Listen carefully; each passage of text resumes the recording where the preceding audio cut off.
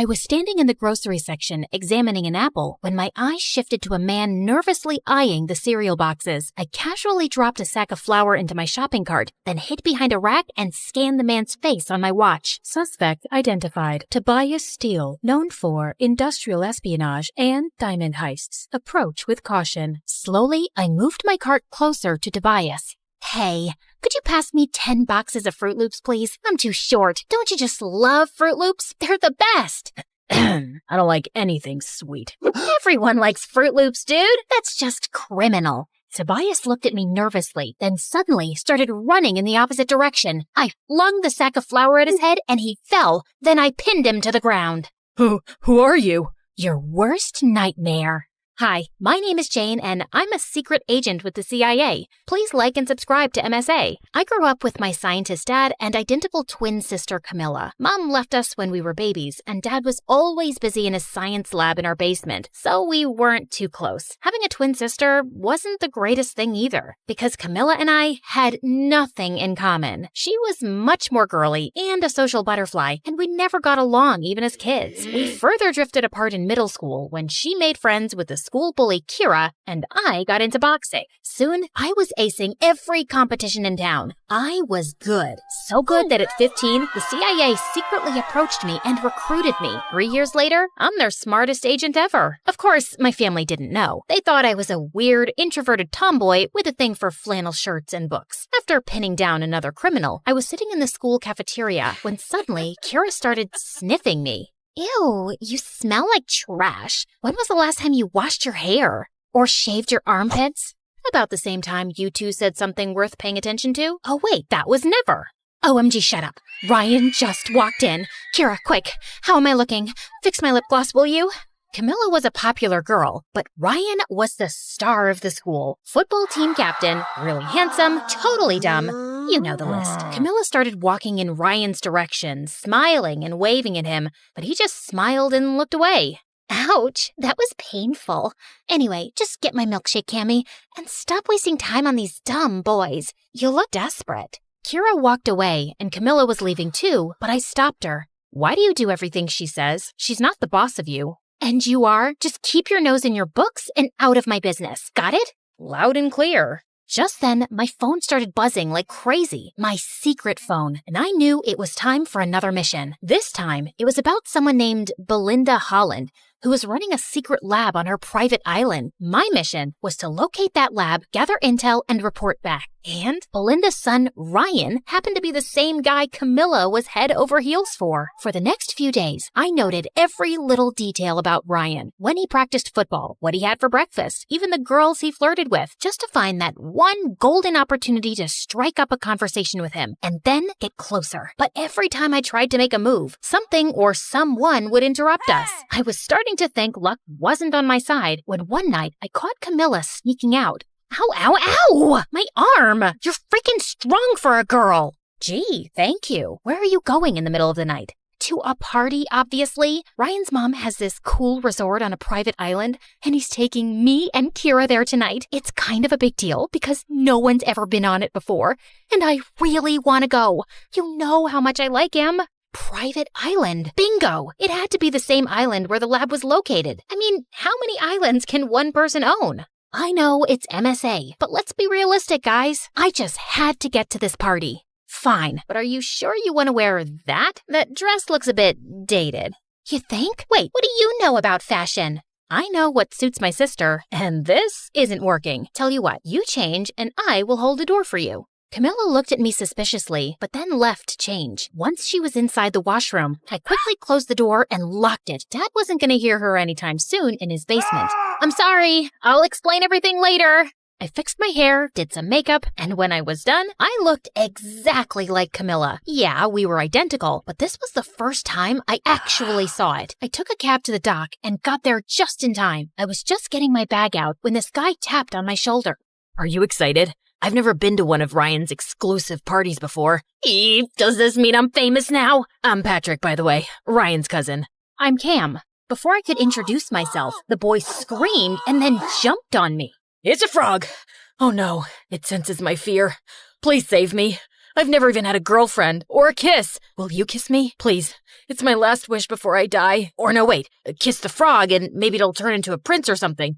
What? It doesn't work like that, and it's gone, so you can get down. You're awfully heavy. Patrick let me go, and soon after, we boarded the sailboat along with Kira and Ryan and headed for the island. As soon as we got there, I started scanning the place, but it just looked like a regular beach. And I noticed that we had no signals on our phones. I know you guys are wondering where we are, but trust me, this will be the best experience of your life. I just have a feeling. Before Ryan could finish, a huge coconut fell on his head and knocked him out. Is he dead? It's a coconut, Kira, not a meteor. He'll be fine. Only he wasn't. We waited for Ryan to wake up on his own. Since it was too dark and none of us knew the way to the resort except Ryan, we decided to camp on the beach. And the next morning, I woke up to Ryan screaming his lungs out. Oh my god, what am I doing here? Who are you? And why are you sunbathing next to me? Ha ha, very funny. Stop the games and let's go to this resort. I really need to pee. What? I don't know you, okay? Or do I? My head is hurting. God. Ryan, what year is it? 2015? That's when I realized that the coconut probably hit him too hard and Ryan was suffering from amnesia. I quickly woke up the rest and we decided to go back to the city to get Ryan checked. But when we turned around to leave, we saw the boat had drifted into the ocean because Patrick forgot to anchor it properly. You've got to be kidding me. I was still recovering from the whole frog thing. Are we gonna die here? Wait, did you guys kidnap me? I might not remember everything, but I know for a fact that I'm rich. Oh, I know what we can do to save our lives. My aunt taught me this ritual. Suddenly, Kira got down on her knees and started chanting something. Oh, my Lord, Kumbaya, please save us. Don't let us get eaten by dolphins. As a sacrifice, I'm giving up my vintage Chanel sunglasses. Please accept this. Hoo la la la, hoo la la la, hoo. Kira, can you please not act like an idiot for once and let me focus? What's gotten into you, Camilla? You're not usually this snarky, and I was just helping. It's not like I forgot to anchor the boat. I said I was still hung up on the frog. Can someone please tell me what's happening? Shut up, all of you! Focus. We have two choices. Either we stay here crying about a boat, or we walk till we find the resort. Everyone calmed down and decided to go with the second option, which was to find the resort. But the heat was killing us, and we couldn't spot anything for hours. To top it all, Kira was an absolute brat and kept asking me to piggyback her. When I refused, she threw a fit, and one of the boys had to step in. It wasn't until sunset that we came across a big building that looked really creepy. Thankfully, it wasn't so bad on the inside, and we slept like babies. But in the middle of the night, I woke up to a faint humming sound. I was sure it was coming from somewhere in the room and carefully scanned every corner trying to find the origin of the sound when I saw a tall figure standing at the end of the hall. Who's there? No answer. I can hurt you really, really bad.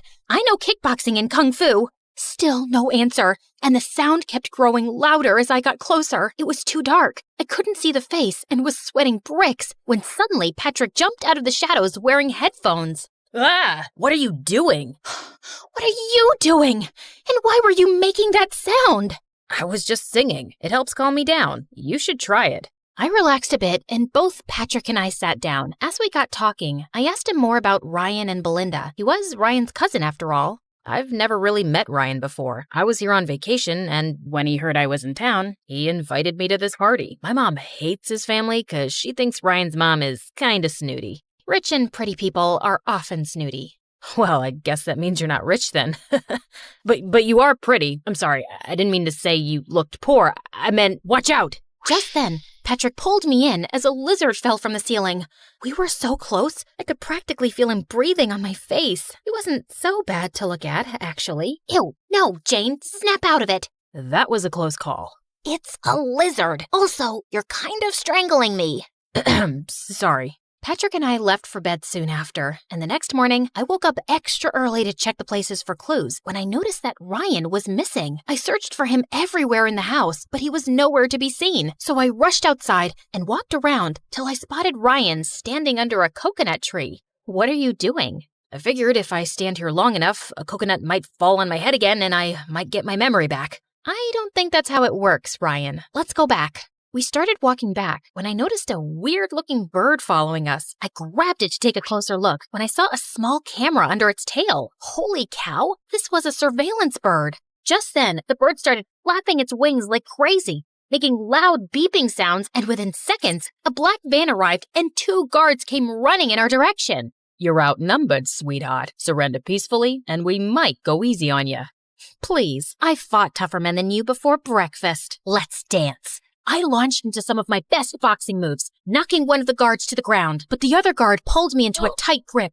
I tried to fight my way, but he was too strong, and the next thing I knew, he pushed me into the back of a van with a really weird smell, and soon everything went dark. When I woke up, I was in a big room with my hands tied to a pole, and Ryan was sitting across from me playing video games. Oh, hey, you're up. Finally. Care for some candy? No, you idiot. Untie me. Oh, yeah, sorry.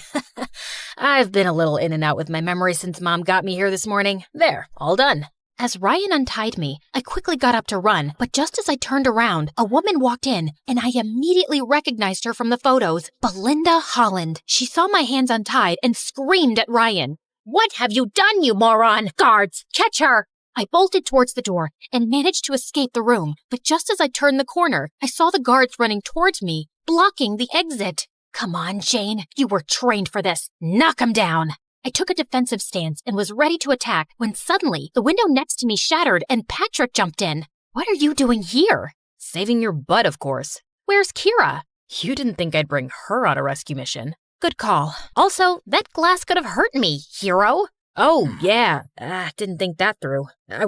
Dude, look out! Guard incoming, 9 o'clock. But Patrick failed to react in time and the guard pinned him to the ground. But I kicked the guard in the face. Next time, just say duck or dodge or something. I'm bad with directions. Got it. We started throwing punches and kicks left and right, and we were surprisingly well synchronized. I didn't know Patrick could fight like that, and he looked so hot doing it. After knocking the guards down, Patrick and I ran like crazy up some stairs. We must have climbed over 7 floors before stopping in front of a door with a passcode.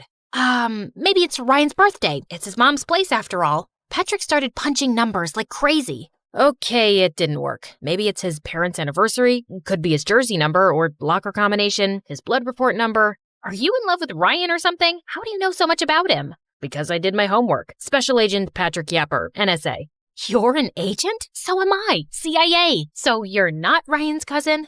I am, but I'm also an agent. It was my mission to stay close to the family and get information about some secret lab. And can you stop talking? I'm trying to concentrate. Yeah, sure. Dude, you're like the clumsiest agent ever. That was just my cover. I'm not that clumsy, okay? Sure, whatever you say. How did you find me? I heard some loud beeping sounds, ran out, saw you get abducted, and followed you here. Also, I maneuvered through a laser maze, fought almost 1,000 guards, and came here to save you. That sounds like an exaggeration. But wait, you came here to save me and not for the mission? Why? What do you mean, why? Because God, I can hear footsteps. I have to break this door down. Brace yourself. Before I could react, Patrick took a deep breath and charged at the door, but it was made of metal and he stumbled backwards right into my arms. There now. All good, princess. Happens to the best of us. I looked around and saw a fire extinguisher, which I used to smash open the lock. When the door flew open, we saw something that blew our minds. There was a huge machine in the middle of the room that looked like some kind of weapon. We were inspecting it when Belinda walked in with her guards and Kira. What are you doing here? I told you to stay back in the room. I couldn't stay back when the love of my life was taken away from me. Camilla, I love you. If we survive this, I'd love to take you out sometime. What? I thought it was obvious. I have always loved you. I was just jealous that you liked that idiot Ryan. No offense, ma'am. None taken. Let's get to the point. You will not be leaving till your dad comes here and gives me the key chemical I need to finish my master project. What chemical? And what's my dad got to do with any of this? Belinda went on to tell me how my dad was actually working for the government and he was the only person who could make the chemical she needed. That's why I asked Ryan to invite you here, so I could use you as bait and get your dad to help me. But unfortunately, my son's an idiot and lost his memory. Also, I didn't know you were an agent, so that kind of messed up my plan. A little tip, cooperate, and I might be lenient with you. I have a little tip for you too, ma'am. Don't watch the mouth, watch the hands. With that, I landed a solid blow right on Belinda's face, sending her stumbling backwards. In the meantime, Patrick picked up the weapon and hung it over the railing. One move, and I swear this thing will go over the edge. Patrick, your family, son. Family my butt. You didn't even know I existed till I showed up at your door. Tell your guards to drop their weapons and release Kira. Now.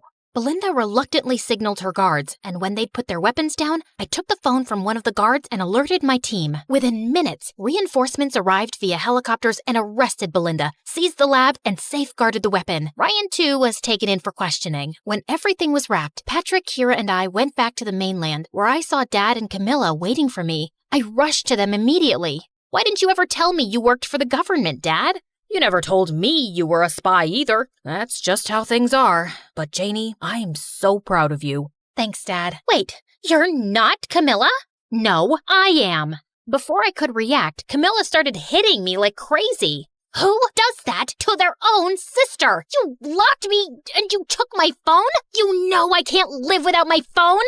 Ow! I'm sorry, but it was important. Ow! I swear to God, if you put yourself in danger again, I will kill you. Are you crying? Aw, I'm glad you're here.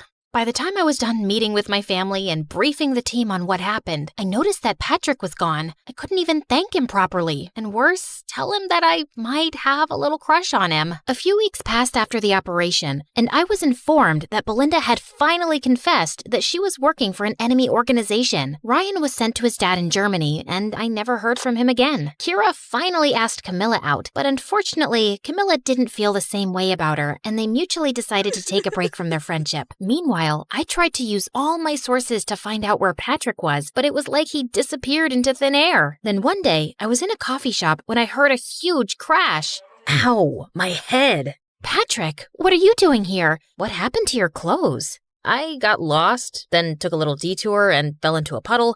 Then 2 minutes later, I walked into a flower shop to get you some flowers, but ended up tripping over something there too. But I know you like to come here often, so I thought of giving it a shot and voila. How did you know I came here? Have you been stalking me?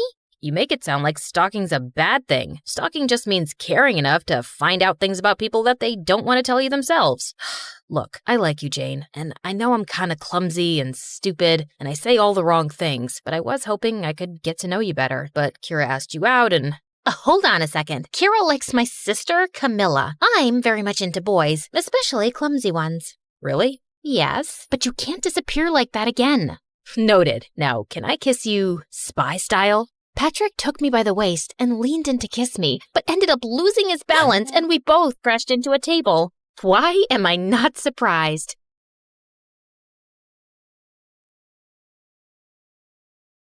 Hi, I'm Clara and I'm a story hunter. I see a story in everything, and I won't stop until I find it. But before we get into it, please like and subscribe to MSA. My parents thought they'd never have kids, but 10 years after their marriage, they had me. While Mom was over the moon, Dad always seemed annoyed when I tried getting his attention. Daddy, look, I found a ladybug in the park. Isn't she cute? I rescued her from a parade of ants. Could you please take this girl away? I'm on a phone call. Of course, honey. Come on, Clara. Let's read some Nancy Drew. Yay! My favorite! Dad was weird, but at least I had Mom. She was a journalist before she married Dad and had the craziest stories to tell me. And growing up, I wanted to be just like her. When I turned 10, Mom got me my first recording set, and I went crazy interviewing people on the streets. Since how long have you been homeless? That's a cute dog. Did you steal it or buy it? People would pass me weird stares, but I just didn't care. I was following my passion. One evening, I was in a far end of my neighborhood when I missed a turn. The street was empty and it was getting really dark, so I started to walk quickly when a shady black car pulled up next to me. Hey, kid, are you lost? It's freezing out there. Hop in. I'll drop you off. Don't be scared. I won't harm you. See, before he could finish, I punched him hard and ran. I thought I was successful, but seconds later the car stopped again and the guy got out, and I was shocked to see he was the frickin' mayor. He wasn't hurt, but this was so embarrassing. I apologized and he dropped me back home, but someone on the street had made a video of me punching the mayor and it went viral. I was the joke of the town, and Dad was furious. You've crossed all limits. You hit the mayor. It was a reflex, Dad.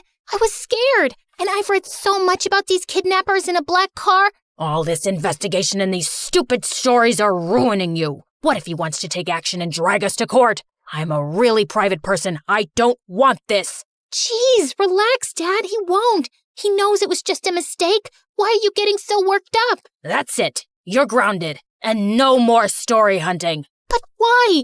Mom, say something. But as always, Mom said nothing, and I was done for. Growing up, Dad and I drifted further apart. He stayed cooped up in his office while I got busy with school and perfecting my investigation skills. On my 15th birthday, I begged Mom to get me a professional recording set with a mic, but she simply refused. We just don't have the money for it. I decided to try my luck with Dad and ask him for some money. I wouldn't tell him what it was for exactly, but he wasn't in his office. As I was leaving, suddenly my foot got caught in the carpet and I landed on some boxes full of money. Oh my God, Clara, what are you doing in here? Mom, you said we don't have any money. What is all this? It belongs to your dad, and it's not your concern. But it's a lot of money, Mom. It has to come from somewhere. Is Dad a mafia guy? Oh my God, he robbed a bank, didn't he? Stop it. Please, Clara, you don't understand. You need to leave, now. And don't say a word about this to anyone, least of all your dad. Promise me. Something was definitely fishy, but I'd never seen Mom so serious. So I did what she said. I wanted to know more, but I just didn't get the chance to go into Dad's study again. Soon, I got busy with school and forgot all about it. One time in 11th grade, Lena, the head cheerleader and the most popular girl, walked up to me. I heard you can uncover any truth in the world. Is that true? That depends on what kind of truth you want. Well, don't tell anyone, but I think Nick's cheating on me. Who's Nick? Do you live under a rock? Nick's my boyfriend. He's the captain of the football team.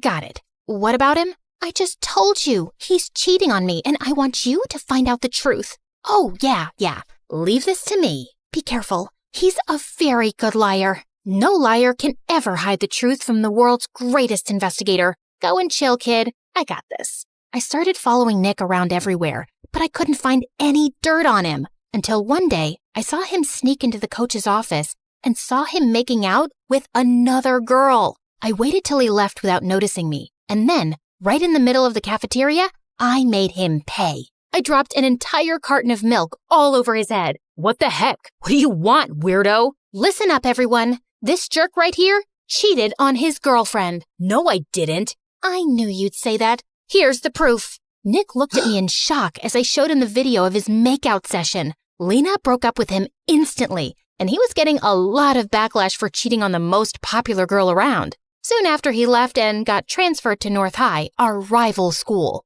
After that, Lena and I started hanging out and became besties. As much as I liked having her around, her band of cheerleaders annoyed me. Especially this girl, Wendy. Lena even had a YouTube channel with her where they ran gossip sessions and fashion advice. You know, I was thinking, why don't we add Clara to the channel? Why? So we lose all our followers and our popularity? I don't think having 5 followers makes you popular. But then again, what do I know? Stop it, you two. Clara is a professional. You saw what she did with Nick, and with her brains and cool stories and my beauty tips and styling, we'll be so much more popular. We'll be like Daphne and Velma. Who?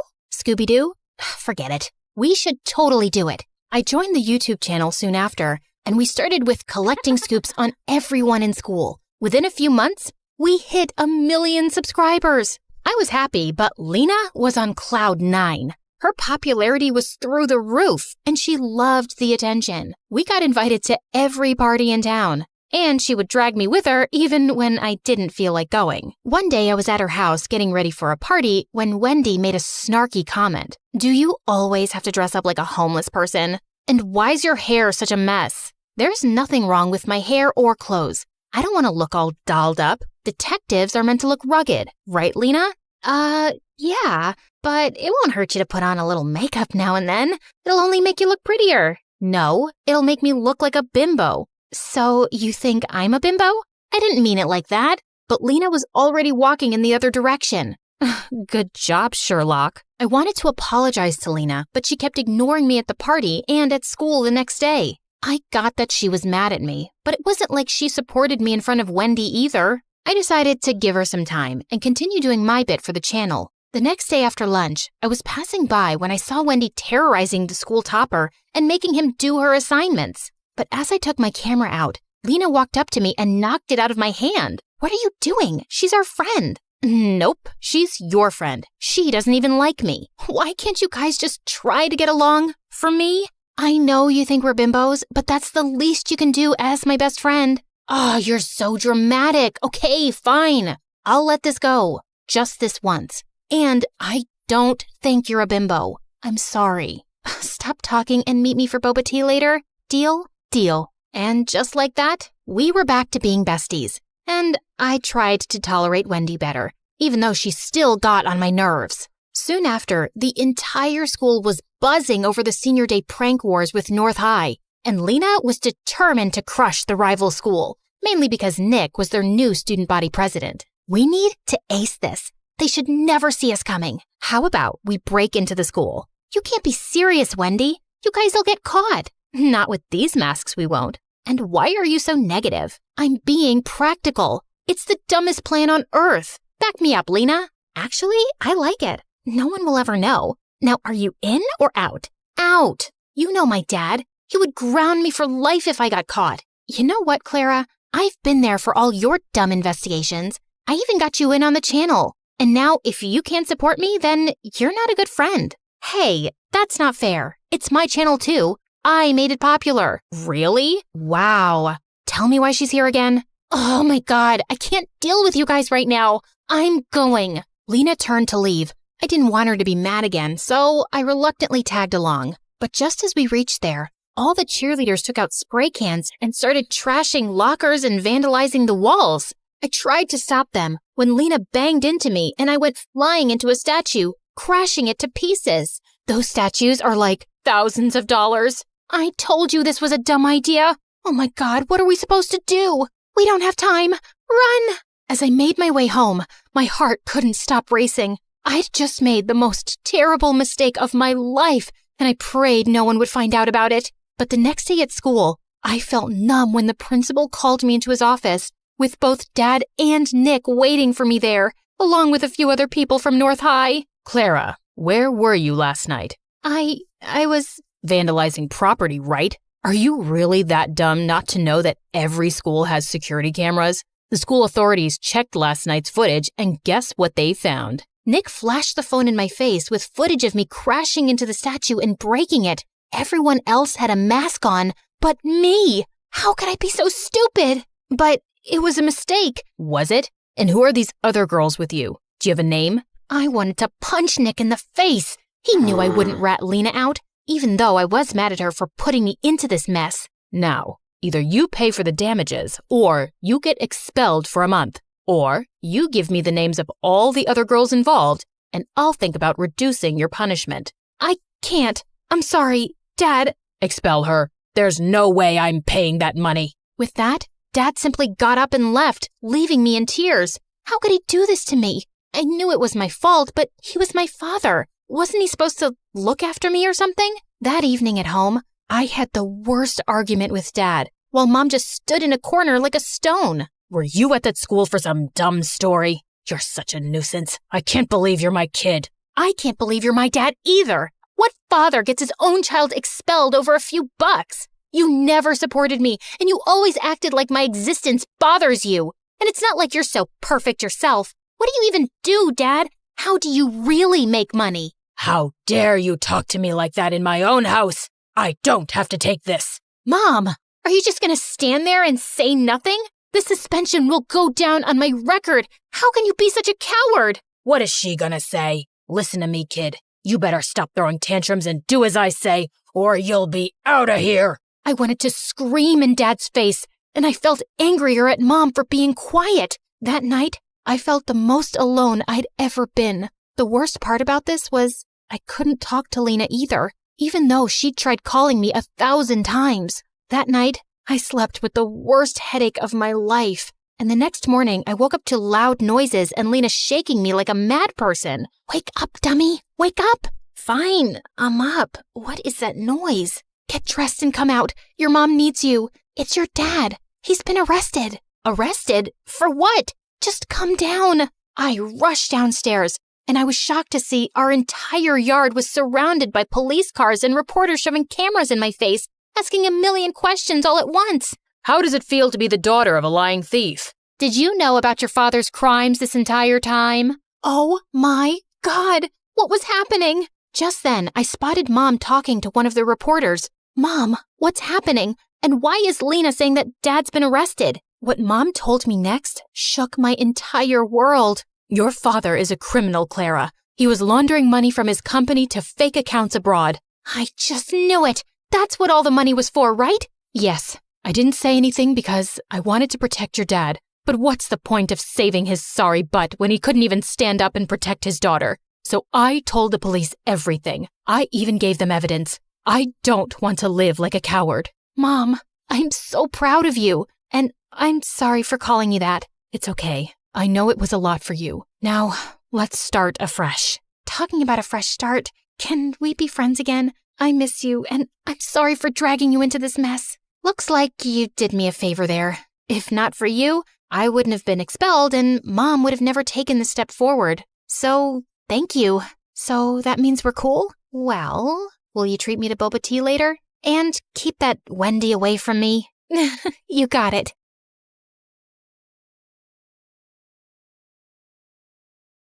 Hi, I'm Allison from a small village in France. Please like and subscribe. I lived in a small cottage with my single mother who worked as an artist. Life was tough since we had little money, so when I turned 5, Mom decided to move back to her home city, and it had a freaking palace. Whoa, is that a real palace, Mommy?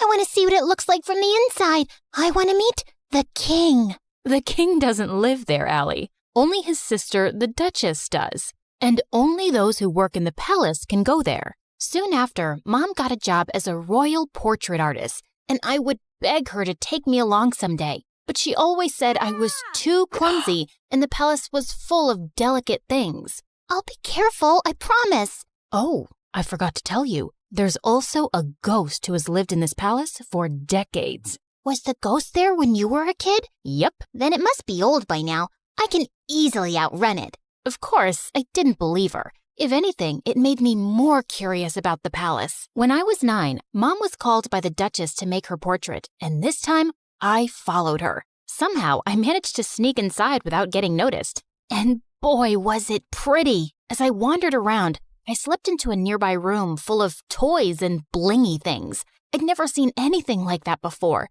and it was so fascinating that I grabbed a few of them. But when I reached home, I felt guilty and scared. If anyone at the palace found out, Mom could lose her job, and this was stealing. I'll bring you guys back someday when I work at the palace. Till then, you can hide here. My passion for working in the palace grew stronger as time passed. I begged Mom to teach me how to paint so I could become a royal painter just like her. And by the time I was 17, I was better than her. One day while I was painting, Mom came home with some big news. The king is coming to town after 17 years, and they want paintings for the whole palace. We started working day and night, finishing all 20 paintings in under a week. But a day before the delivery, Mom slipped and sprained her ankle. I'll ask someone from the palace to pick them up.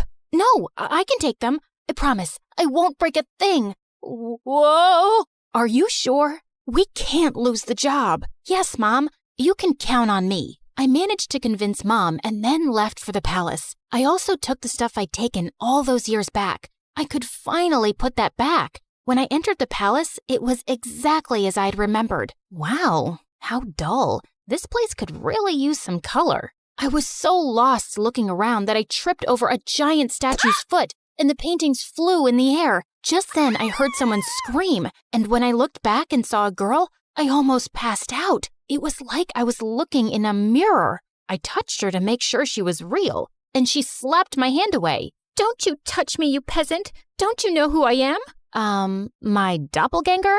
We look exactly the same. No, we don't. I'm a princess, and you look like a street rat. If I look like a street rat, so do you, because we have the same face. Wait a minute. Is that gold? Oh my God, you're a thief. The girl started screaming again, and I was surrounded by palace security within seconds. Just as they held me, I bit one of the guards and ran till I reached home. When I told Mom what had happened, she looked at me in shock, and minutes later, the king arrived with the Duchess. Oh, my sweet daughter, it is you. You're what? Mom, what's happening? My mind went blank when the king told me how years ago the nanny had taken me out for a walk, but we both never returned. Your mother and I searched everywhere for you, but we failed. She was heartbroken and no longer wanted to be here, so we left the palace. But today, when the security guards told me of an intruder who looks just like the princess, I just had to come and see for myself. Mom, is that true? I'm not your daughter? It's true, Allie. I found you on my doorstep with a note and some money, but I had no idea you were a princess. Why didn't you ever tell me I'm not yours? Because I fell in love with you the moment I saw you. Now you were my daughter. I am so sorry, Allie. It was just all too much to process, and I ran off. I was a princess, and I had a twin sister. I was living a lie for 17 years? I was walking along the road trying to clear my head when a big sports car pulled up next to me, and a handsome guy got out. Cherry, what are you doing here? It's not safe. Cherry? Do I look like a stupid fruit? Leave me alone. I called you pumpkin before, but you hated that too. What the heck's your problem, dude? This is not a good time. I was saving this as a surprise. But here, will this make you come with me? Holy moly! That diamond was bigger than my fist! Calm down, Allie. Okay, you've got the wrong girl. Whoa! Sorry, I'll have to carry you back home if you don't listen. I punched him in the nose as the guy screamed like a little boy and then ran for my life. This was officially the worst day ever. The next day, the royal staff packed all my stuff and I was moved to the castle. My royal chambers were bigger than my whole house, and everything was beautiful, except it didn't feel like home. Mom wasn't there, and even though I was mad at her, I missed her. I was unpacking when my sister walked in. I know you think you're suddenly a princess now too, but don't let this get to your head. Remember, I rule. Charlotte, dear, don't be so rude to your sister. You should be happy she's back. Okay, Amber. Allison, darling, we're starting with your royal lessons from tomorrow. Be ready at 4 a.m. sharp. Good luck with that. It's not easy being a princess. She wasn't kidding. It was a mad schedule. Mornings were for horse riding, then music in the afternoon, and martial arts in the evening. My body was super sore and I was exhausted, but within a few weeks, I'd grown tougher and learned a lot. One evening during martial arts practice, someone walked up to me. It was the diamond guy. I thought they were just rumors, but you are prettier than Charlotte. We look exactly the same, like identical. Can't you see that, or did the punch make you blind? Feisty. I'm Prince Arnold, by the way, Charlotte's fiancé. Isn't she too young to get married? Are you jealous? What? Move along, dude, unless you want another punch. But the guy just winked and left. What a flirt! Later that evening at dinner, Dad announced that he'd be holding an official coming out party for his daughters, and the entire village would be invited. What's a coming out party? Lame question. It's your official introduction. So why are you having one? Don't people know you already? That's when Dad told me that Charlotte had always been sick all her life. She had a rare genetic heart condition that didn't allow her to roam around too much. It was only recently that she'd gotten better. But I'm still better than you. What's your problem? My problem is that you're here to take my crown away from me, and I won't let that happen. Enough. That's for me to decide. Now eat your dinner. I'd root for you. I kicked that butt face under the table, and he turned red. Much deserved. The coming out party had sent the whole town into a frenzy, and Mom was called to make our official portraits. Seeing her made me feel so much better. So, how do I look? Like a princess. Have you forgiven me? Maybe. I mean, you're still my mom. Of course I am. The party was a huge success, and I could see the king's pride in introducing his daughters. You should see Allison fight. She's a natural. Her paintings are so good. I think I should send her to Paris to become a professional. Dad, I wanted to become a chef, and you didn't allow that. That's because you weren't well, Charlotte. Now, don't interrupt me while I'm talking, darling. I was a little embarrassed with all the praise, and it clearly bothered Charlotte, so I excused myself and went out for some fresh air, only to find that jerk, Arnold, making out with a maid. What the heck, dude? Oh, hey, Allie. Don't worry, this isn't serious. And you're next. I felt furious and turned around to leave, but he blocked me.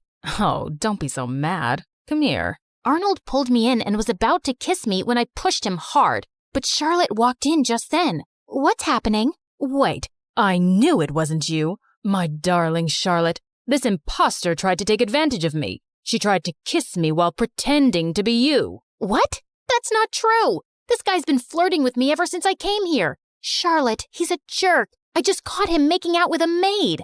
Enough. First, you try to steal my life, then my dad, and now you have your eyes on my fiancé? I won't let you get away with it. With that, Charlotte went inside and got on stage as everyone stared at her in confusion. Attention! My twin sister is a manipulative witch. She's a thief and a liar, and so is her mom, that lady. Tell me, Allison, did she teach you how to be a lowlife? Because you surely weren't born one. Say what you want about me, but keep my mom out of it. I feel sorry for you, Charlotte. How could you be so bitter? It's so... Before I could finish, Charlotte jumped on me and we got into a crazy fight. As the king pulled us apart, Charlotte started shaking and fell to the ground. We rushed her to the hospital, and the doctors informed us that she had fainted because of stress and needed rest. I wanted to visit her, but the Duchess stopped me. I think it's best that you stay away. You've done enough damage. Brother, she's not good for Charlotte's health. We might not get along, but she's my sister. She's right, Allison. I think it's best if you give each other some space. Maybe you can stay with your mom for some time. It will only be temporary, love, and I'll have you back as soon as possible. I think we dumped too much on Charlotte, and she needs to get better. Of course, I understood, but I was actually happy to get away from everything for a while, especially since Charlotte and I were on the front page of every newspaper the next day. People called us the Crazy Royals. We were a joke. I was packing my stuff when the Duchess walked in. You're finally going back to where you belong. I knew you'd never fit in here, and it was a mistake to bring filth into the palace. I know I didn't grow up here, but I'm still a princess by birth. So please, mind your manners and never talk to me this way again. Don't forget your place. That's exactly what I'm doing. I pushed her aside and left for my old home. Mom was ecstatic to see me, and to be honest, I felt happier than I'd been in weeks. A few days later, once Charlotte was better, the king announced her engagement to Arnold to give people something else to talk about. Dad invited me, but I decided not to go to the ceremony. I just wanted to stay away and avoid any more drama. On the engagement day, Mom had gone out for something when Charlotte came over. What are you doing here? Don't you have an engagement to get to? I can't marry him, Allison. He's a snake. I should have trusted you. Good time to say I told you so. But what do you want from me? After our fight, we can't have another media blowout. Dad will never allow me to call off the engagement at the last minute. Please, come with me. Maybe we could convince him together. Please help me. Charlotte was crying like a baby now, and I didn't want her to have another fainting episode, so I agreed. But just as we entered the palace, Charlotte stopped. I need to fix my makeup. The entire town is in there. Wow, priorities. Thanks for doing this. I'll be right back. I started to walk around when I spotted Charlotte. She's here. I've done everything you asked me to do, including the fake fainting. Now do your part and make her leave forever before Dad decides to bring her back here again. Leave it to me now, princess. I have the perfect plan to make sure you get the crown. Oh my God, these people were crazy. I had no idea what her plan was, but it sounded dangerous. So I ran straight to Dad, and seconds later Charlotte followed. Allison, I thought you weren't coming, but I'm so glad you did. Of course she had to come. She had to ruin my engagement. She just can't see me happy. Oh my God, Arnold, hold me, please. Oh, shut up already. Don't you guys get tired of manipulating? King, Dad, whatever, you should see this. I played the video for the entire hall to see, and Charlotte turned pale. Charlotte? Dad, I'm sorry, but you seem to like her more because she's tougher than me. And when Auntie told me that she was after Arnold and my crown, I couldn't take it anymore. But this was all Aunt's idea. Sister, what were you planning to do and why? Suddenly, the Duchess turned into a mad person and started screaming. I'm tired of being your servant. I'm the older sister and the crown was mine, but these girls took that away from me, and I would have gotten away with everything if this one hadn't shown up. What do you mean? You knew she was alive? Whoopsie, you did a boo-boo. The Duchess confessed how she'd paid the nanny to take me away and drop me in the jungle, but the nanny had dropped me at Mom's doorstep instead. Charlotte was so sick as a kid, I didn't think she'd survive for so long. With both of you gone, I'd be a queen, but Karma's a witch. The king gave orders to take the Duchess away to the dungeons for treason, and Charlotte turned to me. I was horrible to you, and I probably don't deserve your forgiveness. But could you try? It might take some time, but I'll get there. What about me? You can chew your shoes and get lost. Yeah, I always knew you were a jerk. I was called back to the palace, and I took Mom along this time. Charlotte and I changed history by taking over the crown together. We were both queens in our own way, and I learned that those who love you will always stick by your side.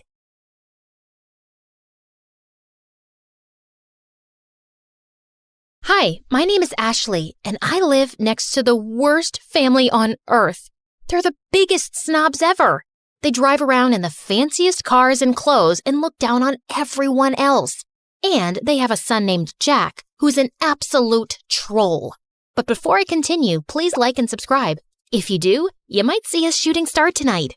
When I was 6, I was playing with my favorite doll, and Jack ran up to me, snatched it out of my hands, and threw it into the street. A car ran over it and smashed it into pieces. Another day at school, Jack stole a bunch of cookies out of the cookie jar and blamed it on me. Ashley took the cookies. No, I didn't. She hid them in her desk. The teacher opened my desk and found a cookie inside. I got in huge trouble, and after school, I saw Jack on the playground stuffing his face with the stolen cookies. When Jack wasn't terrorizing me, his parents were trying to get my family kicked out of the neighborhood. Our house was the smallest on the block, and even I had to admit, it was a really ugly green. And my parents were a little weird sometimes. My dad loved to sunbathe on the front lawn, and every morning, my mom made this strange sound to call all the stray cats in the neighborhood to feed them. She'd also sing to the birds and make birdhouses all day. Our house looked like a zoo, and the neighbors hated it. Their yard is unacceptable. It looks like an overgrown swamp. Their house gives me a migraine every time I look at it. Mommy, my eyes hurt. You have to do something, officer. And can someone please tell that man to put a shirt on? Jack's parents threw fancy parties every week, but me and my family were never invited. We only lived in the neighborhood because we inherited the house from my grandfather, who used to be a famous investigative reporter. I wanted to grow up and be just like my grandfather. When I was 12, I joined the school newspaper, and when my teacher's cat, Mr. Whiskers, went missing, it took me less than 2 days to find him on the roof of the school auditorium. Though I suspected Jack had something to do with it. In high school, Jack was the richest and most popular kid. I, on the other hand, only had one friend, my cousin Bethany. Bethany moved into town a week before we started 10th grade. But Bethany was obsessed with being popular and would do anything to get Jack and his rich friends to like her. Jack's friend Sadie was the ringleader of the rich kids, and she made Jack look like a saint. Bethany adored Sadie. She'd carry Sadie and her minions' books, do their homework, and follow them around. She'd even let them copy her answers during tests. They'd smile in Bethany's face and laugh at her behind her back. Why do you let them treat you like that? They're just joking around. Those girls aren't your friends, Bethany. They're jerks. Bethany never listened. She wanted to be popular so bad she couldn't see the truth. One day, my mother dragged me out of bed at 5 a.m. on a Saturday morning to volunteer at a soup kitchen. It's important to give back to those less fortunate. But do we have to do it so early? As I was serving food, I looked up to see a familiar face. Jack? Ashley? What are you doing here? Jack's face turned white, and he just ran out of the soup kitchen. The next day, I saw Jack at school in science class. The teacher partnered us up for a big project, and we met in the library after school. Why were you getting soup at the soup kitchen? Did you fall on your head or something? Why would I ever go to a place like that? You don't have to lie to me. I'm not lying. I'm just trying to help. No one asked you for help.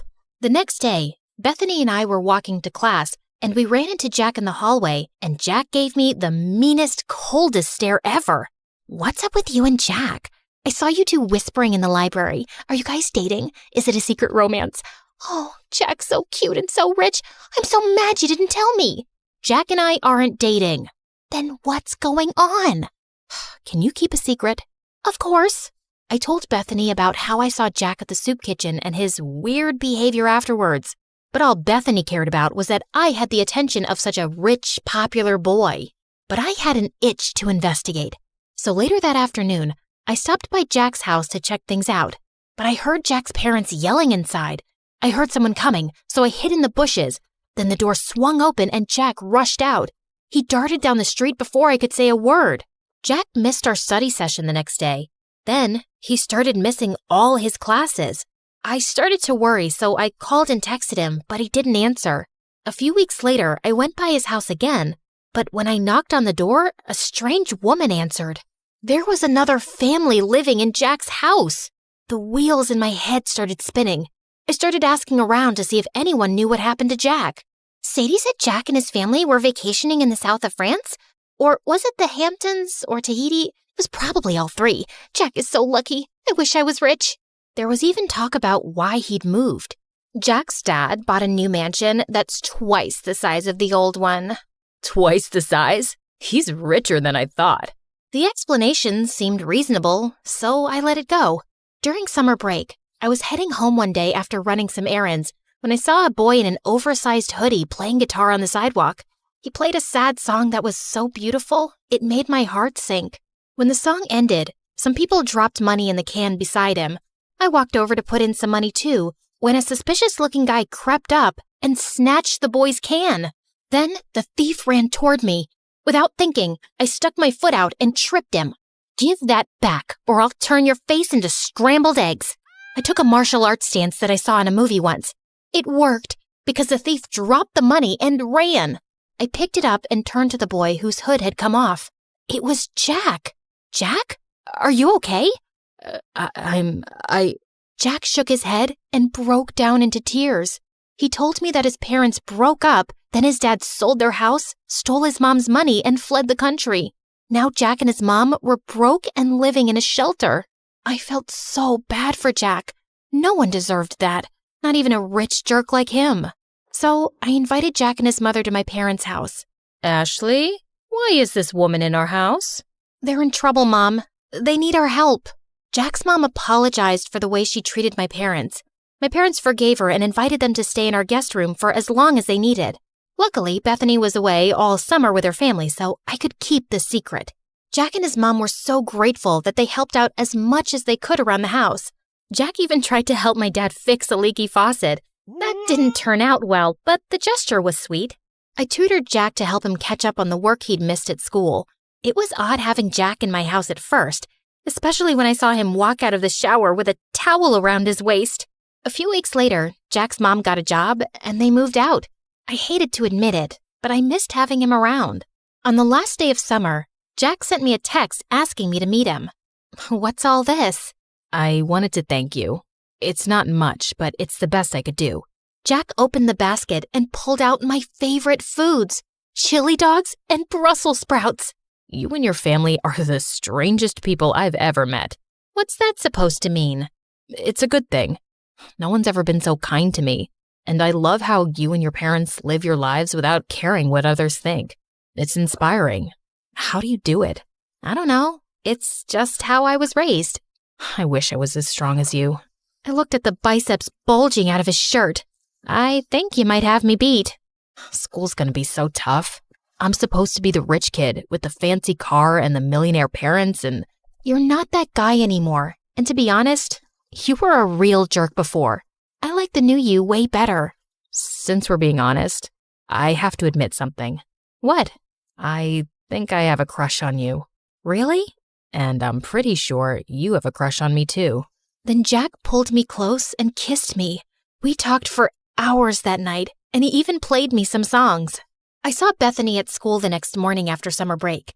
Jack passed us in the hall and he winked at me, and I couldn't stop smiling. What was that? I don't know. Jack's always been weird. Then why are you blushing? I didn't tell Bethany about me and Jack. We were taking things slow.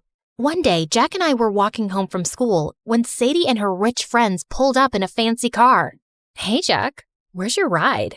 I don't... You're trading it in for a new one, huh? Always trying to one-up me, Jack. We all get it.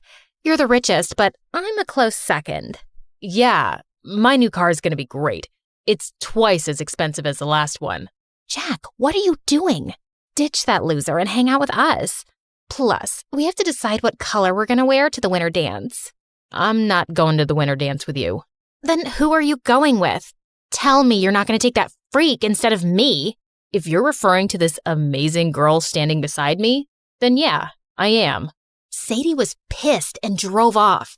I appreciate the compliment, but you can't keep lying. About what? Your father's not buying you a new car. I know that. Then why lie about it? Why not? It's not hurting anyone. The truth always comes out, no matter how hard you try to hide it.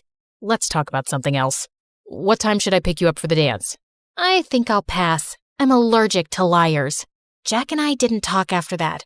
I'd see him at school bragging to his friends about the money he didn't have, lying about the huge fancy house he just moved into, and making fun of the poor kids. He was a rich, self-centered jerk again. I couldn't believe I fell for this guy. Jack called and texted me after school, but I ignored him and binge-watched MSA videos. What's with the frown? It'll give you wrinkles. I don't get why Jack has to lie about being rich. Some people will do anything to keep up appearances. Lie, cheat, sometimes even steal. But it's not right. Of course it's not right. Doing the right thing isn't always easy. I decided to go to the dance alone. Bethany and I were supposed to go together, but she wasn't returning my calls. When I arrived at the dance, I saw Bethany hanging out with Sadie and her crew, following them around, holding their drinks. Hey, Bethany, I've been trying to reach you. Sorry, I gotta go. Bethany was acting strange. She could barely look me in the eye. Then Jack walked up to me, and before he could say a word, everyone's cell phone started going off. I looked at my phone and saw a video of Jack's mom working as a maid. You're not rich, Jack. You're a poor loser. Then all of Jack's rich friends laughed at him. And don't try to deny it. Bethany told us everything. She even made this video. It's true. Ashley told me that she saw Jack begging for food at the soup kitchen. Shut up, Bethany. No one asked you to speak. Be a good little puppy and stand over there. I felt furious at Bethany. I'm so sorry, Jack. I never meant... It's okay. It's not your fault. I should have stopped pretending a long time ago. Sadie, you're right. I'm poor, but I don't care what you or anyone else thinks of me. You've never been my real friends anyway. All you've ever cared about is my money. Well, now it's gone and it sucks. But I found something way more valuable. Then Jack took my hand. Oh, geez. If you say you've fallen in love with that freak, I'm gonna throw up. I'd had enough. I walked over to her and accidentally spilled my drink all over her dress. Oh, sorry about that. But you know, the punch does bring out your eyes. You want to get out of here? Yes, please. As Jack and I walked out the door, Bethany ran up to us. Ashley, it wasn't personal. We're still friends, right? Maybe I can fix things with you and Sadie. If you did her homework for a week, then you're pathetic, Bethany. And you deserve someone like Sadie. Jack and I left the party and went to the beach. We ate chili dogs and Brussels sprouts and danced the night away. This is nice. You know what the best part is? What? It doesn't cost a thing. Then Jack gave me the most romantic kiss ever.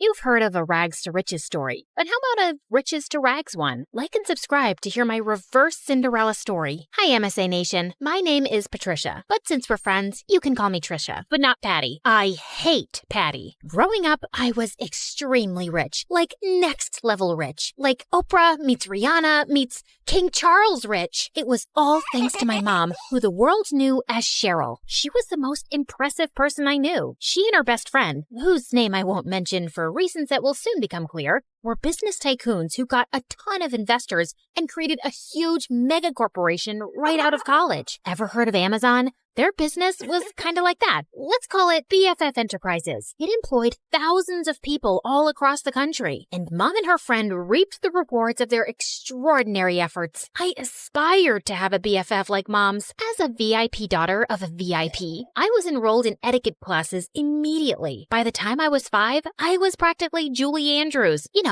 the queen from the Princess Diaries, only smaller. I was treated like a princess, with people attending my every need. When I showed an interest in art, I was gifted all of the finest art supplies, and was even able to practice by creating portraits of some of the coolest celebrities. I can neither confirm nor deny that those were the celebrities who I painted. Yeah, my life was pretty much perfect, until someone ruined everything. One day, there was a huge commotion next door at Mom's best friend's house. All of a sudden, the door swung open, and I was shocked to see Mom's bestie in handcuffs. It turned out she who must not be named, that's what I called her, had been stealing a ton of money from their company. Because of that, their business went under, and thousands of people lost their jobs. To make matters worse, an angry former employee was convinced that Mom must be to blame too. He put together a whole manifesto and brought Mom to court. Fortunately, Mom was declared innocent. I knew she always would be, of course. She who must not be named was proven guilty and sent to jail. The employee who had lodged a case against Mom ended up behind bars for defamation too. Mom's name was cleared, and she and I lived happily ever after.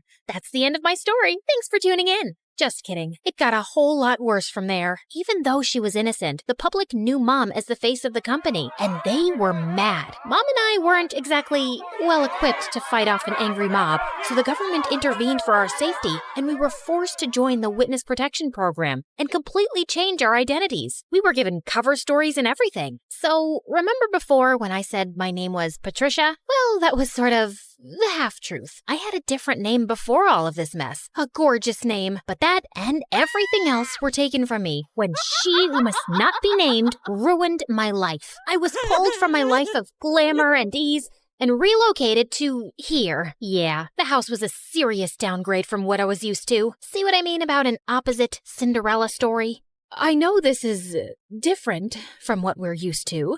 At least we still have each other. One day, we'll live in a big mansion again. I hoped she was right. In the meantime, Mom set up security cameras everywhere. She was afraid someone would somehow find out who we were and try to break in and steal whatever valuables we had left. That fall, I started up at my new school. I thought it would be a breeze. I'd never had any problems making friends before in my fancy school, back when I had money. But here, everyone was staring at me as I walked in. I felt like a total fish out of water. What, are you like from Gossip Girl or something? It got worse in the classroom. May I use the washroom?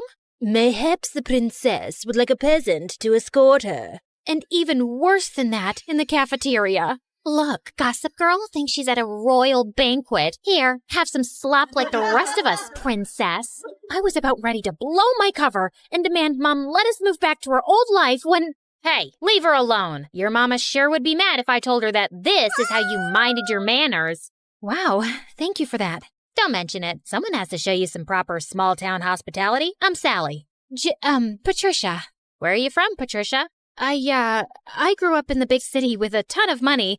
My paternal grandparents invented trail mix, but my dad walked out on me and my mom and took all of our riches with him. Oh my goodness. I'm so sorry to hear that. We used to have more money too, but, well, it's complicated. It's hard, what with being one of 6 kids. Hey, if you'll let me, I would love to help you learn the ropes of a small-town life on a budget.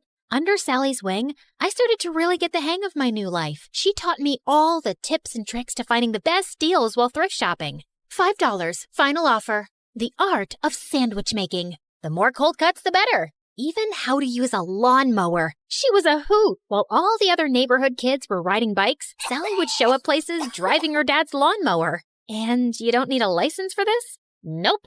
Weirdly, though, I never actually saw Sally's dad, but more on that later. Sally encouraged my painting, even if it meant using unconventional canvases. She was the most thoughtful friend I ever had. In turn, I taught Sally all about how to host a proper high tea, and even how to ballroom dance. Sally was a total girly girl at heart, and I could tell she appreciated feeling like a princess for once. Over time, Sally and I became inseparable, and we especially loved taking her lawnmower out for joyrides. Hey, instead of zooming around town, why don't you put that machine to good use and mow my lawn? I'll throw you $20. $30, final offer. The haggling skills Sally taught me were really coming in handy. And that's how Sally and I started earning some extra cash. In the beginning, we had a handful of customers, mostly our friends' parents, who paid us to mow their lawns and rake their leaves. But then, Sally had a fabulous idea. Trisha, you're such an excellent artist. We should offer painting services too. You can even do customized designs. Oh my gosh, Sally, you're a genius! We showed up to the hardware store, excited to get all the materials we'd need to expand our business, but were shocked when we saw the prices. We were in over our heads. I went home, defeated, but then I thought of someone who just might have some good advice. Janessa, the apple certainly doesn't fall far from the tree. I'd be happy to jumpstart this business for you too. We'll finally have a new way to make money. But first, I want to see your business plan. With Mom's guidance and funding, S&T's Landscaping was born, and with her savvy advertising, our client base expanded quickly. Plus, I was having a blast customizing people's houses with my art. With Sally by my side, I was starting to finally feel at home in this small town. There was just one weird thing. Sally never invited me to her house. She always made excuses why we should meet at my place instead. Oh shoot, I totally forgot. My crazy Uncle Louie's at my house this week. He always brings all 17 of his pet chickens. We should probably just hang out at your house. I fell for it when she told me about Aunt Linda and her 6 boa constrictors, but 17 pet chickens? Yeah, right. One day, curiosity got the better of me. When Sally told me she was heading home after school, I pretended I was going to my place, but I followed her instead. What could she possibly be hiding? I followed Sally to the outskirts of town, the bad neighborhood. Whoa, Sally lives here? The trailer barely looked big enough to hold a twin bed. How could Sally and her 5 siblings and her parents even fit in there? Just then, I lost my balance and fell to the ground with a huge thud. Trisha? Sally, I can explain. I thought Sally was going to start screaming at me, but instead, she started crying. I'm sorry I never showed you my home. It's just, well, I was embarrassed of this ugly trailer. My dad used to have an excellent job, and we had a big house and a big yard, but Dad lost his job a few years ago and ended up in jail. Ugh!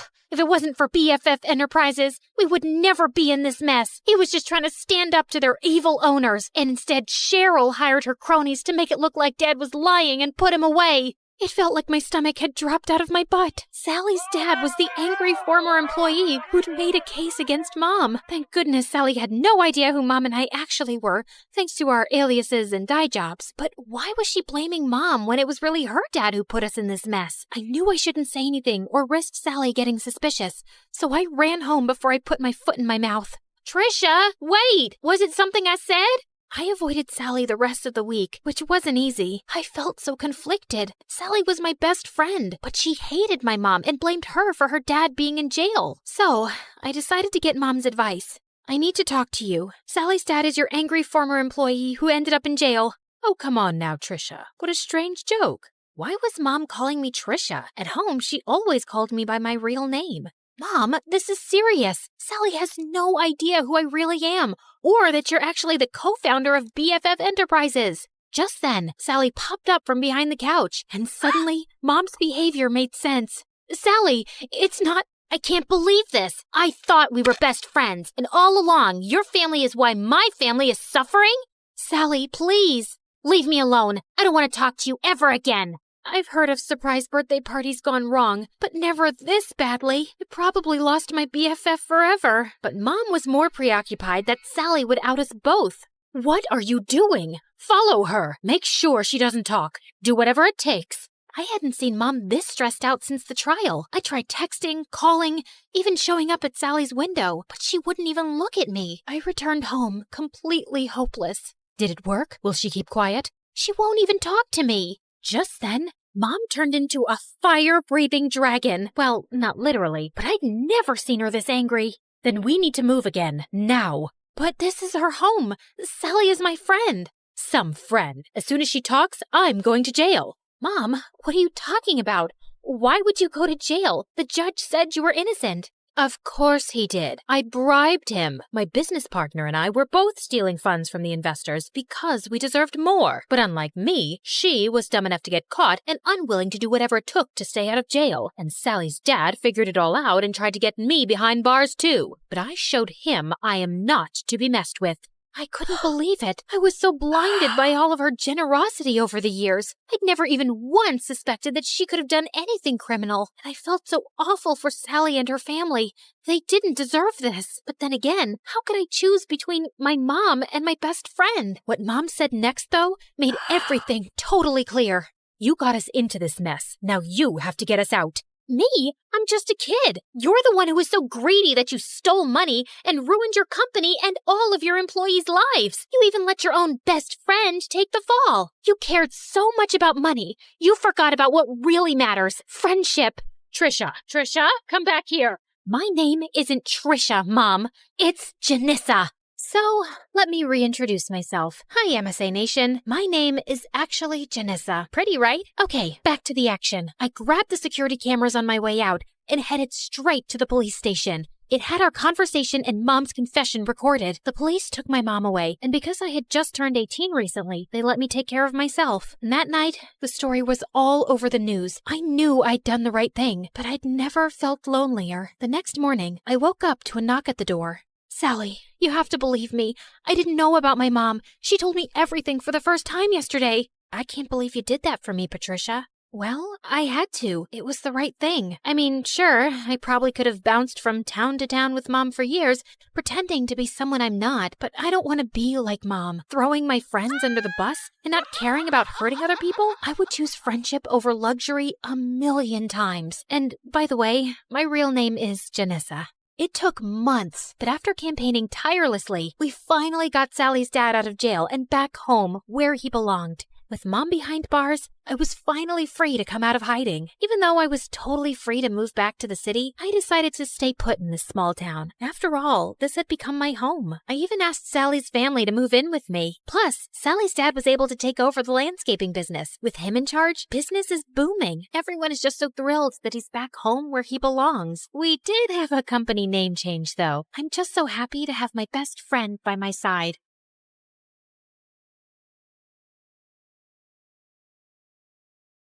I was peacefully dozing off on a plane to China when suddenly someone yanked my hair and chomped on my ear like it was a snack. I whipped around to find a naughty-looking boy. Ow! Seriously? Keep your teeth to yourself, kid! He then burst into tears and his mom turned to me. 你竟敢对他大喊大叫，他还是个孩子。 I wish I understood Chinese, but her dramatic glare made it clear I was the villain here. I tried to dive back into dreamland, but the woman next to me had other plans. She woke up and started chewing her gum like a goat who hadn't eaten for 300 years. It was so loud that people from 30,000 feet below could hear it. Excuse me, could you tone that down, please? Tone down the what? Oh, great. Her voice was even more annoying. I shrugged it off and reached for my trusty earphones instead. But before I could enjoy some music, the guy on my right suddenly smacked my shoulder. What is wrong with this flight? Everyone was driving me nuts. Left, right, front, and back. The culprit was so engrossed in some stupid adventure game on his phone. Hey, quick question. Do I look like a punching bag to you? A little bit. You can't play your stupid game without attacking a real person, you know. Chill, girl. It's called reflexes. Maybe if you had better ones, you wouldn't get hit. The audacity of this guy! I couldn't help but think, why do these online gamers waste their time in a virtual world when there's a beautiful one right outside the window? Real life is 1,000 times better. Or so I thought. Hi, my name is Alira, and I'm an aspiring photographer who loves traveling around the globe and capturing the most beautiful scenes and moments. I had always enjoyed doing it alone, but things took a wild turn when a weird and mysterious guy started tagging along and changed my life forever. Before I continue, please like and subscribe.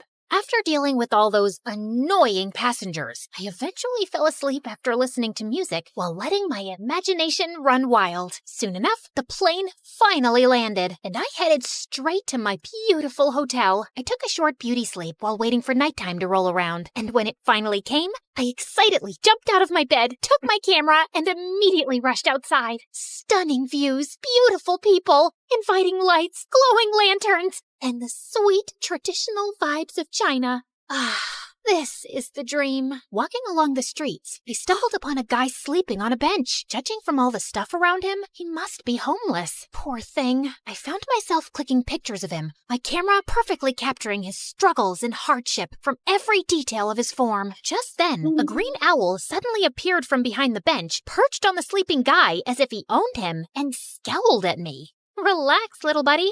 He's all yours. To my surprise, the guy woke up and scowled at me too. Who are you? And what are you doing here? His eyes then lowered to my camera. Were you taking pictures of me while I was sleeping?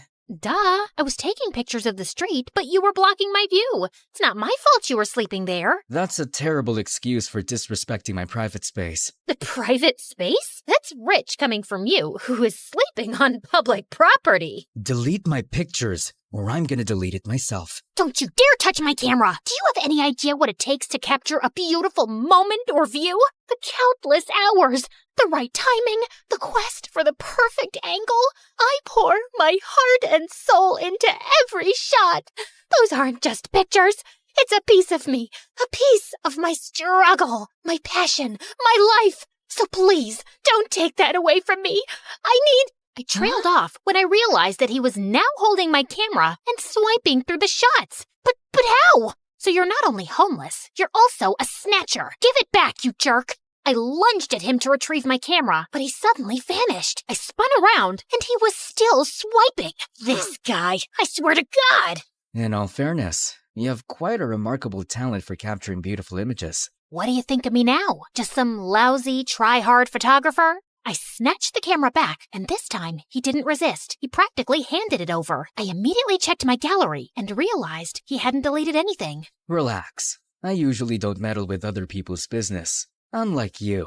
I tried glaring at him, but I felt like I ended up pouting, which made him smirk. Oh, well, at least I finally bumped into someone who speaks English. I'm so tired of racking my brains and using weird hand gestures to understand what the locals are saying. He ignored me and started picking up his things as if preparing to leave. So, where are you from? Not from around here. I see. Where are you going? I don't know. Maybe under the bridge, at the back of the junkyard? Just anywhere with a roof where I can recharge my energy, so I can continue my pursuit of answers to my questions. Just then, a sudden rumble of thunder echoed through the streets. I think you should speed your pursuit up, because the rain is about to pour, buddy. I don't mind the rain. It helps me think better. But your owl doesn't. He stopped in his tracks when he realized that I was right. You know what? Why don't you just come with me to my hotel? I'll get you a room. It's just nearby. I appreciate your hospitality, but I don't need your pity. Oh, look. Mr. Grumpy Bench Guy is being such a drama queen. Fine. But the moment the rain stops, we're out. Another thunder rumbled as we started walking away. When we reached my hotel, the receptionist immediately greeted me with a question. 给你朋友另一个房间。 As I scrambled for my translation book, Hatham suddenly swooped in. Shida, Ching. Did you just speak Chinese? I speak multiple languages. I have a constant hunger for endless knowledge. So, you're a polyglot. So cool. That's literally my dream. But learning another language is so difficult for me. What's your secret? Oh, I use this splendid application on my phone, Duolingo. Oh, I have heard about it, but I never tried it. It has a fun and engaging approach to learning a language. It's like casually playing a game, which is a pretty good motivation for the learning process.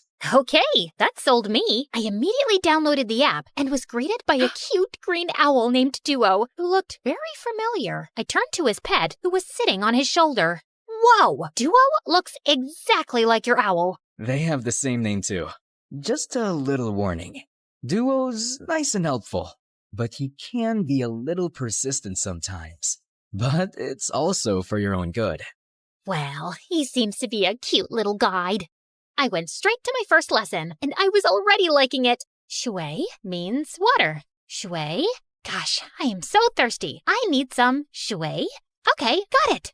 Okay, so this is my room, and yours will be that one. I was talking to him, but he seemed preoccupied with something over my shoulder. I turned around and realized that he was looking at my collection of postcards on the wall. To my surprise, he suddenly barged inside. Where did you get these photographs?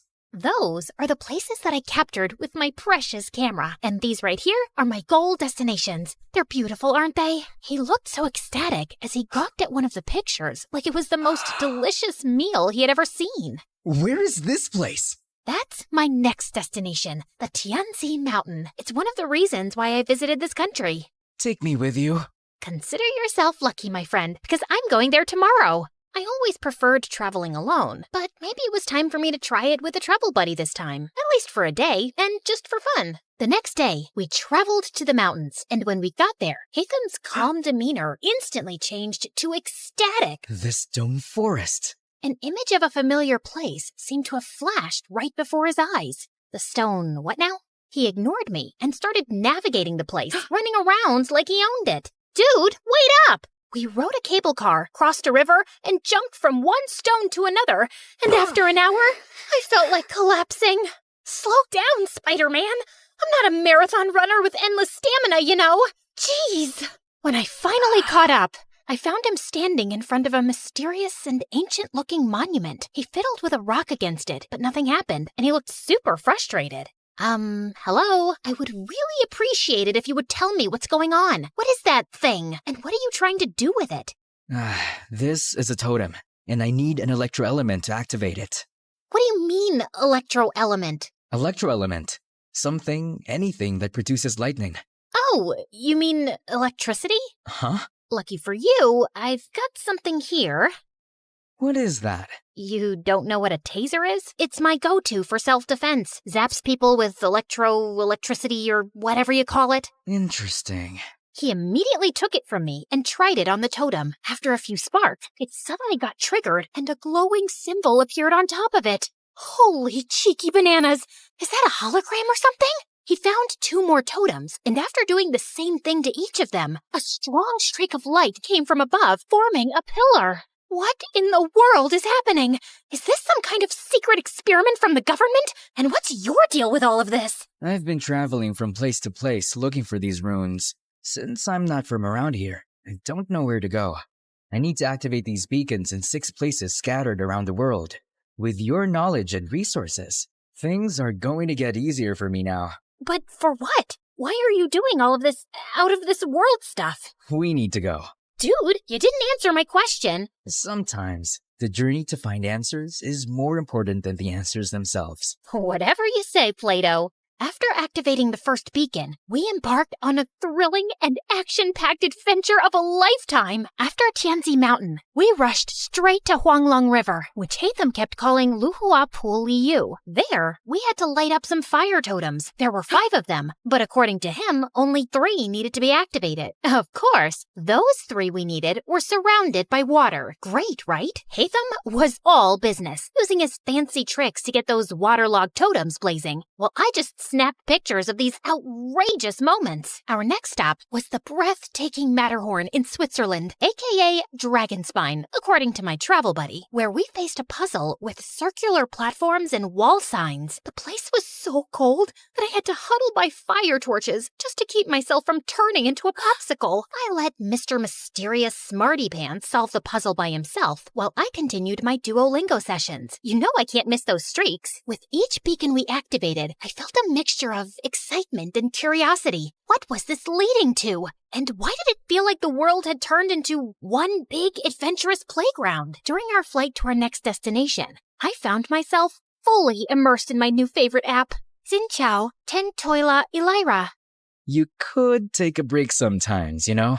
I need to learn the basics, at least for now, and I like how Duo keeps reminding me with his cute little expressions. When we finally reached Vietnam, I decided to try out what I learned by asking the locals about the directions. Xin Loi, Bang Ko Te Chung Toi Duang. The woman stared at me as if she was solving the most difficult math puzzle. Ko Te...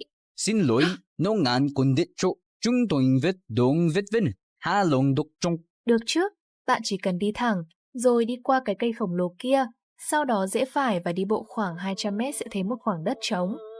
Okay, I guess it was too early for me to attempt a conversation. After learning the direction, Hatham continued walking towards the bay. Ugh, why is this guy so good at everything? You still have a long way to go, Elira. I literally just started. Just wait and see. I'll be leading the leaderboard with an unbeatable streak in no time. I commend your determination.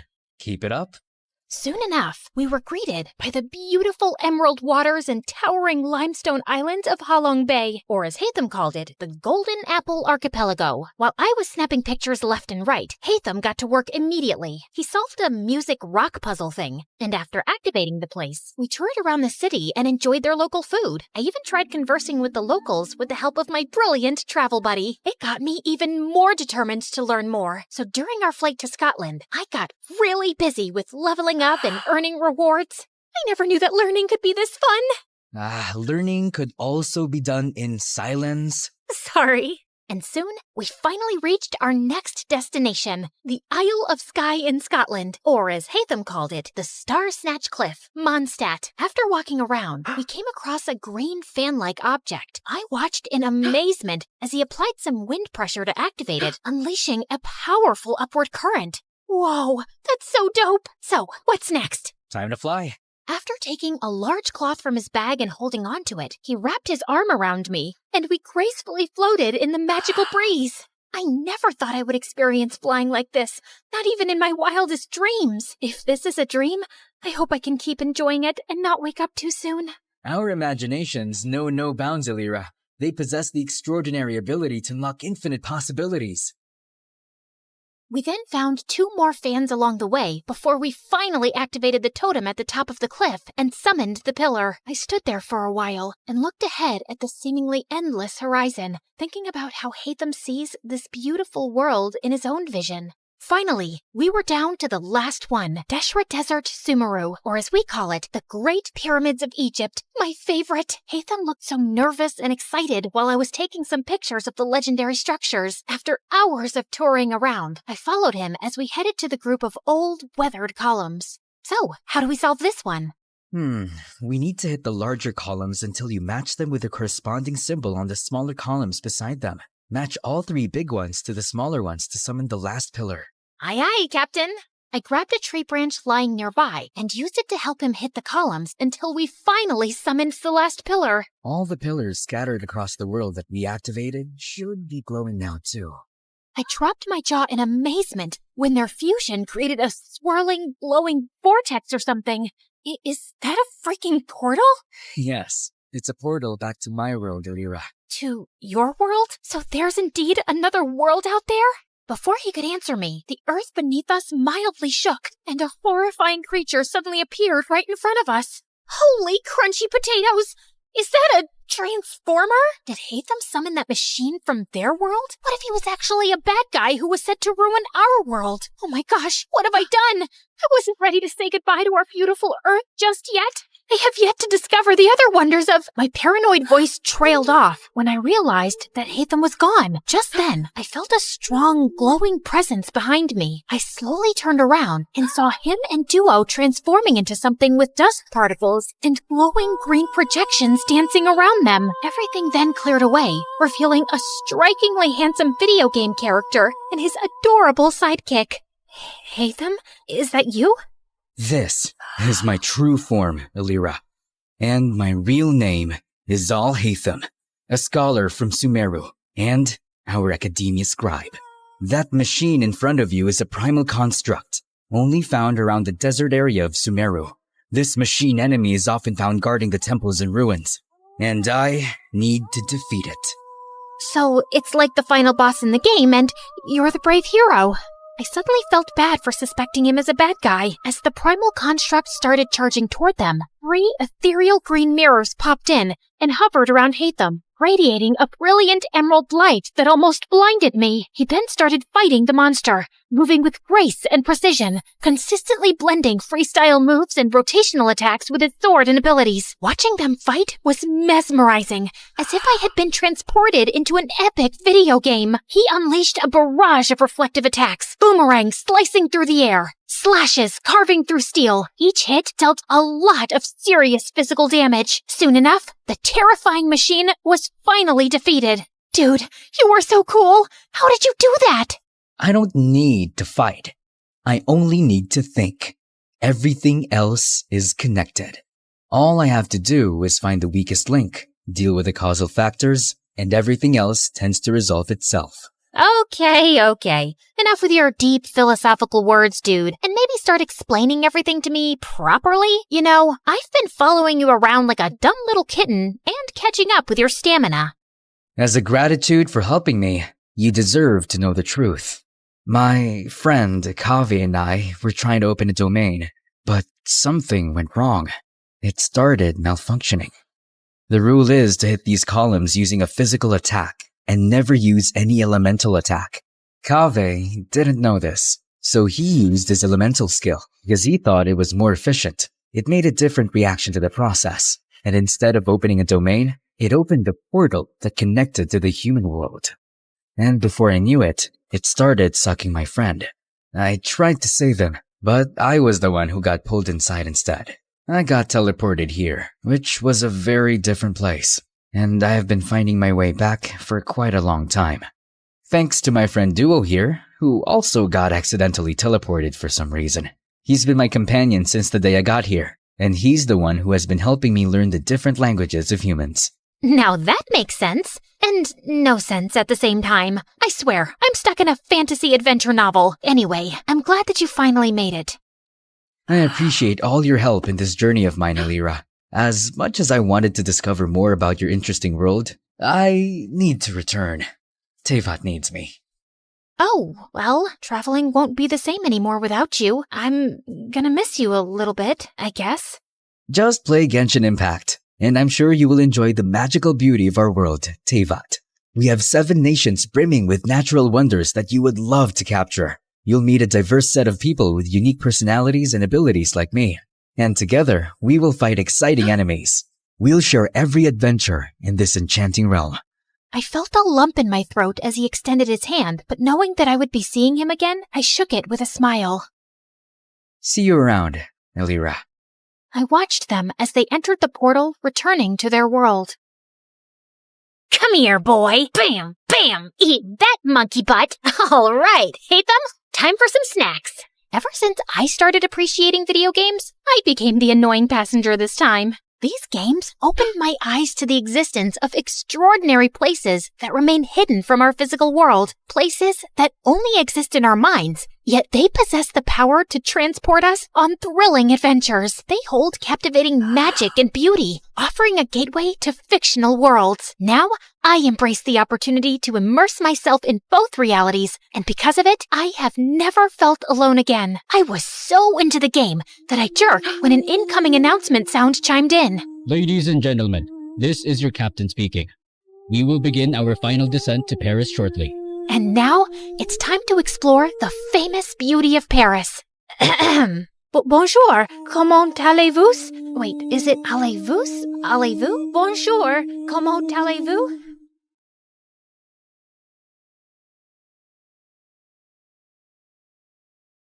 You're never here when my tears dry. You're never around to see me thrive.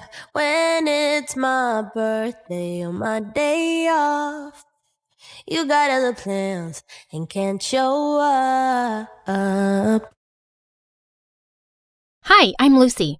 Get some popcorn and settle down because my story is bonkers. Don't forget to like and subscribe to MSA. My childhood was crazy. Mom was super strict and was always breathing down my neck to make sure I followed all her dumb house rules.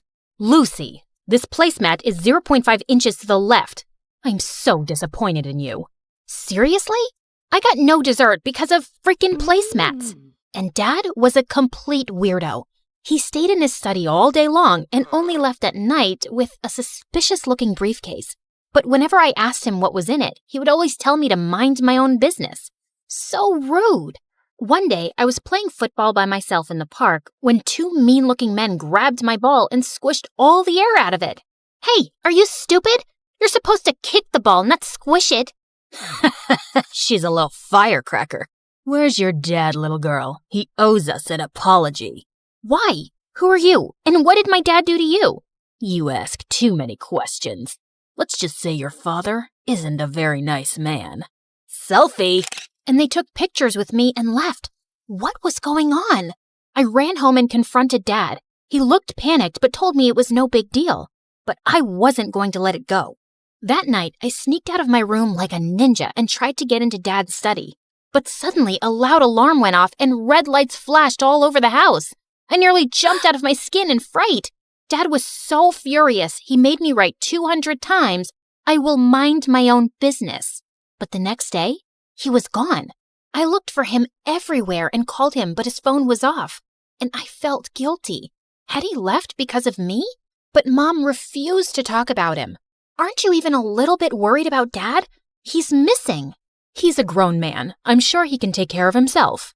People said he's a bad man. What did he do? What have I told you about listening to idle gossip? And straighten your back. Ugh, she was the worst. Rather than go to the police and file a report, she moved us to a new city. I was so mad at her that I stopped showering for a week. Then I accidentally smelled my own armpits and nearly fainted, so I finally took a bath. But I stopped doing chores according to her ridiculous rules. Lucy, I told you to dry the laundry, not dye it. Oops. But I was only getting started.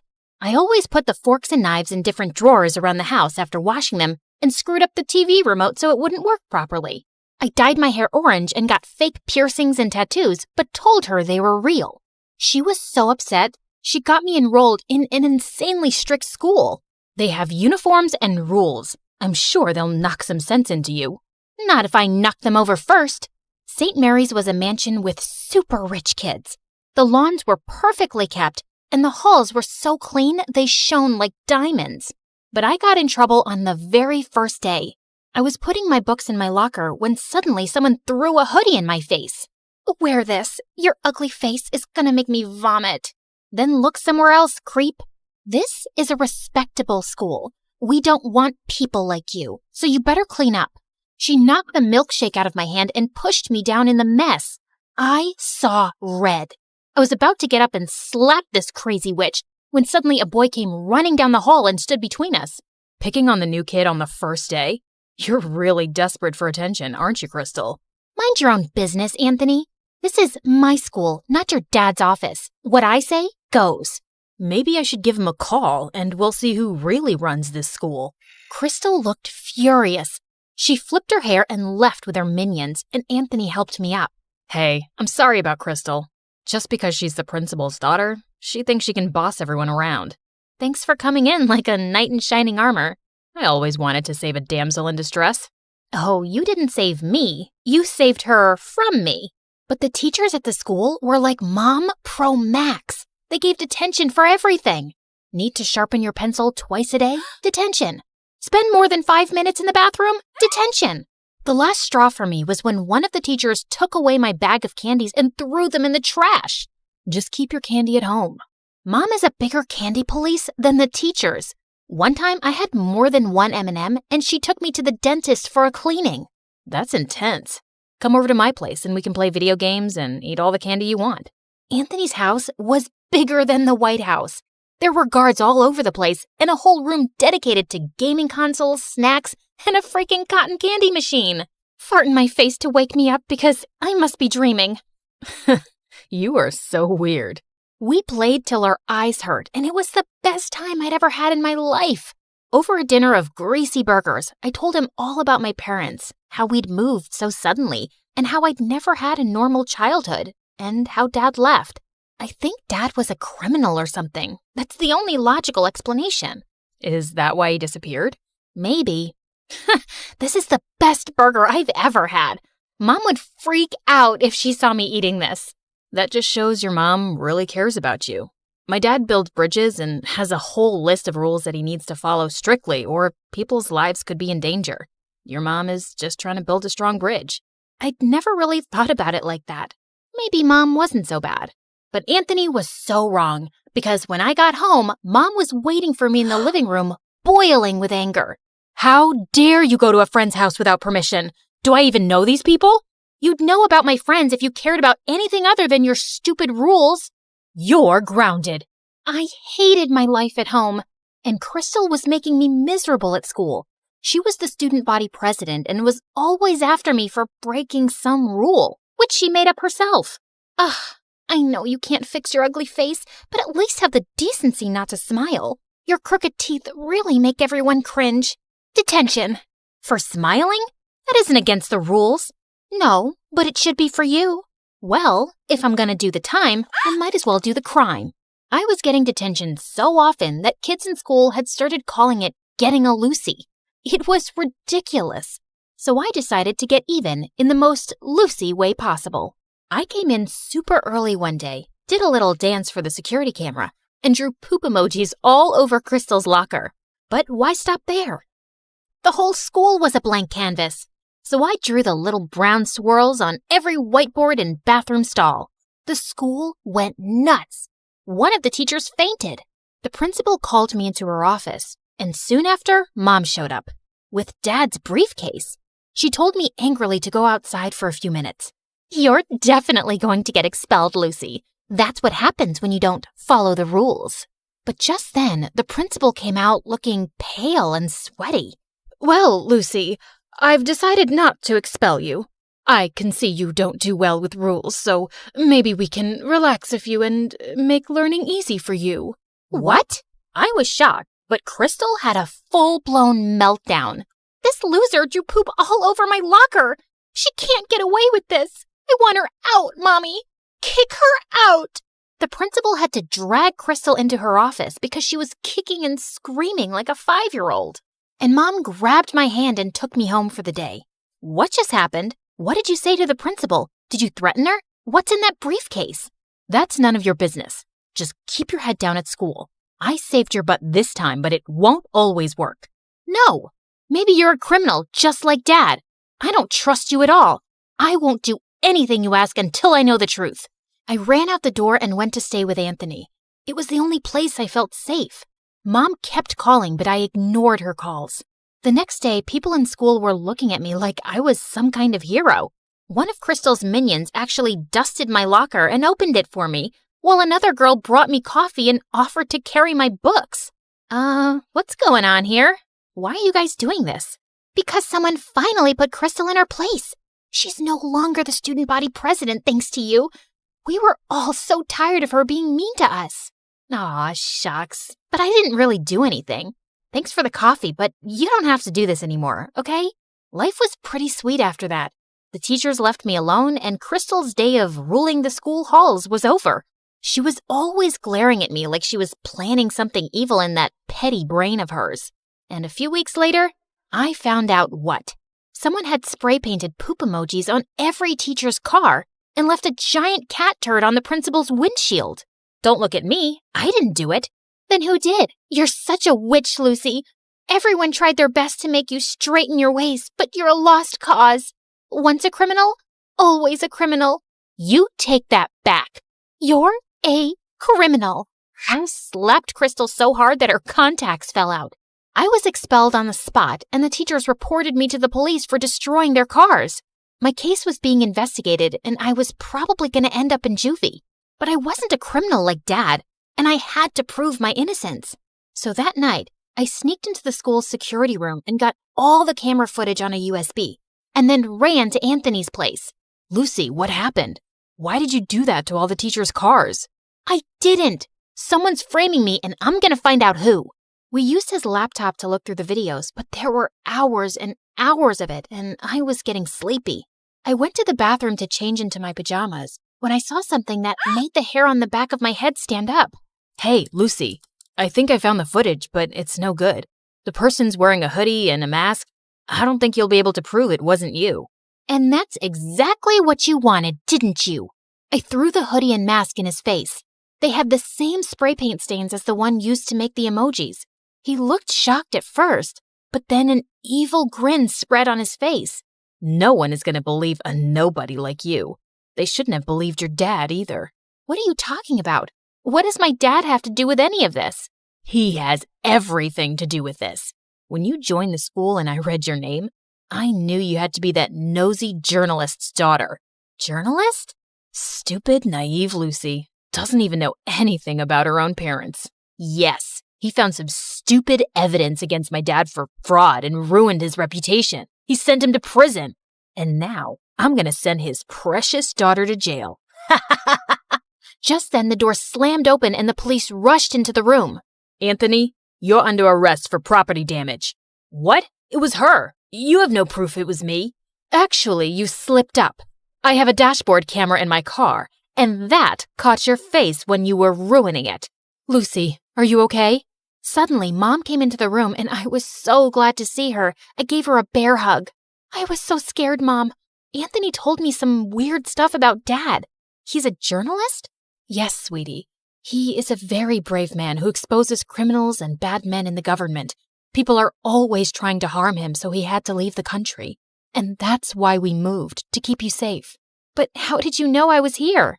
I know I'm going to sound like a psycho stalker, but I got your phone tracked You weren't picking up and I was worried about you. The minute I saw Anthony's last name, I realized who he was and I knew you were in danger.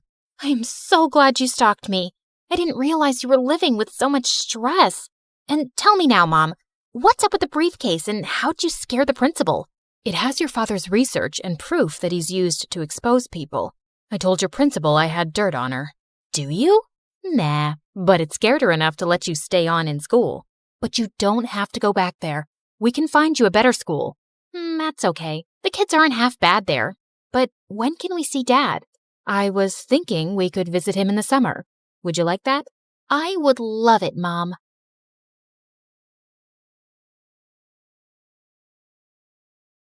Hi, I'm Hope from Honolulu. Please like and subscribe to 4Eve. My parents always said I was born beautiful. I received so many compliments and modeling offers for baby products that they launched my modeling career when I was just 3. But I never really knew my parents. When I was 6, they started a clothing line named after me and got really busy with it. So they mostly left my older sister Leilani in charge, and she hated me. You promised we'd play with the dolls. You can't always be the center of the universe. I have to take this call. Fashion Kids magazine wants you again. She'd always lie and say we'd do one thing, but we'd do another thing instead, and I'd suffer. You said after my fashion show, we'd go home. I'm tired. Just sign a few more autographs and don't be so ungrateful. Sometimes I wondered if she was so mean to me because she was jealous of my fame. Once when I was 12, I was at a signing event and I escaped from the crowd. I stumbled into an alley where a girl my age was looking through the trash with her mom. I offered them some snacks from my bag, and their reaction was so wonderful. Just then, Leilani found me and dragged me away. And later, when we were on a video call with our parents, she told them what had happened. Hope, it's not okay to sneak off like that. And that poor family could have robbed you. Or taken a lock of your hair to sell on eBay. No, they were nice, and I liked helping them. Nonsense. You're too busy and famous to be doing anything else. Anyway, we heard your sister booked you on a morning show for the launch of your new toy line. Little Hope dolls. They're gonna sell like hotcakes. Sometimes it felt like my parents just used me for money. In fact, I felt people were friends with me for the same selfish reasons. But I never gave up on the idea of using my wealth for good.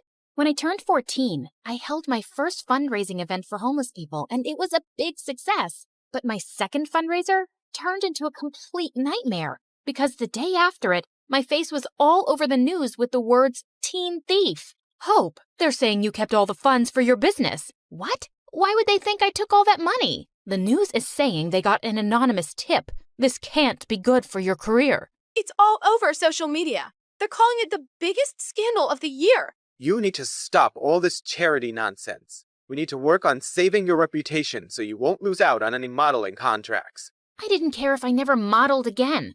I didn't understand how anyone could think I'd steal charity money. I was too embarrassed to even leave the mansion. Soon after, I was about to join a new high school, and I went to Leilani with an odd request. Help me make a disguise for high school. You're my makeup artist. If anyone can do it, it's you. Look, it's hard for me to trust people. They'll probably use me for my money and fame or spread more lies. I'd rather just go as a regular kid so I can be active in the school's charity clubs. You don't think you could just go as yourself? Doubtful. I always become the center of attention without meaning to. And because of that scandal, the charity clubs might not trust me. I just want to fade into the background and do the things I care about. Please. To my shock, she agreed to the makeover.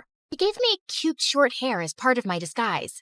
I decided to keep my disguise a secret from my parents. They were not happy about my short hair, but my agent had advised me to take a break from modeling and stay out of the public eye anyway till the scandal died down. At home, I was Hope, the supermodel on a break. But at school, I was Minnie, the humanitarian. I joined the charity club, and the volunteer work I was doing felt amazing. And I was making friends pretty easily. But one day at school, I was lifting a heavy box of canned food donations when I suddenly threw out my back. Whoa, are you okay? I suddenly noticed there were 2 really cute guys watching me struggle to stand up straight. Guess I'm an old lady who's not used to heavy lifting. Ouch. Let's take you to the school nurse, Granny. I'm Kai. And I'm Crane. Here, let me take your bag. What was in that box? Canned stuff for a food drive. Crane immediately dropped my bag to the floor. You're part of a food drive? Not gonna help you. What? Come on, Nan. Let's just take her to the nurse. She's hurt. Whatever. not my problem. And then he just left. What was that about? Are you seriously doing a stupid food drive, Granny? My name is Minnie, and what's wrong with food drives? Minnie? Minnie. Everything about them is wrong, Minnie. If the poor just got off their butts and worked, they wouldn't be poor. Why should we treat them like babies and take money from people who do work? Wow. Sometimes it's hard for people to find work or earn enough, and they need help. Maybe lame losers do. Well, Minnie, here you are. Kai winked at me as he left. What a jerk. But I wasn't going to let his arrogant opinions stop me. I organized a school dance to raise funds for the food drive, and it was a hit. But just as I was dancing with some friends, Kai and Crane busted through the gym doors with crowns on their heads. To the rich, stand with the rich. What are you doing, Kai? We're here to tell everyone the poor are pathetic and charities are scams. Don't be fooled. Just then, Crane started kicking down the display of food donations like a maniac. Luckily, the teachers there kicked both out before they could do more damage. What planet were these jerks from? But I forgot all about them when I got home that afternoon and saw Dad running out to me. Didn't you check your phone, Hope? I think the battery died. What's wrong? Your mom and sister got into a car accident, but the doctor said they'll be okay. They both had some broken bones and will need bed rest. I started to cry, and Dad hugged me. I couldn't remember the last time he'd done that, and I decided I'd stay home for the next few weeks to take care of Mom and Leilani. The next evening, my bodyguard drove me down to the food bank to drop off the school's donations. To my shock, I saw Kai step out of his car in front of us, and he was dropping off bags of donations. What the hot fudge? I snapped a picture of him, and I confronted Kai in the school hallway the next day. Saw you at the shelter last night. What are you talking about? This? How did you... Okay, please, listen. Crane is against charity work, not me. He convinced me to think that way a long time ago, but I don't agree with him anymore. Years ago, Crane's family fell into a big scam by some fake charity, and they lost a huge fortune. Oh, no. Yeah, his dad had to work so hard just to get them back on their feet. Now, he talks trash about all charities, and he doesn't trust the poor. He actually enjoys shutting charity work down in public. He bullied me into crashing that dance. And well, I'm sorry I did, really. He looked really sincere. If that's the truth, I understand. But you gotta stand up to Crane sometime. You can't keep pretending to be someone you're not. Kai offered to walk me to class, but I explained I was just there to collect my books as I was homeschooling for a while. He asked for my number, and I kinda left with butterflies in my stomach. Kai and I texted every day for weeks, and he even started coming over. I kept saying it was best to give my mom and sister space to recover, so we'd always hang out in my backyard. Keeping Minnie away from my parents and Hope away from Kai was getting exhausting. I was also developing the biggest crush on the real Kai. He was nothing like the jerk I'd first met. Once I found him waiting for me in my backyard with the most amazing picnic laid out. Hey, what's all this? Just a little surprise for your big day. Happy birthday, Minnie. Kai, my birthday isn't for another 5 months. What? Really? I looked for you over social media, but I couldn't find you because you're apparently the world's most private person. Then I went to go check the school records, and I guess I got the wrong Minnie. I guess so. But thanks anyway. It's the nicest thing anyone's ever done for me. Just as I sat down, Kai opened a bottle of soda, and the cork went flying straight into my eye. Oh my god. I am so sorry, Minnie. Wait, stop rubbing your eye and let me see. He lifted my chin gently as he looked deep into my eyes. Your eyes. They're... Yes? They're what? They're not the same color. What? Suddenly I realized that my contact lens had fallen out. Oh, my lens must have popped out when I rubbed my eye. I wear them for my eyesight because I'm as blind as a bat. I see. But why would you wear those green lenses and hide your lovely blue eyes? His face was so close, and I didn't have an answer to his question, so I just kissed him. He looked really surprised, but then he kissed me back, and it felt wonderful. Soon after, Kai and I hosted a fundraising car wash for a soup kitchen, but suddenly a car honked at us angrily. Well, what do we have here? Crane, listen, buddy. I know how you feel about this stuff, but I'm asking you to back off. I want to do this. What? Support lying, dirty thieves? Did you forget what happened to my family? Of course not. But that was one bad experience. Not all charities are scams. It's this witch. Winnie's brainwashed you. It's Minnie, and Kai is free to do whatever he wants, but you need to leave. Just then, Crane went red. He threw a punch at Kai, but Kai blocked it brilliantly and stepped back. Crane, walk away right now. You better watch yourself, Winnie, or you'll end up like that stupid teen thief model who raised funds for her business. She got what she deserved. She's a forgotten fraud now, a nobody. Suddenly, I froze in my spot. Was it possible that Crane had started that rumor? He was crazy enough to do it. And what if Kai had been involved back then too? Crane drove off angrily, and Kai turned to me. This may be the end of my friendship with Crane, but I feel relieved. I'm proud of how you stood up to him. Kai smiled at me warmly, but now I felt guarded. Did I fall for someone who might have framed me? Later that evening, as he drove me home, Kai suddenly took my hand. Minnie, I love who you are and who you've helped me become. Will you be my girlfriend? Kai, no, I can't. What? Why? I thought you felt the same way. You kissed me. And maybe that was a mistake. I'm sorry, but I can't be with you. Not only did I feel paranoid about trusting him, he had no idea I was Hope. I hated lies, and now I hated lying. Things were a mess. Kai begged to see me and kept messaging me, but I just ignored him until he gave up. One afternoon, I was fluffing Leilani's pillows when she asked me something unexpected. Hope, how are you? Not bad. Why? Nothing. I just noticed that you looked a bit sad these days. I kinda lost someone I cared about. Wait, Leilani, why are you crying? Oh, Hope, I just need to tell you something. I can't keep it in any longer, especially after you've taken such good care of me. And to my shock, she confessed how she was the one who had started the rumor that I'd stolen the charity funds. I know it was really wrong, and I'm sorry, but I just got so resentful. I was left in charge of you, and you always came first. And you were always in the limelight, while I never even got thanks for anything I did. I got carried away. Leilani, how could you? I really regret it. That's why I agreed to your makeover request, because I didn't want to stand in your way again.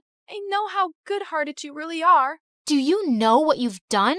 I immediately thought of Kai, this great guy, and how I'd shut him out. I wanted to slap Leilani, but I just stormed off angrily. I told Mom what Leilani had done and said I couldn't stand to be around her right now. To my shock, Mom agreed that I should take a break from her. We arranged for me to stay at my bodyguard's house, and I found out that he lived close to Kai. On my first night there, I walked over to Kai's place. I needed to fix things between us, but his butler informed me that he'd gone to Tokyo for 2 weeks or longer. My heart sank. For 3 days, I texted and called Kai, but he never answered. I knew he was avoiding me, and I deserved it, but I wasn't giving up. I called Mom and explained everything about Kai to her, and she actually listened.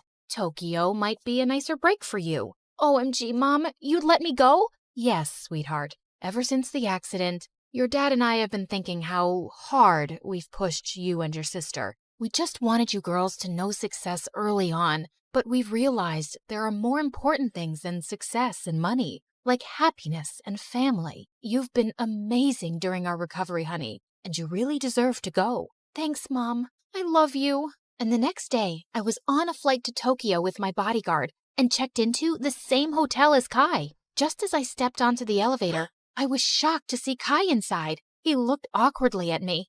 Hi, can I help you with something? I suddenly realized he couldn't recognize me without my disguise. Kai, you're the reason I'm here. I came to tell you the truth. I'm Minnie. Minnie? Minnie from Honolulu? Yes, except my real name is Hope. What? I told him everything. My trust issues and my disguise and what my sister did, how awful I felt for abandoning him, and how I tried calling him. I'm using a different phone here, and I understand why you wanted to hide yourself, Hope.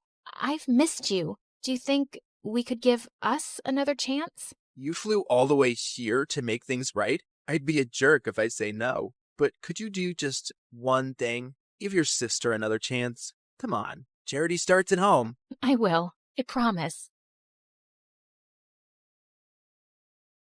Hey friends, I'm Jessica from Pennsylvania. Please like and subscribe. I was born 2 minutes after my triplet sisters, Zoe and Dana. And even though we look alike, Zoe and Dana always made me feel different. They stuck together, wore the same outfits, and even had their own language, just so they could talk about me behind my back. Hosaka Gelago. Kosaka Gelaga Mene. What is the deal with you two? You sound so dumb when you talk like a duck. No, we don't. You're just jealous because you're not part of our cool club. Whatever. They were right. I hated being the odd one out. I think my sisters were jealous because I was prettier, taller, and smarter. And when I turned 13, I landed my first modeling gig for an international teen magazine, and we just grew more distant. They begged Mom and Dad to get them into modeling too, and my parents went out on a limb to get Zoe to walk a fashion show, but she kept throwing tantrums. OMG. This color makes my eyes look small. Is this Diet Coke? No? Get lost then and get me one. This makeup artist looks like a homeless person. Get me a prettier one. It was so bad, they kicked her out and she never got a call back. I don't get it. We're dressed up better, obviously prettier, and yet somehow you get all these great gigs. Ugh, don't whine if you can't get what's mine. And I'll let you in on my secret, but you have to promise me never to tell Mom. I walk on my arms 3 times a day, every day, for at least 50 minutes. That's ridiculous. We've never seen you do that. I won't do it in front of you, dummy. It's called a secret for a reason. Walking on hands helps me with my posture, and I walk better on the ramp. It was a lie, of course, but my sisters were so dumb, they tried doing everything but couldn't even land a handstand. And one time, Zoe ended up falling and crashing right into Mom's $1,000 vase, smashing it into pieces. Mom was furious, and they both ended up getting their butts grounded, while I had the TV all to myself for a good 2 weeks. Absolute bliss. But after that day, they never trusted me, but I couldn't care less. Eventually, they gave up on their dream of ever becoming a model. As for me, I continued being the professional that I was, and I only got more famous. One day while working on an ad, I was a bit confused about my lines. It makes me look hot. Excuse me, this is supposed to be a winter wear commercial, right? The lines are all wrong. Let me see. I turned around and saw Peyton walking in my direction. He was modeling royalty with over 10 million followers on Instagram. I was doing this commercial with him? How did I miss the memo? Say it like this. I feel so hot when I'm wearing these, I can barely feel the cold. You try. I feel cold, hot. No, wait. I can get this right. It's okay. I have that effect on girls. I'm Peyton, by the way. I'm sure you've heard of me. Who hasn't? It's such an honor working with you.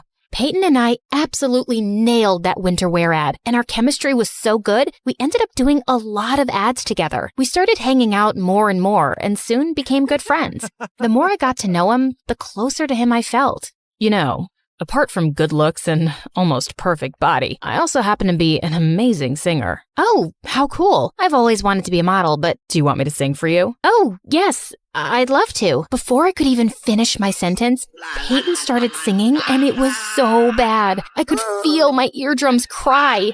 But despite that horrible singing, when Peyton asked me out that evening, I happily said yes. And when my sisters found out, they burned with rage. Seriously? You think I won't know you're talking about me and Peyton? Guess your secret language doesn't make you cool enough to be with someone like him, so I'm just gonna ignore you.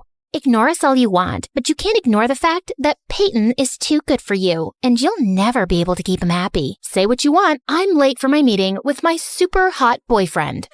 It felt so good to rub it in their faces. The next few weeks were bliss. The news about me and Peyton being an item skyrocketed our reputation, and everyone wanted to sign us up. Life was perfect until my agent booked us for a Christmas ad, and this time they wanted to use my whole family, including Zoe and Dana. I begged my agent not to go through with it, but she didn't give a rat's butt about it. The press is big on this, Jess. If you guys crack this, people will run to get in line for your autographs. Come on, I'm sure your sisters are not that bad. They're horrible. But if this brings more work, then I'll try and give it a shot. I tried to make peace with it, but the next day when the photographers came, Zoe plopped her butt right next to Peyton, and I felt my insides explode. Every time Dana gave Zoe a look, Zoe whispered something in Peyton's ear, and they burst out laughing. What? What's so funny? Tell me too. Forget it. Your boring brain wouldn't get our jokes. It's okay, Jess. I'll just tell you everything later. And with that, Zoe whispered another joke to him. The photo turned out great and did a fab job at making us look like a perfect family. If only they could see my inner rage. As the photographer was packing up, I had some final paperwork to sign. When I looked up, Zoe and Peyton were nowhere to be found. I went to look for them outside when I found the two of them hugging. You know you can tell me anything, right? Thanks, Zoe. Feels like I can talk about anything with you. Thanks for being the perfect friend. Excuse me? I thought I was your perfect friend. Jess, that's not what I meant. Then what did you mean? Can you stop being so pushy? Jeez, poor Peyton is going through so much in life. Did you even know that he has a sensitive throat? He can't sing anymore. Oh, wow. Really? Newsflash, he could never sing. He sang like a toad with a throat infection. You want to be friends so bad? Then go ahead. But I'm done with all of you. Jess, wait. Oh, just leave her. You're better off without her. Peyton kept shouting at me, but I was super mad. The next morning, I was feeling a bit better, so I called Peyton, but he didn't answer. Instead, my agent called me up and gave me the shock of my life. The company we did the Christmas ad for loved Zoe and Peyton's flawless chemistry, and they want to go ahead with them. They want you off the project. Are you kidding me? She's the worst model ever. I'm really sorry, Jess. I was devastated beyond words and rushed to give Zoe a piece of my mind. But when I went to her room, I saw something interesting. Zoe and Dana were arguing over Peyton. You shouldn't keep him all to yourself, okay? We decided I'll get a fair chance to impress Peyton too. Really now? I don't think he's interested in anyone. I mean, look what happened to Jess. She's prettier than both of us combined, and he chose me over her. You don't stand a chance. We'll just see about that. Just stay away from him till I ask him out on a date, okay? Wow,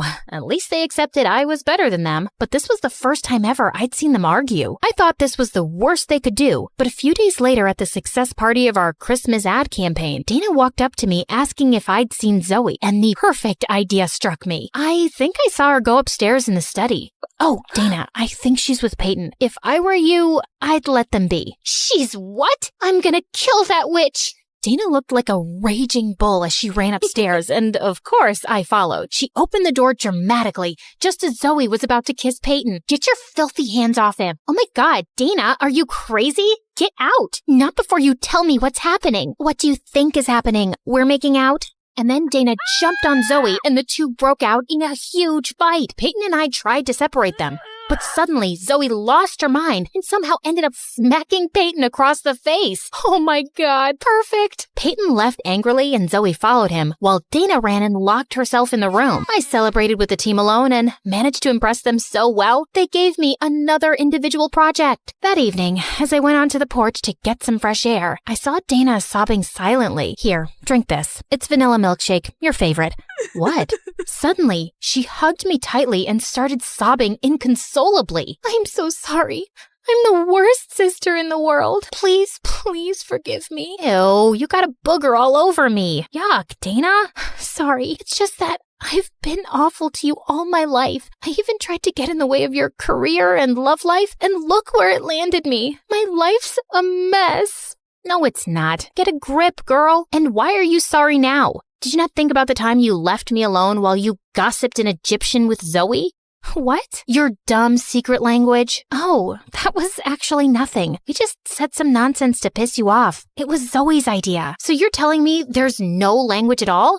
Man, you guys are evil. Wait, Jess, I know we've been really bad to you, but how about we join forces and get some good old-fashioned revenge on Zoe? You know you want it, and God knows she deserves it. And how am I supposed to trust you? You have to take your chances, but I won't let you down. I promise. I had to admit, that sounded pretty tempting, but I wasn't a spiteful person. Or maybe I was. Either way, I wanted Zoe to pay for butting into my life and stealing Peyton from me. So I agreed. The plan was simple. Every time Peyton and Zoe went out on a date, Dana and I would follow them and tip off the paparazzi to take the weirdest pictures, till one of them eventually got annoyed. It went on for days, till one day Peyton got so fed up that he turned to one of the photographers with a snarl. Come on, Peyton, how about a smile for the camera? How about this instead? Peyton punching the reporter and Zoe's smirking face was all over the papers and tabloids. He lost most of his contracts, and so did Zoe, since she only worked on his recommendation. Once their professional relationship was over, their personal one soon followed. Dana and I watched as Peyton came over to see Zoe. I can't get any work since that terrible night.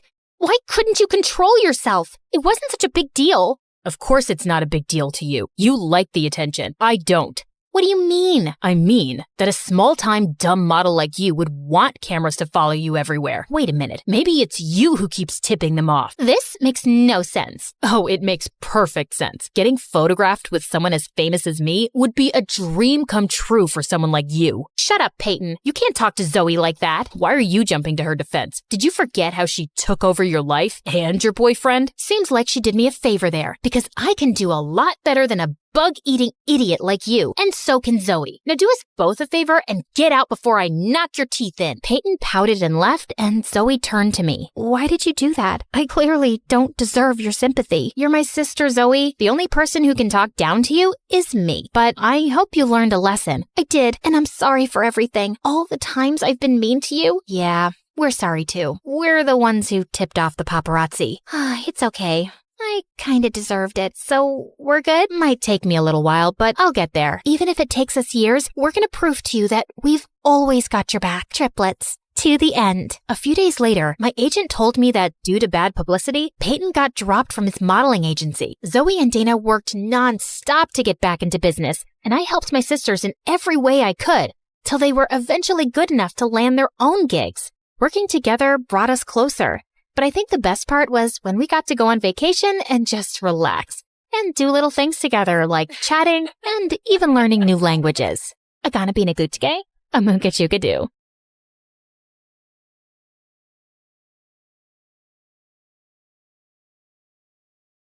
I used to think silence was peaceful. Then my mom fell into a coma and silence became the loudest sound in the world. Everything just kept piling up. And worse, it was just the two of us. No rich dad, no secret inheritance, no billionaire auntie waiting to adopt me and fix my life. I tried to stay strong, but when the nurse gently reminded me again that we still had unpaid bills, something inside me finally cracked. I just nodded, locked myself inside the restroom, and finally broke down. I had already sold almost everything I loved. My iPad, my sweatshirts, even the tiny cute things that used to make me happy. What else was I supposed to give? My hair? Both of my kidneys? I had almost lost hope. Please, I'll do anything. I'll study harder. I'll stop complaining about homework. Okay, maybe not completely, but I'll try. I won't even call the mean girls at school ugly goblins anymore. Just, please, I need a miracle. Just then, I heard a calm woman's voice speak. If you want a miracle, then look up. Wait, like treasure? You are reading it right. A special treasure awaits you. Is this a prank or something? Hello? I slowly turned around, expecting a hidden speaker or a hospital ghost with good acoustics. But there was nothing. I did not just hear a bathroom wall answer me. The wall did not answer you. I did. This is stress. People cry too hard and start hearing things, so this is totally normal, right? Just then, an arrow beneath the message suddenly started glowing. First I'm hearing things, and now I'm seeing things. What's happening? Believe your own eyes. Only that which you see is true. What is unseen is but an illusion. Okay. Let's say I believe you for 3 seconds. So, are we talking about gold? Money? Something that I could sell for millions? Because I don't need some riddles right now. I need some miracle, or at least some actual cash. Or some treasure valuable enough to change your fate. Whether it becomes salvation or disaster depends on who finds it first. And right now, you're already running out of time. Out of desperation to save my mom, I eventually gave in. I followed her out of the restroom, through the hallway, and toward the exit while she narrated every tiny step like a freaking GPS. Continue forward, and please do not look suspicious. Proceed to the exit. Step over the small crack. Avoid the wet spot. Lift your foot slightly higher. There is an unpleasant object 2 centimeters ahead. I stepped down, and my whole body froze. Oh, my apologies. I meant there was an unpleasant object 2 centimeters ahead. Too late. Soon, we reached a narrow alley between 2 old buildings. Miss, are you sure this is the right way? The path continues forward. Though I understand your hesitation, narrow passages often awaken the mind's instinct for danger. However, If treasure were always placed in bright, comfortable places, far few people would learn anything from searching for it. So that's a yes? Oh, that pretty summarizes what I've said. So, yes. I finally stepped into the alley, and thankfully it was only normal scary and not dangerous and life-threatening scary. Just then, everything went silent all at once. Even the dramatic pigeon on the street shut up. Miss Lady Voice? Hello? Are you still here with me? Don't worry. I'm here. Just keep walking. Do not turn back yet. Step back and just breathe slowly. I only asked if you were there. And I answered with additional guidance. The alley stretched longer than it should have. Soon warm wind rushed past me, and when I looked back, the alley was gone, and I was now standing in an open field under a bright blue sky.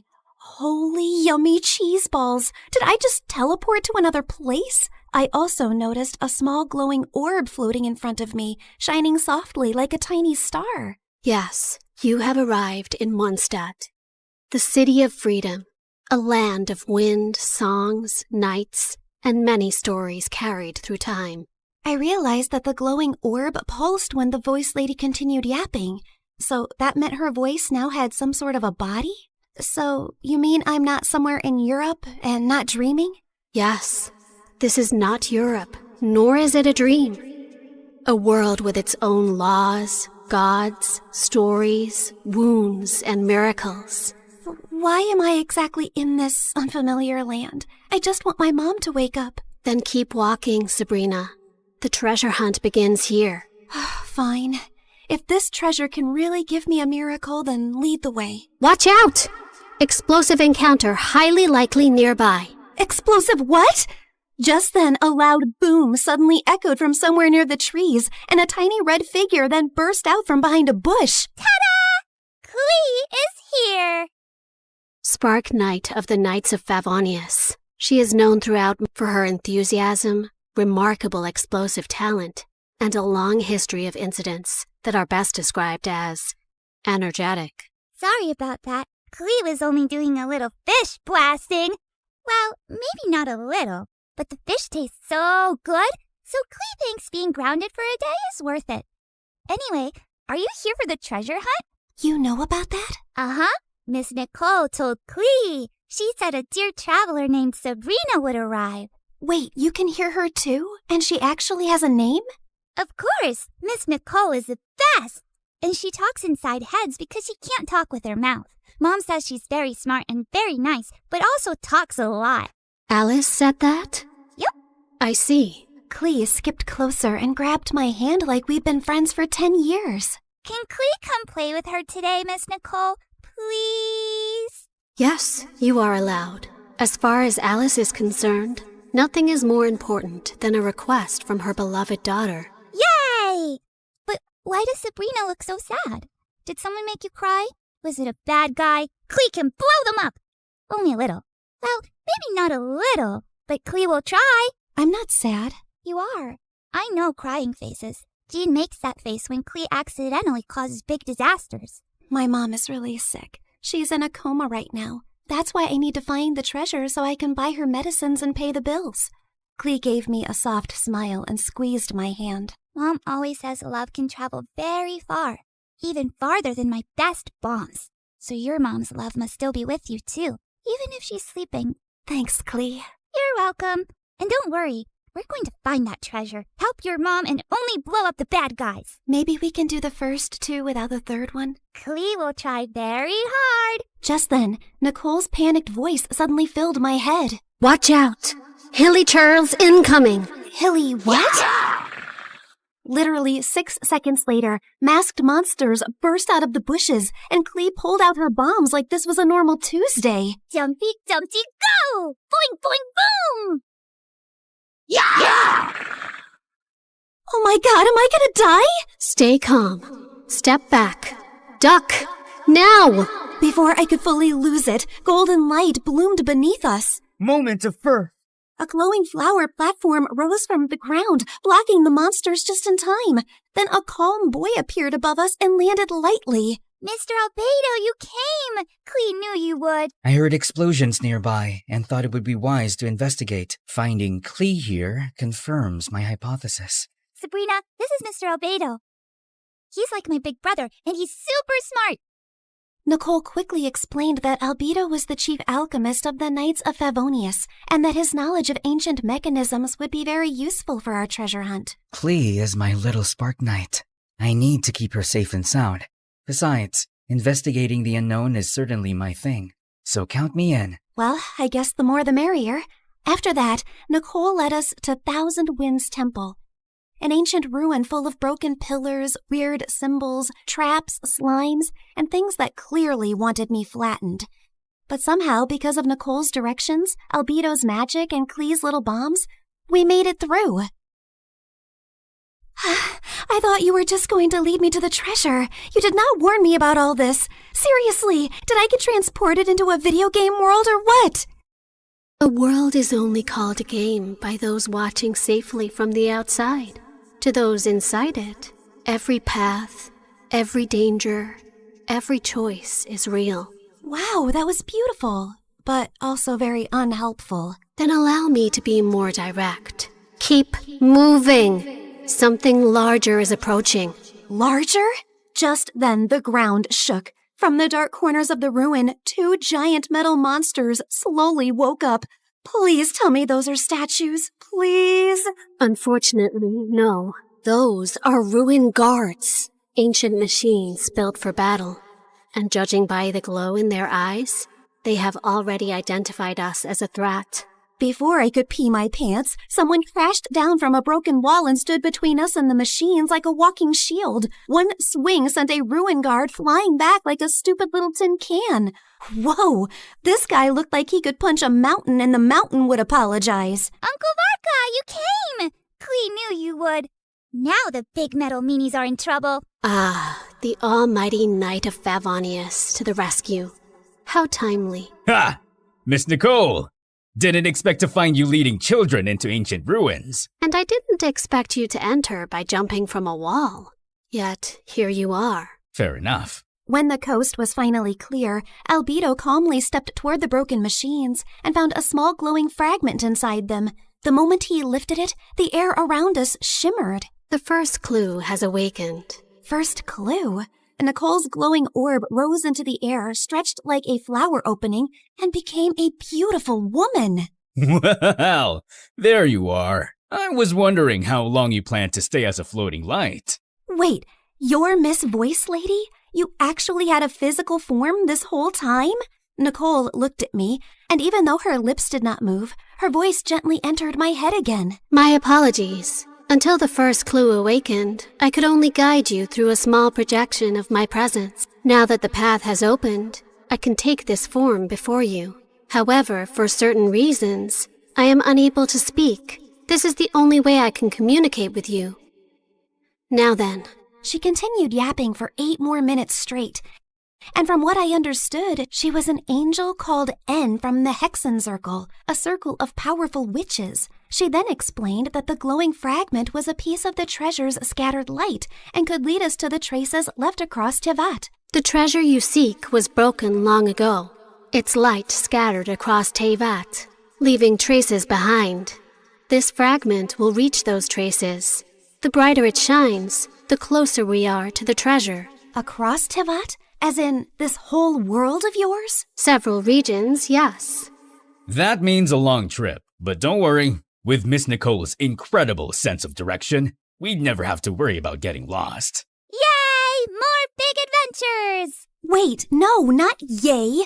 I need to go back. I have classes tomorrow and a sick mom in the hospital. Nobody told me this treasure hunt came with a lot of obstacles and a whole world tour. I understand. Your fear is not unreasonable. But the treasure you seek cannot be reached by standing still. Each clue will bring us closer, and each step will return you to the wish that brought you here. Fine. For Mom, I would continue this crazy mission. After that, everything turned into the fastest, weirdest world tour of my life.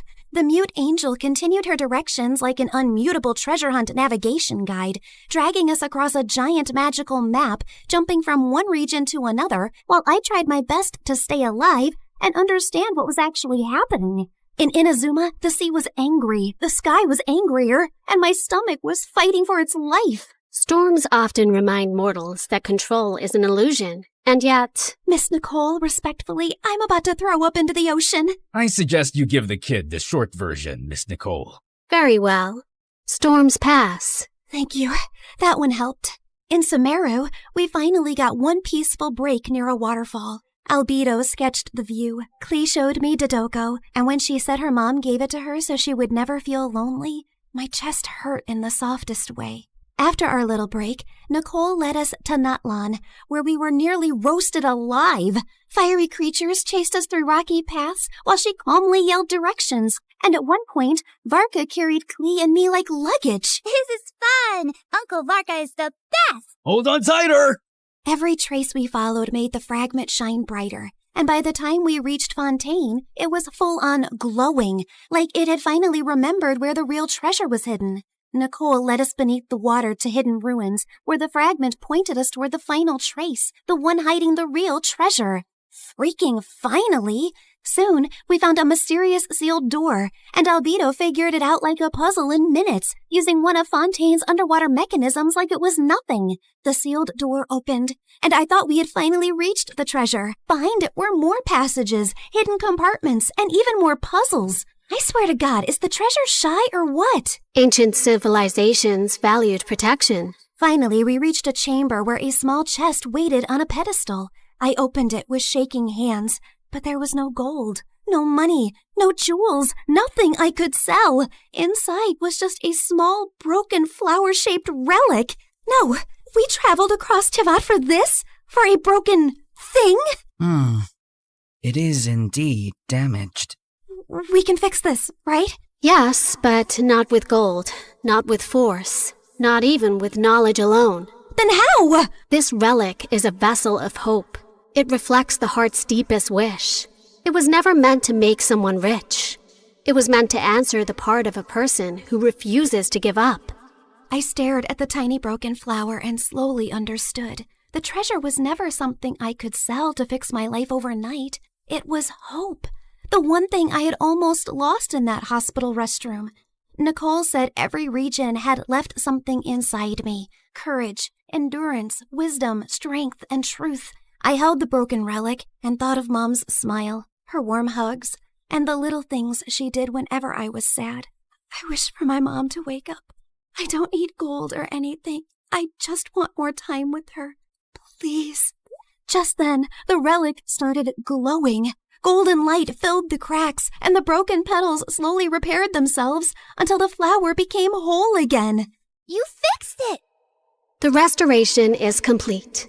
The way home can now be opened. A portal appeared behind us, and my chest hurt when I realized I was really leaving them. They were supposed to be just my treasure hunting team, but somehow they had become my friends. Klee hugged me first and gave me a tiny Dodoko charm. So you won't forget Klee. Fear doesn't mean you're weak. It means what you're fighting for matters.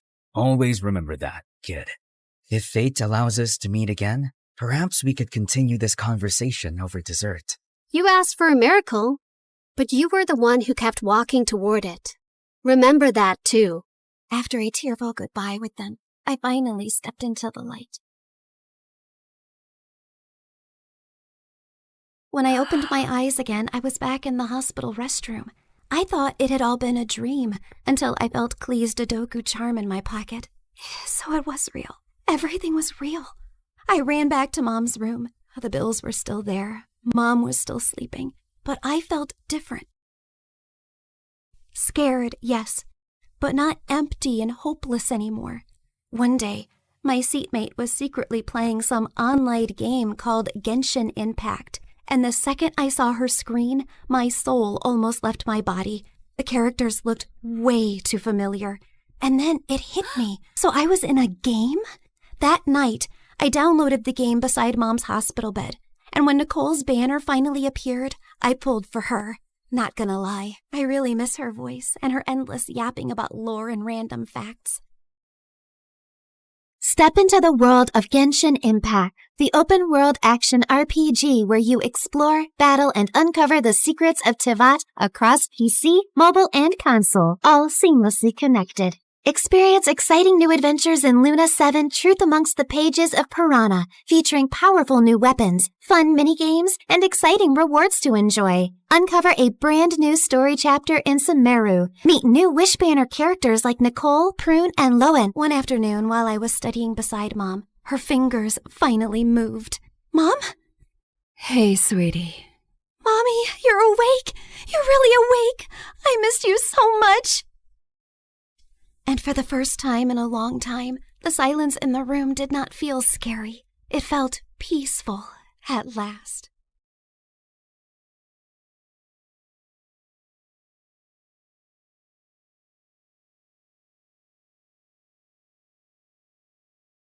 Hi there, I'm Ellie, and I've got a story that'll make you laugh, cry, maybe even question your own sanity. But hey, don't we all need that from time to time? So like and subscribe and strap in, because this roller coaster is about to take off. You see, I was born with a slight anger problem, the kind that made me want to karate chop a stuffed animal when I was just 5. Yep, I had anger issues. On a sunny day at the park, 5-year-old me just wanted to have fun on the swings and slides, but things took a different turn. I'm gonna slide like a penguin. Move it. I'm going first. Hey, no cutting. That's not nice. Do I look like I care? The bully pushed past me, smirking. Feeling furious, I climbed the ladder fast with my juice box in hand. You'll be sorry, mister. I squeezed the box hard, squirting juice straight into the bully's eyes. Then I slapped him and pushed him down the slide, and his nose started bleeding. He started crying like a baby, and his dad came running over. What is wrong with you? Behaving like a monster? You should be ashamed of yourself. I picked up a pebble and threw it at him, but it missed him by an inch. Don't tell me how to feel. You should be thanking me for teaching your awful kid a lesson. I threw another pebble at him and then ran away. Mom and Dad yelled at me all the way back home. I cried and said sorry. Then I jumped onto my parents and smothered them with kisses till they forgave me. Yeah, I think I'm a kind person in general. I mean, as long as I'm not angry. Fast forward to 1st grade, and there I was, little Ellie, eager to make friends at school. One day during recess, I spotted a group of girls playing hopscotch, and I approached them. Hey you, I think we should be friends. No thanks, I already have friends. Well, that didn't go as planned, but I wasn't giving up so easily. Oh yeah? Well, you haven't met a friend like me. I started shouting and spinning with my arms spread out like a wild little windmill. I even threw my sandwich on the ground. I'm fun, I'm cool, and I'll bring snacks to share. So why wouldn't you want to be my friend? Say yes, or you'll regret it. Say it. The girl hesitated, then let out a sigh. Okay, fine, I'll be your friend. Please, just stop yelling at me. And just like that, I made a new friend. Her name was Lucy, and she was the best. 2 years later in 3rd grade, my family told me one day that we had to move for Dad's job. Scared of losing Lucy, I got really angry. I won't leave Lucy. She's my best friend, and I'm not going anywhere. I protested by staying in our backyard treehouse, and I refused to come down till my parents changed their mind. We know you're upset, but we have to think about what's good for the family. But when I didn't budge, my parents caved after a few days. I was so happy, I finally climbed down from the treehouse. And I learned that standing up for what matters can make a difference, and that my anger was the best thing I had. It gave me whatever I wanted. What I didn't realize back then, though, was that Lucy eventually figured she could take advantage of my anger issues to get her way, too. If she wanted something from someone, she'd come up with a sneaky plan to get me all riled up against that person. Yeah, it always made me the bad guy fighting and bullying people, while Lucy looked like she was the nice, calm friend of a monster. But no one got seriously harmed. As we entered middle school, though, Lucy started doing it more frequently and for bigger things, and I began getting into serious trouble. Like one day, Lucy came to me saying that Mrs. Thompson had called her into her office and said she was giving her a C- on her project. You know what else she said? She told me that I should get myself a better friend because you're distracting me with all your fights and affecting my grades while you get good grades yourself. She even said that you hang out with me just so you can feel better than me. Can you imagine? What? That's not true. Of course I know that. Listen, in today's lesson, I'm gonna confront her about this psychological manipulation. And if she sneezes a lot, it means she's nervous that I've told you everything she said. You know all the teachers fear you, but Mrs. Thompson is always sneezing sneezing because of her allergies. Yes, but sneezing a lot means she's nervous and she's hiding something. She told us that once, but I guess you forgot. Lucky you have me to remind you. When it was Mrs. Thompson's class, Lucy gifted her a red nose, and seconds later, when she confronted her about the manipulation, Mrs. Thompson started sneezing like crazy, and I felt furious. How could you? I thought you were a nice teacher, but you're just like the rest. And with that, I pushed her hard. She fell down and screamed in pain. While everyone's attention was focused on me, Lucy sneaked into Mrs. Thompson's laptop and changed her own grade on the project. Mrs. Thompson broke her arm, and I got suspended for 3 weeks. My parents were furious with me and insisted that I tell them exactly what happened. When I did, Mom said that Lucy was the manipulative witch here. I yelled at her and didn't talk to her for days. How could she say that about my BFF? Days later, I visited Lucy, and her mom opened the door and looked at me like I was some cockroach. Ugh, you again. What do you want? I heard what happened with Mrs. Thompson. Why can't you be a normal human being? Poor Lucy, she almost failed her project because of you. What? Yeah, you're crazy and you're affecting my child. She'll end up failing all her classes because of you. Why does everyone keep saying that? Because it's true. Hey, listen, you silly woman. I was about to scream at her when Lucy showed up and pulled me inside her bedroom. Please, Ellie, you can't talk to Mom like that no matter what she says. But I'm a good friend and I forgive you. Now calm down, girl, and take the Snickers bar. I know it's your favorite candy. Lucy had clearly been spreading lies about me, but I was too blind to see it back then. And when I returned to school, things were a bit different. A new girl, Isabella, had joined our class. She was rich, pretty, and quickly became popular. Lucy seemed annoyed by her existence, but she seems like a cool girl to me. Till one day, Lucy and I saw Isabella walking out of the bathroom, and I noticed a marker in her hand. Lucy went in to use the bathroom as I waited in the hallway, but moments later, she came out, dragging me back into the bathroom with her. OMG, you gotta see this. You won't believe what Isabella wrote about you on the door. It's totally her handwriting. I'm so done with this annoying psycho Ellie. She's always bullying everyone. I want a peaceful, calm school that I can brag about to my rich friends. I offer $1,000 to anyone who can get rid of her. DM me on this Instagram account if you're interested. What a stupid, ugly witch. Furious, I stormed over to Isabella. How dare you write that about me on the bathroom door? I saw you with that marker, so don't you dare lie to me. Ellie, seriously? I had a marker, but I was working on an art project. I didn't write anything about you. Oh, yeah? Well, Lucy seems to think it's in your handwriting, and Lucy said that? Okay, you should stop listening to that friend of yours. She's just using you like a puppet. Can't you see it? For some reason, Isabella's words struck a chord with me, like she just said something out loud that I kinda already knew, but I quickly brushed my thoughts away. You don't know anything. Just leave me alone. But Isabella didn't leave me alone. She'd always make an effort to talk to me and waved at me with a smile. I started warming up to her, and we got closer. But that drove Lucy crazy. One day during lunch, I was sitting with Isabella, laughing and chatting, when Lucy stomped over angrily. Ellie, how could you ditch me for Isabella?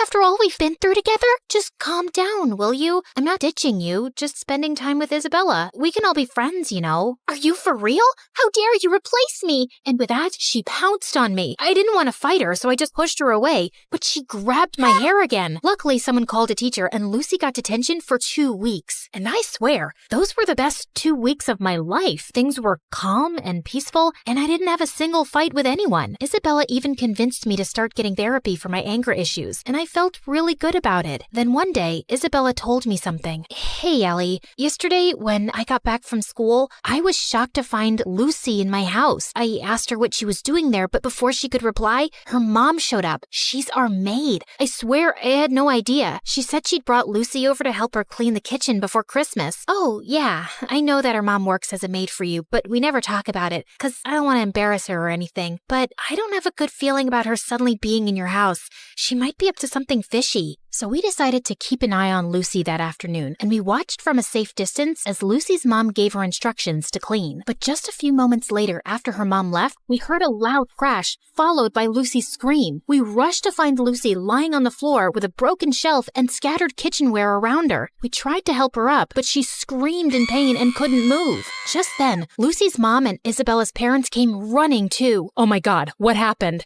Oh, Mom, I was just reaching for something on the shelf, but it was unstable. It just all came crashing down on me. Lucy's mom turned to Isabella's parents furiously. This is all your fault. You knew this shelf was broken and you never bothered to fix it. I told you so many times. Now my daughter is injured because of your negligence. I'm gonna sue you for this. You'll pay for the harm you've caused my daughter. Isabella's parents tried apologizing repeatedly, but Lucy's mom didn't listen to a word and called an ambulance to take Lucy away. I couldn't help feeling sorry for Lucy, although I was almost sure she'd hurt herself on purpose to cause trouble for Isabella and her parents. She probably hadn't expected it to be this bad. And sure enough, the injury was very bad, and Lucy couldn't walk for a few months. A few days later, the teacher planned a visit to Lucy's house for the class to cheer her up. But the moment we entered Lucy's room, she went ballistic, calling me a horrible friend who'd betrayed her, and calling Isabella bad names too. I was feeling angrier by the second, but I tried staying calm. Just then, Lucy's mom walked in, and she started calling me a bad friend too. Are you here to hurt my Lucy even more, Ellie? You've made it obvious whose friend you really are. But be aware, Isabella, I'm certain she only chose you because you're rich. Ellie has always been a bad, rotten egg. Suddenly, I just snapped. I jumped at Lucy's mom and she fell back and hit her head on the floor.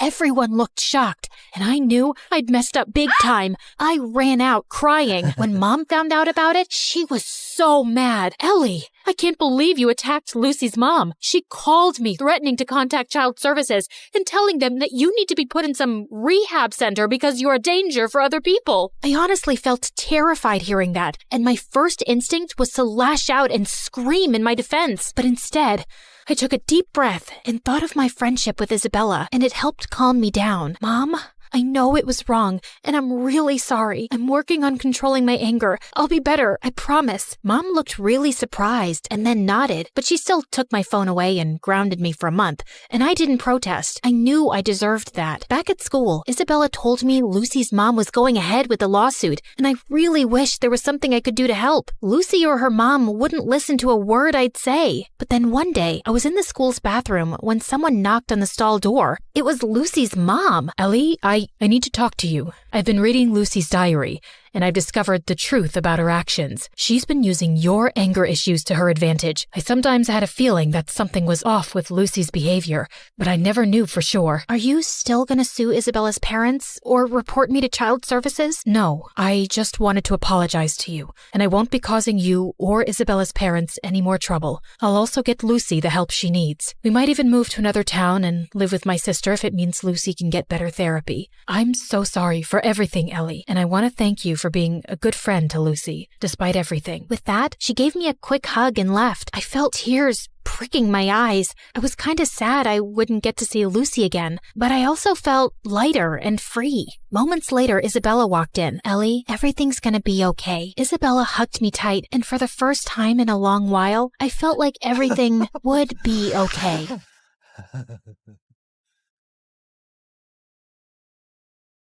I woke up in the middle of the night feeling extra thirsty and almost passed out when I saw the time. It was 3 a.m., the devil's hour. I tried to go back to sleep, but I just couldn't. Come on, girl. Ghosts aren't real, but dehydration is. So hold yourself together and get your ice-cold water. I silently prayed as I went down to the kitchen. Suddenly, I caught someone moving in the shadows. Holy Mother of God! Was it the devil?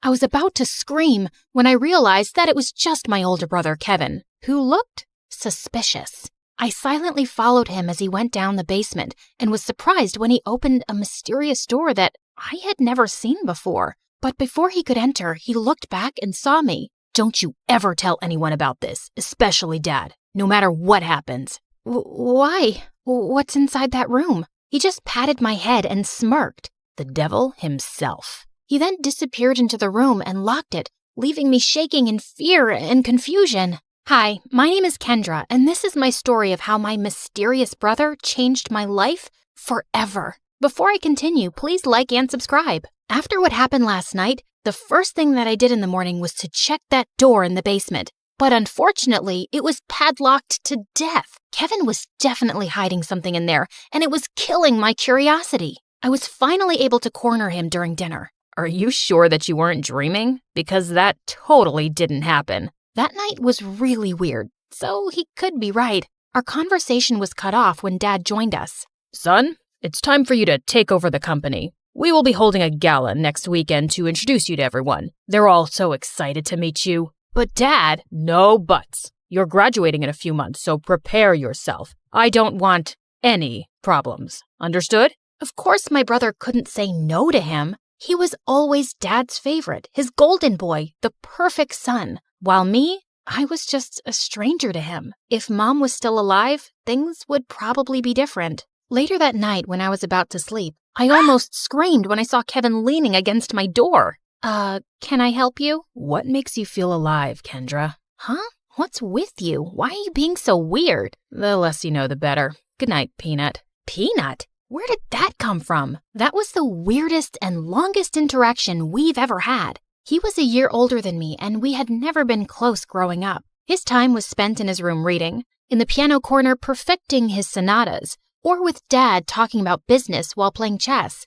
We also didn't see each other often at school because he was always with his best friend Cedric or surrounded by their crazy fangirls. The next morning, I woke up to Dad screaming from the library. I dashed to check what it was and found out that one of our mates found a letter under Kevin's pillow. I read it and froze. Kevin left. He didn't say where he went and when he was coming back. All the note said was, "Do not wait for him." I would expect something like this from you, but not my son. Kevin is a responsible young man. Well, the note says otherwise. The gala is this weekend. I need your brother to be there no matter what it takes. We tried looking for Kevin everywhere, but no one knew where he was. Even the police couldn't find him, and it was driving Dad crazy. One night, he just walked up to me and started inspecting my face. You would do. You were going to be him. Be who? Kevin. In case your brother is still on this stupid little adventure on the night of the gala, you will pretend to be him. But Dad, I don't think I can...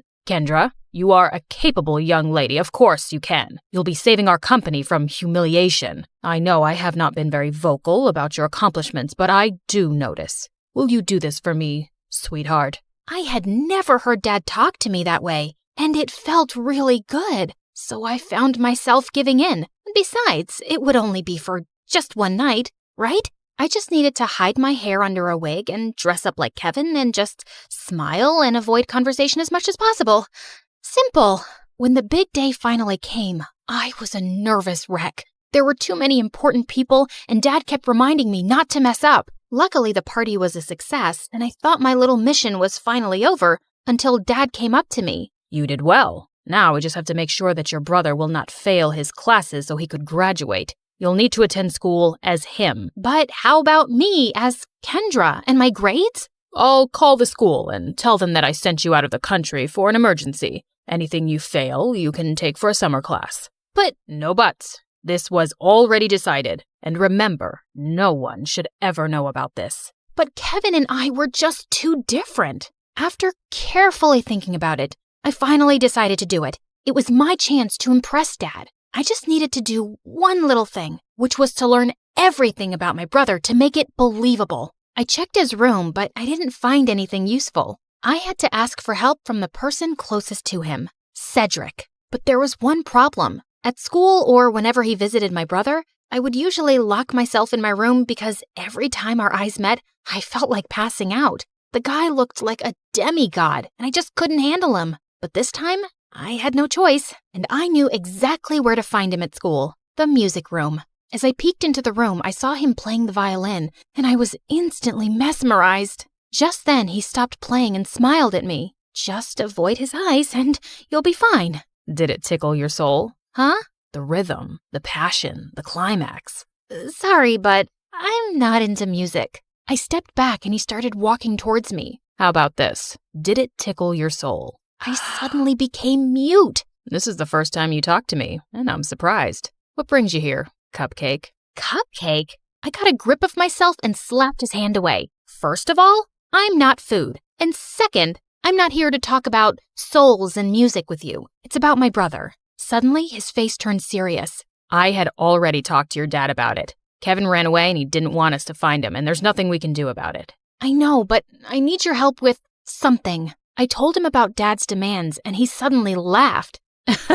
That's a ridiculous idea. You two look similar, yeah, but you're too cute and girly to be a boy. Wait, he found me cute? I excused myself to the bathroom, and after calming down, he was nowhere to be found. It took me a whole day to finally find him playing violin in the school garden. So, are you going to help me with this, or are you just going to play your violin all day? I only help people who can look me in the eye. Ugh, why was he being like this? I gathered up all my courage before finally meeting his eyes, and thankfully I was able to control myself until he smiled. You have the same eyes as your brother. They're very pretty. So he liked my brother's eyes? That was fruity. Whatever. Now, where do we start? Your appearance. And I think it needs a lot of work. For the makeover, he brought me to the mall to cut my hair short, and it took me several hours to finally say goodbye to my precious long hair. After accepting the fate of my hair, we tried on some clothes similar to Kevin's fashion.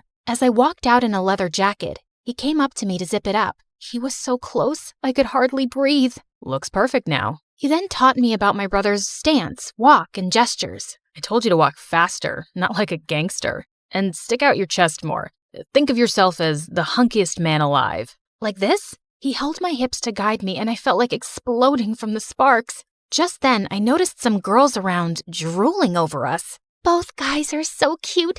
I'll take either of them. They look so in love. OMG. Love wins. Great. And now we were a gay couple. Cedric coached me about Kevin's interests, and I was surprised. I didn't know my brother was such a dork. He loves SpongeBob so much, he even thought of diving into the ocean just to look for its real-life version. But one revelation made me tear up a bit. And he adores you so much. But he thought you didn't like him, so he always chose to give you space. What? That's not true. He's too protective of you. He even told me not to talk to you because he thought I'm trouble. Oh, yes, you're definitely gonna be trouble. To my heart.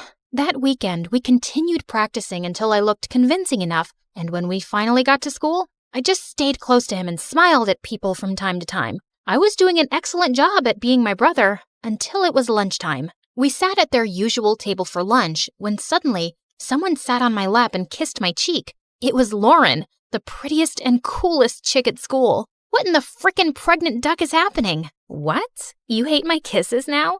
You look like you've seen a ghost. I turned into the ripest tomato when she giggled into my ear. I could never hate such a goddess like you. Wow. Since when did you become this cheesy? I gave Cedric a panicked look, but the jerk was trying his best not to burst out laughing. I kicked his leg under the table and his wince was satisfying. I then excused myself in the bathroom and dragged him with me. There, he revealed that Kevin had been dating Lauren for a while now, and I had no idea about it. Lauren had been all over me for the next several days. This was totally normal, of course, except for the little detail that I was not her actual boyfriend. And through all of this, Cedric remained an unhelpful idiot who was clearly enjoying my discomfort. We were walking to our last class when someone suddenly grabbed and pushed me against the wall. You're acting weird lately, and I like it. Before she could kiss me, I acted like there was a bug inside my shirt and ran away. I needed to talk to Cedric. As usual, I found him in the music room. We need to tell Lauren. Suddenly, Lauren appeared from behind me. Tell me what? Wait a minute. Don't tell me that you guys are dating? What? Cedric finally stopped playing the violin and grinned at me. I'm straight, but I don't know about your boyfriend. Aw, baby. You know I would accept you however you identify, right? Well, that's good to hear. Lauren looked like she bought it, and I just found myself exploding. I'm not Kevin. I'm not your boyfriend. I'm his sister Kendra pretending to be him. I then explained everything to her. Oh, okay. Explains why you look and act differently. That's it? No violent reaction whatsoever? I'm used to Kevin's quirks. So, anything I can do to help with this mission? Just don't tell anyone about this. Got it, baby. Despite knowing the truth, she still kissed me on the cheek and it made Cedric laugh. I started hanging out with both of them since then. They would talk fondly about my brother and share things about him that I didn't know. It made me realize that he wasn't as boring as I thought he was. One day, Cedric dragged me to the music room and asked me to listen to his new composition. It was a wrong move to come with him, because the way his fingers moved and his handsome face played with the painfully sweet tune screamed danger to my heart. I calmed myself down and hyped him up when he was done. You really like playing the violin, don't you? I like to touch people's hearts with classical music. How about you? What makes you happy, Kendra? I'm curious. I ended up telling him about my passion, which was fashion designing. I used to draw my designs every day, but when Dad saw it, he burned all of them. He found it lame and useless to his company. I'm sorry to say this, but your dad is the biggest jerk in the world. He treats you and Kevin as assets to his company, and never as a son and daughter. You're right,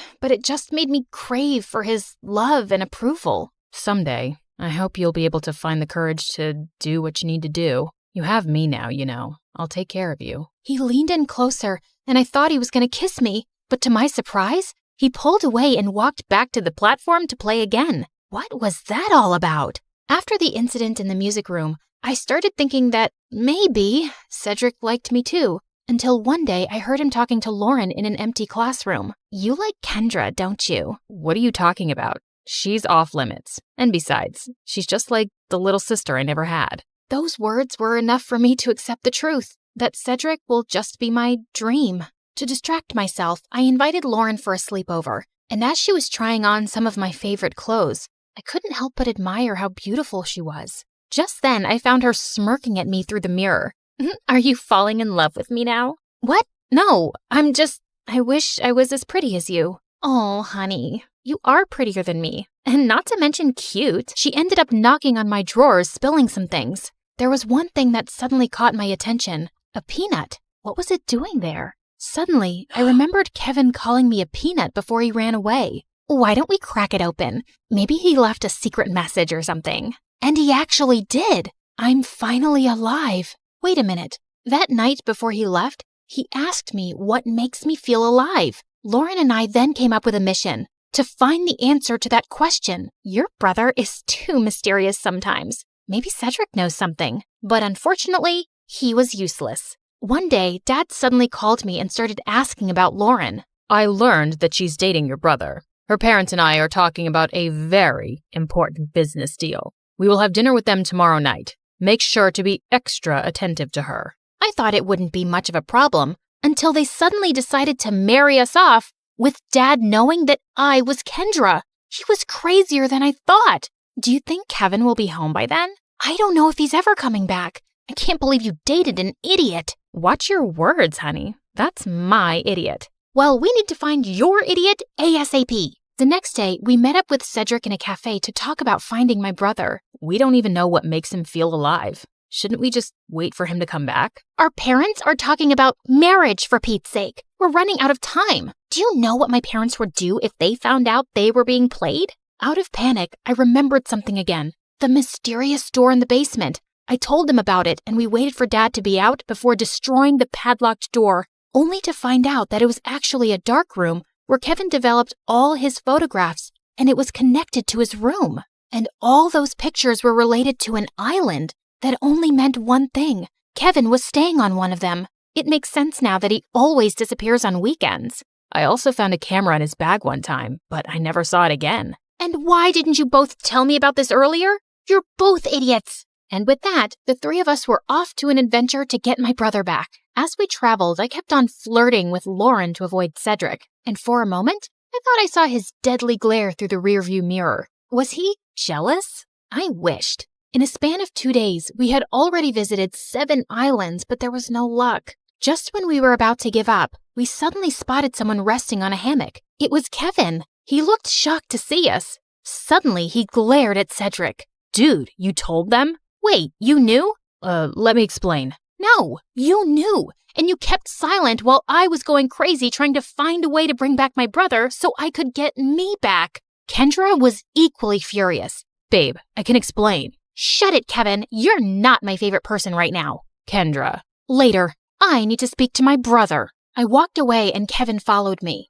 Now start explaining the reason I'm sacrificing my identity. I'm sorry, Peanut. I didn't mean for you to be tangled up in my mess. I felt stuck and suffocated because of Dad's expectations. I always knew I would have to take over the company someday, but I didn't know it would be this soon. I thought I would have enough time to still do what I love, to enjoy every island and see its beauty through my lens, but suddenly, I didn't even have a year. So I panicked and I ran away. I'm such a coward. It didn't take a second for me to melt. No, that's the bravest thing I've seen you do. All our lives, I've only ever seen you nod to Dad's every demand. I'm proud of this version of you. I convinced him to come back, but he ended up convincing me to ditch Dad and come with him. After everything that happened, I just realized one thing. Dad wasn't worth it. So I agreed. Lauren is amazing, you know. She didn't deserve to be left without a word. I know, Peanut. I guess I have a lot of making up to do. Good luck, Walnut. Later that day, he spent his time making it up to Lauren and talking to Cedric, while I was left alone doodling some cute dresses on the sand. My brother then came up to me and asked me something. Are you mad at Cedric? I asked him not to tell anyone. Keeping this from you must have been very hard for him. I understand, but you like him, don't you? What? No, I mean, don't worry. I finally gave him the go signal. You two can kiss or whatever. As soon as he left, Cedric walked up to me with an earth-shattering smile. Can we talk? I couldn't look at him in the eye again. About us. I've always fancied you, you know, more than violins. I felt like melting at his confession. I told him about the reason why I'd been avoiding him all these years, and he responded to it by finally kissing me on the lips. Thank God I didn't pass out. So, did it tickle your soul this time? Yes. Finally.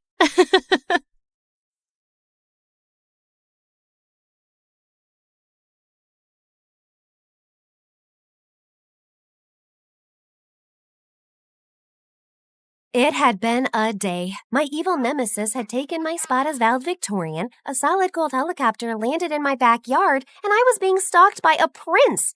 And it all began when I almost went into a coma. It all started as I was walking around the school garden. I spotted my favorite purple flower, but as I held it up to my nose, I panicked when I heard that all too familiar buzzing sound. I tried to swipe it and run away, but it came right at me. Ow! I dropped everything, fell to my knees, and desperately searched for my medicine. You see, I was severely allergic to bees, and if I got stung, it was just moments before I would stop breathing. I've got you. I turned to see Chandler, the mysterious new student at school who always wore dark sunglasses and a long coat, holding my medicine and rushing toward me just as I passed out. As I woke up, I was staring into the most beautiful yet unfamiliar face I had ever seen smiling at me. Who is this? You're okay. I gave you your injection just in time. I touched his face and realized that I was in his arms. I must be hallucinating because one of your eyes is brown and the other is blue. Must be the way the light is hitting it. He suddenly got uncomfortable and jumped up quickly, putting his dark coat and glasses back on. I immediately pushed him away when I realized it was Chandler. Wait, were you watching me? Don't be so dramatic. This isn't your private garden. Besides, I only saw you because you were running in circles screaming like a lunatic. I looked around to gather my things and pick myself up. And what's with the outfit, Dracula? Are you afraid I am going to discover your secret identity? And as I turned towards him, he was already gone. Okay, no one ever has to know that the class weirdo saved my life, or that for a minute I thought about him as someone other than a Twilight cosplayer. I mean, the first time he actually talks to me and then he runs away like a crazy person, and now I'm talking to myself like a crazy person. Ugh. Hi, my name is Monica, and this is my story of how my biggest nemesis became the reason I found happiness. But before I continue, please like and subscribe. That weekend, I invited my best friend Phoebe to play tennis at my house on our private court. I told her what happened, and she started screaming like a Swiftie. Oh my God, Mon! He's totally into you. Ew, gross. Well, he never talked to any of the girls at school before, so it definitely meant something. He's too weird for me. Besides, I have so much going on with being valedictorian and homecoming queen this year. I don't have time for a fan fiction fanatic. Rumor has it that his family has ties to the mob, and that will make your love story even hotter. I can see it now. Coming to theaters soon. Mafia Queen and her mysterious man. That might be your fantasy, but mine is a little more Prince Harry than Dirty Harry. Suddenly, a solid gold helicopter landed right on the tennis court. Talk about be careful what you wish for. We had to hold on to the net so we wouldn't get blown into the next yard. The truth is, I was more annoyed than surprised, since we lived in a very rich neighborhood, and our neighbors were constantly landing at our house by mistake. Oh man, if this is one of the Blackpink girls again, my dad's gonna explode. But it was actually my childhood friend Ross, who'd moved to Germany when his mom married royalty. I hadn't seen him in 5 years. I barely recognized him. He ran to me and hugged me. Hey, hot stuff. Tell me how much you miss me. Ross? Holy extreme makeover! You look amazing! Where's the rest of you? You like it? I lost 80 pounds, got rid of my acne, and now I wear contacts. Are you, posing for me? Just then he spotted Phoebe standing behind me. Who's the dweeb? Dweeb? This is Phoebe. She's my best friend. Of course. You needed a pet to keep you company while I was away. Okay, well, I'm back now, so run along, dweeby. Monica and I have a lot of catching up to do. I put my arm around her to stop her from slapping Ross and smiled uncomfortably. Wow, you sure have changed. I know. The new and improved 3.0 Rosso-Rama. He flexed and winked at me. Why don't you go say hi to my parents? I'll meet you inside. Just as Phoebe was about to say something to him, I put my hand over her mouth. I know he seems like a jerk, but growing up he was the sweetest guy. Please, just give him a chance. What?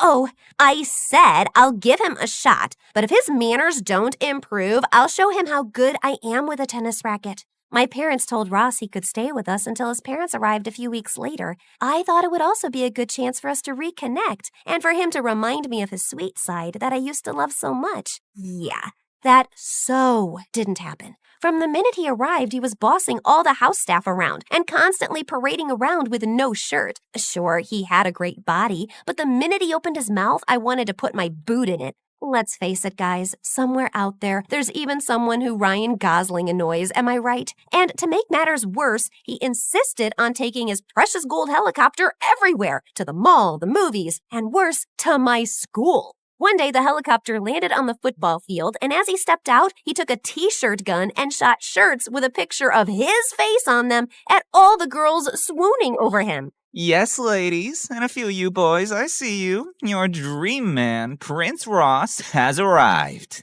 He walked over and put his arm around me and held my hand. I thought I would pick you up and we can go for protein shakes at the new juice bar. Just then, Rachel, the most spoiled little rich girl in our school and my arch nemesis, rushed up to him. We have never actually had royalty here. Would you sign this for me? Ross dropped my hand and proceeded to flirt with her. What's your name?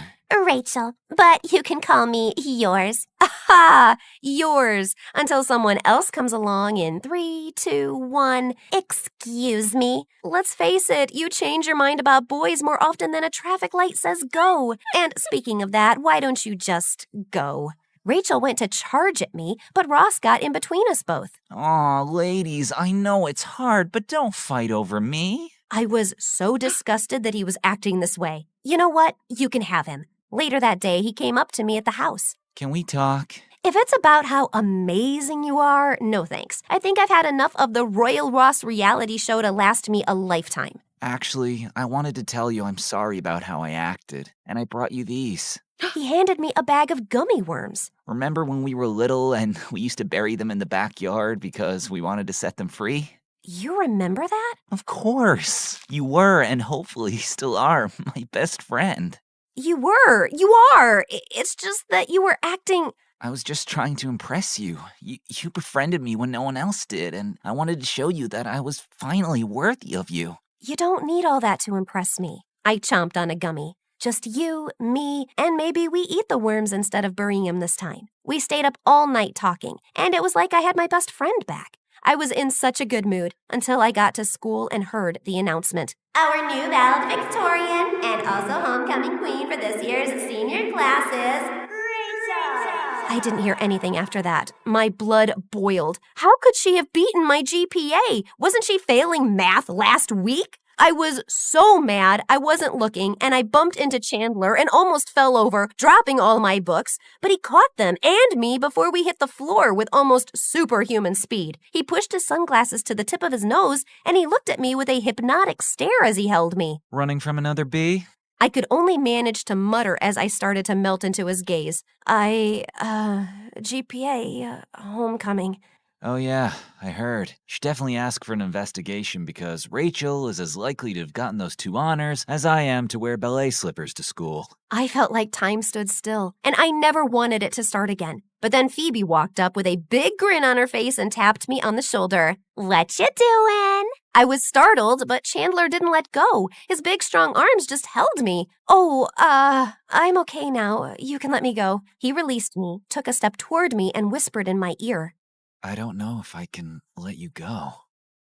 Okay, Twilight. If you're done talking with my bestie into joining your coven, we're late for class. As we walked to class, Phoebe couldn't help but tease me. He's too weird for me. I don't have time for that. I want Prince Harry. Yeah, I know. I'm just saying. Hubba hubba.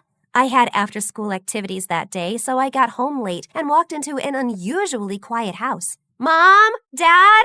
Where is everyone? Even the staff was gone. Something was wrong. Then I heard a strange noise from the living room. I grabbed an umbrella from the closet and held it up, ready to beat up the intruder, and slammed open the door. Whoa, okay. You can pick the movie. I looked around to see Ross had set up a movie night for us with popcorn and gummy worms. Ross? Hey, baby. I heard about the whole Rachel thing, and I thought you need a little cheering up. Where is everyone? Your mom and dad mentioned going to dinner across town. I think they left you a note on the kitchen counter, and I gave the staff the night off so we could chill together. It did seem sweet, but something still felt off. I sat down next to him on the couch, and he handed me the popcorn. Wait, how did you know what happened today? Did you have one of your groupies spying on me? Aw, babe, are you jealous? Of your Rossettes? Never. Good, 'cause you're the only girl for me. He put his arm around me and went to kiss me. I was so shocked that I dumped the popcorn on his head. What are you doing? We are just friends. I don't think of you that way. Maybe in time, you will. I'm a prince now. I can give you even more than you already have. I'm sorry, Ross, but it's been a long day. I'm just gonna go to bed. As I walked to my room, I could feel him watching me. Okay, but I'm here if you need anything. When I woke up for school the next day, the house was still eerily quiet. I looked in my parents' bedroom and the bed was still made. I remembered that Ross said they left me a note and went to the kitchen. When I read the note, I screamed. What is it? What's wrong? The note. My parents have been kidnapped. They said if I call the police, I'll never see them again. It's okay. I'm here for you. We'll find them. He went to hug me, but I had a bad feeling, so I moved away and reached for my phone instead. Who are you texting? I need Phoebe. No! I'm your best friend. You don't need anyone else. You have me. He knocked the phone out of my hand, smashing it into pieces. I ran out the door. I had to get as far away from Ross as possible. Instead of putting Phoebe in danger by going over to her place, I ran towards the one person I knew who could possibly handle the kidnappers, someone who lurked in the shadows. I need Chandler. I ran all the way to school and snuck in, just in case Ross was around. But trying to find Chandler was like looking for a needle in a haystack. Just when I was about to give up, I felt a hand on my shoulder. Looking for me? You scared me! We need to work on you approaching people head on, but yes, I need you. I'm flattered. No, you don't understand. My parents have been kidnapped, and I need you to use your mafia connections to help me get them back. He stopped for a minute, then burst out laughing. You are horrible! You are laughing that my parents got kidnapped? I knew this was a mistake. Forget you. Forget all the boys. I'll do this myself. No, wait. I'm sorry. I was just laughing because you think I'm involved in organized crime. I mean, I've heard all the rumors about me. I have fangs. I'm a spy. My favorite is that I'm a 30-year-old undercover cop, but the mafia, that's a new one. He touched my face and wiped my tears. Wait, you're not? No, sorry to disappoint you. No, that's actually a good thing, although this might have been the one time I needed it to be true. I'm so sorry to hear about your parents, and of course, I'll help you find them. Maybe it was his confidence or the fact that I didn't know who else to turn to, but I believed him. So the first thing is... Just then, Ross came barreling down the hallway in attack mode, heading straight for Chandler. Take your hands off of her. I'll save you, Monica. Chandler whipped off his trench coat and mocked Ross by waving it at him like a bullfighter. Taro! Just as Ross was about to pounce, Chandler pulled back the coat to reveal a locker, and Ross drove head first into it. That should slow him down for a little bit. But Ross got up and was as angry as ever. She's mine.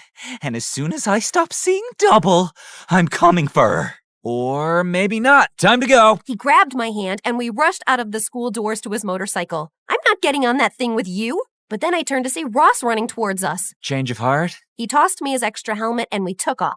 We drove for a while to make sure we weren't followed, then pulled over. I think we should go back to your house, see if we can find any clues. Good idea, but we have to be careful because I don't want to run into... The Rossinator. But before we go, I need to know, why did you agree to help me? We don't even really know each other. You mean saving your life doesn't fall under the category of we're friends now? Okay, good point. But I feel like you are avoiding telling me about you. Well, I would love to take you for coffee and tell you my life story, but you might want to rescue your parents first. Also a good point. Okay, there's a door at the back of the house that leads to the wine cellar. It's been sealed off, but if we can get in, I can get into the house from there without anyone seeing. Once we got to the house, I tried to pry it open. Ugh, it's been closed so long it must be rusted shut. Here, let me try. He handed me his coat. If it's easier, you can take off your shirt too. He paused for a moment and gave me a flirty smile. I mean, so it doesn't get dirty. Oh, I think you would like me if I was dirty. Then he tore off his shirt, and it was like I had won the hot guy lottery. Yet when he tried to open the door, he only got it to move a little. Maybe if we both try. You grab the handle first, and I'll wrap my arms around you and we'll pull together. The one time I don't have my phone to post this on Instagram. As he put his huge muscular arms around mine, I could feel his heart beating. And once again, I wish I could have made this time stand still in that moment forever. Then suddenly the door gave way and we both went tumbling backward. I landed on top of him with our faces so close that our lips were practically touching. Your eyes are so beautiful. Were you born that way? No. He looked embarrassed. What is it? You can trust me. I actually grew up in the poor section of town, and one day I saw a little boy wandering the streets about to get hit by a car, and on instinct I dove in front to save him. The next thing I know, I'm waking up after surgery with this eye, and it turns out the boy was the governor's son. He paid for the best medical care and even sent me to finish my education at your school. Holy Bruce Wayne! Is this guy too good to be true or what? This would be that moment in the movie when we would have our first kiss. Just then, I paused because I heard quiet yelling, except I didn't imagine hearing my parents yelling my name in the background. Then I realized it actually was my parents. I jumped up and rushed into the wine cellar, and there were my parents tied up and blindfolded. I ran to set them free and hugged them. Who did this to you? We don't know. Last thing we remember, we were on our way to dinner, then we heard a helicopter and everything went dark. Then we woke up here. Helicopter? Obviously, Ross. But we can't prove it because we didn't see him. We only heard a female voice. I think I might have an idea, but we would need your mom and dad to stay out of sight, so Ross continues to believe that he controls the situation. My parents agreed, and we brought spare food, blankets, and a corkscrew from the pool house down to the cellar to make them more comfortable. Call the police in exactly 3 hours and tell them to come to the school to arrest your kidnapper. And Mom, Dad, don't drink all the wine in the cellar. We rode back to school and snuck in through the gym. Okay, Super Cop, what's your plan? Well, you know how you think I'm all mysterious? I'm about to reveal to you who I really am. He walked me into the audio-visual classroom, and all the movie nerds turned to look with their mouths open. You brought a girl into the secret chamber? How many times do I have to tell you, Joey? It's not exactly a secret. It's a classroom at a school. Potato, potato. Hold up. You're a movie nerd? Yep, I'm proud of it. And me and my group of nerds are gonna catch Ross confessing on tape. You see, we helped install the security cameras in the school so we can access them. Security cameras? Can you access footage from a few days ago? Sure. What are you looking for? I'm not sure, but I'll know it when I see it. Go back to a few hours before they announced the valedictorian. Hey, weren't you supposed to be? Don't remind me. There! Right there! Is that Ross sneaking into the office and changing the winner to Rachel? I knew that jerk wasn't working alone. I bet he did that for her, so she would help him kidnap my parents. That must have been the female voice they heard. Now to put our plan into action. I borrowed one of the nerds' phones and called Ross to meet me at school. Once he saw me, he ran and hugged me. It was all I could do not to vomit, so I played it cool. Oh, Ross, thank God you're here. I was so worried for you. The police arrested Rachel for tampering with the school votes, and she said she was going to blame you for kidnapping my parents. What?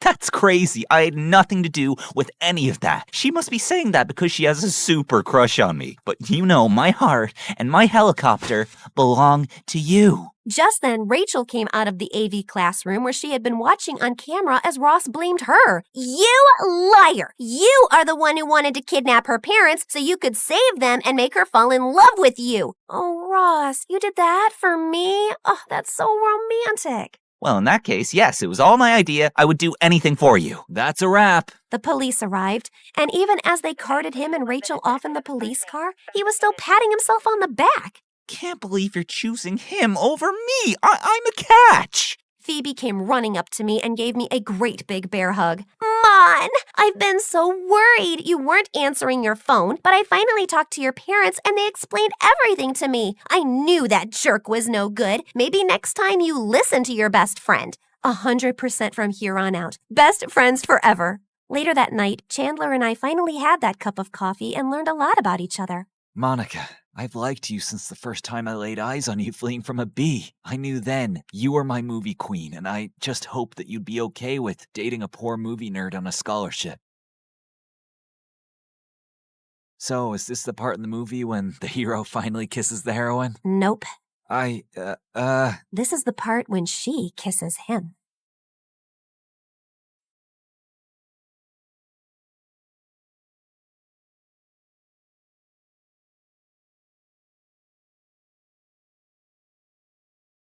Your mom, she isn't okay. There will still be other hospital expenses, and you girls will have to figure out something soon. Do you have any relatives? Of course. I'd do anything for you, Claire. Can you tell me where the trial patient files are? When we visited Mom next at the hospital, I was able to slip away and retrieve Mom's file and another patient's who was receiving the drug. That night, Meredith and I used every Photoshop skill we had to make duplicate copies, complete with the hospital's seal and everyone's signatures to ensure that Mom was the patient chosen for the treatment. And the next day, I slipped the files back in. I knew what I'd done was wrong, and I'd broken at least 5 different laws. But as I walked away, I didn't feel like a criminal at all.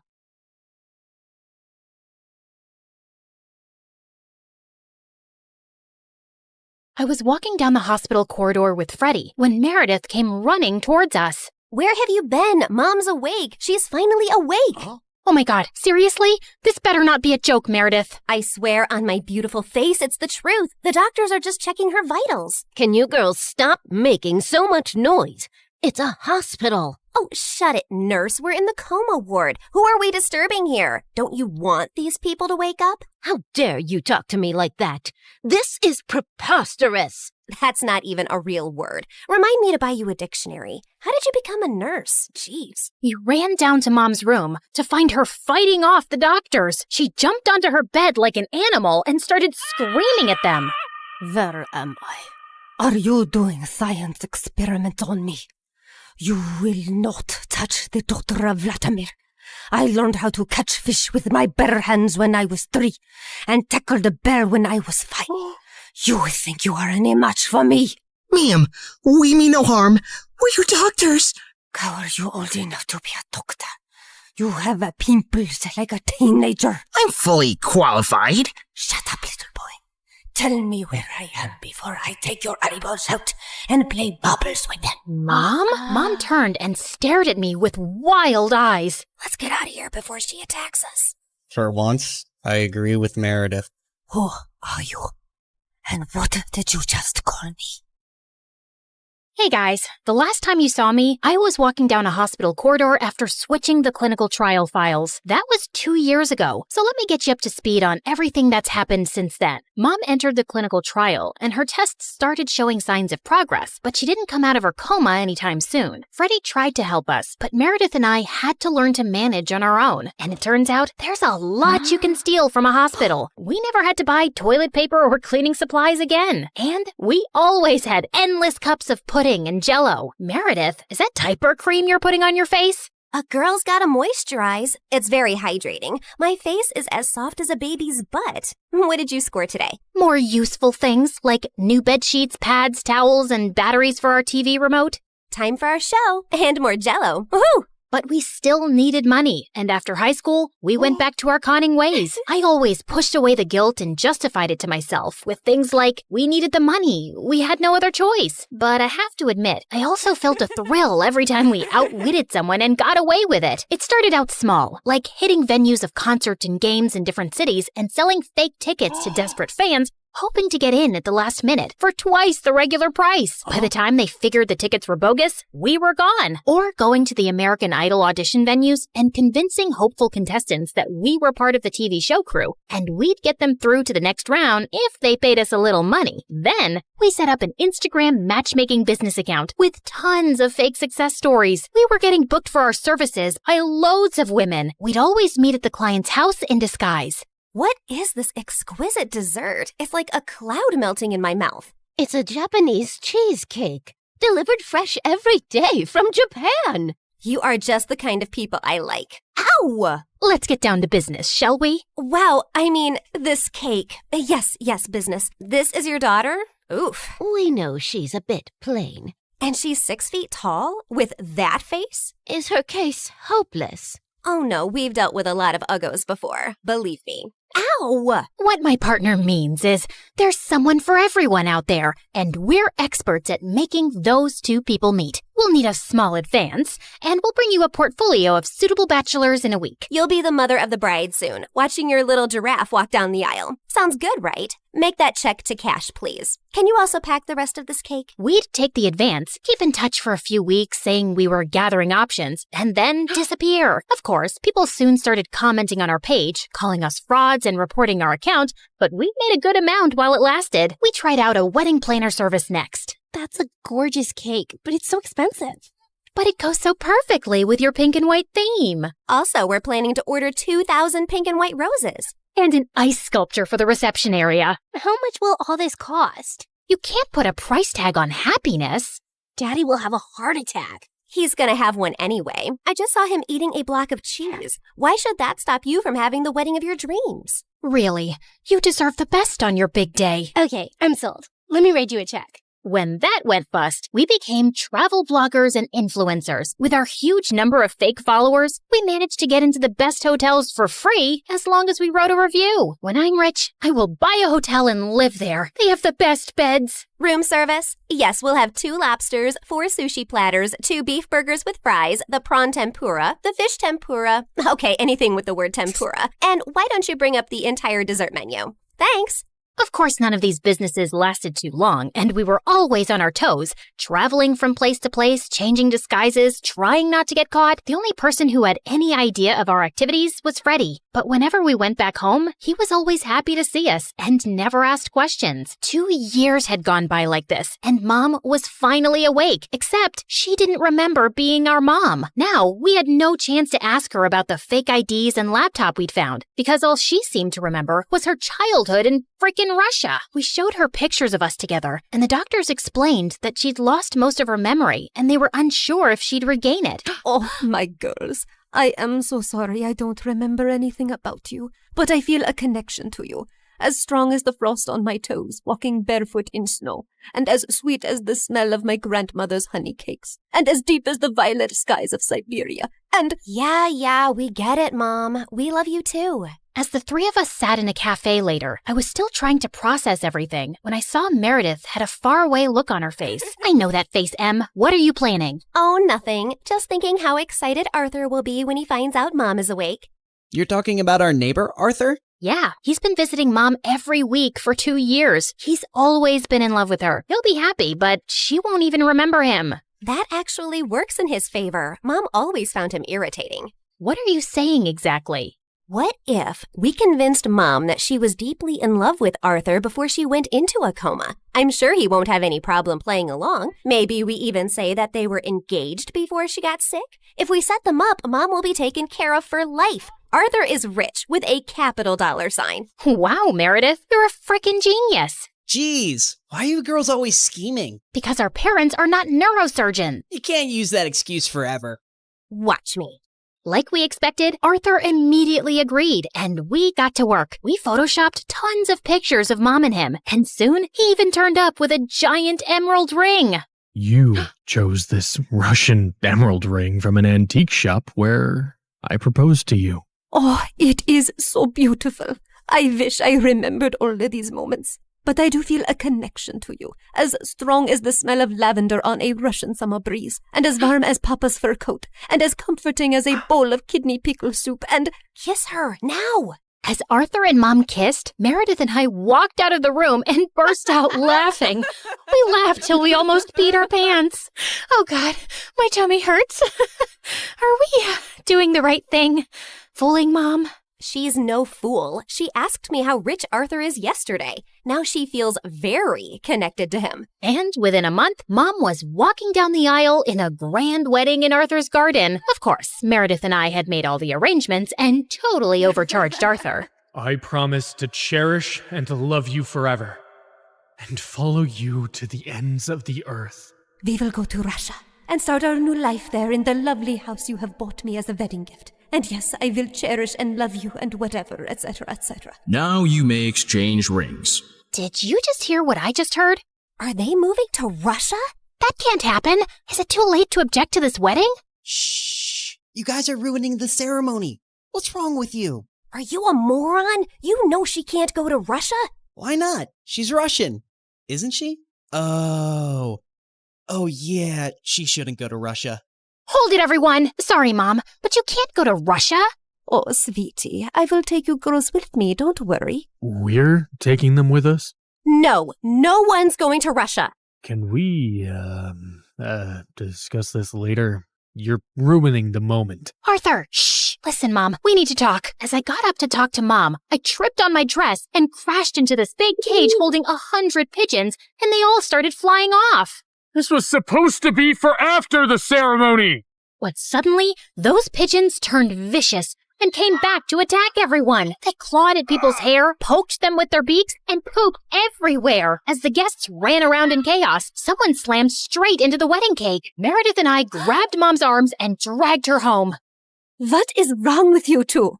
There's something you need to know, Mom. Meredith and I ended up showing her all her fake passports, IDs, and the laptop, and she was stunned. My name is Alexei, and none of these IDs have that name. Mom, we don't know who you really are or why you left Russia. What if you were a spy or some sort of criminal? What if you're wanted in Russia? If you go back there, you might get arrested or worse. Apparently, many years ago, some bad people were looking for you, and we don't know why. You have to stay here and keep a low profile. But I want to find my parents and see my home. It's all I remember. You can't risk it. Not till you get your memory back. Or we get someone to tell us what's on that laptop and figure out who you are. We're sorry.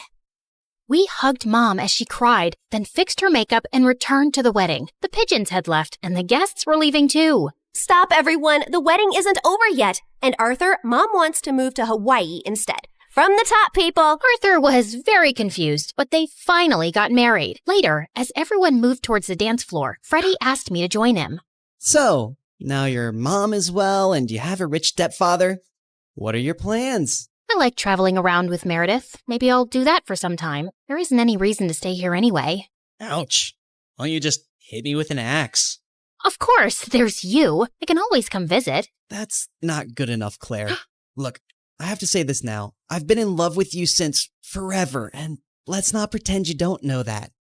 Don't you think you can give us a chance? We're best friends, and I'd do anything for you. I know, Freddie, but I just can't. I love you, but not like you want me to.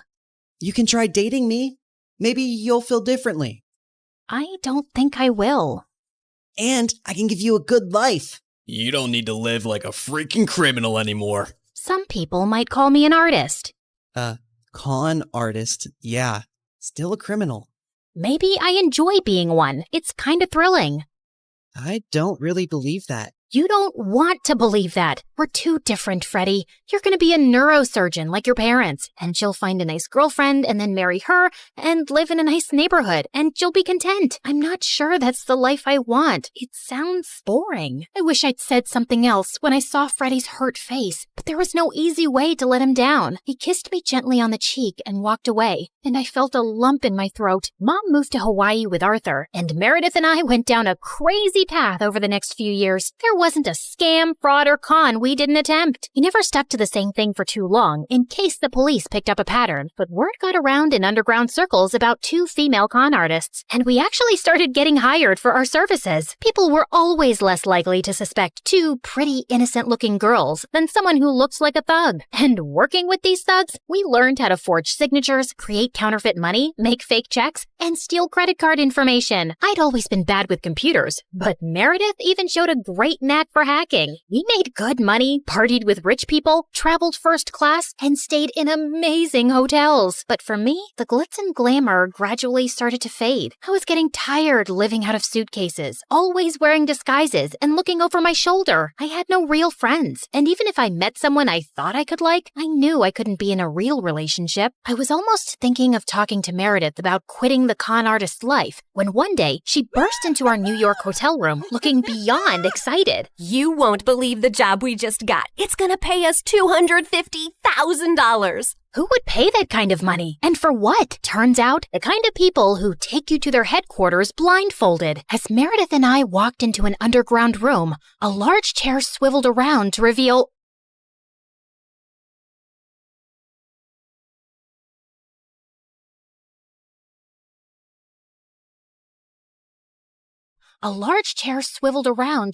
a tiny, skinny guy. What? You think all mafia bosses are tall, fat, bald, and wear gold rings? Sorry to disappoint you with my looks, but trust me, I am every bit as ruthless.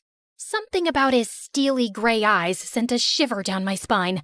I believed him. His name was Pierre Soufflet, which was obviously a lie, and the job he had for us was to steal a priceless painting from a museum and replace it with a fake. That's the painting? It's, tiny. What's your problem with tiny things and people? It's also kinda stupid. What is that? A raccoon eating a cheeseburger? It's worth $10 million, so the joke's on you, dummy. Now, the owner of the painting has allowed the museum to borrow it for only 3 days, so we don't have a lot of time. Wouldn't it be easier to steal it from the owner's house? Everyone, look at Lady Einstein coming up with brilliant ideas. Why didn't we think of that ourselves? Happy to help.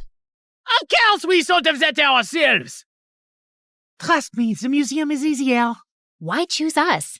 It's a very stupid security measure, but the museum's floors are activated by pressure sensors at night. Anything above 55 kilograms and they go off. I haven't been able to find a boy who weighs less than that. Ellie, get the weighing scale.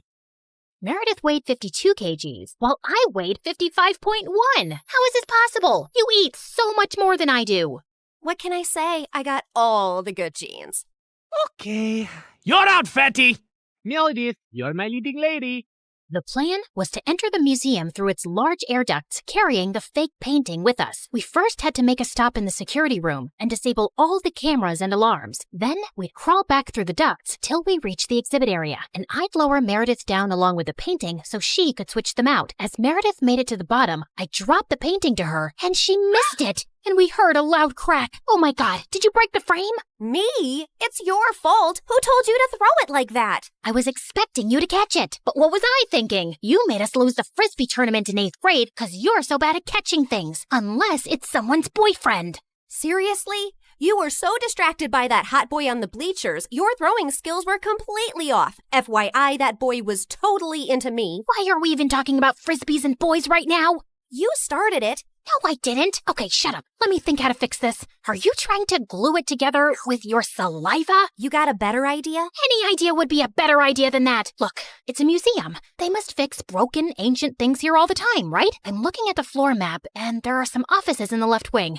I'll go get some glue. It took me an hour to find glue and return to our spot. And I found Meredith eating a bowl of ramen. Where did you get that? I brought a packet of instant ramen with me, and you were taking forever, so I went to make it in the staff kitchen. There was someone's chicken sandwich in the fridge, so I used the meat from that. And there was also some tofu, and I added a dash of oyster sauce. I'm so happy you chose this moment in your life to become a gourmet chef. Just send the painting back up so I can fix it. Tried to fill in the crack as best I could, then sent it back down to Meredith, who took the real one off and put the fake one on the wall. But just as she started walking back, the whole floor lit up suddenly, and a blaring sound went off. Oh my God, what's happening? I don't know. Is the painting heavier than the fake one? Just hurry up. We gotta get out now. They pulled up Meredith and the real painting and closed the opening in the ceiling seconds before security burst in. We crawled down the ducts and out of the building as fast as we could. We ran a few blocks down where Pierre's van was waiting for us, and we sped away. Oh, I would have preferred if you hadn't alerted all of New York about a break-in. Now I'll have to move this painting around with cops crawling all over the city. Never mind. Here's your check, and Claire, try to lose some weight. Au revoir. And without warning, we were dumped on a dark street. We scrambled to our feet, headed for the subway, and made it home. It was all over the news the next morning that someone had broken into the museum and switched off all the security systems. But apparently nothing had been stolen, except a chicken sandwich and a block of tofu from the staff kitchen. You ate the entire block? Hey, I'm not the one who needs to watch her weight.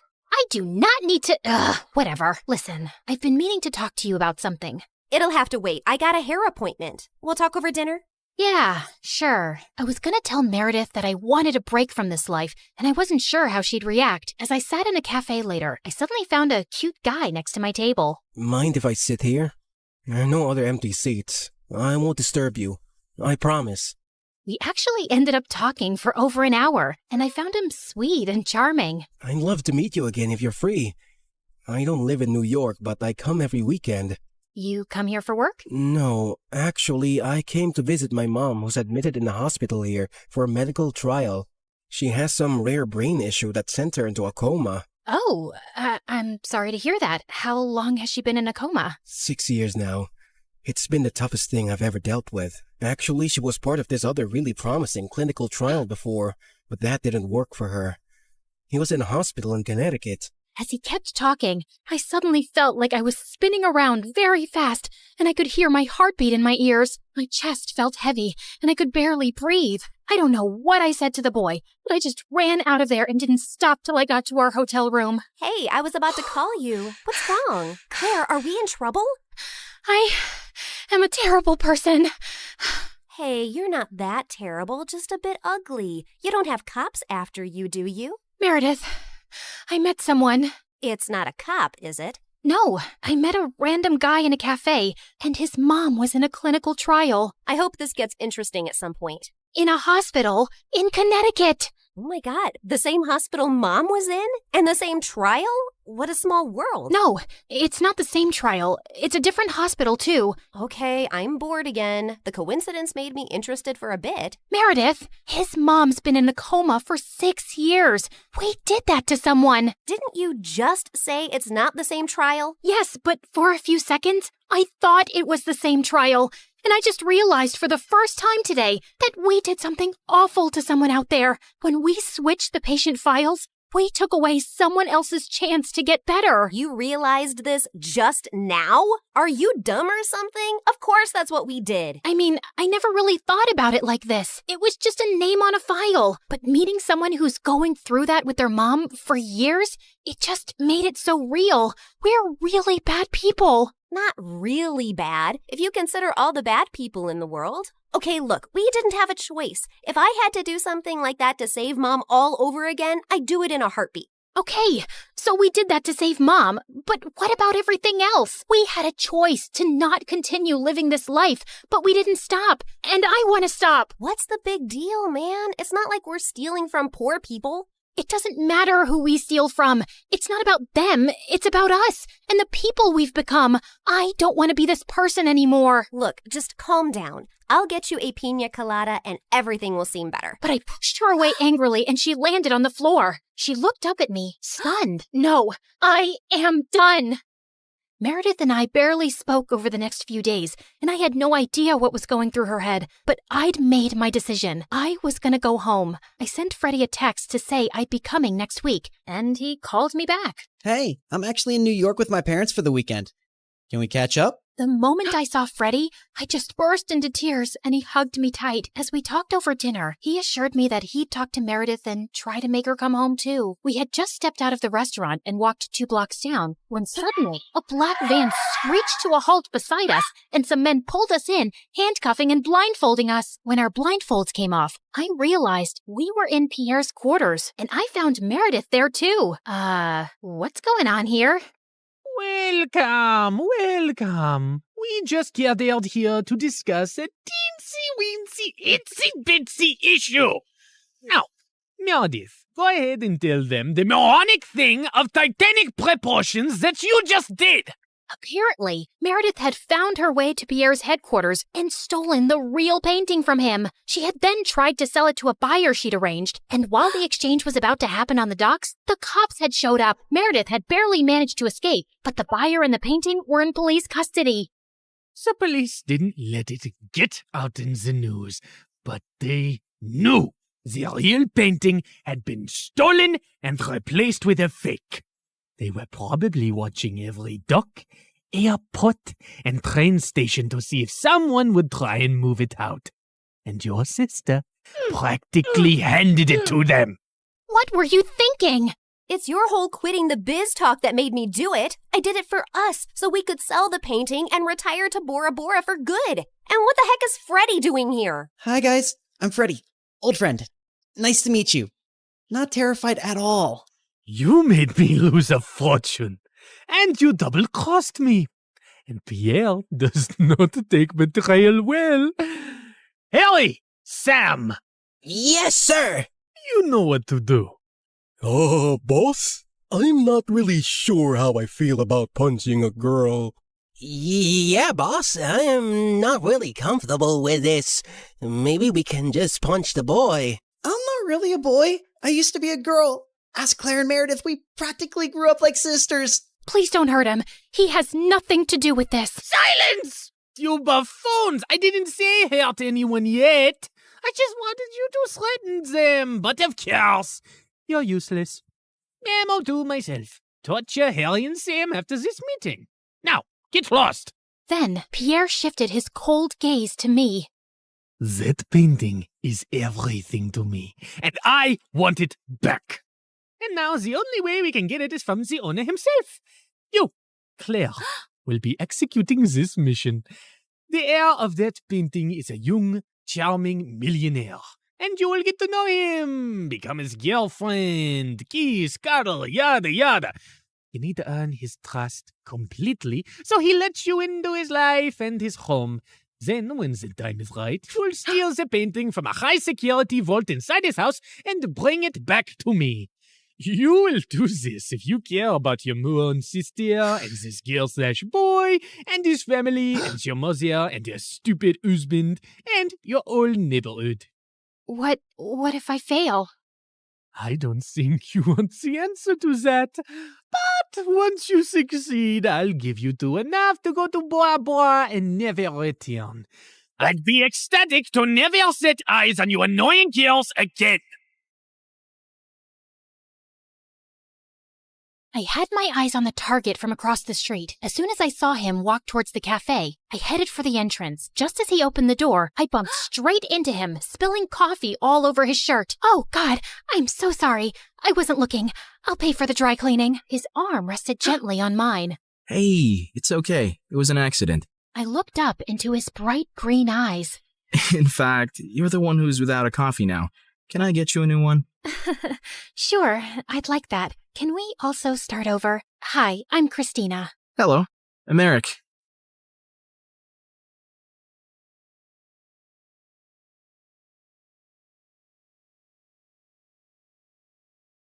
And then finally, a letter arrived one morning. My hands were trembling so much, I almost ripped the letter trying to open the envelope. Dear Drizella, my delegation has been extended and my duties have grown. I'm far too busy now to keep up with our correspondence. I hope you understand and wish you well. Prince Henry. I read it 3 times, as if expecting other words to magically appear the more I stared at the paper. But that was it.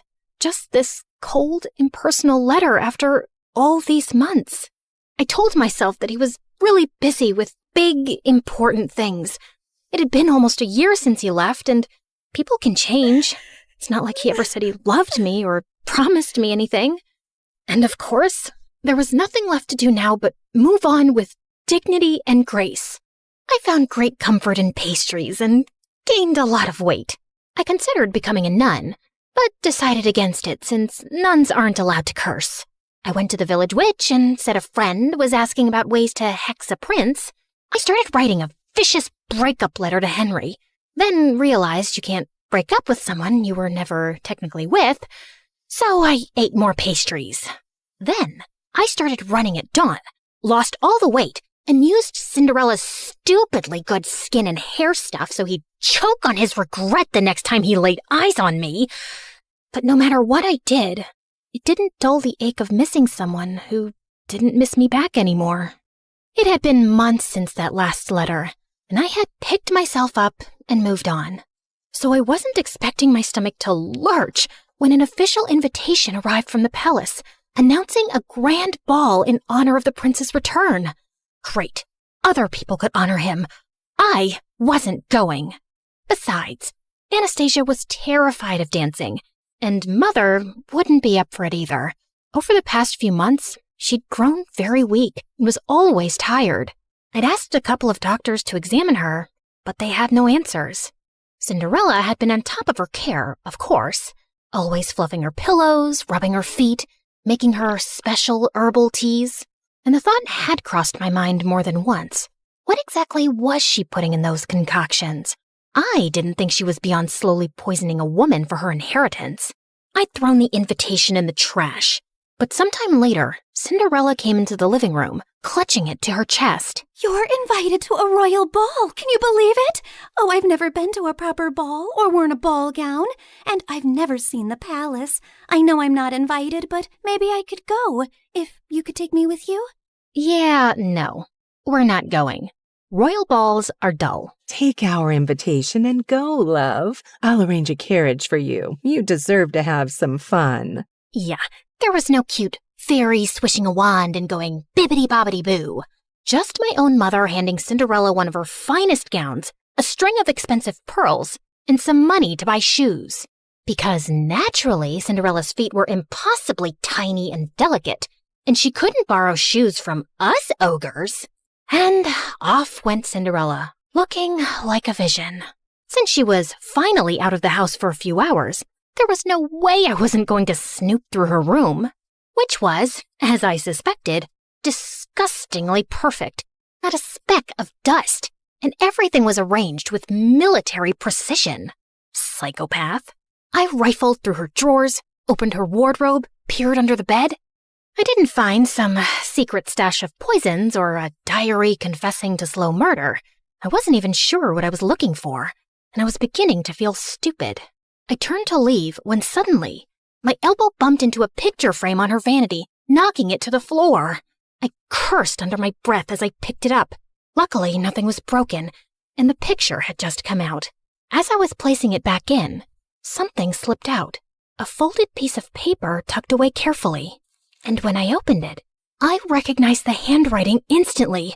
I would have known it anywhere. Dearest Drizella, I'm so sorry I haven't written in a while. A sudden, strange illness gripped me and I was too sick to be moved or even lift my head. The royal court kept quiet to avoid panic, and it took me months to recover. Even now, the physicians say the worst is not over. I'm healthy otherwise, but my vision has been compromised permanently. They expect it will continue to worsen until I lose it entirely, perhaps within a few months or a year. Before that happens, before I lose my ability to pen down words myself, I need to tell you that I'm in love with you. I'm not the man you deserve, but if you could ever imagine a future with me, one where I will not have my sight, but you will have all my heart, I would ask you to marry me. Yours always, Just Henry. I read it again and again and again. My knees gave out and I sank to the floor. He had loved me. He had wanted to marry me. He had needed me when he had gotten such terrible news, and I'd never even known. I'd spent all this time thinking he'd forgotten me so easily, but it wasn't true. None of it was true. But Cinderella had known. How had she gotten this letter? Had she stolen it before it reached me? Did she intercept others too? Did Henry get mine? A broken sound escaped my throat. I wasn't crazy or paranoid. I'd been right about her all along. Suddenly, the sound of the front door opening snapped me back to reality. Cinderella had returned from the ball. I rose to my feet, pure rage surging through my veins. She'd taken everything from me, but this time, she wasn't getting away with it. I ran downstairs and found Cinderella by the fireplace, humming softly, and I lunged towards her and grabbed her hair. Oh my God, what are you doing? I shoved the letter in her face. Why do you have this? What did you do? What did you say to him? Her blue eyes went wide. Then slowly, she smiled. And before I could react, she grabbed the letter from me and flung it into the fire. What letter? I saw red as I screamed and tried to yank her hair from her skull. She managed to pull away from me, but I grabbed her dress, tearing away the silk. She shoved me, and I stumbled back as I ripped the pearls from her throat. Mother and Anastasia came running in at the noise. What is happening? She's attacking me! She's gone mad! Get her out of here. I swear, I will kill her if you don't. You don't know what she's done. She stole him from me. What? Who are you talking about? Henry, the crown prince. We were in love. He wanted to marry me. Mother and Anastasia just stared at me like I was speaking a foreign language. She's crazy and jealous. She's always hated me. Drizella, you've lost your mind and you're scaring us. No, I'm not crazy. I'll prove it. I tore up the stairs, running to my room. I flung open the chest under my bed where I'd kept all our letters. They were gone. All of them. I stumbled back down the stairs, half mad with grief and rage. I charged at Cinderella again, but Mother blocked my path and shielded her. You will not come near her again, you hear me? Enough. I couldn't breathe. I bolted from the house and ran out into the cold. I stumbled into the barn and sank onto the dirt floor, sobbing until my whole body hurt. I didn't know how much time had passed, but eventually the door creaked open and Anastasia walked in softly, kneeling beside me. If you say you talked to the prince, if you say you loved him, I believe you. You do? I knew you were hurting this past year. I mean, I know what eating your feelings looks like. But you just shut me out. I wish you hadn't. I leaned into her, the way we used to when we were little girls, feeling scared of thunder, and she pulled me into a warm hug. Thank you. I didn't sleep a wink that night. Henry's letter replaying itself over and over in my mind. Tomorrow, I was going to the palace. I didn't have a plan or some speech prepared. I just knew I had to see him, and I wasn't coming back home without doing it. It was soon after dawn that I prepared my horse to leave, when a servant handed over a letter. Important news! By decree of His Majesty, members of the royal family will be visiting each household in this town today. What? Why would the royal family be doing that? Would Henry be among them? I didn't know what was going on, but I had to stay back for the visit. Cinderella was probably still holed up in Mother's room, which was good for her, because if I saw her face, I would tear her apart. I paced around impatiently, looking out the window for any signs of the royal delegation approaching. I thought I'd get a better view from the attic, so I ran up. And as I stood there, with my face pressed to the window, suddenly, the hair on the back of my neck stood up. I turned, and Cinderella was standing in the doorway, her eyes gleaming. Before I could run towards her, she slammed the door shut, and I heard the lock click. "Let me out! You crazy witch! Let me out!" And when I saw the royal delegation arrive at our house, I felt manic. I kicked and banged and screamed until my throat was raw. But no one heard me. Why was the royal family here? What was Cinderella doing? Finally, I heard someone running up the stairs, and the door burst open. The prince, he's here. He's here. And he just asked Cinderella to marry him. The words punched the air out of my lungs. You have to go. You have to stop him. Hurry.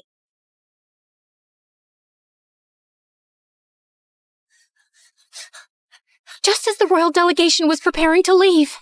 And there he was. Henry was standing beside Cinderella, his hand cradling hers gently as he bent to kiss her fingers. "Henry, no! You can't marry her! You don't know who she is!" Everyone froze, including him. He slowly turned to me, squinting his eyes hard, and then his face hardened to stone. I told you she would never let me escape. Henry, whatever she's told you, it's all lies. Address me properly, miss. It's Crown Prince Henry. Okay, Crown Prince Henry. You cannot marry that two-faced witch. A ripple of murmurs went through the small crowd gathering around us. I need a moment alone with her.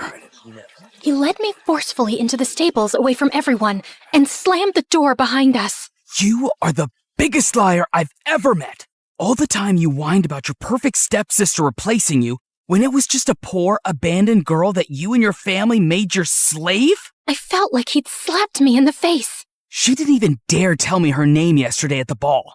She said she sneaked away because she wasn't allowed to exist freely, not even for a night. Then she ran away before I could even ask who she was. All I had was her slipper she left behind by accident. And then imagine looking for her and finding that you're the villain in her story. Henry, she's a manipulative psychopath. She stole my letters. She stole yours. I didn't even know you were sick or losing your sight. Stop lying.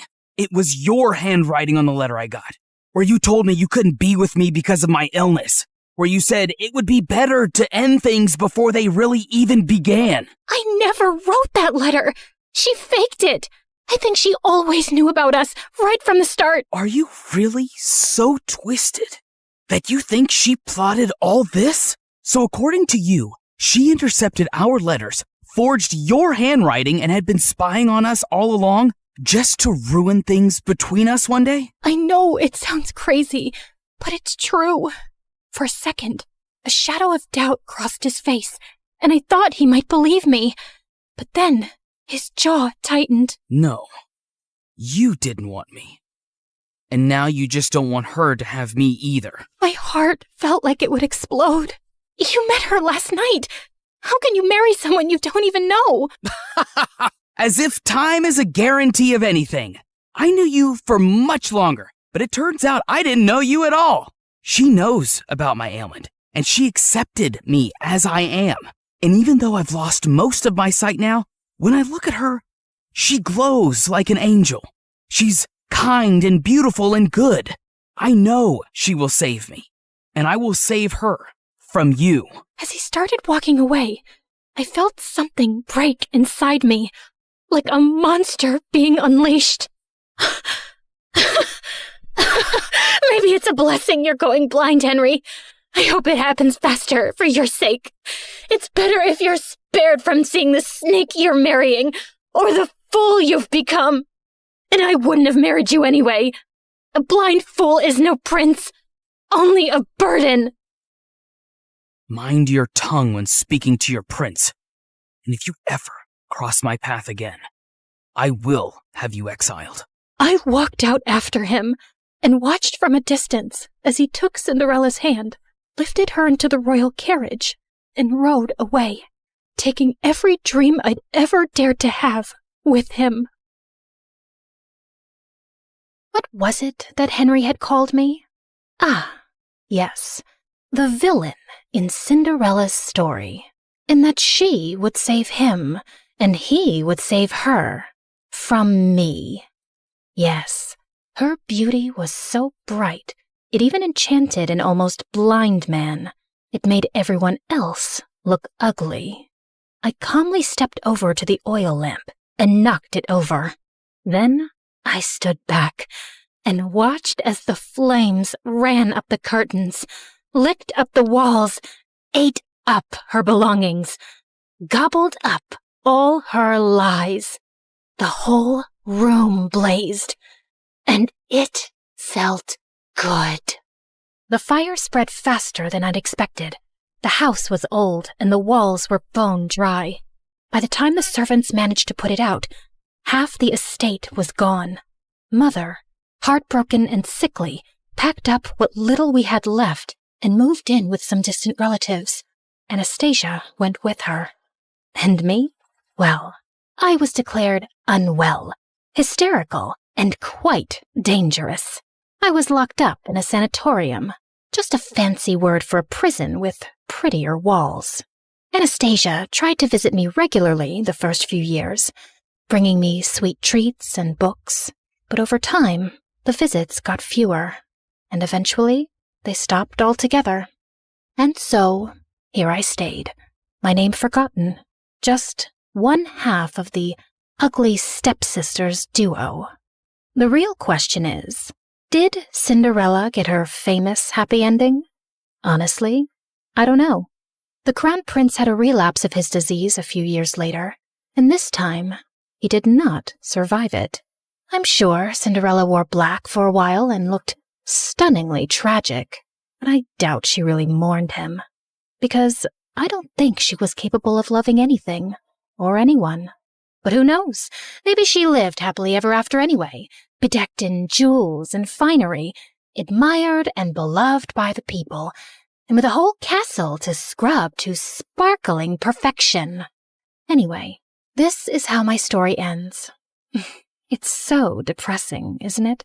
But don't worry. This version won't stick, because no one really wants the truth.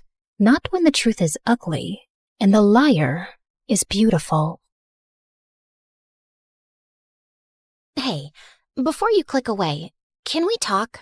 Like, really talk? You just spent time with me and my story. Not 30 seconds, not a quick swipe, actual time. And that's kind of rare now, isn't it? Look, I get it. TikTok is addictive. Those quick dopamine hits, one after another. But here's the thing. Do you remember any of those videos from last week? Last month? They blur together, don't they? But a story, a real story, sticks with you. It changes how you see things. Maybe after watching mine, you'll think differently about the villains in other stories. Maybe you'll question who's really telling the truth. That's what stories do. They don't just pass time, they change us. We're fighting to keep this alive. Every animation you see took weeks. Every character, every expression, every scene, crafted by humans who believe stories matter. We could pump out 3-minute clips with AI voices reading Reddit posts. We could chase trends. We'd probably get more views. But we don't, because you deserve better. Here's the truth. Platforms push short-form content because it keeps you scrolling longer. But we're not trying to steal your time. We're trying to earn it, to give you something worth those minutes. So if this story made you feel something, anything, then please share it. Not for the algorithm, not for us, but for everyone who's hungry for real stories and doesn't even know it yet. Send it to that friend who says, I wish movies were like they used to be. Drop it in the group chat where people actually discuss things. Because every share is a vote that says, yes, storytelling matters. Yes, we still want narratives that challenge us, surprise us, make us think. The art of storytelling survived thousands of years. From cave paintings to campfires to Shakespeare to cinema. Don't let it die on our watch. Not for a 5-second dance trend. Help us prove that in a world of infinite scroll, some things are still worth stopping for. Share this story. Save storytelling. It sounds dramatic, because it is.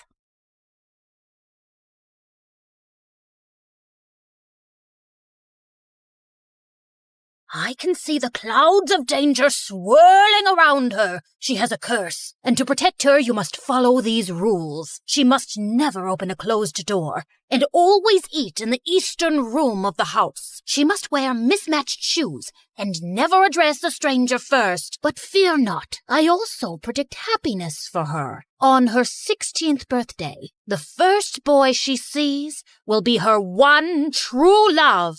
Hey guys, it's T from Oregon. A little weird, yeah, but it's all thanks to this fortune teller who said I should have a name starting with T. I mean, why not Tina, Tyler, or Talia? Anyway, don't forget to like and subscribe if you want to know my crazy story and ramblings. You guessed it right. My parents were believers in superstitions and horoscopes, and that's the short of it. But Mom was the worst. Like once I asked her to buy me a toy, and it said on her horoscope that she shouldn't invest that day. No toys.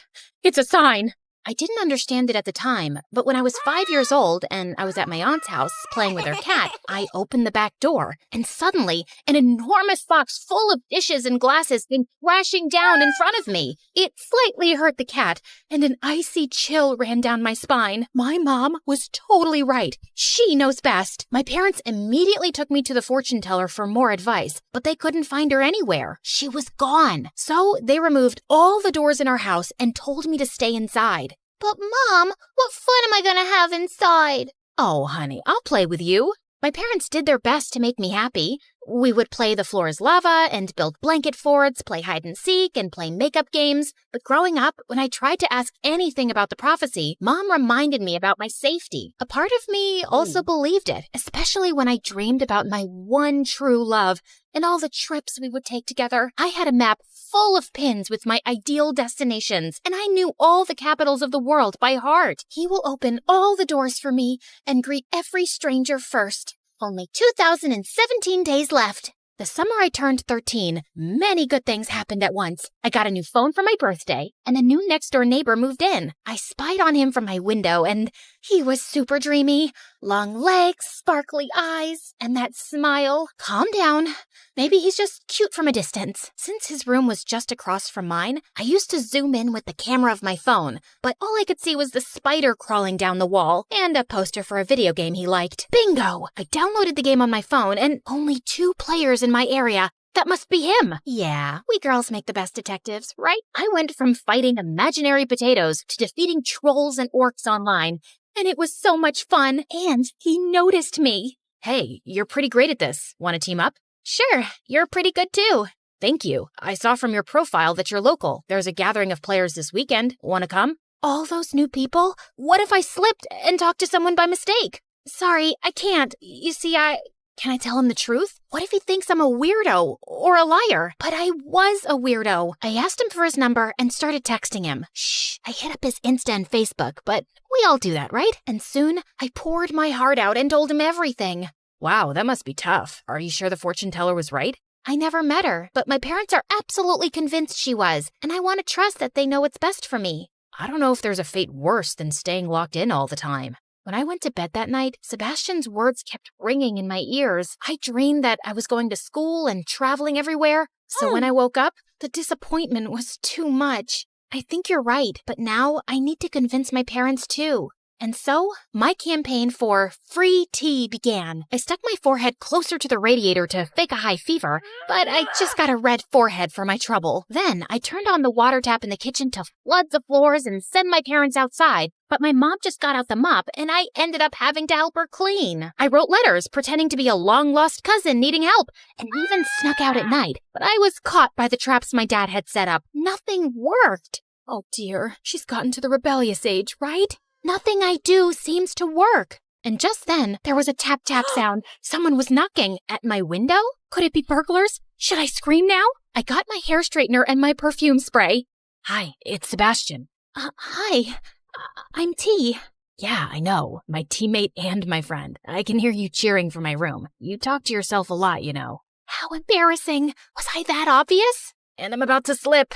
I opened the window and he climbed in. I was too nervous. I had a boy in my room, and he smelled so good. I thought boys were all smelly, but he smelled like rainbow cake with sprinkles. My brain short-circuited, and I could only look at him like a fish. I apologize for scaring you. I've tried to visit you before, but your parents always sent me away. RT is very frail. She can't have visitors. I'm here to help you. Is there something your parents believe in more than a curse? No, they're obsessed with it. And just to make extra sure, my mom checks the horoscopes too. The horoscope. That was the answer. Sebastian printed a free daily horoscope and put it every morning under our front door. Then we set out to make its predictions true. On the first day, I had him hide out of the window with the water hose. Look, this horoscope says it'll rain with a clear sky. And look outside. It's raining, but the sun is also shining. The next day, he put a super smelly fish under the hood of our car. And the day after, he threw a ball at our window, which landed in my mom's soup. All of it was predicted by the horoscope. This went on for a few months, and Sebastian even asked some of his friends to set up predictions for my mom. She believed in it so much, she wouldn't leave the house without checking it. It's time to make our move. Look, Mom, it says that girls named after a drink will have good fortune all year. I'm sure this counteracts the fortune teller's warning.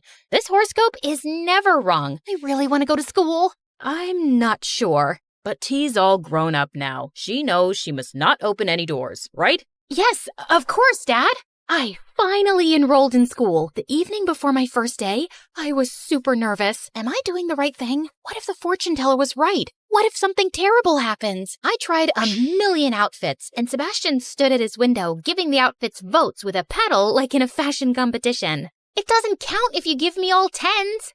My first day was fantastic. I asked Sebastian not to tell anyone about my curse because I knew no one would believe me. He agreed and didn't laugh when I opened my backpack, and instead of books, all of the good luck charms my mom had stashed in it fell out. Here, you can read mine. I still had to eat alone in the supply closet because it was the room to the east, and I became a pro at never opening doors. If one was about to close, I'd just throw my books at it to stop it. At once, I couldn't get out of the bathroom because no one was there to open the door for me. And fortunately, Sebastian came to my rescue. Oh, thank you. I was about to climb into the cubicle. You can't really believe this rule about the door, T. There's no such thing as a curse. What if there is? I'm not so sure I can risk it. Or, I don't want to put anyone else at risk. As my 16th birthday approached, I eagerly anticipated meeting my one true love. But I like Sebastian. He's kind and funny, and he wants to travel too. I just needed to make sure I gave fate a little help. Again. So the morning of my birthday, I stared at Sebastian's window, waiting for him to appear, but the blinds never came up. Maybe they're broken. I waited outside his house for him to step out. Come on, T. You'll be late for school. I hoped that he just got out super early and I had missed him, but when I got to school, the first person I saw was the janitor. No, the fortune teller said boy, and he's a man. I still have a chance, so I kept my eyes closed and started inching toward my class. Hey, watch out. OMG, it's Francis. He was the hottest guy in school. He was tall, had the best hair, and was in a band. All the girls in school wanted to date him, but he'd never gone out with anyone. Aren't you the girl who always eats alone in the supply room? Yeah, I know it's weird, but... No, I dig it. Make your own rules, you know? What's your name? T. Wow, that's a cool name. Unique. See you around. He smiled at me, and suddenly, everything was really warm. Oh no, maybe I'm sick. Wait, no, that's what happens when you blush. Does it mean he is my one true love? What about Sebastian? I called Sebastian. Why aren't you at school? I got food poisoning, and I'm sick at home. Sorry, I didn't get to wish you a happy birthday in person. I was super disappointed, but the fortune teller was very clear. The first boy I saw on my 16th birthday was Francis, not Sebastian. It's not like he ever confessed. Maybe he doesn't even like me. Suddenly, Francis was everywhere. Wow, you decorated this supply closet like a restaurant. I'm participating in a door opening competition. Let me help you. Oh, this is your house? Wow, what a coincidence. I was cursed, but I wasn't stupid. Are you following me? I guess I kinda am. Sorry, but you're different, and I like that. Would you like to go out with me? Crash! I turned around and saw Sebastian looking at me from his garden. He seemed super angry, but before I could say anything, he stormed back inside. Remember, T, he's not your one true love. You don't have to feel bad. He's my friend, and he'll understand. I started going out with Francis, and I became super popular. Everyone wanted to be like me, and the supply closet became so crowded that there was a line outside to eat. The only one who avoided me was Sebastian. He even stopped playing our video game. Now he was always angry, and one day he snapped at the teacher and he was told to sit in her office. This is my chance. If I also get detention, we'll be sitting together and he'll have to talk to me. So I stepped on my desk and danced as if I was at a party. Why aren't you talking to me? I thought we were friends. I thought we were more than friends. Can you imagine how crushing it felt to see you going out with Francis? Can't you see he's using you to make himself look better? Like he's a lion tamer at a zoo and you're a weird animal. Wow, you're calling me a weird animal? I'm saying he treats you like one. I think you're great and cute, but I can't stand that you've let the word of a stranger rule your life. But the fortune teller, she's a fraud. Here, look. He showed me his phone, and there was a video of a woman in prison. It's not my fault if people are so gullible. I told parents their child was cursed, and to get rid of the curse, I gave them two options. Either follow some impossible made-up rule, or buy one of my magic charms. And yeah, most parents went for the charm. But there was this one couple who decided to do both. They named their kid something like soda or latte or cappuccino. I mean, come on, guys, you're just asking for trouble with a name like that. I was so shocked, I almost dropped the phone, but Sebastian had left the room and closed the door behind him. I was trapped. Open the door. Nothing will happen, trust me. This was the hardest thing I'd ever done in my life, but Sebastian is on the other side, and I trust him more than I trust anyone else. I closed my eyes, pushed, and I fell on the other side, right into Sebastian's arms. You caught me. I will always catch you. Everything was good so far, and I looked into Sebastian's eyes, but Francis appeared, ruining the moment. Hey, I made a "My Girlfriend is Cursed" t-shirt. Wait, what's going on here? What are you doing with him? I finally see reason. I'm not cursed. What? So you're like normal now? As normal and boring as it gets. Let's break up, okay? Not even a teeny tiny curse? Bye, Francis. I had done the right thing with Francis, but I still had to talk with my parents. I ran straight home and showed them the video, but they wouldn't believe it was her, especially my mom. I love you guys, and you can believe what you want, but I can no longer follow your rules. I want to be free, and I don't want to believe in some silly superstition. I tried to convince them, but I knew it wasn't easy for them to change. But at least they understood that they wouldn't control me anymore. I went to school, I ate in the cafeteria, and I opened every closed door there was. Now, I have 18 ways to open doors. And yes, my parents get mad when I do it with my foot. And of course, I took Sebastian's face and kissed him in front of everyone. Because you should always follow what your heart tells you. The heart is always right.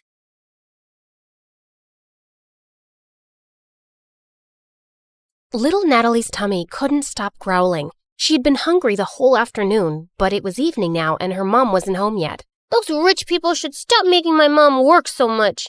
I wish we'd never moved from France. Mom didn't have to work so hard there like she does here. As she walked outside, she heard loud music coming from the biggest mansion in the whole countryside from afar. Her tummy told her to go there, and she found out there was a large party happening in the garden. Natalie started drooling when she saw the huge feast. She tried to sneak in, but a group of women blocked her. Where do you think you're going, little girl? I'm hungry. Can I have some meat, please? And a glass of juice, too? Just look at her dirty clothes and hands.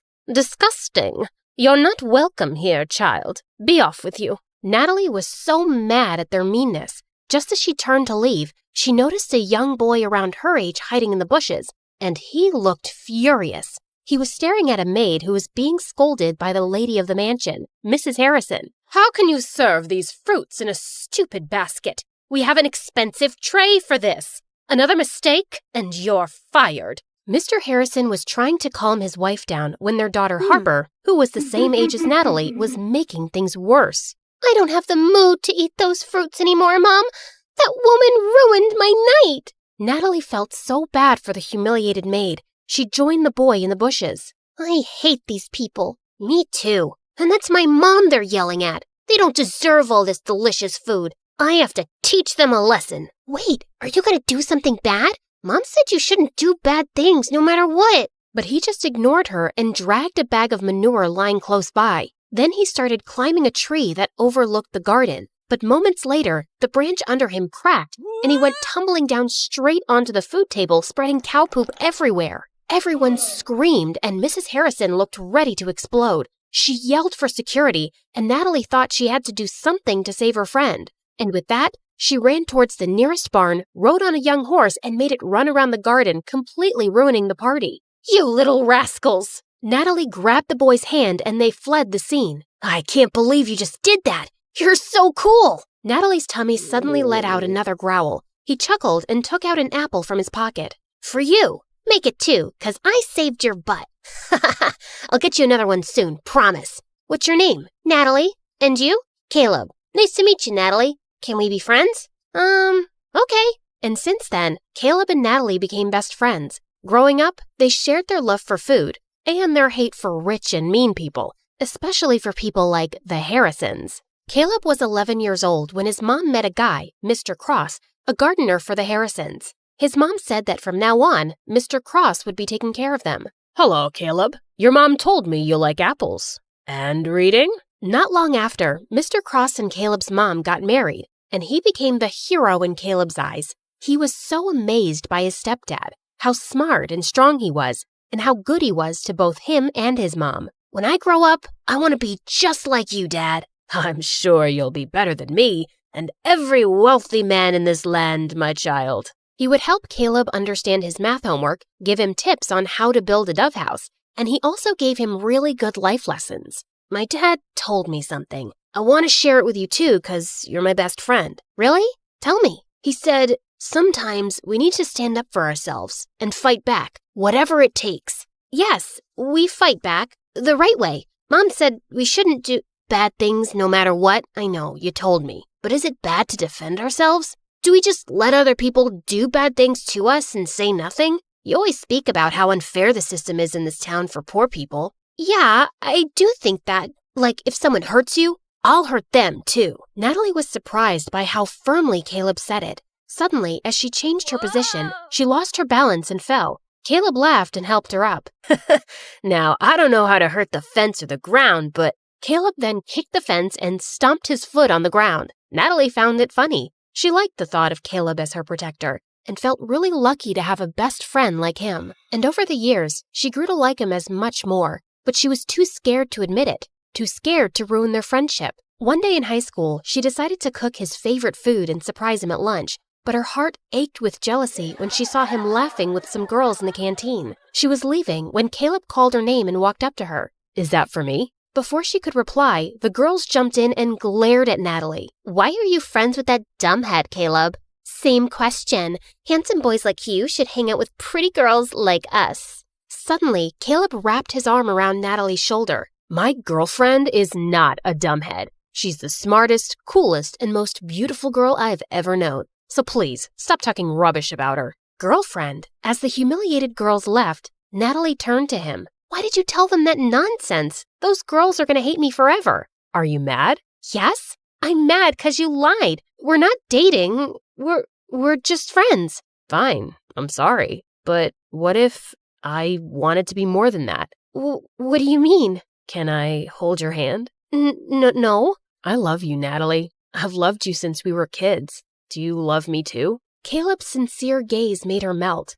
Yes, I think I feel the same way. Caleb started to lean in closer, and when their lips finally touched, she felt like she was on cloud 9. After that, the best friends became lovers, and Natalie was really happy with Caleb as his girlfriend. But over time, things started to get complicated. His mom fell really sick, and his stepdad's earnings weren't enough for her medicines. So Caleb was forced to take more part-time jobs around the farm. He hardly had any time to spend with Natalie anymore. Meanwhile, that night at the Harrisons, the family was having their usual dinner. Mr. Harrison was talking about the progress of their business, while Mrs. Harrison was being pushy towards their son to date someone. I don't understand the rush. I'm so young, I'll have plenty of time later on. You have plenty of time now. I don't, Mom. I'd rather focus on school than date. Love is nothing but a stupid distraction. All work and no play makes people really dull, darling. Remember Sheila? Benjamin's daughter. I think she's a nice girl. Mom, I don't like her. She's weirdly obsessed with me. Duke, she cares about you. Let him be for now. Don't push him so hard. He'll eventually find someone. But Sheila might not be around till he decides he's ready. And I think she would be so good for him. She's a smart young woman. They're perfect for each other. I have no interest in wasting my time on girls right now. Oh, brother, how about boys? Do you want to share something? Shut up, Harper. Well, Sheila and her parents are visiting us soon, and you will spend time with her so you can get to know each other. Who knows? Maybe it will end in a wedding. Hearing that, Duke suddenly felt the urge to lie. I'm sorry, Mom, but I already have a girlfriend. What? I said I'm not dating Sheila because I already have a girlfriend. Since when do you have a girlfriend? Since 6 months ago, but we kept it a secret. I don't want people in my business. Duke left the table and decided to take a walk in the gardens to cool off. Suddenly, he heard someone behind him and turned around to see it was just Mr. Cross. Oh, sorry, Master Duke. I didn't mean to disturb your walk. You look a little upset. I'm not. It's really nothing. Just sometimes parents can be too much. Do you have kids, Mr. Cross? A son, the same age as you. Maybe I'll introduce you sometime. Duke was feeling too preoccupied, so he just smiled at their gardener and walked off. That weekend, Natalie's mom caught a serious flu, so later that day she went to town with Caleb to buy some medicine. While they were in the pharmacy, his stepdad called him. I need to stop by a dad's friend's place to pick up a package. Wait for me in the town square. I'll be right back. Natalie bought the medicines and sat on a bench in the town square. Her favorite thing in that old place was the old horse statue in the center. They're such gorgeous and magical creatures. Just then, she noticed that its red eye patch was lying on the ground. She picked it up, and as she placed it back on, the statue suddenly wobbled. She tried to make it steady, but it just suddenly toppled to one side and broke into pieces. Holy mighty, horsey! Natalie stared at the sight in complete shock. The townspeople quickly gathered around, and they went berserk. How could you be so reckless and ruin the pride of our town? Isn't it bad enough that we have to live with a foreigner who badmouths our town and its systems?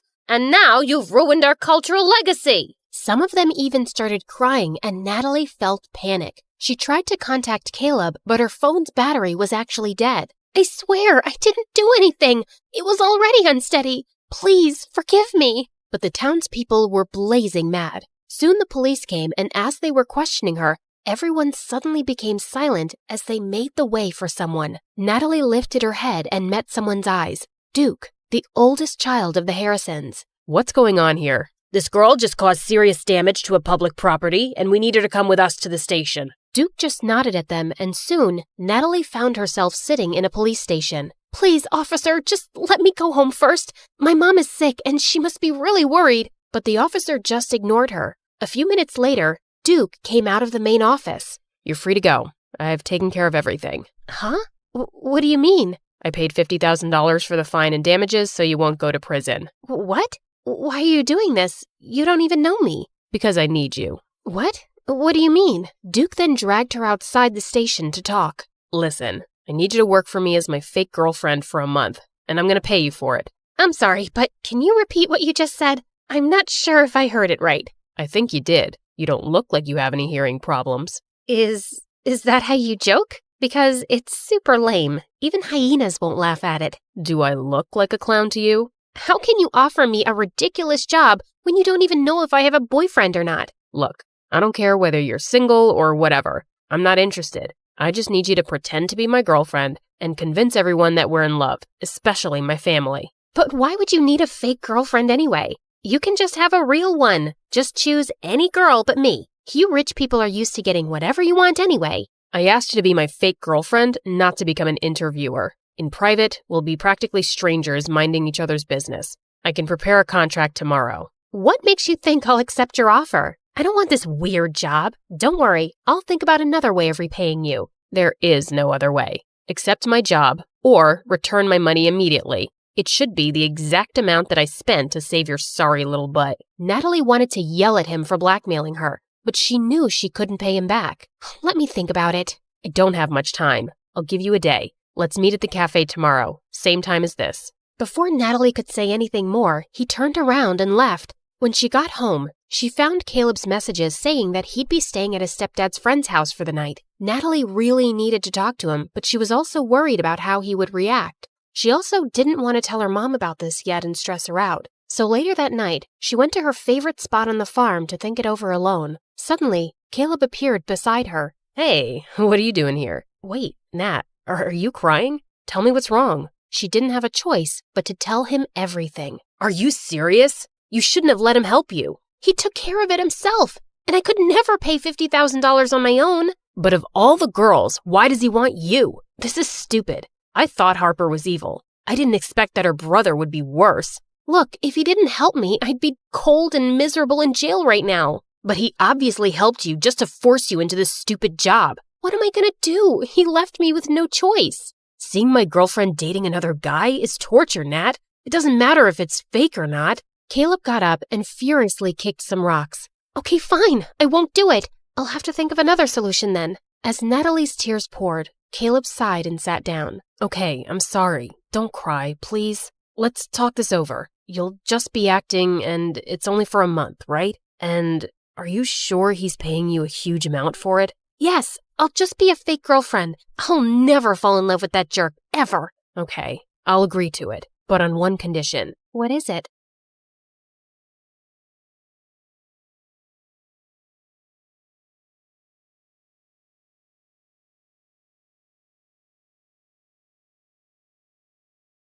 I was just a month into my freshman year at college, and I never in a million years would have guessed that the night I was pinned against the bleachers of the school football field by bullies was the night that would change my life forever.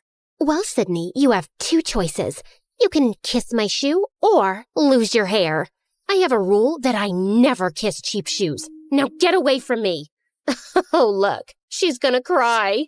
I have a lot of practice holding in my tears, and these bimbo bullies weren't gonna break me. Hair grows back. I guess you've made your choice then. After they threw me to the ground, I prepared myself for what was coming, but a voice boomed from behind them. What the hell do you think you're doing? Leave her alone. The girls turned around and sprinted away. The person walking toward me was silhouetted by the field's lights, so I couldn't see him. When he got close and helped me up, I saw who it was, and my jaw nearly fell off my face. Are you okay? Did they hurt you? It was Ian Gallagher, the son of the president. He also just started at my school and was the image of perfection. Flowing blonde hair, a chiseled jaw, and deep green eyes.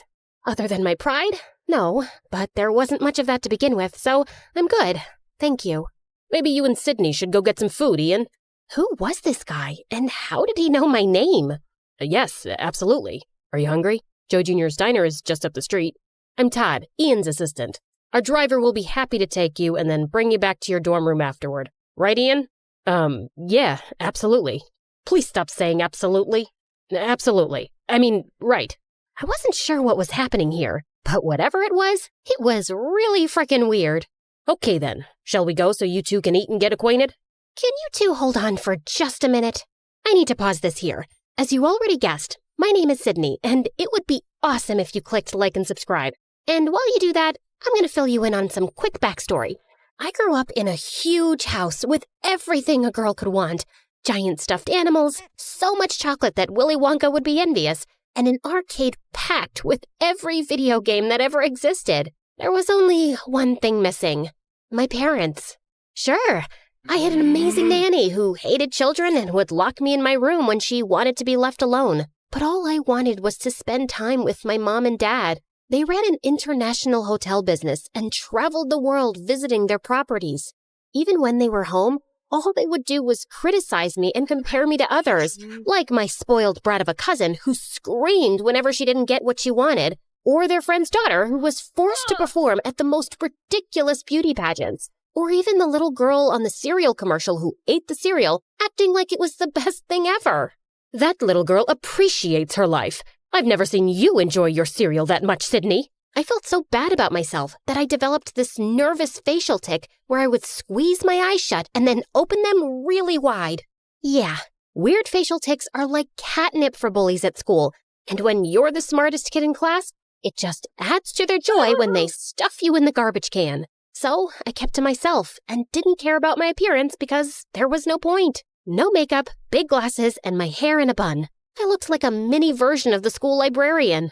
Okay, I did have one friend, Monty. We were friends since kindergarten because he was as awkward as me. He was also really smart and had asthma, so he was always walking around sucking on his inhaler. Also catnip for bullies. Okay, that's enough backstory. I think you get it. I thought college would be better, but clearly I was mistaken. Once an outcast, always an outcast, it seems. Now, back to the night I met Ian, because it just gets weirder from here. He took me to the diner, but our table was guarded by his two big, serious-looking Secret Service agents. His tiny assistant, Todd, sat in the booth across from us, just staring. Sorry about all this. It must be really weird for you, Sydney. This? Weird? Nah, I'm used to it. Happens every time I meet a president's son. He laughed. Someone actually thought I was funny besides me. And then he leaned in. Just imagine that your whole life is like this. It was manageable when I was a minor because the media left me alone. But now that I'm 18 and my father is running for re-election, it's like every move I make is under a microscope. Sometimes I just want to disappear. In a weird way, I completely understood. I felt the same way, except I always wanted to disappear. Just then, reporters swarmed into the diner and started taking photos of us. Todd signaled for us to smile, so I did, but I had absolutely no idea what was happening. Okay, that's enough. Everybody out. Why do they want pictures of me with the president's son? My own parents didn't want pictures of me. I think it's time you head back to your apartment, Ian. If it's okay with Sydney, I'd like to stay and chat some more. Considering all the insanity of the last couple of hours, the one thing that didn't feel completely nuts was the connection I had with Ian. It's like we instantly got along. I'd like that. Yeah, no. Sorry, we're leaving. Car's waiting outside to take Sydney home, so it's time to say goodnight.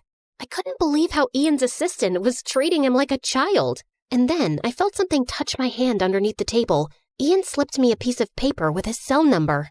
But then Tiny Todd stuck his face in mine. Listen to me carefully, Sydney. Under no circumstances are you to try and make any contact with Ian unless you check with me first. Is that clear? Sure. Good girl. And if he or the press tries to talk to you, you call me. Wow, this little man just good girled me. Yeah, no. Maybe I won't feel like it.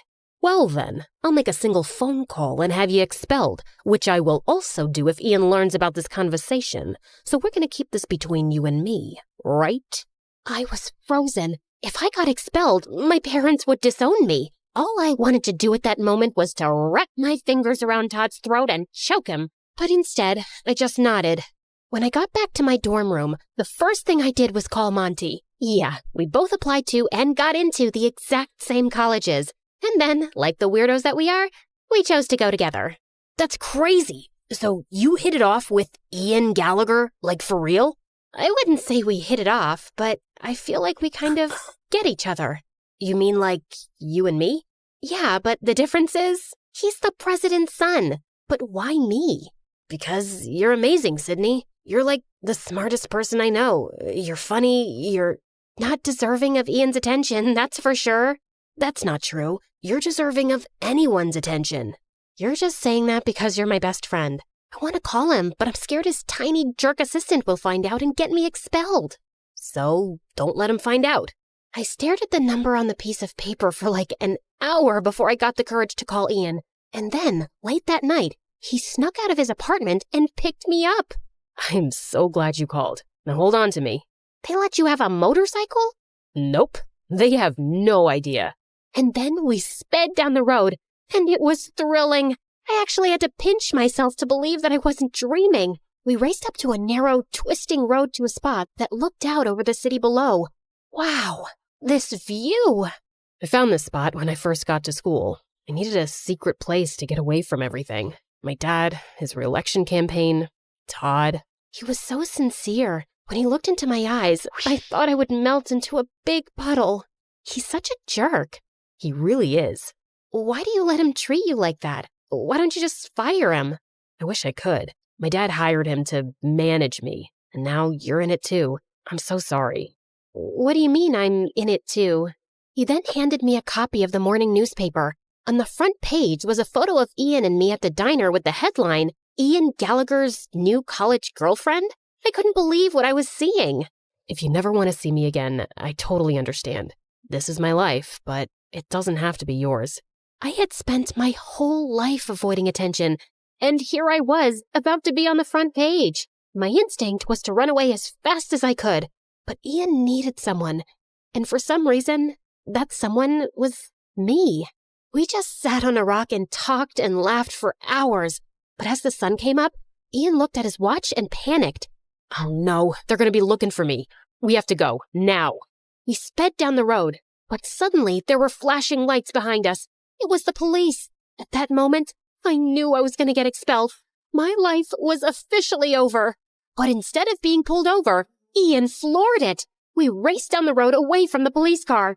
Forget about being expelled. I was going to jail. Ian pulled behind a tree and shut off the motorcycle lights. We watched as the police car sped by. My heart was racing, but Ian looked at me, and we both just burst out laughing. The next day, when the papers came out, I walked through campus, and everyone at school was just staring, including the 3 bullies. All I could do was smile. For the first time ever, I cared about how I looked. Monty went with me to get a prescription for contact lenses, then to the salon to get my hair done, and finally to Sephora to get a makeover. Listen, Sid, something feels off about this whole thing with Ian. Wow, is somebody getting jealous because someone else is taking up my attention for once? No, that's not it at all. You said it yourself. Why did Todd know your name? But I wasn't listening. All I could think about was seeing Ian again, and then the cosmetologist turned my chair around. So, how do I look? That bad, huh? You're beautiful. I hugged him as hard as I could. I don't know what I would have done without him all these years. For the next few months, Ian and I snuck out nearly every night and went on crazy adventures. We went to a closed amusement park and turned on one of the rides, did a Ouija board in an abandoned house, and went for a midnight swim in the park fountain. During the day, I struggled to stay awake in class, and my grades went down, but I didn't care. I was falling in love. I was so caught up in Ian that I barely ever saw Monty anymore. I didn't even care that Todd kept posing us for the press. Until one day, when things took a dark turn, Todd had Ian and I meet. Well, look at you two lovebirds. It just warms my heart. I didn't know you had one of those, Todd. Every day there's a new surprise. Ian tried to contain his laughter, but Todd was not amused. When the press gets here, Ian, I want you to kiss Sydney. Ian and I hadn't kissed yet, which I thought was strange, but I felt like he was just taking it slow. Then, out of the corner of my eye, I saw Monty sitting alone on a bench eating his lunch. Is that necessary, Todd? Of course it's necessary, Ian. And I want you to kiss her like you mean it. Understand? What the heck was that supposed to mean? Why wouldn't he mean it? And like clockwork, Ian's bodyguards ushered a dozen reporters over to us. But Ian looked so uncomfortable. He gave me the most awkward, quick kiss. Now, I'm no kissing expert, but I would have to say it was pretty terrible. I looked over and Monty was gone. Ian and I got to the back seat of his limo. Todd got into the front and just exploded. What the hell was that? I'm sorry, Todd. I'll do better. For your father's sake, you better. For your father's sake? What does that mean, Ian? What does it matter to you, Sydney? You're not bullied anymore. People admire you, which I'm guessing is a first. So be a good girl and keep your mouth shut. Hey, don't talk to her like that. Or what, Ian? You gonna fire me? I was waiting for Ian to defend me, but he just went quiet. When I opened the door to my dorm room, Monty was waiting. I had given him his own key at the start of the year. I was so happy to see him. Monty! But that happiness didn't last long. You're being played, Sid. Played? Oh, stop it, Monty. You and Ian? It's a setup because his father is running for re-election, and Todd was hired to craft his image for the public. You're just jealous because I fell in love and I'm spending my time with someone else. And then Monty held up a printed photo of Ian embracing another boy. I did some digging, and this was Ian's high school boyfriend. Boyfriend? You're saying that Ian is... Yes, I'm so sorry, Sid. And they're using you to give off the image that he's straight, so it doesn't affect his father's re-election campaign.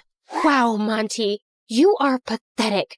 I was a loser until I met Ian, and you're just upset that you're still one. I can't believe I was ever friends with you. Now get out. Monty looked like I just slapped him as I slammed the door in his face. That night, when Ian picked me up, I told him I wanted to go to our spot on the cliff overlooking the city. I'm so sorry about today, Sydney. The pressure to perform in front of the camera just... Before he could finish, I held up the photo. Have you been lying to me, Ian? Where did you get that? Who cares where I got it? This is the reason why you've never kissed me, isn't it? Todd says if the world finds out about this, my father will lose. I was furious at myself. Monty tried to warn me, but I didn't listen, and now I've probably lost him forever. But it all suddenly made sense. Right. Choose a girl with low self-esteem who wouldn't question what was happening, who would be so thrilled with the attention that she would just go with it. And these adventures at night, were they part of it? Not at first, but the police officer that first night ID'd me, and Todd thought it was a great idea to keep them going. He threatened to tell my dad if I told you. I am so sorry, Sydney. I never wanted to hurt you. Your dad doesn't know about you? No, that was the only photo ever taken of my boyfriend and me in high school. And Todd found it too. Goodbye, Ian. Sydney, you need to see this through until the election. My dad is coming to campus tomorrow, and if you're not there, Todd will have you expelled. Doesn't matter. I'm dropping out anyway. I'm done. Ian dropped me off in front of my dorm, and I turned to him one last time. If you want to live your life trying to be someone you're not just to prove yourself, it will crush you. Trust me. The next morning, my face was puffy from crying. I loaded up my car with all my stuff and was preparing to head home, back to a life where I wasn't worth anything, back to face the judgment of my parents who already thought so little of me. I got into the car and tried to close the door, but it didn't budge. Monty was standing there holding it. What are you doing here? Stopping you from making a huge mistake? Didn't you already try that? Yeah, well, that's what best friends do, right? And then I just lost it. I am so sorry. I was such a huge jerk. Why do you even want to talk to me after those horrible things I said? I don't deserve you. Because I love you, Sid. I always have. Why do you think I chose this school? It was to be with you. And then he kissed me with a passion that I had never experienced before. My body felt like it was plugged into an electrical outlet. The president's about to speak. Shall we go watch? Why would I want to watch? And so we went to the football stadium, where Ian was standing on the stage next to his father. Todd was standing behind them. And as I stand on the cusp of the next presidential election, I want to hand the mic over to my son Ian, who means more to me than anything in the world. During my dad's first election, nobody paid attention to me because I was only 14 years old. But now that the world is paying attention, I want them to meet my true love. And suddenly, the boy from the photo walked onto the stage. The whole stadium burst out into applause. It was incredible. And then Ian turned and hugged his father. Todd looked horrified. After the speech ended, the Secret Service let Monty and me backstage, just in time for Todd to walk out. I hope you enjoyed your time here, Sydney, because you're as good as expelled. Nah, but you're as good as fired, Todd. Ian walked over, and for the first time, Todd looked terrified. You can't fire me, but I can. Mr. President, I was only doing this for you. Who told you to do that? You harassed my son for years and misused the power I gave you. Get him out of here. And the Secret Service dragged him away, kicking and screaming. It was glorious. I forgave Ian, and 4 years later, he and his boyfriend became the best men at Monty's and my wedding, at the White House. My parents were there, glowing with pride, but winning their approval didn't matter to me anymore. I was happy that at least they were there. And finally, I was just happy being me.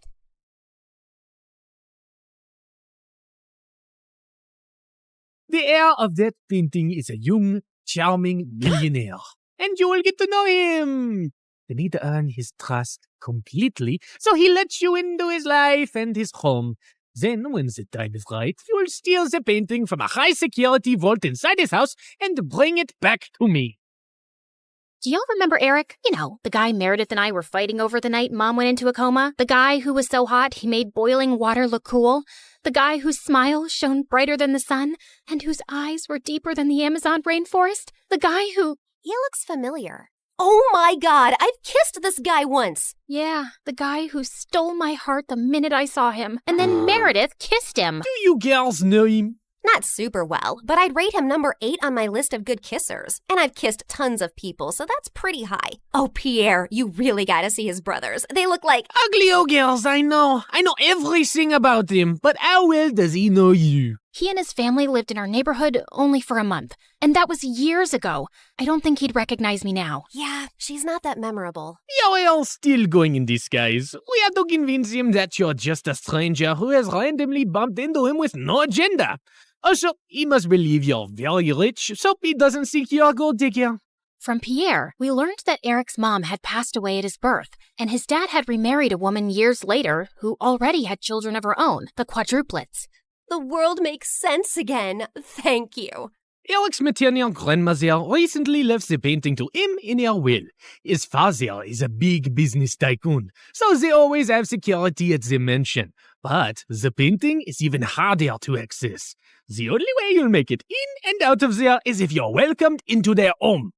I couldn't believe that of all the millionaires in the world, I had to pretend to like Eric, make him fall for me, and then rob him blind. And how was he even better looking now? Over the next few days, I took on the identity of Christina Delafour, a wealthy socialite with a law degree who lived in a beautiful apartment in a posh area and wore only designer braids. Wow, this Givenchy coat is stunning. It's Givenchy, you moron. Okay, geez. Also, Pierre, can't someone do a background check on me and easily find out that I did not graduate from Harvard and that I don't have parents who made a fortune out of selling toilets in India and now live there? If anyone runs a check, they'll find all this information to be accurate. I've made sure of it, and no one is interested in the law or toilets. So they won't ask you many questions. Now, show me how to walk in heels like a rich lady. Fine. Meredith, pass me the Jackie Chim Chews. Oh my god, I'll know you're fake in a second. I was joking. Relax. I've hung out with enough rich people to pick up a few things. I got this. And then, a week later, I was inserted into Eric's life. We talked over coffee for an hour, and I thought it was going really well. But when it was time to part ways, he didn't ask for my number and just left. Ugh, I'd failed to capture his interest. I'd have to plan another encounter without seeming suspicious. As I was walking away distracted, I ran straight into a garbage can and stuffed my toe hard. Son of a biscuit! Holy mother of fudge! I was still hopping around when I crashed into a woman pushing a stroller, and a doll went flying out of her hand onto the road. Just then, a car ran over the doll and turned it into a pancake. You destroyed my child's precious doll! I'm so sorry. It was an accident. I'll get your little girl a... Wait, your child is a cat? Yes. And that was my childhood doll, which I passed on to my baby. Look, here's some money. Get your baby another doll. She loves that one, and they don't make those anymore. Your baby is a cat. She doesn't love that particular doll. She probably doesn't even love you. She'd eat your face in your sleep if you weren't the one to feed her. Now, please. Just then, someone tugged hard at my purse, and I saw a thief running away with it. You've got to be kidding me. I took my heels off and sprinted after the thief. He jumped over a fence into a park, and I followed. I was gaining on him and sent a flying heel at his head. Just then, someone ran past me, pounced at the thief, and pinned him to the ground. Gotcha! Eric? The park security immediately arrived on the spot and took the thief away. Aren't you glad I followed you and came to your rescue? My rescue? I hit him with my shoe to slow him down and was about to catch him, but then you swooped in at the last minute, and now you want credit? Whoa, easy. I was just flirting with you. Oh, sorry. Wait, you said you followed me? Yeah, I felt stupid that I left without asking for your number. I definitely want it now. You became even more interesting when you stubbed your toe, murdered a doll, yelled at the cat lady, and chased a robber. Eric and I started seeing each other, and even though I knew it wasn't a real relationship, it still felt wonderful. We both hated rom-coms, but were always up for watching horror movies. We supported different baseball teams and had heated debates about who sucked more, and we both loved eating from street vendors and walking around the city at night. I enjoyed his company more than I cared to admit, and my heart skipped a beat every time he took my hand or gave me a goodnight peck on the cheek. And then one night, as we watched a fireworks show in the park, he pulled me close and kissed me, and I practically melted in his arms. Soon enough, he told me his parents were hosting a party at their house, and he wanted to introduce me to them. This was the first time I'd be in his mansion, and I needed to make sure I got invited often enough to find out where the vault was. Eric's dad was lovely, but his stepmom looked at me with a stare so icy it could make hell freeze over. I escaped from the party for a while when the dancing started. Yeah, that's when Meredith dropped by as Catwoman with a cheeseburger. But soon enough, Eric came around to call me in for dinner, where the quadruplets also joined us. So, Eric told us your parents sell toilets in India. Yeah. It's a great business because everyone needs a toilet, right? And you know the population of India. Multiply that with toilets and you have a fortune. What is the population of India? Well, I don't have an exact figure. It's just a lot of people. Suddenly, I had a queasy feeling in my stomach. Didn't you get made fun of as a kid? If you were in my school, you'd be called the Toilet Princess. Rubber Queen. Duchess of Poop. Guys, cut it out. You're not in high school anymore. Wait a second. Have we ever met before? What? No, I really don't think so. Oh God, why was my stomach churning? You know I'm really good with faces, and you remind me a lot of this girl we met in a neighborhood in Connecticut years ago. Guys, remember? She had a twin sister. Oh yeah, I remember those twins vaguely. The blonde one was prettier, right? Dang it! Has to be someone else. I'm an only child, and I've always lived in Boston until I moved here. Yeah, Eric told us you're a lawyer from Harvard. So who's the baddest person you put behind bars? Not that kind of lawyer. I'm actually an environmental lawyer. I was really feeling sick now. Maybe it was that burger I ate? Like you have trees as clients? What do they pay you with? Leaves? Hey, why are you turning green? You love trees so much that you're becoming one? You guys stop. You're not even that funny. No, look at her. She's green. I think I'm gonna hurl. Eric called the doctor immediately, who said I had food poisoning. He gave me some medicines, and Eric insisted I stay over for the night in one of their guest rooms. I fell asleep immediately and woke up a few hours later feeling thirsty. As I made my way down to the kitchen, I realized I had the perfect opportunity to try finding the vault. Just then, I heard some low voices from some room, and I slowly crept up to find Eric's stepmom talking to one of the bodyguards in the library. Were you able to figure out how to unlock the vault? There's no way. I've tried everything for weeks. I'll have to use a tiny explosive device to destroy the lock. The vault is all the way up in the attic. No one will hear a thing. But we have to steal a painting the day after tomorrow while your husband and Eric are away on business. Are you ready for this? And then he pulled Eric's stepmom into his arms. I can't wait to run away with you, James. I'm so tired of seeing you secretly, and I am completely ready. As the two locked lips, I turned around and tiptoed away as fast as I could. Okay, so the vault was in the attic, the lock could only be destroyed with an explosive device, and I couldn't let Eric's cheating stepmom and traitorous bodyguard run away with it. The next morning, when Eric came to check on me, I decided to tell him the truth for once. Eric, I have something really difficult to tell you. I got up last night to get some water, and I heard your stepmom and this bodyguard James talking. They were talking late at night? Yeah. Do you have some vault in this house with some painting inside? How do you know that? That's what they were talking about, breaking in and stealing the painting. They're planning to do it the day after tomorrow, and your stepmom said something about running away with James. I saw them kiss. I'm so sorry. I wish I hadn't. No, I'm glad you did. This is gonna be a huge blow for Dad. But it would have been much worse if we'd found out everything afterwards. Thank you for telling me. And please, keep all this to yourself. I know I can trust you. Eric kissed me gently before walking away, and 2 days later, when the bodyguard and Eric's stepmom were about to escape with the painting, police officers immediately arrested them. This is fantastic. They might link the museum robbery to the bodyguard and stepmom too, and assume the painting is now safe. So it'll be easier for you to steal. Good job, mon chéri. I knew you was a smart twin. After Pierre left, I sank into my armchair, but then I noticed Meredith staring at me. What? You should be happy, but you don't look happy. What's up? Nothing. I just can't wait for this job to be over. You can steal the painting soon, right? You know exactly what to do, and Eric trusts you. By the way, have you two kissed? I've been dating him for 2 months. Of course we've kissed. We text every day and you never mentioned it. I didn't know I had to. So, how is it? It's fine. It's whatever. It's like kissing anyone. My memory's a bit fuzzy, but you know I've kissed him. You never let me forget. And I definitely wouldn't call it a whatever kind of kiss. Yeah, okay. It's nice. It's good. Nice? Good?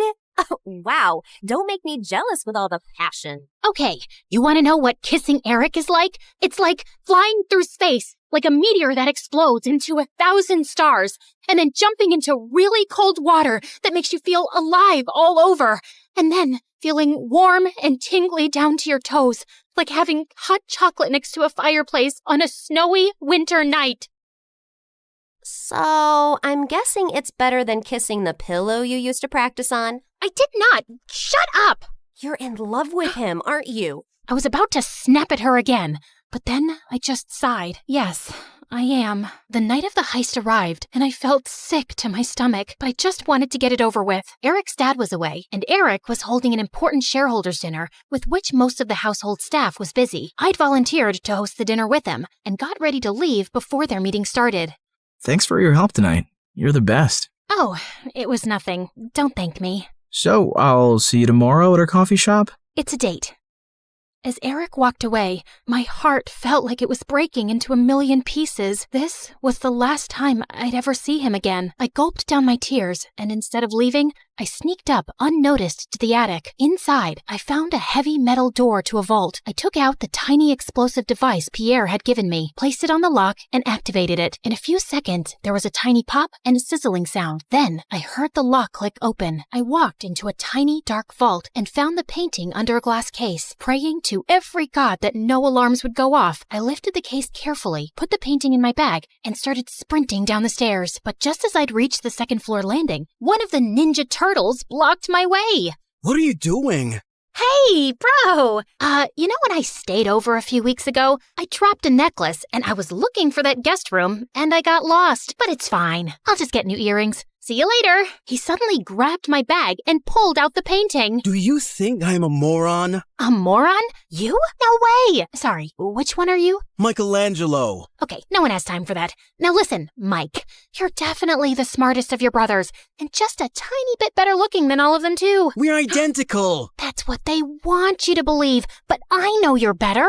I think you and I can strike a deal, okay? I'll sell this painting, and you and I can go halvesies on it. Just give me an account number and I'll wire the money to you. No, you're not leaving with it. Okay, look, dude, I'm doing this for your mom. I have to sell this painting so I can pay for her bail and get her a really good lawyer. Don't you want that? No, my mom's in jail because she did something wrong, and she abandoned us all. She shouldn't have stolen Eric's painting. What do you care about Eric? Don't you hate Eric? He's so good looking and smart and perfect and gets all the ladies. It makes you guys look even worse than you really are. You should want to hurt him. So let me take the painting. That'll really hurt him. Eric's the best brother in the world, and I love him. Okay. I have an offer you can't refuse. How about I become your girlfriend? I bet you've never had one. I'm gay. Jesus! All right, I surrender. Just one last thing. Without warning, I punched his face so hard that he went reeling back with shock and dropped the painting. Then I kicked him into a room and locked the door shut. I'm sorry, Mikey. You're a really good guy. I sprinted down another flight of stairs and jumped out of the first-story window. I ran across the garden to the fountain, climbed the tree next to it, jumped onto the wall, and then landed softly outside on all fours. Just as I got up, I found myself facing Eric.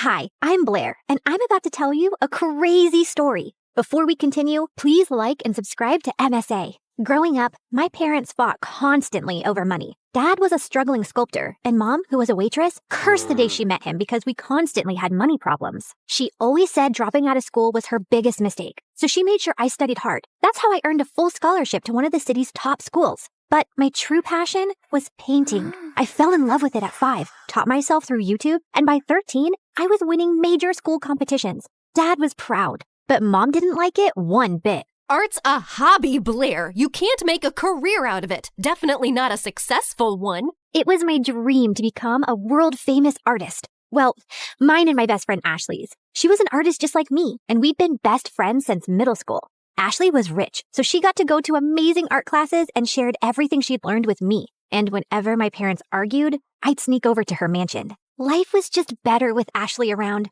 except for her annoying twin brother Dexter. He mocked our art, hid our supplies, and chased us with his paintball gun. Whenever we complained to Ashley's parents, Dexter would just put on his innocent face and get away with it. Even at school, everyone adored him for his sense of humor. Ashley absolutely hated him, and I could see why. Like on their 15th birthday, Ashley spent hours getting ready, and she looked beautiful. But the moment Dexter walked in, everyone gathered around him, completely ignoring Ashley. Look at him, smiling like he owns the world. I will never understand what people see in him. Probably his athletic body. I mean, if you look at it from an artistic point of view, Dexter's pretty much perfect for a portrait. What? I mean, so what if he's good looking? You've got a great personality. That's what you tell ugly people, Blair. You're also so much more creative and way smarter. People would notice that someday. Notice what someday? That you're a total jerk. Aw, are you jealous because no one's paying you attention? Go away, Dex. It's her birthday too. Don't make things worse. Fine, I'm sorry. Here, I got you a flower, little sis. Happy birthday.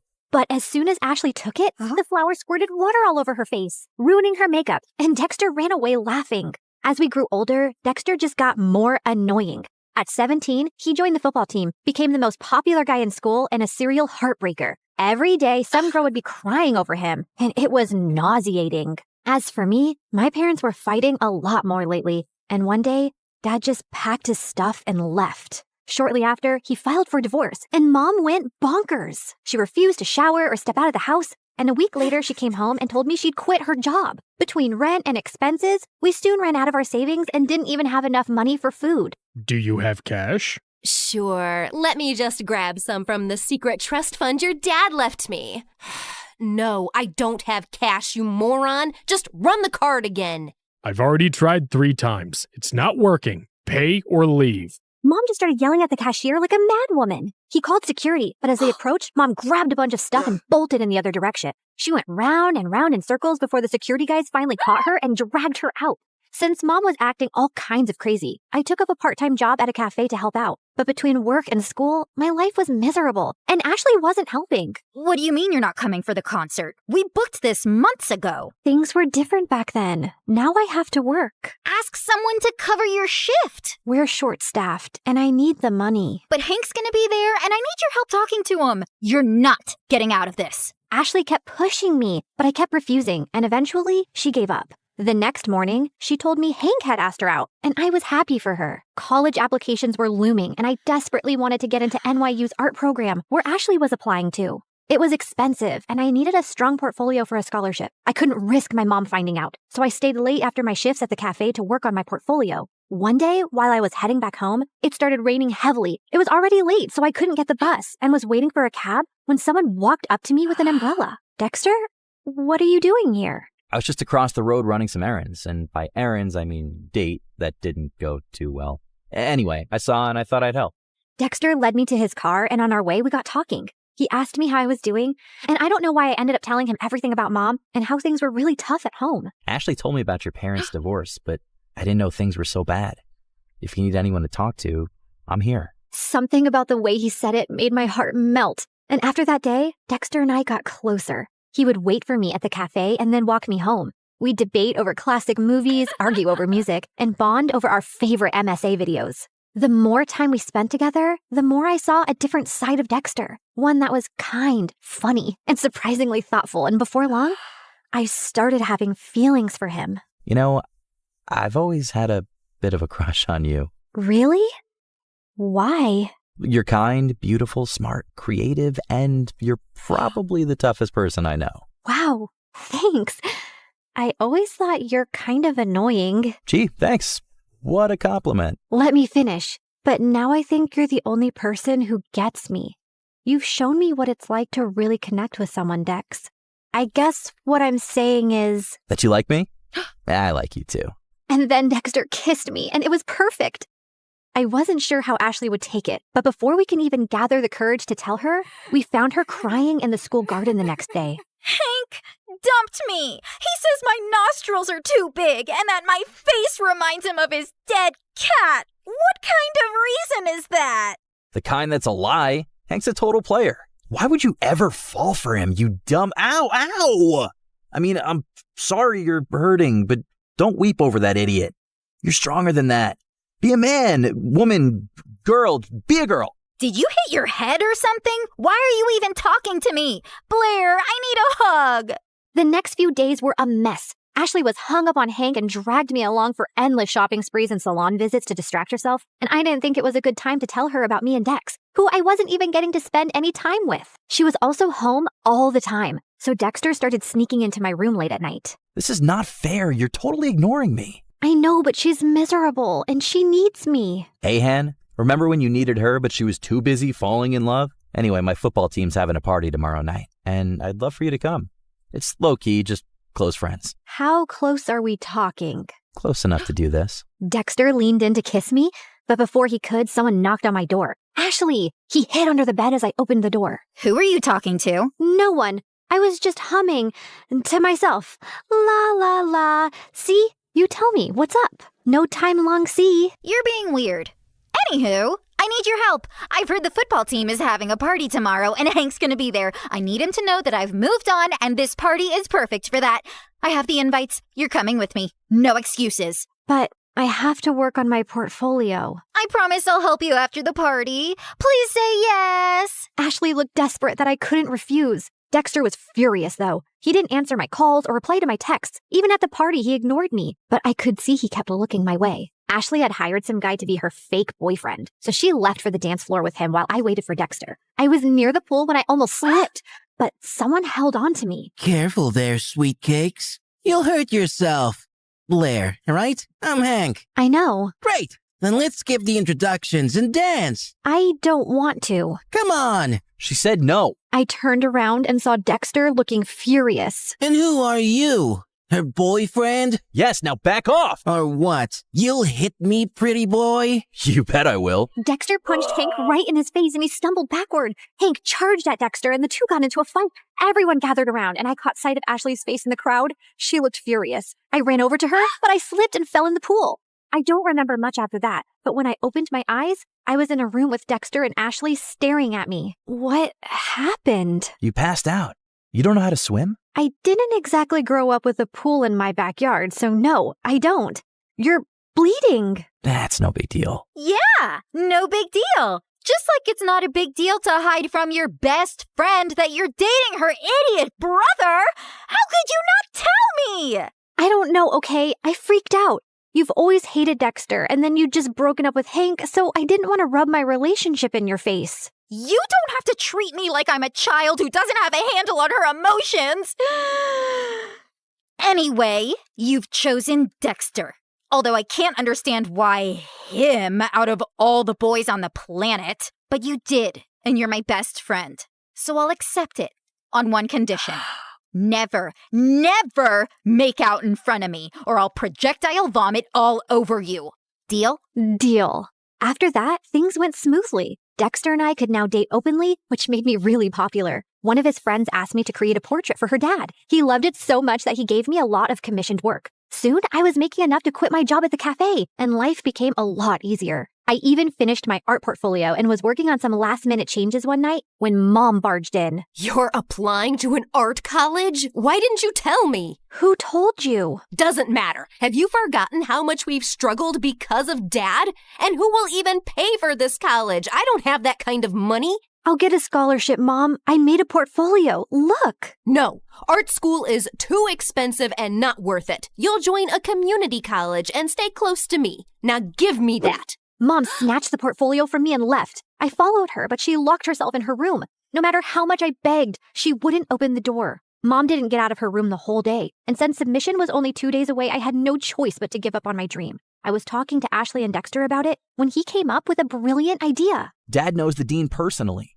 How about I talk to him and get you a personal interview? And we can ask my friend whose dad bought paintings from you to let us borrow those. It could be your portfolio. That'll work. It should.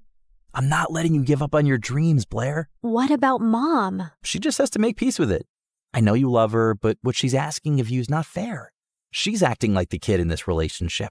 The interview was scheduled for 2 days later, and I spent every second preparing. On the big day, I felt really confident. But as I was on my way, I got a call from the admissions office saying that my interview was canceled. Apparently, I had called and canceled my interview, claiming my mom was unwell, even sending medical reports as proof and withdrawing my application because I needed to take care of her. I tried telling them so many times that it wasn't me, but they just cut the call. I had no idea how Mom had found out about my interview, but I was furious that she'd done this. I went back home to confront her, but to my shock, I found her passed out on the floor. I called 911 and immediately rushed her to the hospital.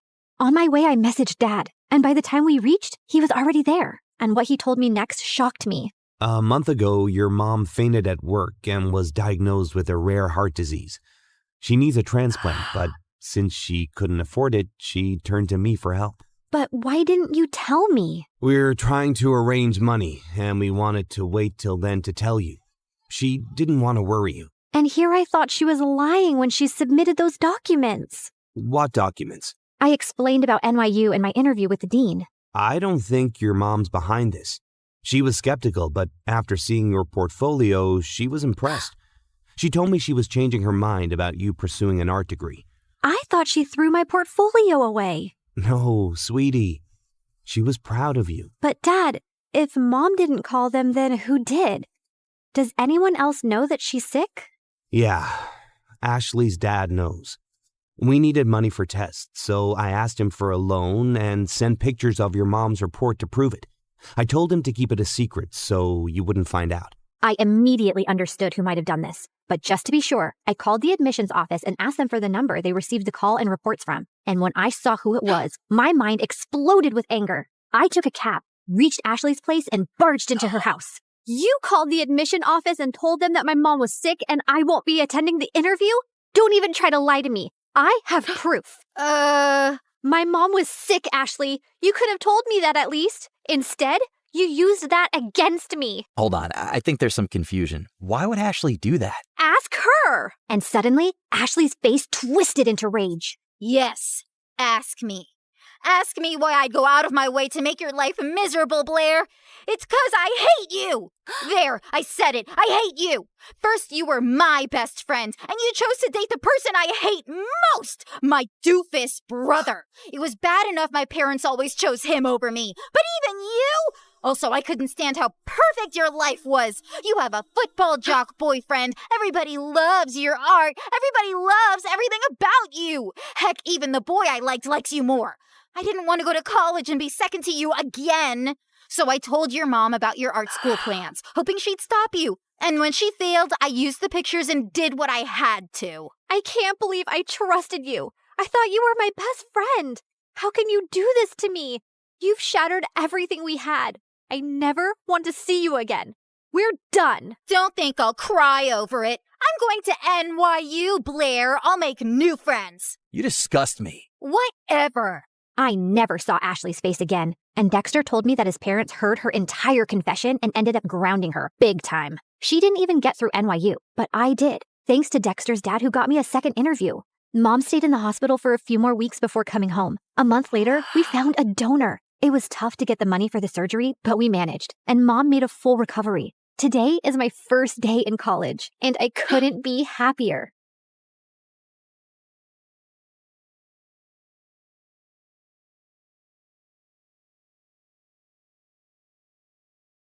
Hi, I'm Emma from Chile. Please like and subscribe to MSA. Show your love for MSA with their awesome bottles and notebooks. Peek at the collection in the description and pick your favorites. My childhood was tough. My parents were always fighting. But when I grew up, I met Clara, and my life started to become better. We met on the first day of high school, and I remember it like it was yesterday. Hi, is this seat taken? No? Great. I saw you sitting alone and thought you needed some company. Is that a choco chip muffin? I love them. You get the best muffins at this coffee house nearby, but if you eat too many, you might get gas or a sugar rush. Sorry, I'm blabbering a lot, right? Kind of. You'll get used to it. I'm Emma, by the way. Do you want to be my friend? Trust me, we both need friends if we want to survive high school. Oh, okay. I'd like that. I'm Clara. Since that day, we were like gum. Clara was a pretty and shy girl, and me, well, I was the weird girl with a tiny obsession for Sherlock Holmes. You better not be asking who Sherlock Holmes is. Wow, that's an interesting outfit. It's my Sherlock Holmes uniform, Clara. I already told you like 1 trillion times. Yes, of course. How can I forget? The world's greatest detective, right? The best, the biggest, the most... Wait, are you teasing me? Wow, you figured it out. Guess you are good at detecting things. It's elementary, dear Watson. What? Oh, never mind. But despite my weirdy personality, Clara always stuck by my side until one day, everything started to break. I was coming back from school and saw Mom going crazy in rage. She was screaming at Dad, throwing his stuff outside, while Dad just looked like a deer in the headlights trying to stop her. Let go of my hand. That's it. I can't live with someone who scams others. We're done. Get out of my house. Please, not in front of Emma. Why? She should know what kind of father she has. Tell her how you scammed people into investing money in your little Ponzi schemes. Tell her that you're a liar and a crook. Go on. A mouse got your tongue? Mom kept screaming at Dad, and I just couldn't take it. So I ran away to my room and locked my door. Mom followed me and was still screaming, but I just lay on my bed, trying not to cry. And later that night, she came into my room. I know you feel horrible, darling, but it's for the best. Your father was a good guy, but now he prefers money over his own family. But what happened? I don't know, dear, but I do know that you and I are going to be just fine. We're a team. Remember that, okay? The next day, I went to school feeling worse than ever, but I saw Clara and I got a little happy. Hey, I had the most awful day yesterday. Can we skip classes and talk? I really need to vent. And why do you think I have the time to listen to you whine? Excuse me? Clara started to walk away from me, but I stopped her. No, wait, I don't understand. Did I do anything wrong? We can talk about it. Oh, God, if I have to listen to you talk one more time, I will kill myself. I don't even know how your parents tolerate you. You're so childish and annoying. I can't be around you anymore. But we're best friends. And now we're not. So please don't talk to me again. Clara left, and I felt completely broken. Did she always think of me like that? I tried to talk to Clara between breaks, but she ignored me, and she did so for the rest of the week. I had no no other friends, so I just spent my time in the school library reading some Sherlock Holmes. At least the books were loyal. But one day, I was walking to my next class and saw a notebook by the lockers. I opened it out of curiosity, and what I saw blew my mind. The notebook was full of pictures of Clara. Clara going to class, Clara in the gym, Clara walking to her house. What kind of creep would do something like this? I was flipping through the pages when I noticed someone familiar in one of the photographs. It was this guy from our class, Gerardo, and he was holding a camera in a mirror reflection in the photograph. I'd seen Gerardo following Clara around in school, and I always felt that there was something off about him, but Clara would never let me chase him away. And now he was taking her pictures? This guy was a freak, and I had to do something before Clara was in some serious trouble. So I went to the principal and explained everything to her. I can't accuse any student without real proof, Emma. I mean, Gerardo is the official photographer for our yearbook. He could be taking pictures of anything else. But if you feel so strongly about this, I'll tell the teachers to be on the alert, okay? But nothing ever happened. Since telling the principal blew up in my face, I fell back on the one thing that I knew would work, my awesome detective skills. I spent the entire night stalking Gerardo on social media, but it was a dead end. The only possible solution was to confront him. But the next morning when I entered school, I saw Clara walk in with Gerardo looking completely different. Her face was painted with makeup, and her hair was all red. Oh my God, Clara, what happened? Did a radioactive spider bite you or something? What happened to your hair? And what's with the makeup? Can you stop touching her, you freak, and get out of the way? I wasn't talking to you, creepy stalker. Clara, what are you doing with him? Did he torture you? Do you need my help? She doesn't need anything from you, so get lost if you have nothing to say. Clara didn't look at me, so I walked closer to her, ignoring Gerardo's protests, and pulled out the notebook. Clara, this guy is a stalker. He's been taking your pictures since God knows when. Look, he's even in one of these pictures. Can you see that tiny little reflection in the background? Clara ripped the notebook out of my hands and finally looked at me, angry. What part of I don't want to be your friend didn't you understand? I don't care about your little detective games, okay? It's not a game. This guy is creepy and weird, and my boyfriend? He's my boyfriend, okay? Now stop insulting him with your dumb games and get out of my face. Clara stormed off before I could ask any questions, but Gerardo stayed, smiling at me. Thank you for finding my notebook. I was worried about losing my favorite photos of my girlfriend. Listen, I don't know how you brainwashed her, but she's not like that. I didn't do anything to her. I just offered her a quick way to earn money. What did you make her do? Why don't you ask her? He left with a victorious grin on his face. I started to feel really worried about Clara. The next day, after the end of the school day, I was determined to save Clara any way I could. So I decided to follow Gerardo like a shadow. After a while, I saw him slipping through the school back gate and entering a scary dark alley. I hid behind a pillar and saw him wait there. And moments later, a bunch of guys came in on their motorcycles, each scarier than the next. How you feeling about tomorrow, boss? Pretty good. You have the motorcycle I asked for? Yeah, it's in Clara's house. Perfect. I taught Clara everything she needs to know about riding motorcycles, and I've told her to meet us right here tomorrow. I'm telling you, Clara's so ready for this race. She's gonna nail it. And what if she doesn't? Then we train her more till she can. But don't worry, I can feel that money is ours already. Everyone started cheering in celebration, so I got out of there before they saw me. I ran until I found a bench and sat down. Clara was participating in a motorcycle race? Why? I had so many questions, but right now, the only thing on my mind was to save Clara from this dumb race. The plan was simple. I was gonna go to the dark alley after school and wait for Clara to show up, and then I would just grab her arm and run till we were safe. So the next day, I went to the alley extra early and waited for everyone to show up. Everyone, including Gerardo, was around, but Clara was nowhere in sight. Half an hour went by, and when she didn't show up, I decided to leave. But my jacket got caught in one of the boxes, and I fell, and all eyes turned to me. Whoopsie! I was just making sure there was no rats here. I think it's safe to say that this place is officially rat-free. Okay, bye! I turned around to run for my life when suddenly Clara popped in front of me, looking like a raging bull. I thought I asked you to stay away. I just want to help you, Clara. This is too much. I don't know what's happening with you, but I can help. How? You didn't even know your father's a scamster till your mom told you. I know you think you're some great detective and you can help everyone, but no, Emma, you can't. You have to stay away from this. Get that in your thick skull and leave me alone. I know you're saying this to hurt me, and I am hurt, I won't lie. But Clara, this is too dangerous and— Okay, enough. My head's hurting listening to your annoying voice. Lock her up. Wait, Clara tried to protest, but someone dragged me into a room nearby, took off my backpack, threw me in, and shut the door. I could hear Clara almost crying, so I pressed my ear to the door, trying to hear outside. I know she's in trouble, but you can't leave her here. You need to focus right now. We'll come back for her later, I promise. Now get on the the motorcycle. You've got a race to win. I tried to scream for help, but I gave up after a while and just sat down on the floor. Ugh, how did I let this happen? I spent hours walking in circles and knocking on the door, but then I suddenly came up with an idea. I'd read in the Sherlock Holmes books how to pick locks with a hairpin, so I took the one I had in my hair and started to try it. Something clicked, and all of a sudden, the door opened. Bullseye! I knew I had it in me. Okay, now focus. I left the alley and started to run without direction, but then I heard sounds of motorcycles. I went down a stone stairway and found a giant tunnel full of motorcycles and people. And Clara! But before I get Clara out of there, I need to do something else. Hello? 911? Come to Keller Street, down the stone stairway, and hurry up. There's an illegal motorcycle street race happening. Can you provide me with your name? There's no time. Hurry up! I hung up and ran down the stairs. All the motorcycles were already lined up, and Clara was on one of them. I could see Gerardo talking to some guy, so I ran to Clara without him seeing me. Come with me. It's impossible to escape from you, right? You can roll your eyes later. Just get off this thing and come. Emma, you don't understand. I found out a week ago that my parents declared bankruptcy, and we might have to move to a homeless shelter. He's a liar. Look at that nose on his face. It's so plastic and fake. You can't trust him. His nose was really crooked. You should have seen. Wow, great story. Let's save it for another time. Now come. Just as Clara stepped down from the motorcycle, we heard police sirens outside. I pulled Clara away before Gerardo or anyone else could frame her. How? Shh, you're a suspect. If anyone asks why you're hiding behind this bush, pretend that you're from a really exotic island, you know? Maybe you're collecting a...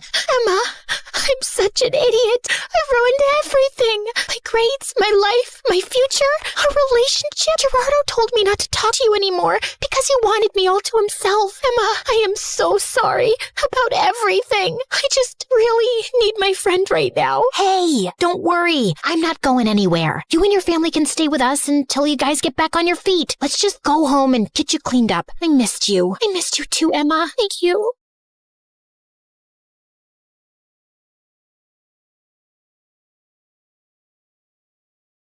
Hi, I'm Leah from Indiana. Before I continue, please hit like and subscribe. Since I was a baby, I was meant to be a dancer. I could dance before I could even walk. I would do the cha-cha while cleaning my room and bust a move while brushing my teeth. And of course, I was shaking it all the way to and from school. People smiled and laughed when they saw me, but I never cared. When I was 10, I would watch my friends head off to dance class after school. It would tear me up inside to see them living my dream. I came home one day as my mom was finishing her makeup. Mom, can I please go to dance class? All my friends are going. You're not going. You have no idea how much that class costs. There was no other parent to ask at that time. Just me and Mom and whoever she was dating that week. But Mommy, please. I swear, I'll do your laundry and chores, and when I make money from ballet, you'll get makeup from Sephora. I'll take you shopping, whatever you want. Pretty please. This means everything in the world to me.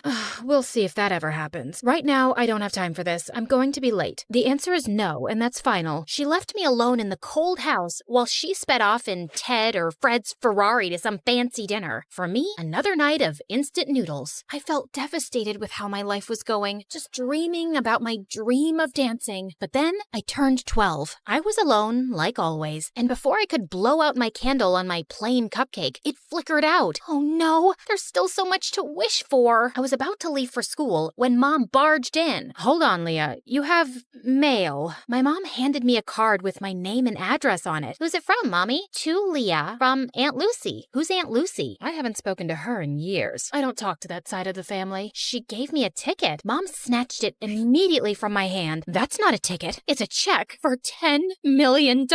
My mom went crazy. It was like she stepped into a Louis Vuitton fever dream. I didn't even know she was that loaded.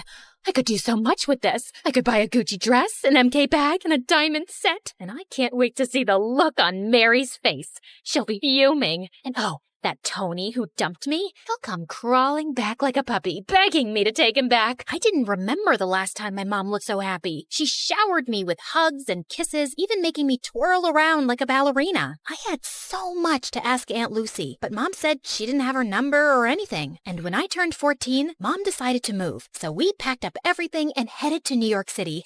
That's right, the Big Apple, the city that never sleeps. We were ready to start a new life. I finally signed up for dance lessons at an art school. Me, the girl who used to have holes in her shoes, had ballet slippers. I practiced every day until my legs cramped, but I was ecstatic. My mom also had new friends, like Tiffany, Chanel, and Fendi. I had always wanted to be close to Mom, so I joined her shopping sprees, and it worked out great. I guess that's what I was always missing. We would spend our time stocking the malls for the best clothes, handbags, and of course, shoes. Oh, Leah, we have to get these too. I was covered with shopping bags and balancing shoe boxes while scooting through the aisles. I could barely see in front of me through Mom's haul. Hurry up! We don't want to miss the first drop of Balenciaga's new collection. I'm right behind you. But honestly, when we were in these very posh stores, I felt like a princess. I was offered fancy drinks, tried on expensive dresses, and best of all, I felt so close to my mom. I walked out of the dressing room in a sparkling dress. Now spin around. Oh, beautiful, so beautiful.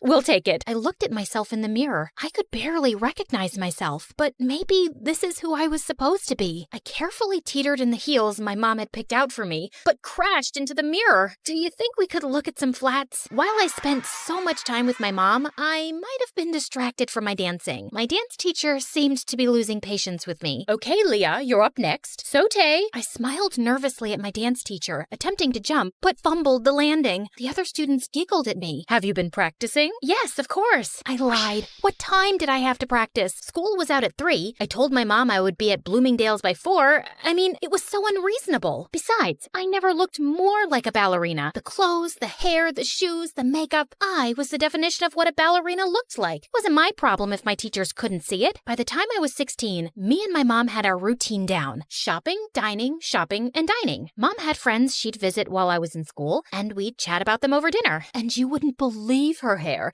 It's turned this terrible orange color. And her roots? Oh, her roots could be seen from outer space.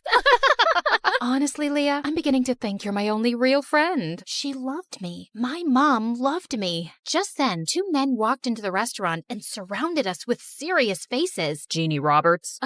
Yes? What is your problem? They flashed their badges at us. It was the police. You have to come with us. Excuse me? I am not done with my dinner. I want to speak to your manager. Jeannie Roberts, we need to talk to you about your tax evasion. This is ridiculous. You don't have the right person. You're gonna ruin my blouse. Mom, what's going on? Leah, I will call you as soon as I can. Can you let up a little? This is silk. The police dragged my mom out of the restaurant. I didn't know what else to do, so I ran back to our apartment. I paced and cried, staring at my phone. My mom was arrested. What on earth could I do? Finally, at midnight, the doorbell rang, and it was Mom. Mom, what's going on? Listen, I have to be quick. You need to get help. Otherwise, they'll put me away for good. They said tax evasion, but you haven't done anything. We have the money. Tell the police we have millions of dollars. We don't, Leah. It's gone. My stomach dropped. I need you to get me out of this trouble. I need you to go see Aunt Lucy and ask for the money. They have people watching me. They'll pounce on me if I try to leave the city. But you said you didn't know anything about her. Yeah, I just remembered her address.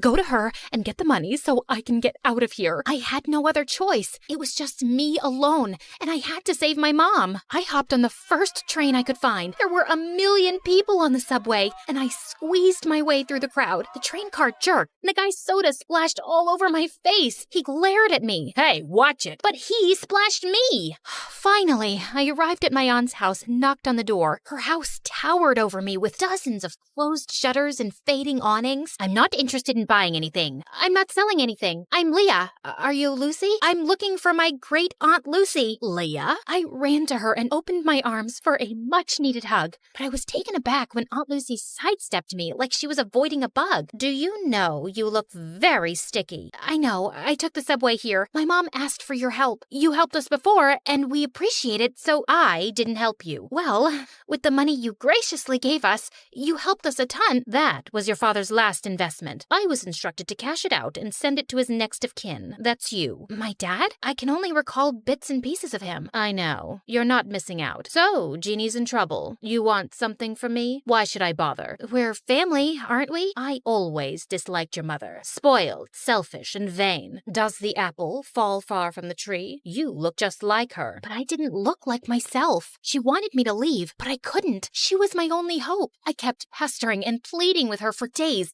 buzzing around her like a pesky fly. Finally, after what felt like forever, she talked to me. This used to be a hotel, you know. I took care of everything, and I was great at it. But it's hard for a person my age to manage everything around here. There's too much space and too many stairs. I have a few guests coming over, but I don't have much staff. I would like to see how useful you can be. Whatever you need, I can do it. I needed to win her over to save my mom, so I got to work by cleaning out the fireplace. Large chunks of ash rained down on me, covering the floor in a thick blanket of gray. Oh my God, what a mess. Leave this and go wash your face. And when I scrubbed the windows, one of the panes cracked and a large piece of glass fell. I caught the glass right before it hit the floor. Oh no. I heard some guests coming, so I quickly shoved the glass under the bedspread. A large older man entered the room and plopped down on the bed. The glass made a large crunching noise and the man screamed, "New sheets! You must need new bed sheets!" I scampered out of the room and caught Aunt Lucy giving me the death stare. On the way to get new bed sheets, I bumped into a flower vase and knocked water everywhere. I sprinted off into the hall and grabbed the mop to clean, and then thud! The rest of the guests slipped and fell. Oops, I think I forgot the wet floor sign. Ugh, it's gonna be one of those days. I totally screwed up, and I knew there was no way she'd forgive me. So I hid from her, and when she finally found me, I started bawling like a baby.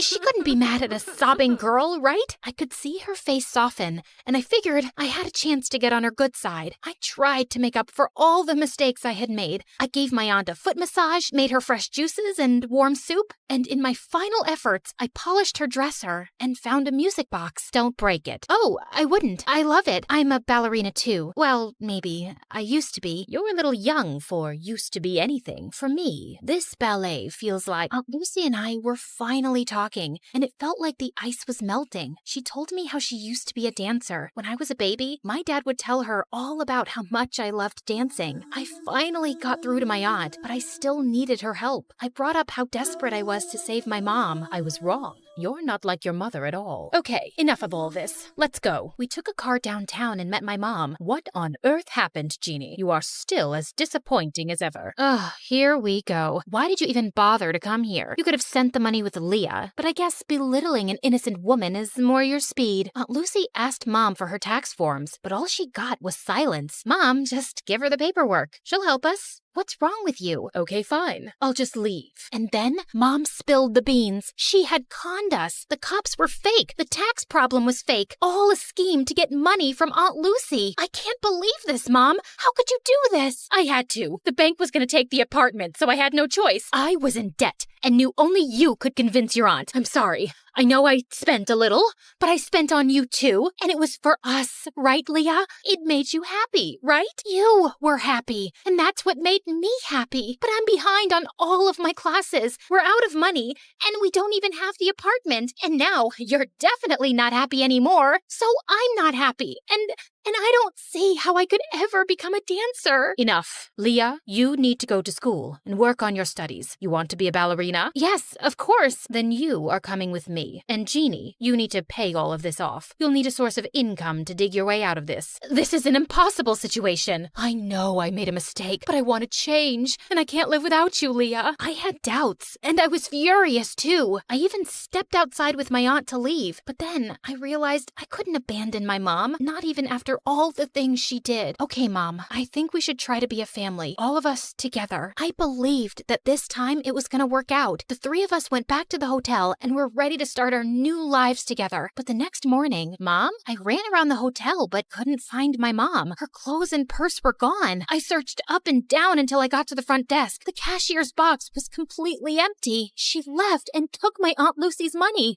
I was devastated. I brought her here, and it all happened because of me. What should I do? I had brought on enough trouble, and I had to earn and return every penny back to my aunt. Leah, are you leaving too? I'm so sorry, Aunt Lucy. I just wanted us to be a family. I don't want to cause you any more trouble. I thought it would be better if I just left. I'm so sorry about my mom. I wanted to believe that she would be different, but she wasn't. Just the same horrible, selfish woman. Leah, you don't have to go. It's not your fault. We're family. Sometimes the family you're given isn't the family you end up with, and that is okay. Really? Really. I love you. And I do have some good news. I made a few phone calls, and you have an audition next week. Oh, thank you. I love you too, Aunt Lucy.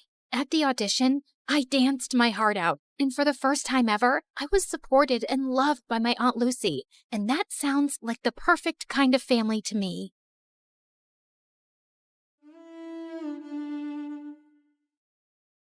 Hi, I'm Joyce, and I'm from China. People think my life is perfect. A pretty face, wealthy parents, and an elite school. But what good is any of that if my family doesn't love me and favors my genius brother? All I ever wanted was for my dad to be proud of me, but I made my brother disappear, and that ruined my life. Let me start from the beginning. I look like Mom, thankfully. Dad's beauty is mostly internal. Mom is the prettiest woman I've ever seen, and she looked more like my big sister than my mom. She looks like you, but I hope she doesn't have your brain, or she'll turn out useless like you. Well, I had learning difficulties and barely spoke more than a few words until I was 5. Dad hated me. He spoiled my brother Dustin rotten. I wanted to impress him too, but Dustin, 3 years younger than me, was already a genius. Dustin loved me, no matter how much Dad compared us. He never let it get between us. Like this one time on my 8th birthday, Dad decided to celebrate Dustin instead of me. He invited all his employees and business partners. Dustin was on stage reciting this long old English poem called Beowulf, and people were already yawning and checking their watches. Mom and I were late because we were at the salon, and when we finally walked in halfway through the poem, every single head turned our way. People looked at us like we were movie stars. Dad came rushing over, looking pissed. What are you all staring at, huh? It's just 2 girls who care more about their looks than their brains. Joyce, you're just a disappointment. Go upstairs. Actually, do us all a favor and stay there.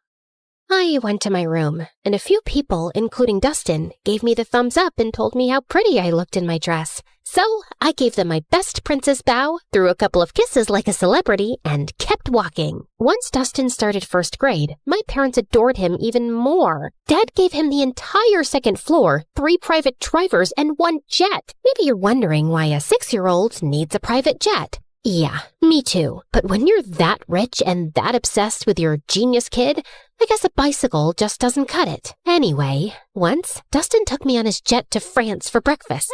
And when Dad found out, he freaked out and grounded me for weeks. I knew I would never make Dad love me, so I thought maybe being close to Dustin would help. Whenever he did something wrong, like breaking a glass or messing up the floor, I'd take the blame, thinking maybe that would make Dad look at me differently. Joyce, stop! You don't have to cover for me. Dad's not gonna love you more because you're suffering, and it kills me when he talks about you like you're nothing.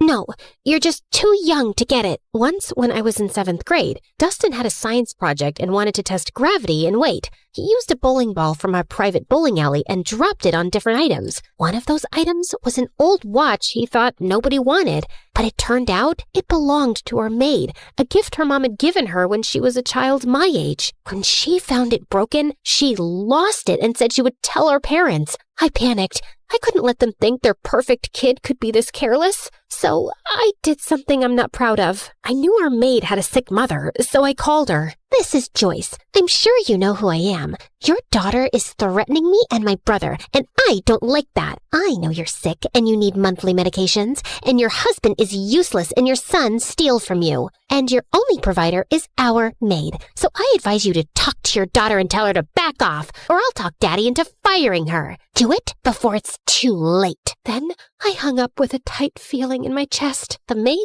didn't say anything after that. She just kept working quietly for days, and I felt terrible. I kept giving her money from my pocket anonymously for years. Then 9th grade arrived, and something completely unexpected happened. One afternoon, I was humming in the school bathroom when the music teacher happened to be hiding in one of the stalls trying to catch girls who were vaping. She heard me, asked me to sing, and ended up loving my voice. She even said I could be the lead singer for the Christmas choir.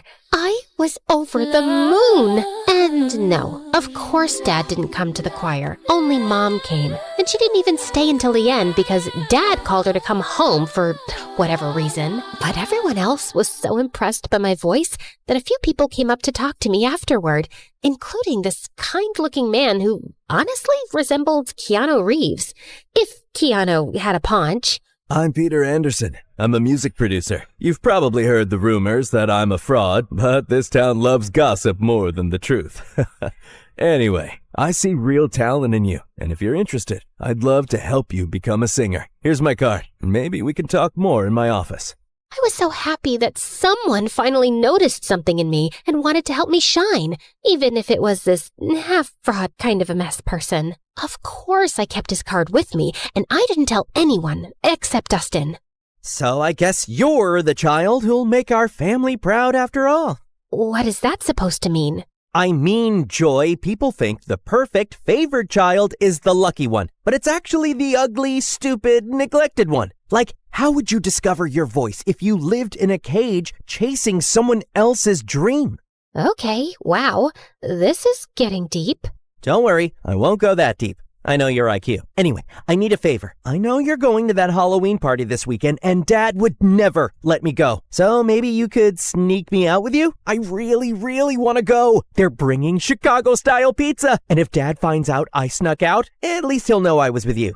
Which will make things even worse. Come on! I'll do your assignments for the whole next semester. For the next 2 years.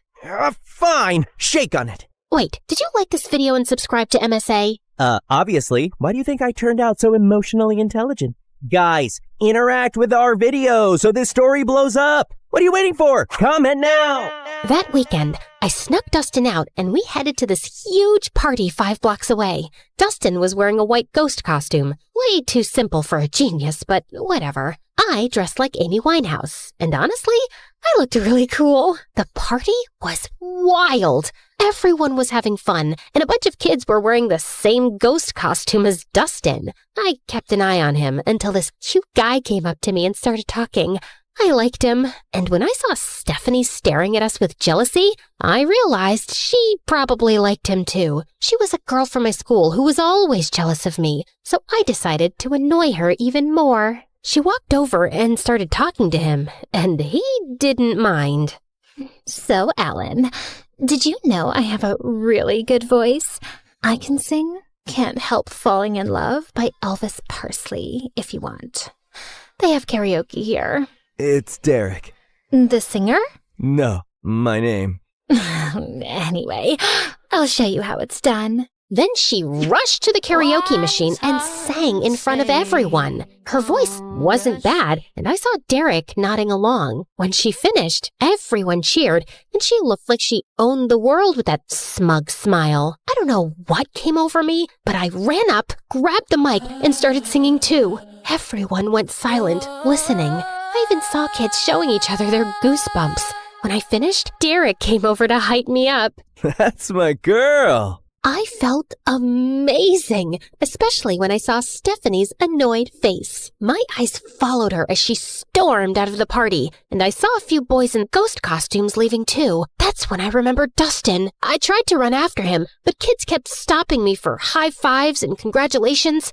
By the time I made it outside, I sprinted to the group of ghost boys. Dustin? Dustin! Knock it off! This isn't funny! No one answered. I started pulling off their masks one by one, but none of them were Dustin. Back off, you weirdo! Panic shot through me. I ran like crazy through the streets. Dustin! Dustin! Dustin! 2 hours passed. I couldn't find him. I was so worried sick about my brother, and I knew there was no running from calling Dad. I was finished. Dad and Mom arrived with a few police officers, and Dad looked like he was about to finish me off. He lunged toward me, but Mom stepped between us. He glared at her with furious eyes. So now you're protecting your kid? Oh, that's funny because I didn't see you stopping them from sneaking out in the middle of the night. The officers tried to calm him down while everyone started searching for Dustin. But another day passed, and still no sign of him. The whole town volunteered. People searched through the nights, but nothing. Every second felt heavier than the last. I isolated myself. I text Dustin every day. Stupid messages like, Where are you? And please come home, as if he'd somehow see them and reply. At night, I'd sneak into his room and sleep in his bed, burying my face in his pillow until his smell faded away. Some nights, I'd just sit on his floor holding his favorite hoodie, feeling like I'd lost the only person who ever really saw me. Dad barely talked to me anymore. Mom didn't yell at me or blame me, but sometimes I'd catch her crying alone, and she'd wipe her tears the second she saw me. I'm sorry, Mom. She didn't answer. Can we talk about this? I want to hear your voice. I know what happened is my fault, but I just want you to pat my shoulder, let me cry in your lap, tell me it'll be all right. Just say something, anything. But she didn't. She just gave me a sad little smile, nodded, and walked away. And then I completely shut down. A year of guilt and silence later, I couldn't take it anymore. I needed something, anything to distract myself, even if just for a little while. I remembered the card the producer gave me, and I figured, why not call him? It's not like I had much to do being alone all the time. Wise decision. I'm gonna make you a star, way up in the sky, so bright, your dad's gonna regret not loving you enough.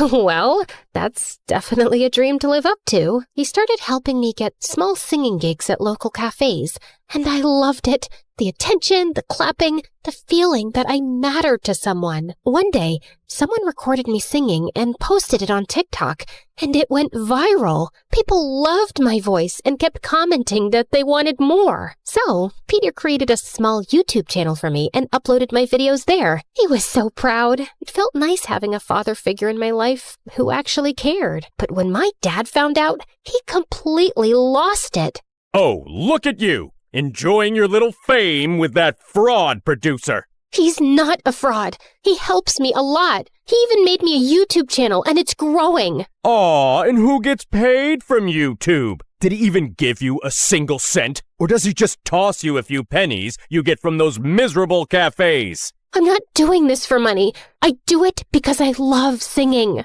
Just like you loved your brother, right? For the first time, I felt real anger toward him. Why couldn't he see any goodness in me? But before I could say anything, he pushed his chair back and walked out. Later that night, he started having chest pains. Mom and I rushed him to the hospital. The doctor said it was stress and that he needed rest. I didn't visit him much while he was there. Not after what Peter told me. Summer vacation's coming up. I was thinking we could go on a little tour around the country. Grow your audience. See where this takes us. I believe in you, kid. I went on that tour in a heartbeat, and I had the best time of my life. For once, I felt like a child again. No guilt, no pressure, just music and freedom. But even then, I worried about Mom. I always felt like she needed rescuing from Dad. That became my motive. Work harder, grow bigger, make more money, and buy us a house far away from him. My fame grew fast. By the time I finished high school, I was well known enough to earn a good income. One night, before leaving the house the next day for good and renting an apartment in the city, I was having my last dinner with my parents.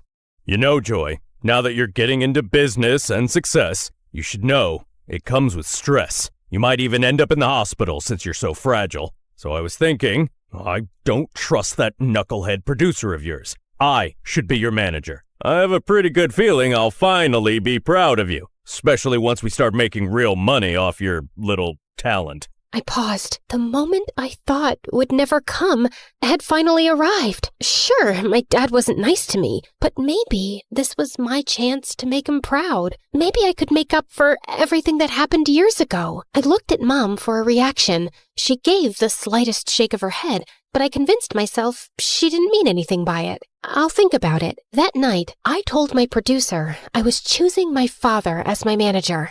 Kid, I can't force you or tell you what to do. You're grown up. If you think your dad's the right man for the job, then go ahead. And just remember, I'm still here for you.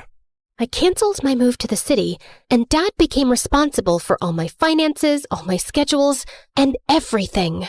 Everything was fine for the first few months, but But then I started noticing that my finances didn't make sense. I was earning more back when Peter managed me, and I was working twice as hard now. Still, I gave my dad the benefit of the doubt until one day I checked my bank account and it was at zero, completely empty. I freaked out and went to confront him in his office, but he wasn't there. That's when Mom walked in, pale and shaking. She turned on the TV. William Clark, the billionaire owner of Clark Investment Companies, has been exposed as the center of a massive Ponzi scheme. Authorities estimate he conned thousands of people out of nearly $300 million. Records show the fraud began in the early 2000s, and officials confirm he fled the country this morning. The FBI is now searching for him. Back to you, James. I stared at the screen, frozen. My dad, the man who made me feel small, unworthy, and desperate to impress him, built his entire empire by scamming people. It was my biggest regret, choosing the wrong man to trust. I ran to my mom and hugged her. He stole from me, Mom. He hurt me, and he always made me feel incomplete. All I ever wanted was for him to be proud of me. Where did I go wrong? Mom wrapped her arms around me. You were focused on the wrong parent, honey. Every time I tried to hold you, I could feel myself breaking. And I didn't want you to see that. I didn't want you to carry my pain on top of your own. Words were never my thing, but I always loved having you around. After Dustin, everything fell apart. You shut yourself away, and I didn't know how to reach you. But your father's gone now. Good riddance. It's just us. I've saved some money. Let's start over. I hugged her tighter. Her words came late, and in the hardest moment of my life, but somehow I felt happy. I never knew you could feel so happy and so sad at the same time. After that, everything happened in a blur. The FBI seized our mansion, our cars, and everything inside. Mom and I moved into a tiny apartment and hardly left it. Then one day, someone knocked on the door. It was Peter. Didn't I tell you? I'll always be here when you need me. But who's gonna listen to my music after what my dad did? Joyce, what defines Joyce is what Joyce does, not her father. It's time to rock again. Remember your YouTube channel? I've been saving everything we earned from it for something big, and today's the day. No, I can't. I just want a quiet life with Mom. I'm sorry. Actually, I gave an interview this morning. I told everyone what your father did, including how he stole from you. People are sympathetic. I've read the comments. They love you, Joyce. They want you back. Wait, you did an actual interview? For me? Wow. Peter helped me restart my career, and people were happy to have me back. And soon enough, I was a huge success and making good money too. One day, before one of my biggest concerts, Mom told me that Dad had been arrested and was facing decades in prison. She said he wasn't feeling well and wanted to see me. I decided to see him one last time before closing his chapter for good. I know you probably think I was stupid, Joyce. No, you committed every sin in the book, but stupidity wasn't one of them. You know what? I actually feel sorry for you. You spent your whole life putting down an innocent little girl without a shred of guilt. Well, you weren't like Dustin. For Christ's sake, he was the only one who made me proud, and you had to take that away from me. I guess it was for his own good. Otherwise, he would have grown up to be a miserable little fraud like his father. I finally get it. You were never capable of being proud of me. Not because of who I am, but because of who you are. A fraud, in business and as a father. Now, if you'll excuse me, I have a crowd of 200,000 proud people waiting for me. And with that, I spit on him and left. The moment I stepped on stage, the entire arena erupted. I looked out at all those excited faces, at Mom's proud smile, at Peter beaming at me like his daughter had made it. And then I closed my eyes, and I saw him, Dustin, with that same cute, confident little smile he always had when he believed in me more than anyone else. I keep running, like I'm trying to outrun time. I can't stop, I can't slow down with these ghosts still in my mind. And it hits me when it's quiet, nowhere left for me to hide. So keep on moving, moving, moving, just to feel alive. But as I sang, the crowd grew louder, louder than I'd ever heard. I opened my eyes. There was a guy being lifted by the crowd, riding toward the stage, and for a second, I stepped back in fear. But then my heart stopped. Dustin? I signaled for my security to let him through. He climbed onto the stage, and I swear the world went silent around us. I looked at him like I had just seen a ghost. The hostess rushed forward, tears in her eyes. After your mother's interview about your missing brother, the internet made it their mission to find him. He's been missing for 10 years. We interviewed him and confirmed with your mom. He is your long-lost brother. My knees almost buckled. I couldn't breathe. But Dustin spoke first. I was taken by some shady people. They asked Dad for ransom, but he ignored them. They took me to Mexico. We got into a car accident. I lost my memory. A kind Mexican couple adopted me. I didn't know who I was, but I always felt like someone out there loved me. I just didn't know it was you.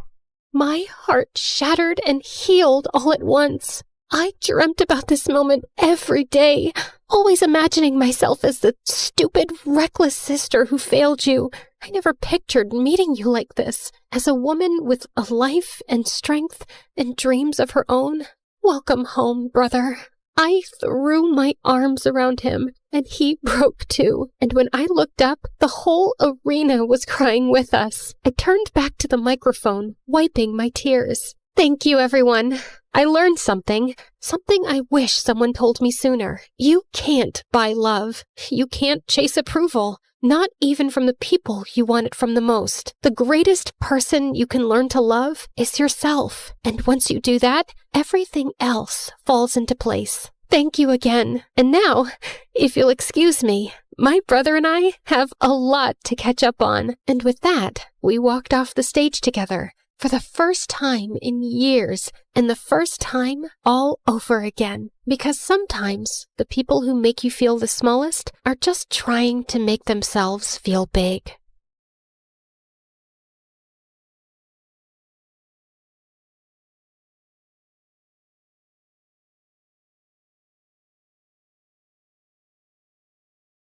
Hi, I'm Sasha from Florida. Please don't forget to like and subscribe.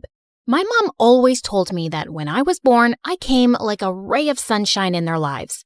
My parents were struggling financially and were the poorest in their families, but I was a special kid. They could tell from the start that I was super bright, and I could read and count when I was only 3. This made them so proud, especially since my brother Damien, who was 2 years older than me, was just a troublemaker. Once when I was 5, Damien and I were playing baseball in our small yard, and I told him not to throw so far, but he wouldn't listen. Relax, Sasha. Don't be such a nagging baby. But Damien, the neighbors... He threw it again, and this time it broke the neighbor's window, which my parents had to pay for. Damien, you're not getting a Christmas gift this year after that stunt. You're always getting into trouble and costing us money we can't afford. I told him not to throw so high, Mom. Of course you did, baby. I wish your brother was smart like you. Damien looked at me with pure hatred. And ever since then, we fought like cats and dogs, and there was no peace in the house with us around. I kept excelling at school, and with time, my parents' struggles also started getting easier. Dad got a job in the city planning department, and he had a good salary now. The only one getting worse was Damien. He failed 10th grade twice, and now we were in the same class. If you fail another year, you'll have to find a part-time job and pay for your own school fees. I am not spending my hard-earned money on your failures. Sasha, why don't you help Damien with his math? Heck no, I don't want any help from Little Miss Perfect. It's not like I'm dying to teach you, but this is just getting embarrassing, bro. Take my help if you ever want to leave high school. I tried my best to help Damien, but he was such a thick-headed student. How could someone's IQ be this low? One day, while we were sitting at the local ice cream shop going through his homework, this fancy, overdressed girl sitting at a table opposite us started yelling at the waiter for accidentally spilling a milkshake on her. You stupid fool! Look at what you did to my Gucci top! Even though the waiter apologized 10 times, the girl kept being a jerk, and told him she wasn't paying for her food. She started walking out, and just as she was passing by our table, her shoe's heel broke and she tripped. But Damien moved at some lightning speed and caught her just before she fell. It was like watching a Bollywood movie in slow motion. The two were staring deep into each other's eyes till I interrupted. Hey, Superman. These algebra exercises won't solve themselves. Thank you so much. You really are my Superman. You saved my life. I'm Chanel. Watching Dumb and Dumber making gaga eyes at each other was making me nauseous. So I left them and took the bus home. But I was surprised to see Damien and Chanel already there. How did you get here so fast? Chanel drives a Lamborghini. Didn't you see it parked outside? What surprised me even more was that my parents were smiling from ear to ear at her. Her father is actually one of the richest people in town. Yes, and your brother and Chanel are dating now. Isn't that amazing? Dating? They just met. I had no idea what this girl saw in my brother or what she wanted from him. So when she was leaving, I caught up with her. Excuse me, Chanel, right? Yes, and you're Sasha. Your parents tell me you're so smart. Yeah, and I love my family very much. And even though my brother's dumb, I don't want to see him get hurt. So what's your deal? What do you mean? I just like him, and I'm going to ask my daddy to transfer him to my school. I didn't think Chanel was serious. But a month later, Damien was going to her school, and she was coming over to our house for Sunday lunches. My parents started giving Damien all their attention, and I stopped existing. Damien, my darling, we're so proud of you. We always knew that there was something special about you. Hey guys, I got selected to participate in the international math competition. Oh, that's nice, dear. Oh, and Chanel, thank you for speaking to your father. Because of you, I now have a good job at the bank. But Mom, you don't even have any banking qualifications. Who needs qualifications when you know people in high places? My house was turning into a fake zone, and everything was about Chanel and Damien now. I wasn't used to this at all. When I was in 11th grade, Chanel invited us to her mansion for her birthday party. We were welcomed warmly by her mother, but her father was forever on a phone call. While my family were busy mingling with the rich, I found a quiet place on a balcony. Just then, this tall Superman-type guy appeared beside me, and I immediately felt nervous. The view is beautiful from here. I'm Clinton, by the way. I haven't seen you at any of Chanel's parties before. I'm her boyfriend's sister, not really a close friend. How are you related? Oh, I'm her ex-boyfriend. Why would you come to her party? Her father and I are very close, and he still wants me and his daughter back together. What? But she's with my brother. Chanel's father has helped me and my family a lot, so I'd do anything to help him out. Like, break up my brother and Chanel? Is that what her dad wants? And you'd do it? That's just crazy. They've been together for a year now, and they're in love. That's what you think. Sasha, what are you doing here with this jerk? He's obsessed with Chanel and keeps asking me to break up with her because he wants her back. You are such a fool. I'm just trying to help you, dude. Damien lunged forward to punch Clinton, who pushed him away roughly to defend himself. Just then, Damien tripped on a rug and landed hard on the floor. Damien! He was unconscious, and we quickly called an ambulance. While my parents and I sat in the hospital waiting room, I went to get some water when I found Chanel in Clinton's arms. You lying, cheating snake! My brother's seriously hurt, and you're here playing makeup with your stupid ex. You can't talk to me like that, Sasha. Oh, drop the act, you witch. Sasha, why are you making such a commotion? Because your son is in the hospital, and it's all because of this stupid girl you adore.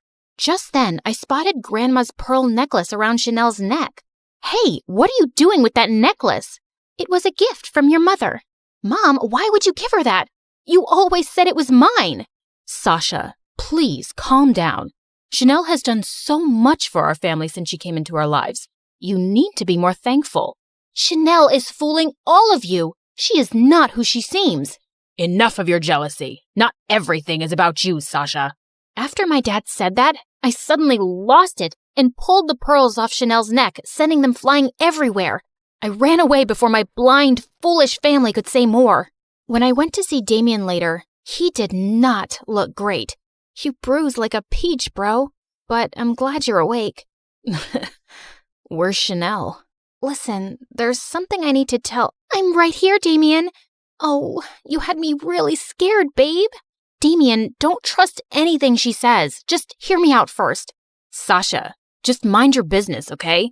Chanel is the love of my life. Now please, get out. I saw that I was just wasting my time with my family, so I stopped talking to everyone and minded my own business. But a week later, everything came crashing down. Damien came home looking devastated because Chanel had broken up with him without any explanation. And when Mom returned, she said she'd also lost her banking job. I should have listened to you, Sasha. Chanel just threw me away like a toy she got bored of. And now I'm back to being nothing. But you were never nothing, Damien. Yes, I was. I was always a disappointment next to you. But once I started dating Chanel, they finally noticed me. I was worth something. It was true. I'd enjoyed all their attention without ever thinking about how he felt. And for the first time, I hugged him. Just then, Dad appeared, looking frantic. Chanel is a bigger traitor than we could have imagined. She stole some important work documents from my study, which proved that our entire neighborhood was built on some illegal land decades ago. Her father has those documents now, and he's planning to demolish the whole neighborhood to set up his factory here. Son, I think this is why she was dating you all along. And now we'll lose our house, and I'll definitely lose my job. I couldn't believe how far Chanel had gone to deceive us all. And I had to do something. I was sitting at the local cafe wondering what could be done when I spotted Clinton in the corner looking upset. Why do you look like you've been crying? Aren't you back with Chanel? No, I'm not. That day at the hospital, I was only hugging her because she was really upset about your brother. Whose heart she broke, by the way. Upset my butt. She totally used him. You don't know everything. It's all because of her dad. Anyway, I told him I didn't want to get back with Chanel because I don't love her, and he fired me from his company. Well, I'm sorry to hear that, but right now I have to figure out how to save our entire neighborhood from getting bulldozed by Chanel's dad. I know how you can stop him.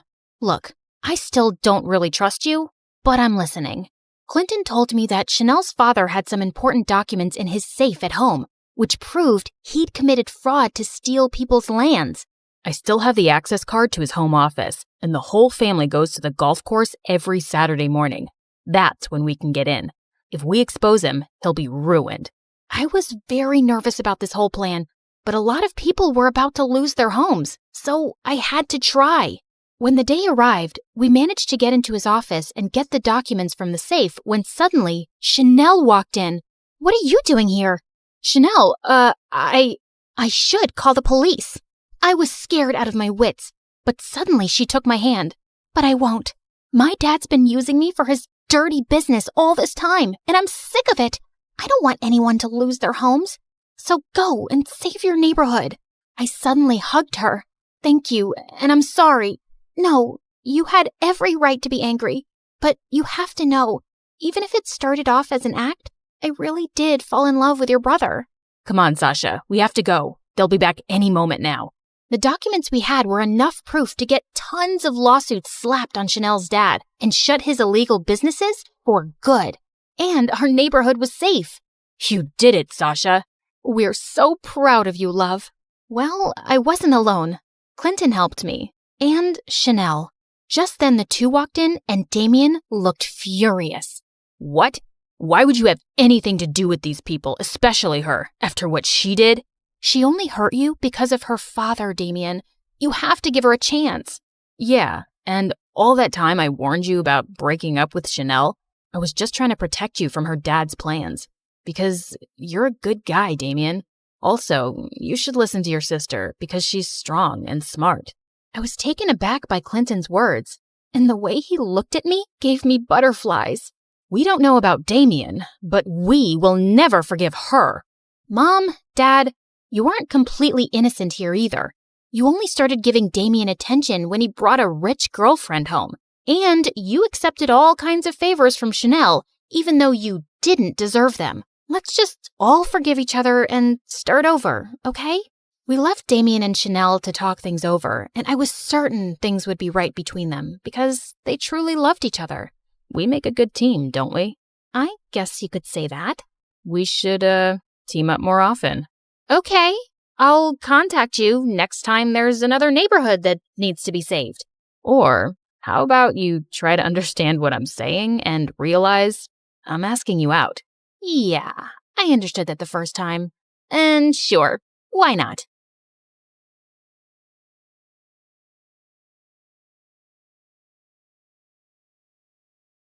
As I sat in my sports car preparing for the race of a lifetime, my manager Ruth shot me a nervous look. If your dad finds out, we're dead meat. They're probably giving away some charity award somewhere. Besides, they already control everything. This is my way of living my life. Now sit still. As I drifted and turned the car around, Ruth was screaming, "Slow down, Your Royal Highness!" Oh, come on. The fun has just begun. I pumped up the gas, and my brand new Ferrari was whooshing past the rest of the cars, putting me ahead in the race. Told you I'd win. Just then, a big van came out of nowhere and started clicking my pictures. Time to run. Hi, I'm Penelope, a real-life princess from Belgium. Please like and subscribe. I grew up with really controlling parents. They planned my daily schedule and made me go to boring meetings and dinners so I'd be ready for my duties one day. I wasn't even allowed to go to school or parties with people my age. My life was miserable. After what had happened at the race that day, everyone in the kingdom called me the crazy princess. The media is having a ball. This is so harmful to our reputation. Your reputation? I aced that race, and they're saying I came in second. If anyone's reputation is hurt, it's mine. Enough. You are next in line to the throne, Penny. Mend your ways or I'll get you married. I'm 17. You can't get me married. I must be at least 18 according to the rules.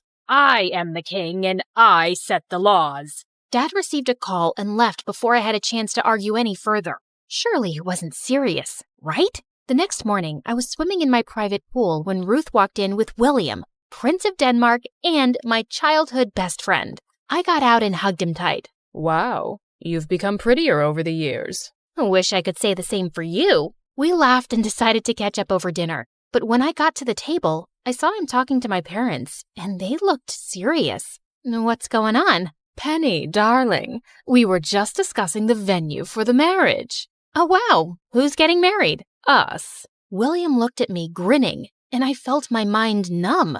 Suddenly, I found myself dragging William outside. What the heck was that? I want to get married to you. I've always liked you, and your parents don't seem to have a problem. But I do. I don't want to get married to you or anybody. I'm 17, for the love of God. Is that why you're here? Did my parents put you up to this? Wait, don't answer that. I already know. I turned around and walked off, leaving William alone. And after that day, things just weren't the same.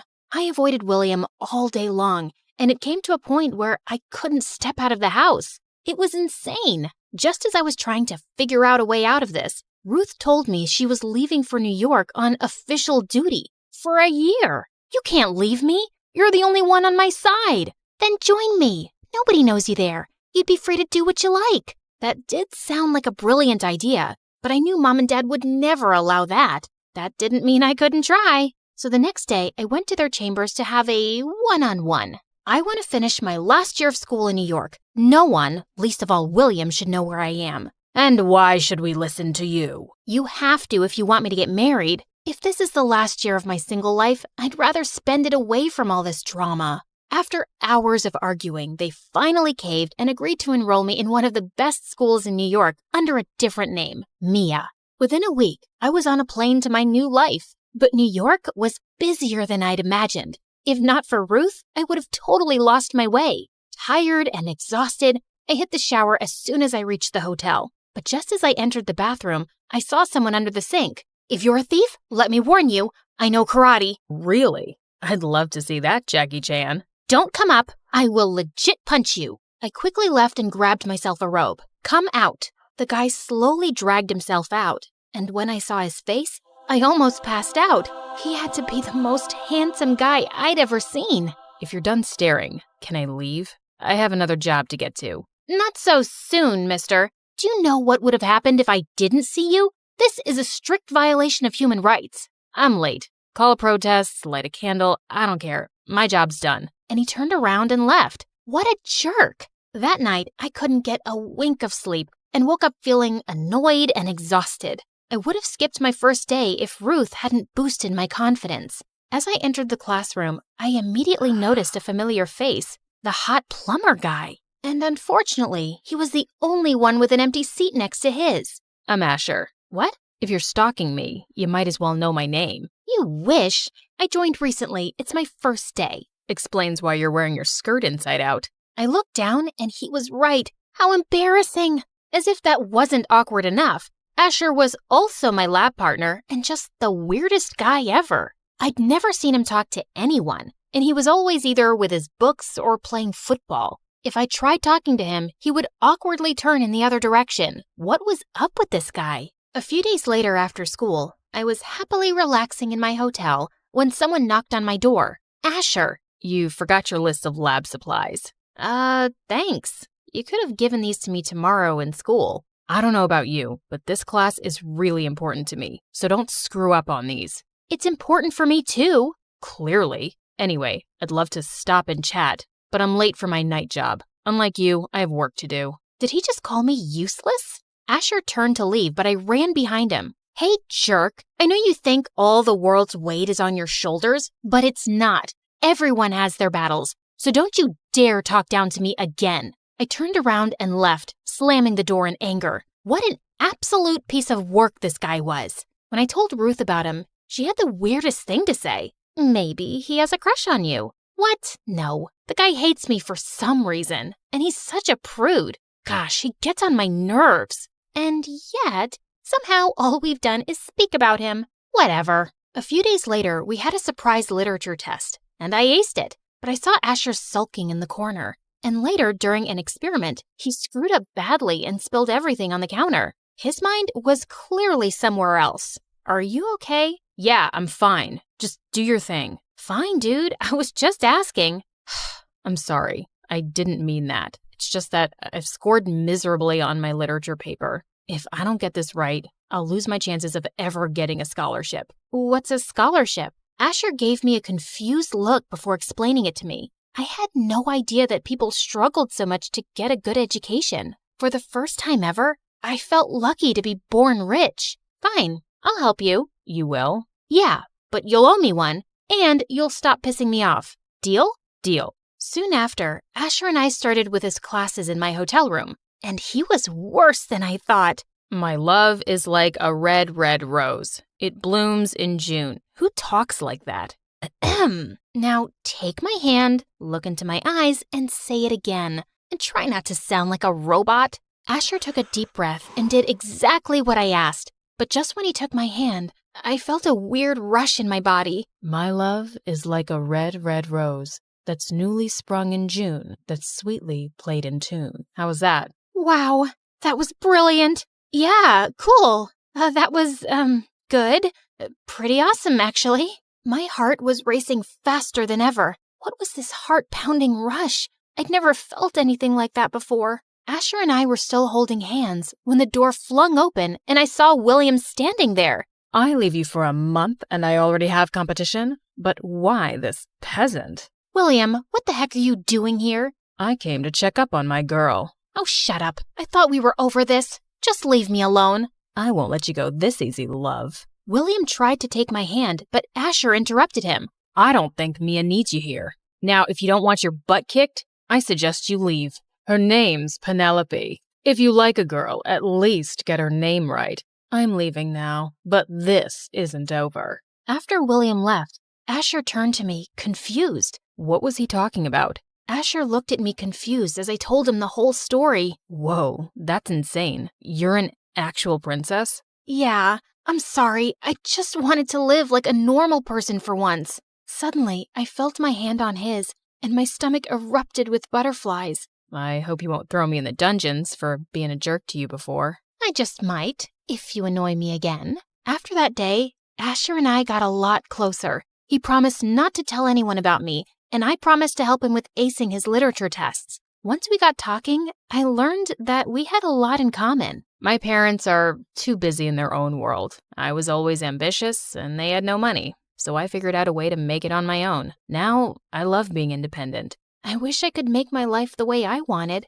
You can. All you gotta do is be brave. From here. As he laid my hands on his chest, I could feel his heart pounding, fast and hard. I was falling for him, and I knew he felt the same way when he asked me to be his date for the Halloween party. Life was good, except William was always around me, and that was kind of annoying. When I told my parents about him, they were actually supportive of his behavior. You should be happy he loves you so much. I suggest you come back and let go of this foolish adventure. Why did they hate me so much? One day before the party, when I walked into school, I saw William waiting for me on his knees and a life-size bouquet. Beautiful flowers for my beautiful date. I'll pick you up at 8 tomorrow. No need. I already have a date. Who? That peasant from the hotel? Come on. You deserve a prince like me. Only royalty can match royalty, and you know that. That's enough, William. You were my childhood friend, and I respected that for as long as I could, but I'm done. Teach your lessons on royalty to my parents who love you so much, but leave me out of it. You'll regret this. Yeah, whatever. That evening, as I got dressed, I got a text from William that he was leaving, and I couldn't be happier. Good riddance. When Asher came to pick me up, I was shocked to see him stepping out of his car, looking like an absolute dream. We entered the party dressed as Cinderella and Prince Charming, and people couldn't stop gushing over how amazing we looked together. The mood became better when the song shifted to a slow number. You look beautiful tonight. Just tonight? I fell for you the day I saw you, and I never stopped liking you. Is that why you were so rude to me? It was a way of keeping my feelings under control. I thought you'd distract me from my goals, but I was so wrong. Asher pulled me closer till our faces were inches apart, and he gently kissed me on my cheek. And suddenly the song changed again, and we lost our moment. Let's get out of here. I'd like that. Asher took my hand and took me to the school rooftop, overlooking the entire city of New York. It was beautiful. Penny, I know you're a princess, and I would never be able to match your status. But will you date me and make me the happiest person on earth? It was a dream come true to meet a guy like Asher, and I was the happiest I'd been in a long time. But just as I was about to say yes, the door of the roof crashed open, and suddenly I had people taking my pictures left, right, and center. Is he your new boyfriend, Penelope? Will you leave the crown to get married to him? Show us the ring! I wanted to leave, but there was no way out. Just then, I caught a hold of one of the guys with the camera. Who sent you? Tell me now or I'll destroy your career. The guy got scared and told me he got an anonymous tip from someone named Asher. No way! I immediately started looking for Asher when I saw him taking money from one of the media people. How could you betray me? Penny, listen to me. This isn't what it looks like. I'm not blind. I just saw you taking money from him. If you needed money, you could have just asked. You're worse than William. At least he didn't lie. Asher tried to stop me, but I was too heartbroken to stop. Soon after, I called Ruth and asked her to get me on a private plane back to Belgium. I wanted her to come along, but her work in the States wasn't over yet. As soon as I landed, the driver took me to the hospital and not the palace. What's happening? Where are we going? You'll find out soon enough, Your Royal Highness. My heart was beating nervously as the security led me to a private room and saw Dad with 1,000 machines beeping over his head. Dad! Oh my God, what happened? Penny, you're a sight for sore eyes. I turned to Mom, and she told me that Dad had been unwell for quite some time. When he learned that I was dating someone out of royalty, he just couldn't take it. I'm sorry, Dad. I let you down, but I've learned my lesson. I'll do everything you say. I just want you to take over the crown and get married to William. He's perfect for you, honey. Even though I didn't agree with Dad, I nodded with a heavy heart. The news of my marriage and coronation spread like wildfire. Mom planned a major event inviting all the royal families of the world. As I stepped into my wedding gown, I could feel my heart sinking. Asher was the love of my life, but I had to make the sacrifice in the name of my family. I was walking down the aisle when Ruth came running into the church. Stop! Stop the wedding! Ruth, what are you doing? I have to do this. For Dad, Stop being dramatic. He doesn't love you. He's only after your money. Ruth told everyone how after I'd left, she went back to the hotel to get the rest of my stuff and ran into William. But he told me he'd left. That's exactly what I was wondering too. So I followed him to a club and saw him making out with random girls. She went on to tell how William's parents were practically broke and they wanted to marry their son off to recover money. That's not true. She's lying. He was the one who tipped off the media about you. For money. I looked at William, who had turned pale as paper. Spill the truth. Now. Fine. I did it. And I'm not sorry. How could you choose that peasant over me? I'm royalty. I slapped his face hard. I swear to God, if you say royalty one more time, I will have your sorry butt arrested. Now, if you have an ounce of shame, take your parents and get out. When I reached the palace that night, Mom and Dad were more than apologetic, and it was decided I'll take the throne with or without the husband. But before that, there was one more thing I had to do. Ruth, I already know. Here's your ticket. Go get him. I hugged her and left immediately for New York and booked the same hotel. When I reached the room, I loosened the sink and asked specifically for Asher. Excuse me? Anyone home? I'm in here. Hand me the screwdriver, please. Ma'am, could you come out, please? Sure, let me just... Oh! Penny, what are you doing? Get out of there. Are you hurt? Probably not as much as I hurt you. I'm sorry for not trusting you. Ruth told me how William manipulated the situation. I was just paying them to get rid of them. I know that now. So, you think you can forgive me? Or, I'd rather order you since I'm the queen and all, so... Asher pulled me in for a kiss, and it was everything I'd hoped for.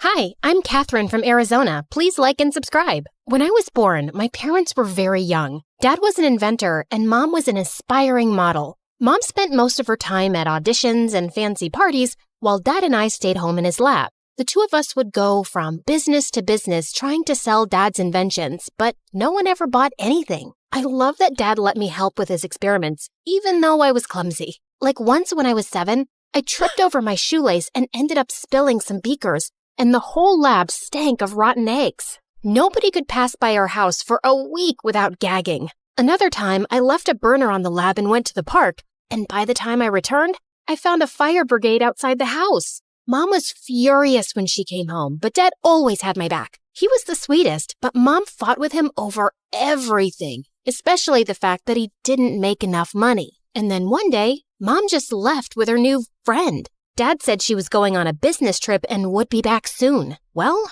Mom never came back, and Dad did his best to keep me happy. Once when I was 9, we were at the supermarket and Dad picked up the last bag of marshmallows when suddenly a lady started yelling at him. Hey, I was about to take that. Give that to me. Ma'am, I picked them up first. So what? I saw them first. Don't you have any manners? It's ladies first. Dad gave the bag to her, but I was furious. He was just too nice, and I had to protect him. Plus, there were marshmallows on the line. I acted nice and offered the lady some gum. And seconds later, the witch started to scream.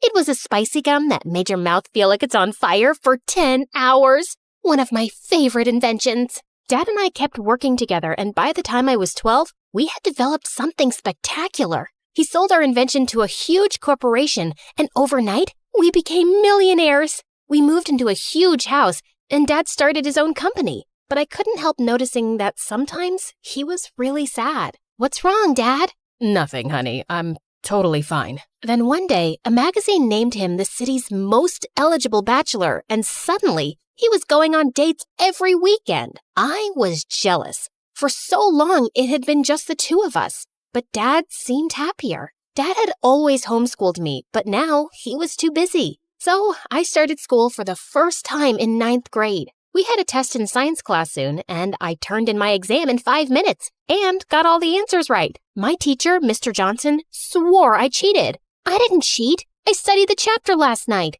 I stood up and recited everything from the chapter word for word. Mr. Johnson was stunned and immediately apologized. After that, he was much nicer to me and even asked me to assist in class. Soon, I was even tutoring kids after school, and people called me a genius. Everyone loved me, except for a kid named Gabe. Gabe and I had competed against each other on the school's debate team. Every time I came in first, and he came in second. Later that year, Gabe and I competed in the science fair. The teachers were really impressed with Gabe's project. That is, Until they saw mine. I won first place and Gabe came in second. You think you're so awesome, don't you? Well, you're not. Things are just easy for spoiled brats like you. Excuse me? You heard me. You're a billionaire's daughter. You have everything handed to you. People only love you because of your money. Your dad probably buys you the first prize every time. I didn't want to admit it, but his words did hurt. I knew Dad gave a lot of donations to my school. Did everyone just like me because of my father? A few nights later, Dad brought home a pretty blonde woman. Catherine, this is Layla. She's my new friend. The next thing I knew, Layla had moved into our house. Dad was head over heels for her. He showered her with gifts and followed her around like a lovesick puppy. Ew, can you two get a room? Layla was the worst. First, she threw out all my favorite foods. She painted my room bright pink, and on one occasion, she dragged me out of the lab to take me to her stylist. You're such a pretty girl. Don't hide your face with all that hair and baggy clothes. Wow, honey, you look like a clown. Layla is the worst. Don't be rude. She's just trying to help. She's ruining everything. After a while, I hardly recognized our house anymore, and Dad spent all his free time taking Layla shopping and on romantic getaways. I didn't trust her one bit. She was probably just after his money. But it didn't matter what I thought, because soon, Dad and Layla were married. A few months later, while Dad was away on a business trip, I woke up at night to get water when I found Layla talking outside with a man in a hoodie. The two argued for a while, then she hugged and kissed him. I saw her coming back in and ran upstairs. What? The next morning, Dad was back and I found him with Layla in the kitchen. Good morning. I made your favorite pancakes. What's the matter, honey? Is something wrong? Yes, it is. I saw Layla with a strange man last night. She kissed him. What? Kat, are you sure you're okay? I was out like a light last night. It was probably just a dream, silly. I felt like an idiot. Layla just lied to Dad's face, and he was too love-struck to believe me. A few weeks later, Dad went on another business trip, and at 2 a.m. in the morning, I heard a strange man whispering with Layla in her bedroom. I was pissed. I grabbed my cell phone. This time, I'd get evidence. I crept towards their room. The door was closed, but I could hear the man's voice through the walls. I pressed record and sent the audio to Dad. The next morning when Dad returned, he and Layla confronted me. Are you spying on Layla? Dad, she's cheating on you. I sent you the evidence. I left the television on, Kat. That's what you heard. I love your dad. I'd never cheat on him. That wasn't the television. It was another man. I swear. She's a liar. I am so disappointed in you, Catherine. She's done nothing but be nice to you, and you've treated her horribly. You need to accept that Layla and I are together, and your lies won't change that.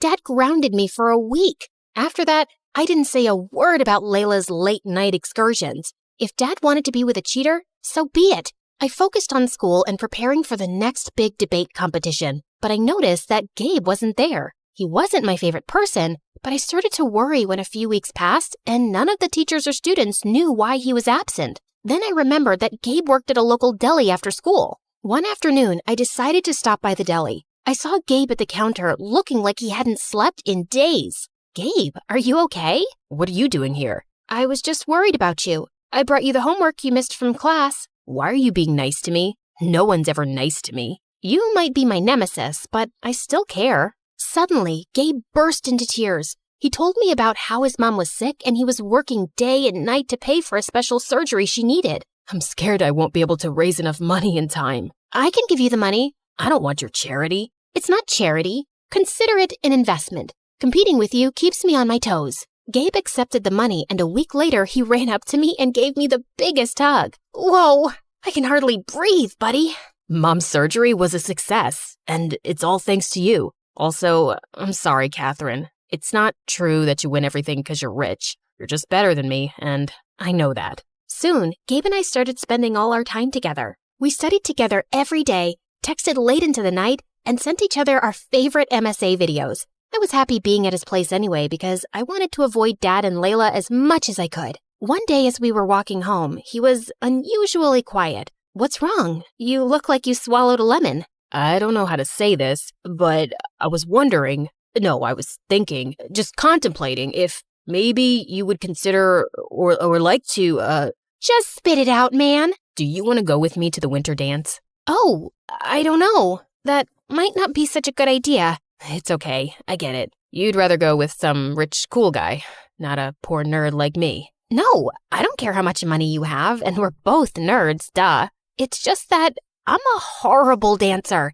I'd probably embarrass you. You'd never embarrass me, Catherine. You're perfect. Then Gabe kissed me, and it was so romantic. That weekend, Gabe came to pick me up in his mom's car for the dance. Gabe walked up to Dad to meet him, but Dad ignored him and pulled me to the side. Are you sure you want to go out with this boy? He drives that piece of junk, and it looks like he pulled out his suit from the trash. Dad, what is wrong with you? I like him. He's a sweet guy. And since when do you care about how much money someone has? You were never this way before. Not until you met Layla. Don't drag Layla into this. You're my daughter, and you deserve better than a poor loser. You're being impossible. Let's go, Gabe. Gabe and I had a blast at the winter dance, and we officially started dating. I started inviting Gabe over to my house, and thankfully, Dad didn't create a fuss again. He even tried to be pleasant to Gabe, and I was sure he felt sorry for his behavior. One day, Gabe and I were studying a math test in the kitchen when Gabe excused himself to go to the restroom. He came back a few minutes later, and then Dad stormed into the room. You thief! What? What's going on? Honey, calm down. I saw him roaming through the house near my study, and now my wallet's gone. I know he took it. No, I didn't. I swear. Dad grabbed Gabe's backpack and tossed its contents onto the floor. Then he made Gabe turn out his pockets, which were empty. I know you stole my wallet. Where is it? Stop it! Leave him alone! Gabe ran out of the house terrified. I didn't speak to Dad or Layla for the rest of the night. The next morning, I tried apologizing to Gabe. We need to break up. Your father hates me. No, Gabe, we can make this work. No, we can't. You're a millionaire and I'm poor. Your dad'll never accept me. I love you, Catherine, but I can't do this. I have my pride too. After that, Gabe didn't speak to me again. He blocked my calls, and when I went to his house, his mom said he didn't want to see me. Days passed and I focused on my studies, but I still missed Gabe and felt so angry. Catherine, your father is upset that you've been ignoring him completely. He didn't mean what he said about Gabe. The things aren't always what they seem. He's been under a lot of pressure at work, and I don't care about your excuses, Layla. All I know is that my dad was amazing and we were happy till you came along, and now he's changed and everything's awful. A few weeks later, Dad and Layla had their anniversary, and Dad made dinner reservations for us at a fancy restaurant. I said I didn't want to go, but Dad looked upset, so I reluctantly agreed. I was getting ready and decided to wear my favorite diamond necklace, which was in Dad's safe. I went into Dad's office and opened his safe, and inside there were suitcases full of money, stacks of gold bars, and duffel bags full of diamond jewelry. But then my eyes wandered to the table, to Dad's lost wallet, and next to it were some newspaper clippings that made my blood run cold. They were all from unsolved bank robberies with pictures of the masked robber. I examined the photos, and one of them had a close-up of the robber's neck and the birthmark on it. It was just like my dad's. Dad? What's wrong, honey? I showed Dad the newspaper clippings. This is you? How could you do this? What? No, I don't understand. This can't be. I didn't.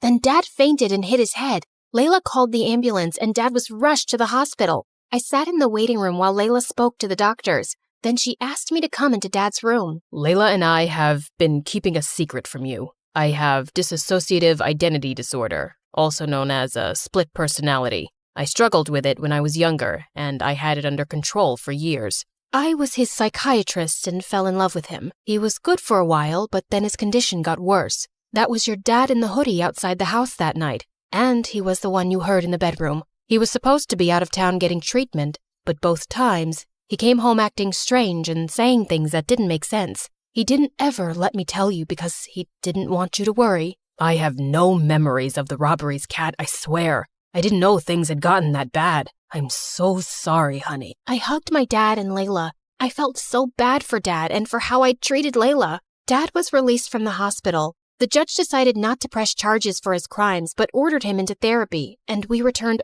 all the stolen goods. Layla and I supported Dad through his treatment, and a few months later, the doctors released him from the psychiatric facility. And over this time, Layla and I grew closer. One day, when I got home from school, I opened the door to see Gabe and my father standing inside. Layla told me I chased your friend away, and I've apologized for how I treated him. I'm sorry for the pain I've caused you both. I would never stand in the way of your happiness, Kat. Thank you, Dad. Gabe rushed over to me and kissed me, and from then on, he never let me go.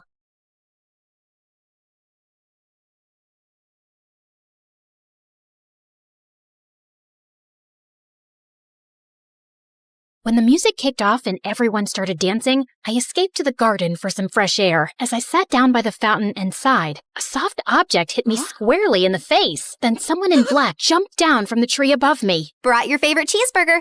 Meredith, what are you doing here? And why would you hit me with a burger? Wait, are you dressed up like Catwoman? Yeah, it's been my look for weeks now. 1, it shows off my fantastic figure, which is a service to humanity. 2, every vigilante hero needs a costume, and I've always found Catwoman classy. 3, vigilante hero? You basically rob people. Yeah, like Robin Hood, stealing from the rich and giving to the poor. You steal for yourself. I am the poor. And what's all this you nonsense? Last time I checked, we were a team. But sis, what's taking so long with this mission? It's not that simple. It's pretty simple. You make this rich dude fall for you, get access to his vault, steal the painting, and we run off to Bora Bora. Are you having trouble making him fall for you? Maybe he hates your eyebrows. I don't know, but I feel like punching you in the face every time I see your eyebrows, which is basically every time I see your face. Shut up, Em. Everything's going fine. Okay, but hurry up. This catsuit is giving me a butt rash, even though I use baby powder under it. I want to put it away soon and retire on a beach in a bikini. Aren't you looking forward to it?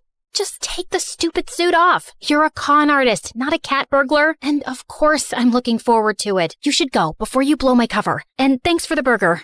It's not a gift. Duh. You're gonna pay me back. I've noted it in my diary. See ya.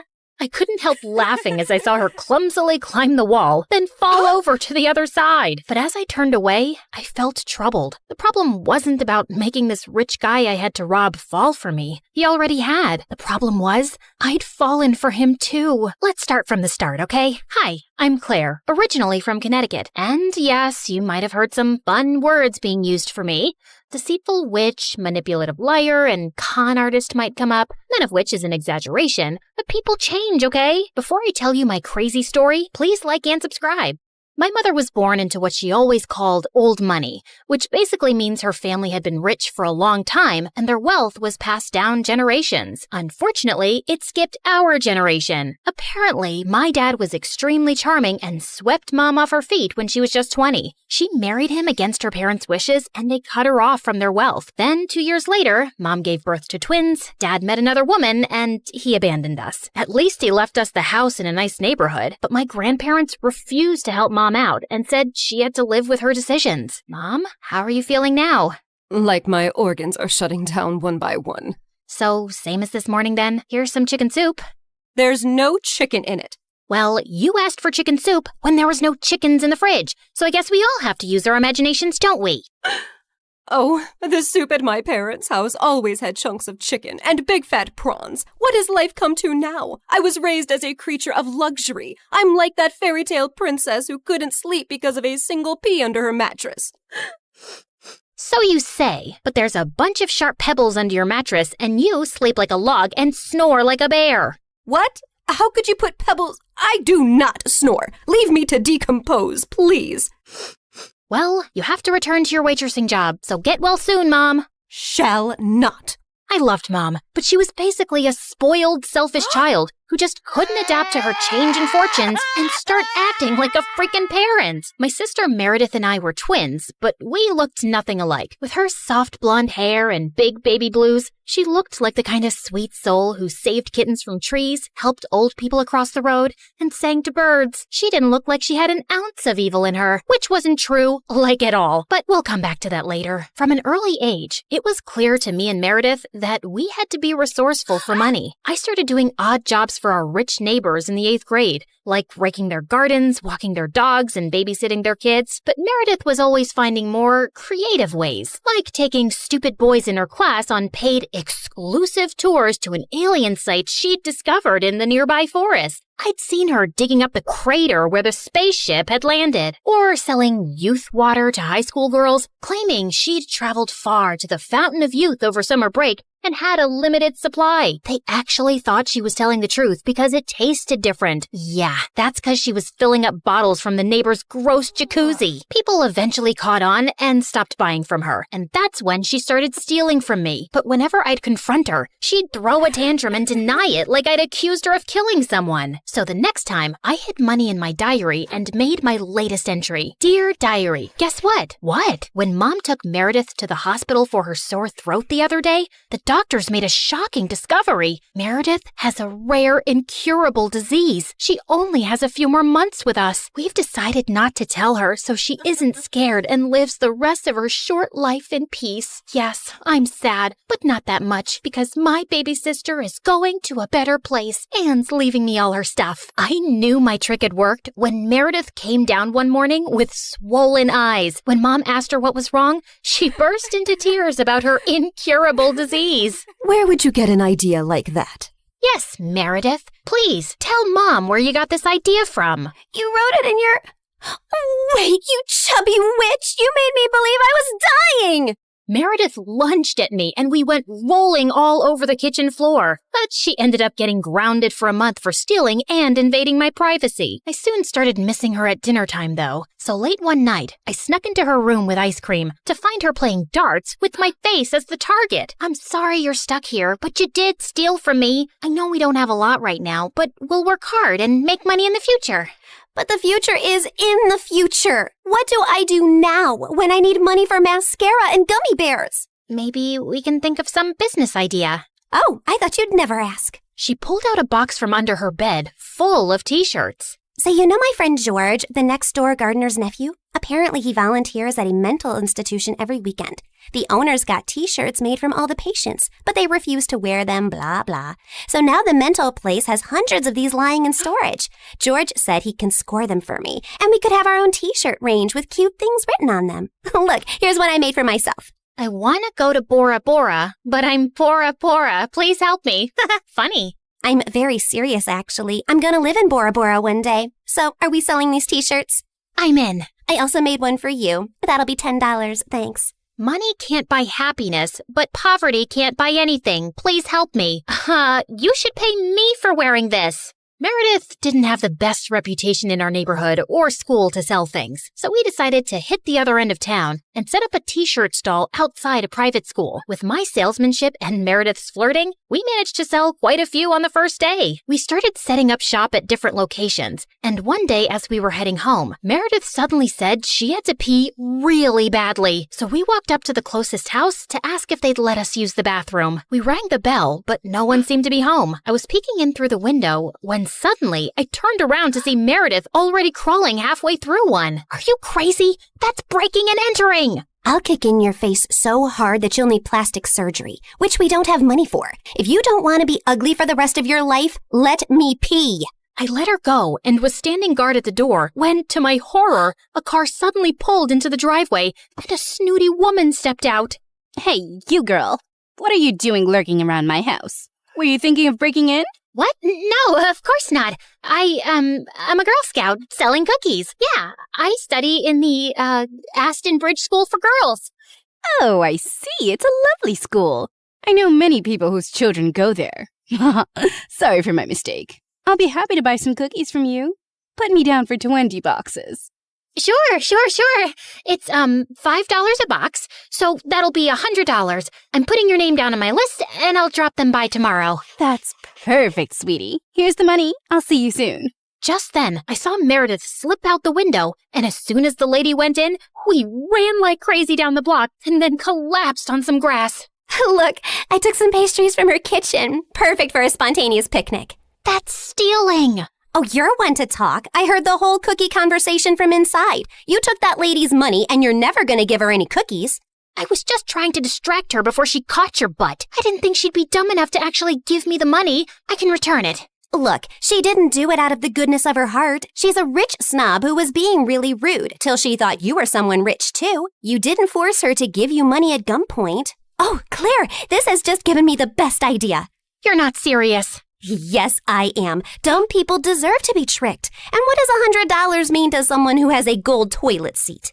I knew it was wrong, but it was also so easy. And before I knew it, Meredith and I were wearing private school uniforms and hitting different neighborhoods collecting money for Girl Scout cookies that we had no intention to deliver. We made $2,000 in a month. But one day, when we went up to a rich old lady's house, she invited us in and even offered us cake as we signed her up. How many boxes will that be, ma'am? Oh, none, thank you.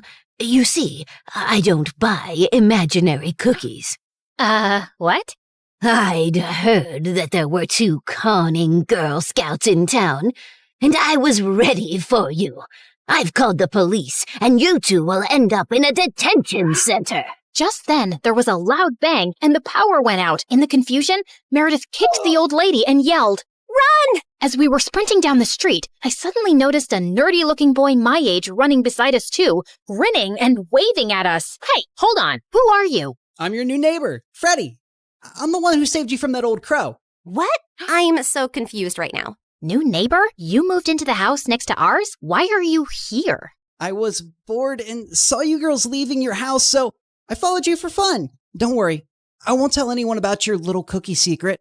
When I heard that old lady threatening you, I went to the main circuit board and pulled out a wire with my tweezer, which I always keep handy. You could have been electrocuted. You're either incredibly smart or exceptionally dumb. My mom says the exact same thing, except for the incredibly smart part.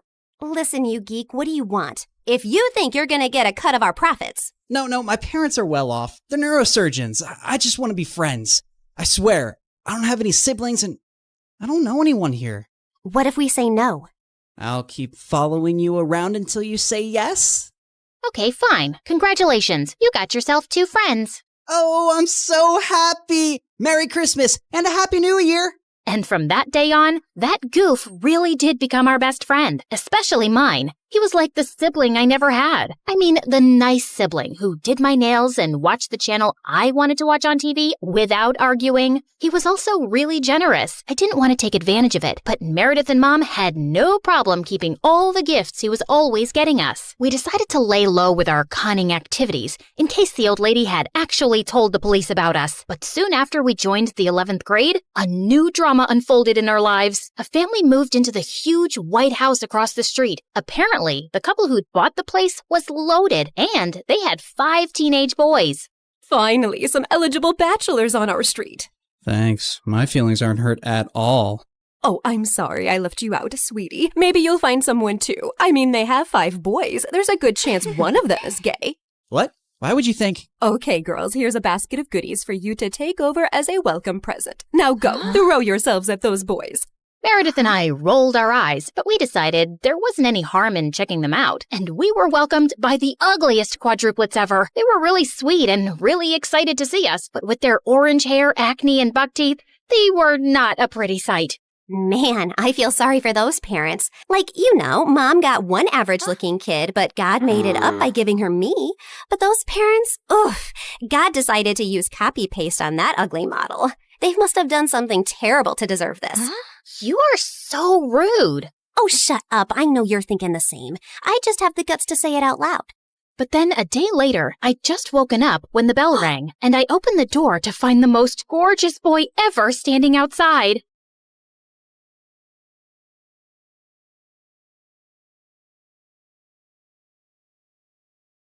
I turned the corner as fast as I could, but the scary men in dark suits were still behind me. I couldn't let them catch me. I had the fate of the world on my shoulders. Well, actually, it was around my neck in a butterfly locket that held the super secret code to a powerful weapon that had to be protected at all costs. Hi, my name is Grace, and I'm a super secret that's classified.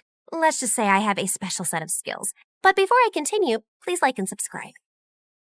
I darted into the subway and raced down the stairs just as the train slid into the station. The men were right behind me, yelling for me to stop. Sorry, suckers. Better luck next time. I hopped on the train, raced down the aisle, and bumped into the most beautiful boy I'd ever seen. His face screamed perfection. He had the body of an action star, and his smile could melt the polar ice caps. My special AI glasses analyzed him in half a second. His name was Nate. He was the quarterback of his high school football team, and his dad was a successful businessman. He seemed too good to be true. And then he opened his mouth. Hey, sweet thing. Yeah, I know I'm handsome. I'm a perfect 10. No, an 11. Maybe a 12. I'm the best looking guy you've ever seen. Am I right? Nate pulled out a marker and started signing his name on my arm. What the heck are you doing? You don't want my autograph? I'm a famous football star. At least I will be in a couple years. Though the way you're looking at me makes me think I might be the man of your dreams. You're pretty cute, too. I mean, pretty and cute. Both? Get it? Suddenly, I saw the angry men in black suits running down the aisle headed in my direction. The last thing I needed was to get caught with the necklace, so I pulled Nate into a kiss, distracted him, and quickly slipped it into Nate's backpack. Wow, that was intense. Well, what can I say? I'm an intense person. Oh, this was fun. See you never. Bye. Saying that, I just ran. Just as I'd expected, the men rushed past Nate and didn't give him a second look. I raced off the train and into the crowded station and got out of there undetected. When I walked into headquarters, Agent Mama Bear ran up to me screaming, "Where's the necklace?" I had to stash it with a civilian. A civilian? Are you crazy? What are you thinking? If Mr. X gets to him before we do, that poor civilian is toast. Hello, the bad guys were tailing my butt, and I didn't want the necklace on me in case they caught me. I was thinking on my feet, and it seemed logical at the time. The president should be thanking me. Actually, he should put my name in the super secret agent handbook. I knew you were too young for this mission. I can fix this. I'll just get the locket back. Fine, this is your last chance. Hold on, I can see you guys are confused. Mr. X is actually a criminal mastermind who stole a super secret government weapon, but he can't use it because it works on a code that's hidden in a butterfly locket that I stole from a secret underground bunker. And now Mr. X wants to catch me, take the code, and sell the weapon to a group of evil men that are up to no good. You get the drill, right? After getting my butt kicked at the headquarters, I went straight to Nate's house to scope things out. But his mansion was like Fort Knox. There were guards everywhere. I couldn't risk the mission, so I decided that the only way to get closer to Nate and his backpack was to go undercover. I'd pose as a high school student, find Nate, snatch his backpack, and grab the necklace. The whole thing would be a piece of cake. The next morning, Agent Mama Bear enrolled me into Nate's school. The moment I stepped on campus, I was on a hunt to find Nate. But every time I tried to get near him, he was surrounded by an army of lovesick girls. Nate, you're so strong and your muscles are so big. I know. I go to the gym every day. Your eyes are so perfect, Nate. Thanks. I use a special kind of eye drops that Robert Pattinson used in his vampire movie. That's why his eyes were shining so much. He winked. A couple of girls cheered and some begged him to take a selfie. I wanted to barf. A couple of hours later, I saw Nate alone at his locker. He had his backpack on, but it was zipped shut. So I crept over like a cat burglar and reached for the zipper. Just as I was about to open it, Nate turned around. Our faces were inches apart. He looked at me with his dreamy brown eyes, and I swear I heard angels singing. Then some kid ran by and bumped into me. I lost my balance, fell forward, and suddenly my lips were on Nate's. And then we were kissing. You really can't seem to get enough of me, do you? That was a mistake. I have to run. Not so soon. I'm not letting you get away this time. How about you be my girlfriend? We can kiss all the time, and you can stop playing this game.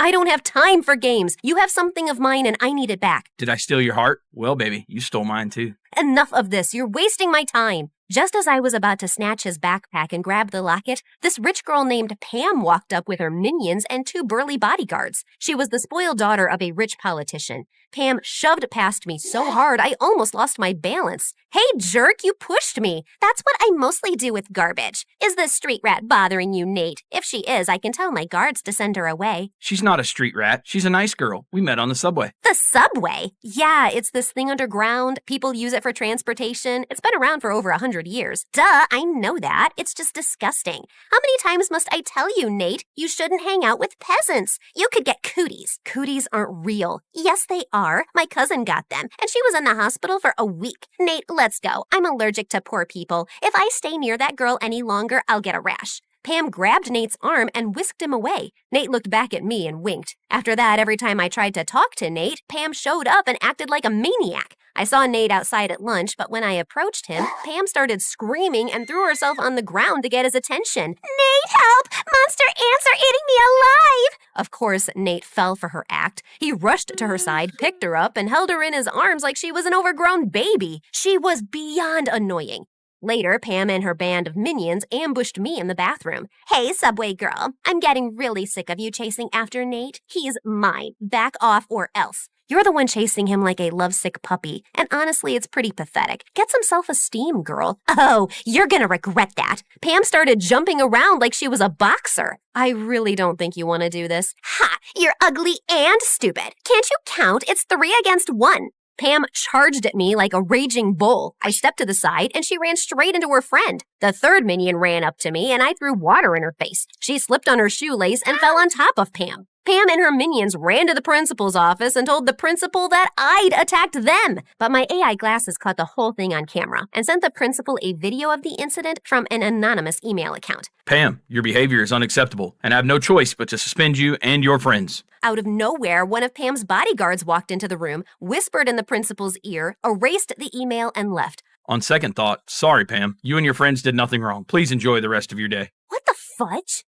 Then the principal sent me to detention. And by the time I got out, the school day was over and I couldn't find Nate anywhere. God, I needed that necklace desperately. I checked his social media and saw that he was out partying at Pam's mansion, at a nightclub, and raced around the city in a limousine. Pam's bodyguards were stuck to them like glue, and her driver was guarding Nate's backpack like a hawk. I couldn't go near it without raising an alarm. It was almost 3 o'clock in the morning when Pam's driver dropped Nate off at home. I was so tired from following them around all night that I could barely keep my eyes open. I parked my car to rest my eyes, but I must have drifted off to sleep because when I woke up it was morning and Agent Mama Bear was glaring at me from the passenger seat. I thought you were working. Ah!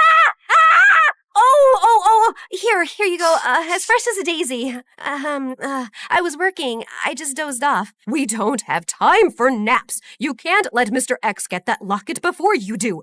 Anyway, I've got some fresh information. Agent Mama Bear told me that Nate's dad was holding a fundraiser at his house tonight. The mission was for me to enter Nate's house dressed as a maid, grab the locket, and leave. And Agent Mama Bear was my backup. We changed into our disguises and walked right up to Nate's front door. The guards let us in without a hitch. When the time was right, I went around the house looking for Nate's room and finally found it. I slid inside like a fast ninja and immediately spotted Nate's backpack. I opened it, searched for the locket, but it was gone. I panicked. How could this moron lose the locket? I turned the room upside down but couldn't find it anywhere. I glanced out the window. Nate was lounging near the pool, sunbathing his six-pack with a stupid smile on his face. Gosh, he's so cute. Nope. Get a grip, girl. I rushed down the stairs, and just as I was about to step outside, I saw a tired old woman scrubbing the floors, and then I saw Nate walk in. I immediately hid behind a pole to avoid getting spotted, while Nate walked over to the old woman with an envelope of cash in his hand. Ma'am, please take this money and use it to go see the doctor. I can't, sir. I have to work to help your father with the party. If I leave, he'll be very upset. Don't worry about my dad. I'll talk to him. Come back when you're feeling better. The old woman thanked Nate and left. I was shocked. I'd never seen him act so selfless. I was about to say something, then Nate's father rushed past me. Have you lost your mind? No, it's where I left it this morning. This isn't funny. I saw what you did for that maid. You think money grows on trees? I swear you're as dim as a broken light bulb. Try not to embarrass me tonight in front of Pam's dad. And why haven't you asked Pam to be your girlfriend? By now, you should be engaged. Marrying that girl will make you filthy rich, and then you can invest a ton of money into my business. Dad, I don't want to marry Pam. She's a nice girl, but I'm not interested in her that way. I didn't ask you for your opinion. You're too simple to make good decisions. You just focus on throwing your football and staying in shape and getting that girl to fall in love with you.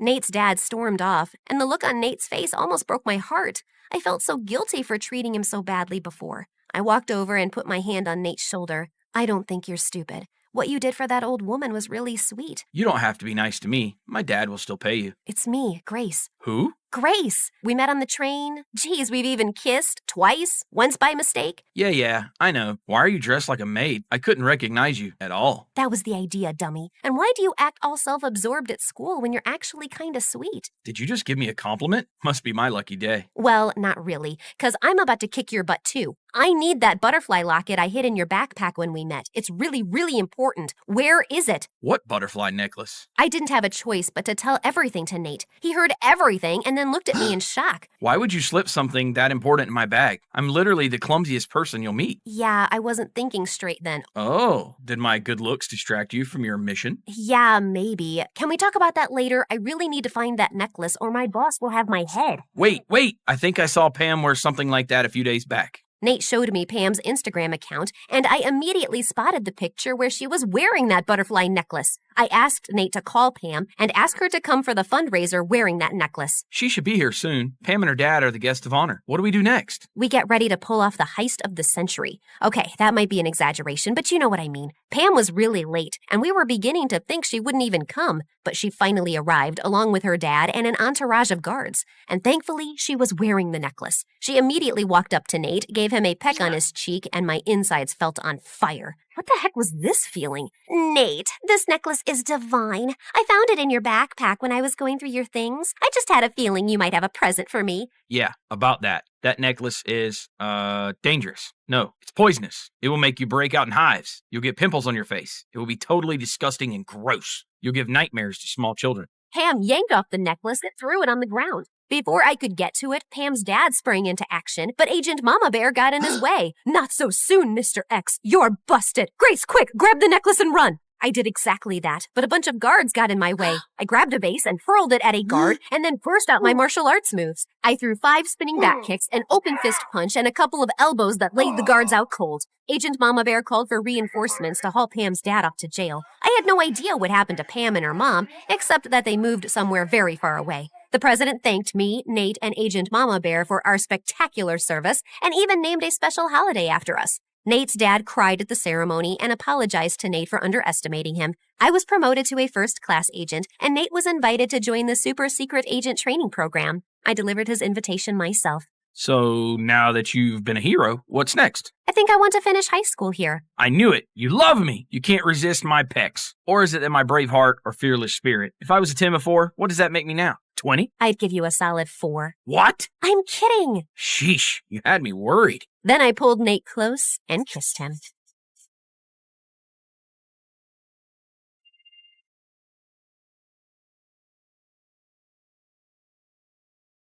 I sat in the audience for the 1000th time watching my annoying sister Mara's talk show. I was just about to fall asleep when suddenly a spotlight shone on me. There she is, my twin sister Brooke. Come help us play the game, sis. Wait, what? Before I could say a word, the audience started chanting my name and my parents nodded at me encouragingly. Mara was waiting on stage with her guest star, who was some famous model. So, Brookie, you and Iris are going to play the card game War, and whoever wins breaks an egg on the other's head. Can I jump off a building first? Always such a little party pooper. I played the dumb card game until I won, so I cracked an egg on Iris's head before turning to go off stage. Ow! You just hit me in the head with an egg. That was the goal of the game, genius. Well, you did it way too hard. Ow! The next day, my accidental egg assault was all over YouTube and social media. Sister of talk show host Mara gets violent with popular model Iris. So melodramatic. My life wasn't always like this. I'd never asked to live in the public eye. All of this started when my bimbo sister got her own show a year ago and became a child millionaire. Then here I was, just trying to get through high school without punching or kicking walls. Hi, I'm Brooke from Manhattan, and this is my story. But before I rant about my drama, please like and subscribe. Everyone at school brought up the stupid talk show incident. Look, it's Mara's extra crazy sister Brooke. Should we refer to her as the egg beater? I can beat an egg over your head, but don't worry. I'll avoid smashing your new nose.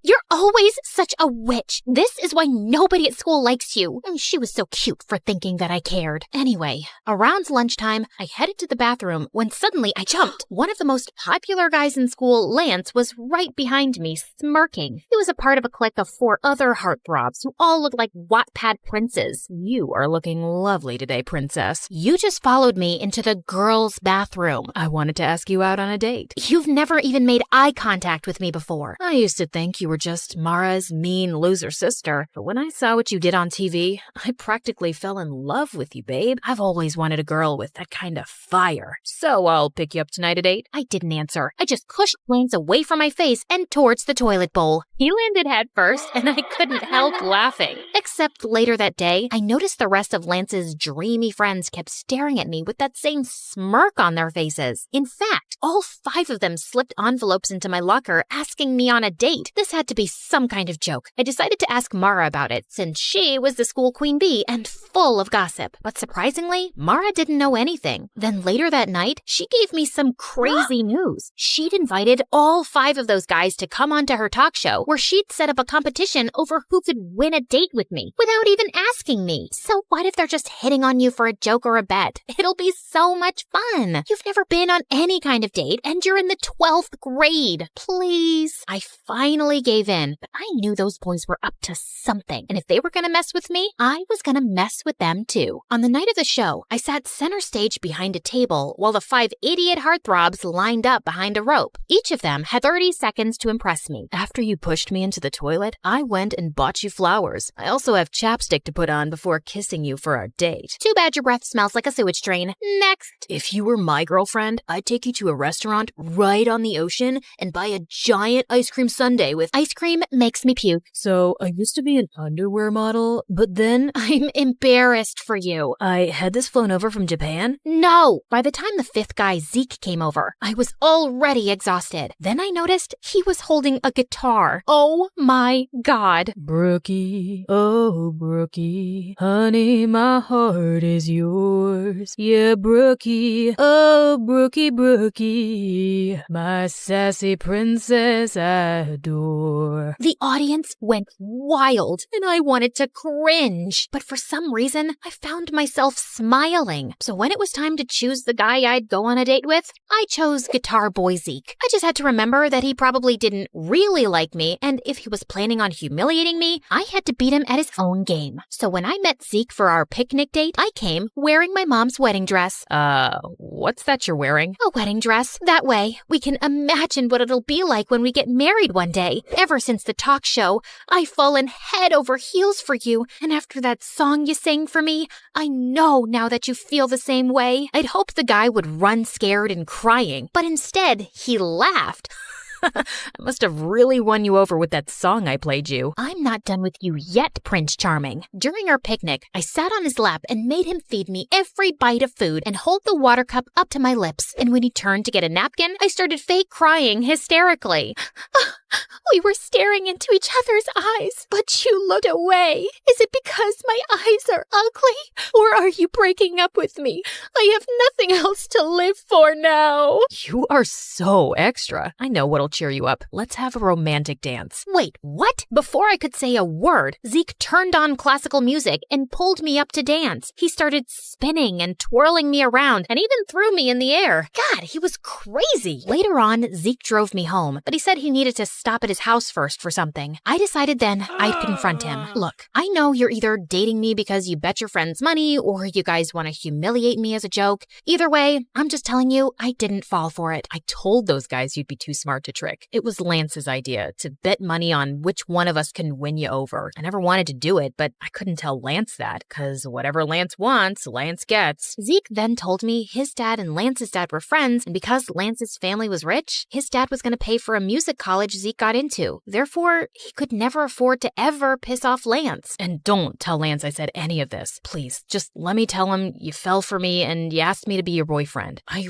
really want to go to music school. Come on, you don't care what anyone thinks, and you're already unpopular and barely have any friends, and no offense. How little self-respect did this guy think I had? I wanted to give him a good slap in the face, but just then, Zeke stopped by this really run-down trailer next to a pile of garbage. Okay, we're here. My dad's sick, so I have to check on him every few hours.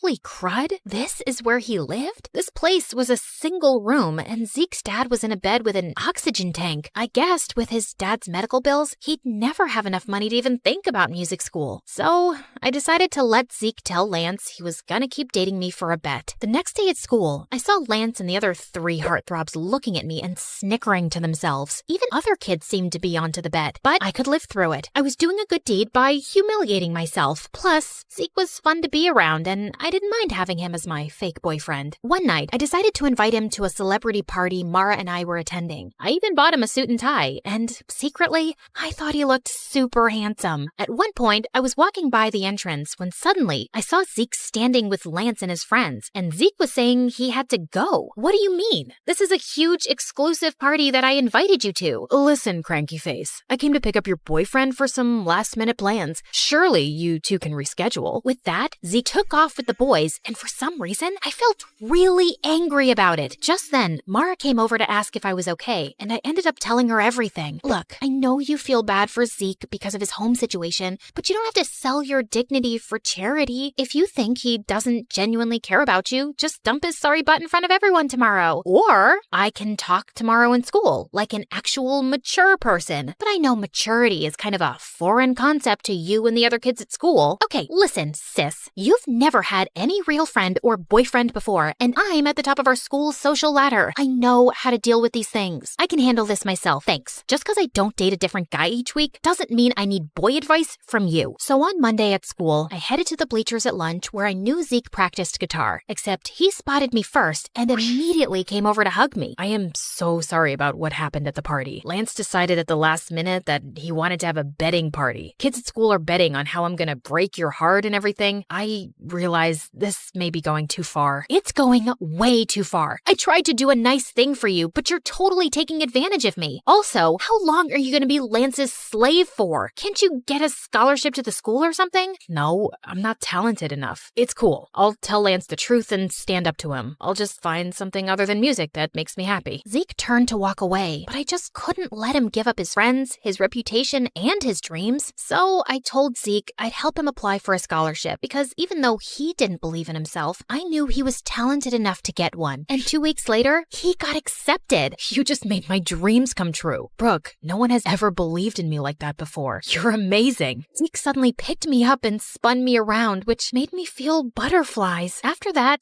Zeke and I became really close and started hanging out all the time. I helped him take care of his dad and he helped me make some friends at school. Except there were a couple of issues. One, I started to develop real romantic feelings for Zeke. And two, was Zeke still hadn't told Lance the truth, even though it was part of our agreement. So finally, Zeke decided to confront Lance one day after school as I hid behind a tree to listen in. Look, man, I told Brooke about the bet. It's not right the way we're manipulating her. Plus, I've been hanging out with her and I think I want to date her for real. You know, she helped me get a scholarship to the music school you were going to pay for. Now you don't have to. Are you kidding me? What am I going to tell all the kids who've been giving us money, betting the different ways you can dump her? You're one of us, Zeke, and she's an unpopular loser. It'll make the whole squad look bad. If you date her, then you're dead to us. Well, fine then. You guys are jerks anyway. I'm going to get myself an awesome girlfriend. I held my breath as I watched Zeke ditch his friends for me. And just like that, Zeke and I became an item. He held my hand, kissed me in public at school, and didn't even seem to care that he'd lost all his friends in popularity. Everything seemed to be going well, at least for a couple of weeks. Then one weekend, I went away with my family for a camping trip with no Wi-Fi or cell reception. But when I arrived back at school on Monday, something horrible happened. I was sitting in the cafeteria when suddenly Zeke stood up on one of the tables with a microphone and speakers. Can I have everyone's attention? I have something to say to my girlfriend, Brooke. I'm sorry, babe, but I just can't date you anymore. I've realized that I don't want to be with a stuck-up sourpuss who's way below my league. It's also really lame that she's never dated anyone before. So for all of you out there who bet money how I dump Brooke, the ones who selected public humiliation win. I stood with shock as I watched a bunch of kids run over to Zeke, Lance, and the other guys with cash. None of this made any sense. Had it just all been a setup? I ran out of the room and into the hallway to collect myself when I saw Zeke behind me. Brooke, I am so sorry I had to do that, but I had a good reason. What good reason could you possibly have for humiliating me like that? Please, just listen to me. My dad had to have an emergency medical procedure over the weekend that I couldn't pay for. And since there was no way to reach you, I had to ask Lance for help. He said he'd only pay for it on the condition that I publicly dump you. I'm so sorry. I still want to be with you, though. It just might have to be in secret. You know what? No, I don't care what your reasons are. I am so freaking sick of all of your excuses to manipulate and humiliate me. We're done, Zeke. That night, I refused to let myself cry. Zeke didn't deserve my tears. I didn't need any cowardly idiots in my life anyway. The next afternoon, I was studying in the library when I decided to take a break for some coffee and MSA videos. But while I was relaxing, Lance suddenly sat down next to me. Ooh, MSA. I watch them on TikTok all the time. Let me help you pick an episode. If you come anywhere near me or my computer, I'll squeeze your head until your brain pops out. Oh wait, I forgot. You don't have a brain. Probably why you watch MSA on TikTok instead of YouTube. You know, YouTube, the site for smart people.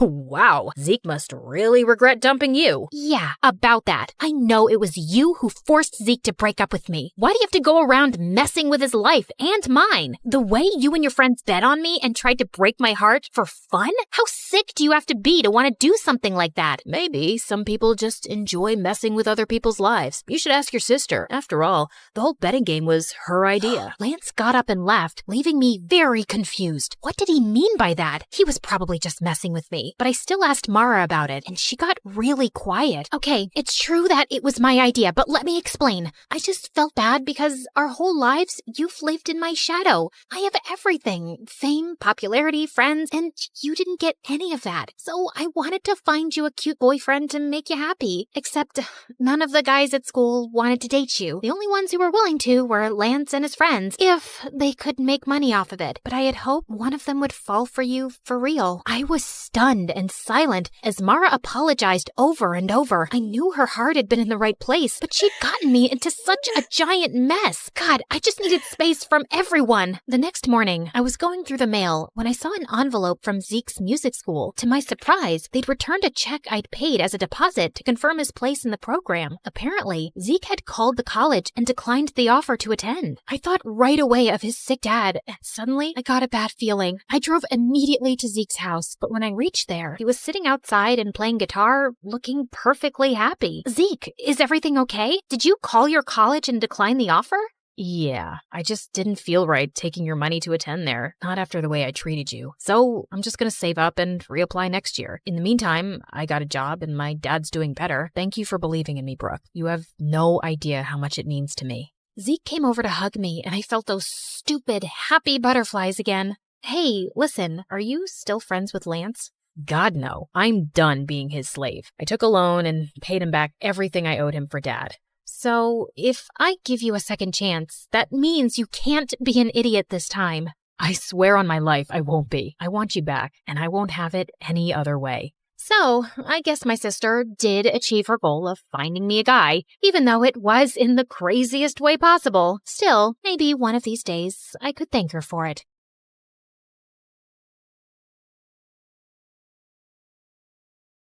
Some superheroes strut around in capes, while others rock pixie boots and a trendy poncho. Because, yes, you are looking at a real superhero. Hi, I'm Annie, and I'm from New Jersey. Don't be fooled by my cute pink locks and dazzling big blue eyes, because as it turns out, I'm also a bit of a crazy, jealous maniac. You know, every superhero has a weakness. Mine was my dad. My dad was the center of my world. Mom left when I was 3, so it was always me and him. We'd hang out all day, and he'd do whatever I wanted. Let's jump on your bed and then go fishing for sharks in the park. I've just made the bed and it's raining outside, but whatever makes you happy, my angel. My dad was the best. He was my superhero. We did everything together and made a big effort to share each other's interests. For example, he learned the names of all the dogs from Paw Patrol. You're such a sky. In return, I learned to play chess, which was Dad's favorite game. Kapow! That's a check and a mate. One time, when I had a high fever, I asked him not to leave my side for 1 minute. I promise, Annie, I never will. And I totally believed him. He even made a pulley system to get the Uber food delivery to my bedroom window without leaving my room. But then, the worst thing happened. A couple of days later, instead of making me breakfast, he grabbed his car keys and let a babysitter in. I must go to work today, Angel Annie. Teresa will look after you. No, Daddy, I'll go with you. I'm sorry, sweetie. I have to go alone. It's for the best. Why? Because we need the money to live. Fine. If you want to leave, you'll have to step over me, and everyone knows that's bad luck. And to my surprise, he actually stepped over me to leave. I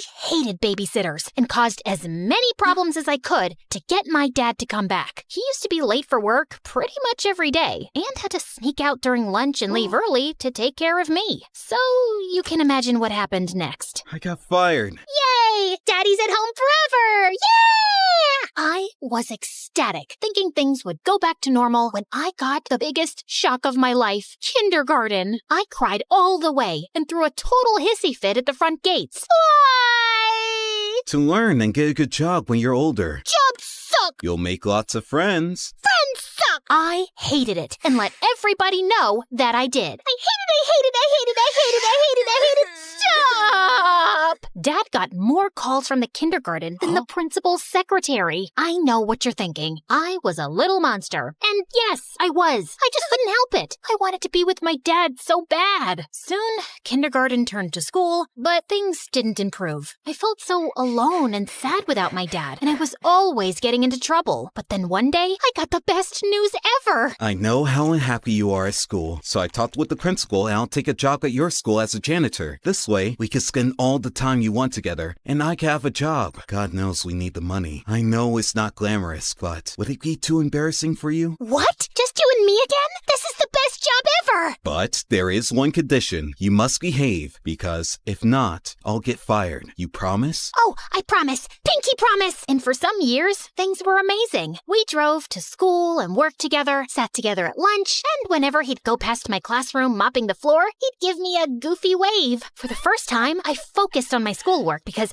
I didn't want to mess up our arrangement. Other kids were even inviting me to parties. You should go. Make some friends. Maybe you could come with me? Annie, you must learn to do things without me. Rely on other people. Really? Maybe you're right. I guess I can go for like half an hour. Nah, let's just hang out here and watch TV. But then it all changed. I was supposed to be meeting some peeps at the movies, but then remembered Dad's favorite TV show was on. So I decided to go back home and watch it with him. But when I opened the door, I found that Dad was having dinner with a woman with candles and flowers on the table. Annie, Angel, I wasn't expecting you. This is Fern, my new friend. Hello, Annie. I've heard so much about you. It's great to meet you at last. Funny, I've heard absolutely nothing about you. I was hoping we'd spend some time with Fern, Annie.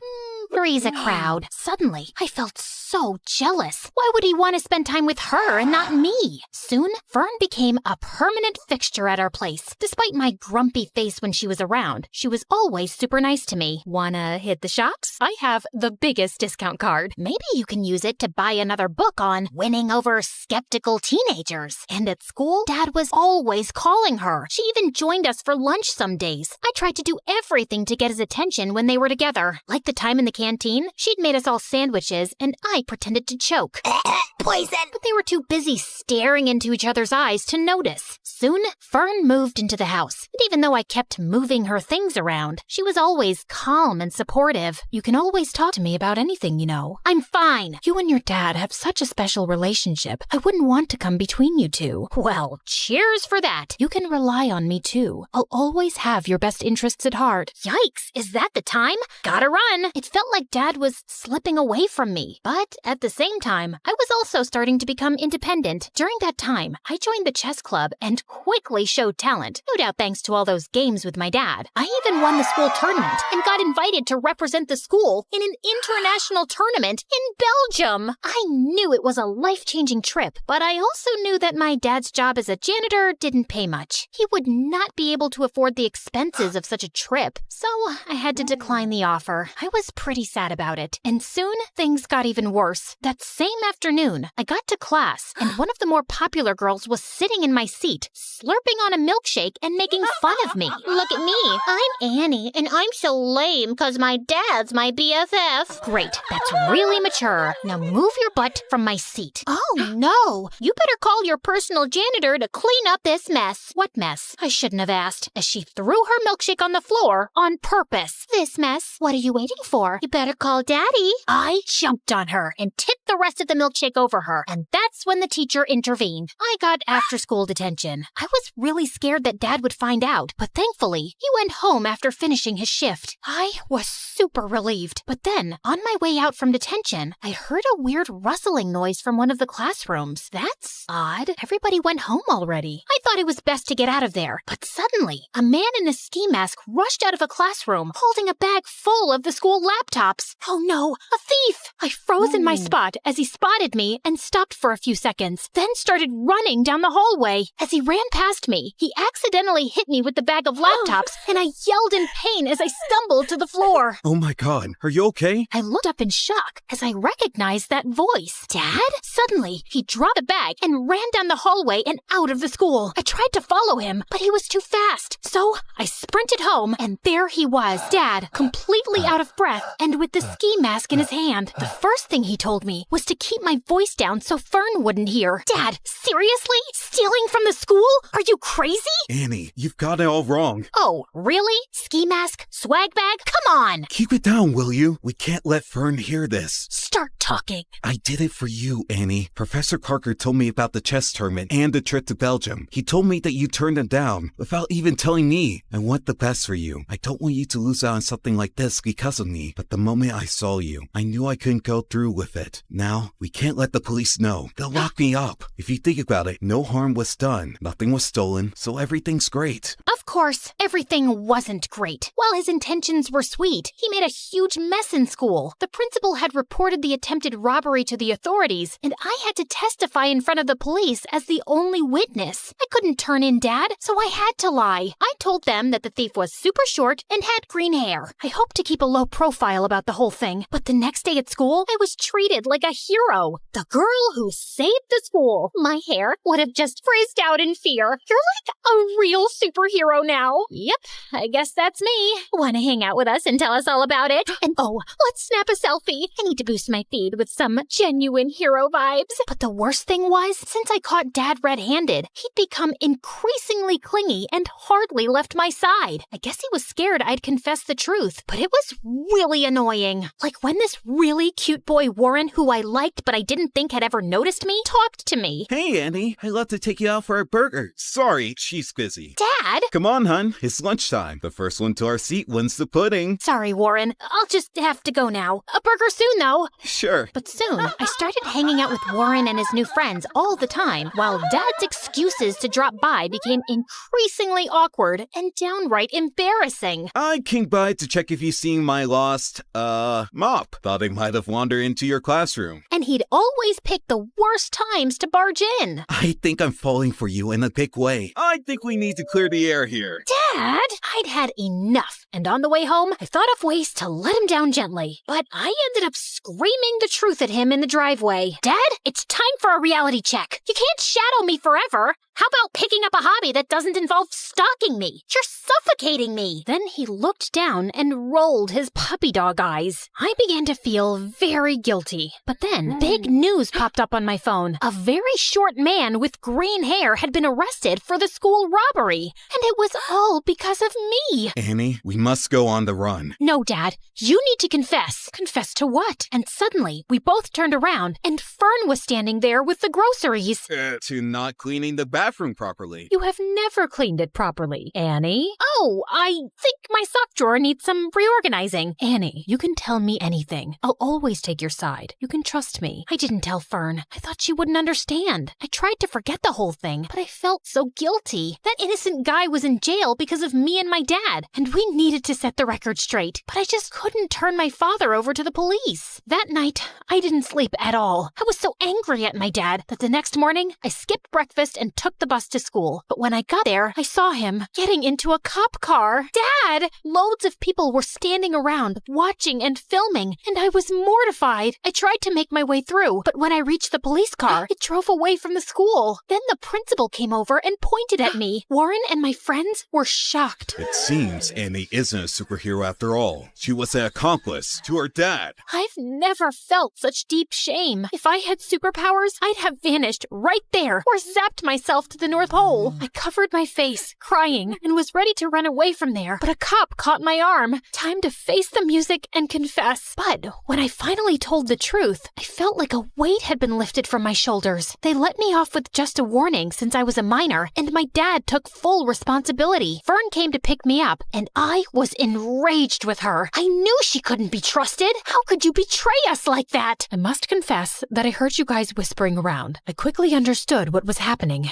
and I knew I had to step in. You didn't deserve to live with that huge secret and with the guilt. I knew it was the right thing to call the police, and I was about to do it, but then I just couldn't. Not to save your dad, but because I know how close you guys are and how devastating it would be for you. I just didn't want to hurt you. I started crying. Thank you, Fern, for everything, and I'm sorry for being a brat with you. Fern hugged me firmly, and I hugged her back. During those hard times, we became really close. She took me home and stood firmly by my side through it all. But if you didn't turn him in, then who did? Some weeks later, they allowed me to visit Dad. I confess everything myself. It was unfair that someone else was arrested, and it felt even worse that you lied for me. I was afraid you'd start hating me for dragging you into my mess, so I gave myself up. I'm so sorry for being such a terrible dad. Dad started crying, and I soon joined in. No, Dad, you've been the best. I'm sorry I've been so difficult, and you don't need to feel like I'm missing out on anything.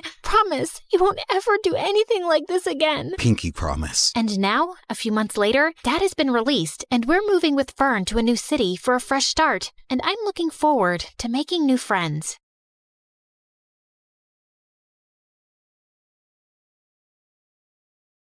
Just as I got up, I found myself facing Eric. What are you doing here? Isn't the meeting going on? Nope, that's just what I told you. I sent everyone home and was now waiting for you to steal the painting and run away with it. What? After the painting was stolen from the museum, the FBI contacted me to help them catch the guy they suspected was after it. Does the name Pierre Souffle ring a bell? Nope, never heard of him. What a dumb name. They told me he would probably strike again. I really didn't suspect you until one of my brothers said something about you looking like a girl we once met in Connecticut, who had a twin. I just couldn't shake that off, and wondered if you were hiding something. I had the FBI look into you, and most of your information checked out, but then they told me that they'd seen a suspected art thief and a girl your age leave your apartment a few times. Okay, so let me get this straight. Tonight was a trap? How could you trick me? Hello? Should I get a mirror for you? You've been tricking me from the very start. That's different. Only if different means exactly the same. You'd really send me to jail? You'd really walk away with that painting? Eric, I have to do this. I don't have a choice. It's to protect everyone I love from Pierre. And I'm guessing that list doesn't include me, does it? As we stared breathlessly at each other, suddenly Pierre's van stopped beside us. Good Lord, get a room! And before I knew it, his men had grabbed both me and Eric and put some rags on our faces, and I instantly drifted into unconsciousness. When we came about, Eric and I found ourselves tied to chairs on some boat. Ah, the sleeping beauties are awake just in time for me to say goodbye. You're not getting away with this. Oh, yes, I am. It's not like you are smart enough to call the police to your house when you caught Claire. Yeah, that's her real name. You didn't call the police? What was your plan then? My guess is he was just going to take the painting from you and give you a chance to run away. I think he even gave his own security men the night off. Why would you do that, Eric? Because he wasn't going to send the girl he loves to prison. Duh. Eric sat there poker-faced as I glanced at him. Pierre, you got what you wanted. Now keep your end of the deal. Pay up and let us go. Your sister double-crossed me first, which landed you in this mess, remember? I think I'll do the same. Why is there water coming in the boat? Oh, that's because it's got oils everywhere. It's going to sink soon. You two should make up and forgive each other because life's too short to be angry. I mean, literally, your life is really short. I'd say about another 30 minutes. Adieu. So long. Farewell. And with that, Pierre and his goons left. There has to be some way out. Don't you know how to get out of such situations after all your years as a criminal? I'm a con woman. I don't know how to trick my way out of these ropes. Great. Then I'll just die here with you of all people. Who would you rather die with? Maybe that really pretty, extra smiley waitress at the restaurant you love so much? You know what? Let's just not talk. Fine by me. We sat silently for a few minutes as the water kept seeping in. I've never had boba tea. What? You know, a few years ago when everyone really got into boba tea, and I never had boba tea. I always thought I had time to drink boba tea, and now I'll never drink boba tea. It's nothing special. You didn't miss much. You really mean it? Nah, it's amazing. Who is stopping you from trying boba tea? No one? Oh, you're the worst. Let's go back to not talking. As we sat there in silence again, I slipped my fingers through Eric's. Eric, I'm so sorry for getting you into this. I really wish I'd never crossed your path. He pushed my hand away. For the first time today, I agree with you. Just then, the door burst open, and Meredith came running in. Thank God, Em. I knew you'd come for me. You could have told me too. I would have panicked less. Hi, Eric. Remember me? We kissed once. We'll talk more later. Gotta go now. Meredith cut through our ropes quickly, and we splashed through the water, climbed onto the paddle boat outside, and rowed back to shore. I had a feeling Pierre was up to no good. I followed his van to Eric's house and saw him take you two and bring you here. I had to wait for him to leave before I could rescue you, and that jerk left without giving us a dime. We have to get that painting back. He can't get away with it. What is so special about that stupid painting? Why is it for $10 million? Apparently, it's worth much more. My grandmother bought it at some auction a few years ago, but I don't think she ever knew its real worth. The FBI told me that painting has hidden codes all over it. Sensitive government secrets and coordinates of underground facilities, and Pierre wants to sell those secrets to the highest bidder. Jeez. Trust stupid men to make everything so complicated. Who put codes in a painting? Who wants them now? What is wrong with everybody? All I ever wanted from life was to go to Bora Bora, and now we have no money. If you girls know anything about where he's going, help me catch him. I'll tell the FBI you were helping me all along, and you'll go scot-free. Free but poor? Should I offer you a reward for helping me get back a painting you stole from me? That would be polite, yeah. Meredith, do you have any idea where Pierre's going? Yeah. I've bugged everything that man owns. His phone, his coat, his shoes, that painting. I know where he's going. Oh, by the way, Mom wants us to come home. She says she has something important to tell us. And yeah, her memory is back, and she's very angry we made her marry Arthur. What? More about that later. Eric immediately got in touch with his FBI contacts, who picked us up from our spot and followed Meredith's trackers on Pierre. He was headed for a train at the Grand Central Station, and seconds before he was about to get onto his ride, he was surrounded by officers. Don't manhandle me, you orangutans! My outfit costs more than your yearly salary! I lose the day I ever laid eyes on you two! I'll make sure I take you down with me! I'm taking all your coats, Pierre. They fit me perfectly, you tiny mafia boss. Get used to an orange jumpsuit, because you'll be wearing that for a long time. As the FBI officers took him away, I turned to Eric with a worried face. He'll give them information against us. You've helped recover a really important painting and capture a criminal the FBI has been trying to nail for ages. I promise, I won't let you get into any trouble. Thank you. We stood there in awkward silence. Okay, this is super uncomfortable. Do you guys need privacy to talk or something? I'll grab us some hot dogs. Do you want relish or mustard or... No, actually, I think we're done here. I have to go. Good luck and goodbye, Claire. Goodbye, Eric. Meredith and I took the next flight to Connecticut to see Mom back at her old house, and I was really happy to see her with her memory back. And then, Mom shocked us with her whole story. Many years ago, I was a government scientist in Russia, working on top secret technology, and our team later wanted to sell it to an enemy country. I refused to do that and destroyed the technology, and after that I had to go on the run because I knew those traitors would come after me. I had a boyfriend, and he recently found out I was pregnant, so I never told him about you girls and just escaped. I settled in America and took on the identity of a helpless mom living in the suburbs. Before I left Russia, I set up this laptop as a way to communicate with my father, who sent me a little money every few months to get by. I was even afraid of working in any place for too long, as being part of any system by which I could be tracked down. Whoa! Mom, that's insane and so cool! I'm sorry we never had much, but I was glad you grew up independent and resourceful. When I finally recovered my memory a week ago, I was able to access the laptop and get in touch with my father. He hadn't heard from me in so long, he thought I wasn't even alive anymore. He told me that the traitors working on the project are all behind bars now. It's safe for me to go home. So we're going to Russia? Man, it's so cold there. I always wanted to go to... Bora Bora, I know. That's all you said growing up. We'll visit Russia to see my family, and then we'll go anywhere you girls want. Mom, we're kinda poor, especially since you've left Arthur too. Oh, but my family isn't poor at all. I come from old money. We've been rich forever. There is a God out there. Thank you. Claire, we're finally going to Bora Bora. Yeah, it's everything we ever wanted. I tried to be as excited about the trip as Mom and Meredith, but my heart felt heavy. I wish things had ended with Eric on a better note. On the bright side, I got to meet Freddie, and I was so pleased when he introduced me to his lovely girlfriend. I'm so happy for you, Freddie, and I don't know if I can ever thank you for everything. You're amazing. I know. Just don't forget about me and come to visit, okay?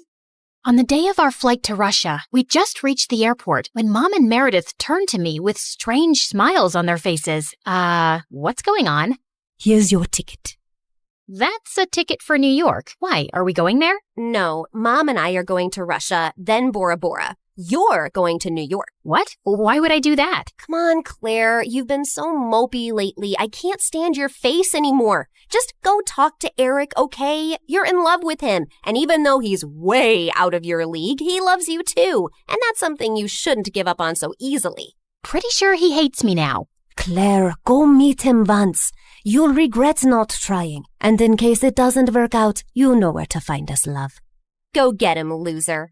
Mom and Meredith hugged me, and I felt tears flowing down my face fast as I turned away. Suddenly, I got the wind knocked out of me as Meredith gave me a bear hug. I can't say this with you looking at me directly, so don't turn around, okay? I love you more than anyone in the world, sis. You're my BFF and my soulmate and my better half, so you better not stay away too long because of some stupid boy. No one's ever coming between us, Em. I love you too, and I'll see you soon. As I walked out onto the New York airport, I was feeling so nervous about visiting Eric that I accidentally bumped into a man's luggage cart and went down with the suitcases. Are you blind? You blind idiot? It was an accident, sir. You don't have to be so rude. You don't have to be so blind, you blind idiot. You're so obnoxious. I grabbed the bagel the man was holding, threw it on the floor, and started jumping on it. As I continued jumping and he kept yelling, I suddenly found Eric by my side. I'm sorry, sir. She hasn't taken her meds today. So sorry. Jeez, what's with your temper? He started it, and what are you doing here? You texted me that you were coming and wanted me to pick you up. You said it was an emergency? Oh, I'm guessing that was Meredith. Yep, but I did come to New York just to see you, Eric. So I might as well say my piece now, which I've been rehearsing on the plane, and I've forgotten every single word. Dang it. Okay, I'll just spit it out. Look, I'm really sorry about the tricking and the lying and stealing and hitting your brother and endangering your life. The one thing that wasn't part of this assignment was falling for you, but I just couldn't help it right from the start. In fact, you made me fall for you years ago, and I often wondered what had happened to you. I really wish we'd met again under different circumstances, and I know I don't deserve another chance, but here I am, asking for one anyway. Well, they say third time's the charm. They do say that, whoever they are. Just as Eric pulled me closer, we suddenly found ourselves surrounded by federal agents. Did you set me up? I swear I didn't. Ma'am, there's no need to panic. We got notified about your arrival in New York when you checked in for your flight. We've also apprehended your sister before she could leave for Russia. We've been looking for you girls for a long time, actually, but you always managed to get away. Now we have a deal for you. Come work for us and help us nail some con artists, and you'll have a clean slate. Are you offering me a job? Yes, and a really well-paying one. The only catch is that you two will have to serve 6 months jail time first. We have to do that as a formality. No, officer, there has to be another way. Eric, wait, it's okay. I think I need to do this actually. Maybe we got away for too long without any consequences. If this gives me a chance to start over fresh, I'm willing to do it. What about Meredith? Oh, she's gonna be pissed, but she'll do it for me. So, will you come see me in prison? It's a date. How many weeks has it been here already? It's just been 2 days. Oh, God. I was so close to Bora Bora. And you're so ugly and orange. How am I supposed to look at you for 6 months? I think you're actually happy we're getting to spend more time together. You know, since I'm your BFF and soulmate and better half. That was so cheesy. Ow!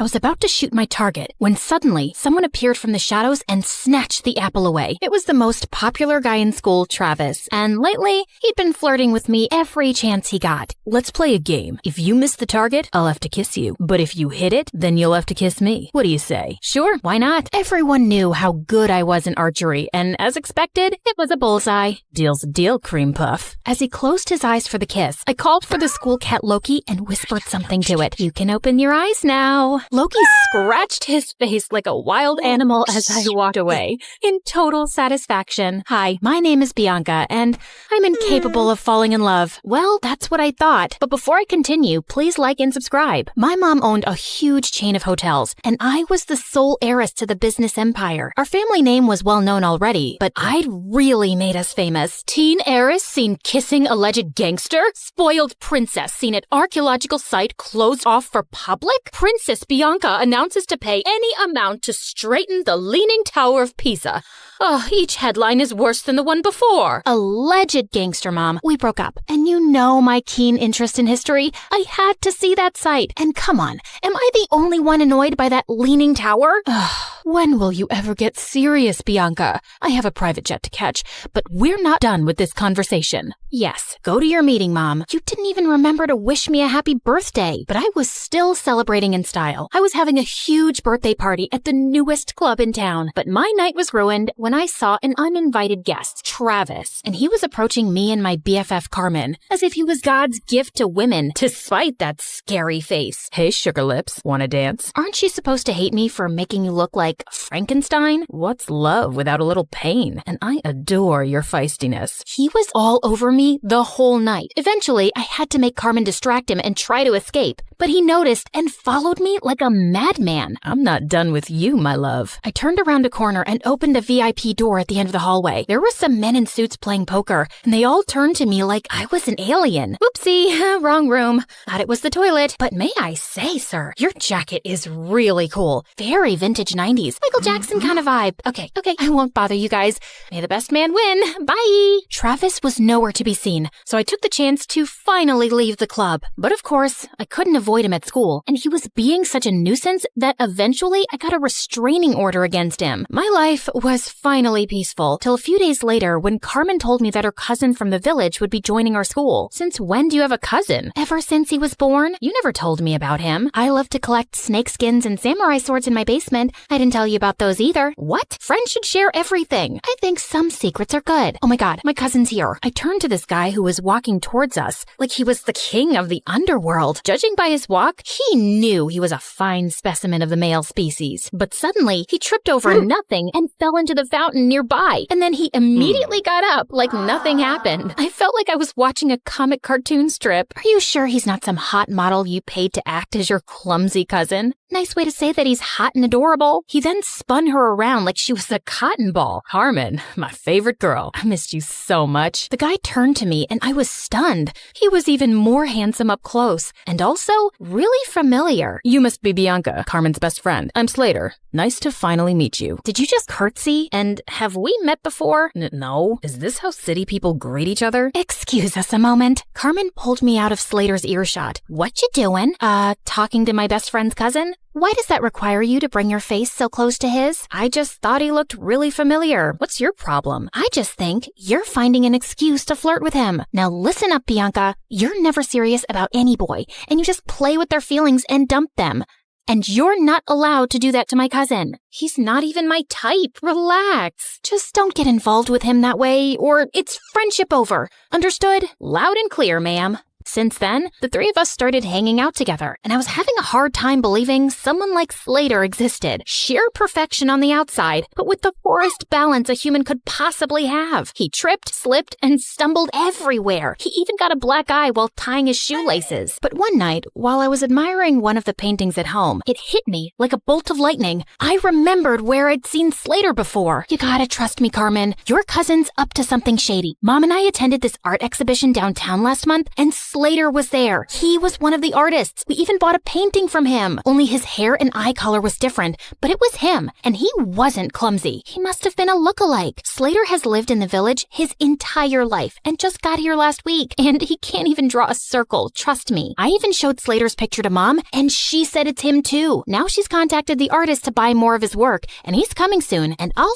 finally know the truth. You just need to give yourself something to be excited about. Do what you want, but you're wrong. A couple of days later, the artist called Mom to say that he had to go out of town and he'd come to meet her next month. How convenient. I decided not to say anything to Slater and try to get to the bottom of his secret identity. He was always hovering around me and Carmen like an annoying fly. He was sure to slip up at some point. I'd be watching him. But one day, I was spying on him at the gym, and after seeing him miss the 100th basket, I got really bored. I decided to skip the rest of school that day to get a manicure. As I was walking to my car, a van suddenly stopped next next to me. Good day, child. Would you please buy some apples from me? I run an orphanage and I'd like to get some toys for the children. Sure thing. Just give me a basket and I'll give you $100,000. I was about to take the basket from her when Slater suddenly popped out of nowhere and crashed into me. Hey, you. Who do you work for? Show me your ID. The poor lady looked terrified and just drove away. What the heck was that? Didn't your parents ever tell you not to take candy from strangers? What if she was trying to poison you? Dude, those are apples, not candy. And who am I? Snow White? And that cute granny is trying to poison me because I'm the fairest girl in all the land. This isn't funny. You don't know how dangerous some situations can be. Oh, please. I swam with sharks last year and jumped off a hot air balloon when it malfunctioned. I laugh in the face of danger. And that lady just wasn't dangerous. I know you're from the village and probably think everyone in the city's evil, but please stop being a weirdo. But Slater just got weirder. Like another time, the three of us were at a restaurant, and as soon as the waiter served our order, he started sniffing mine. If you wanted me to completely lose my appetite, you succeeded. What's wrong with you? He also started sniffing his food and Carmen's. That's how we do it in the village. The first whiff of food tells you everything you need to know. About what exactly? About how organically the food was grown, if the farmer sang to his crops and cows.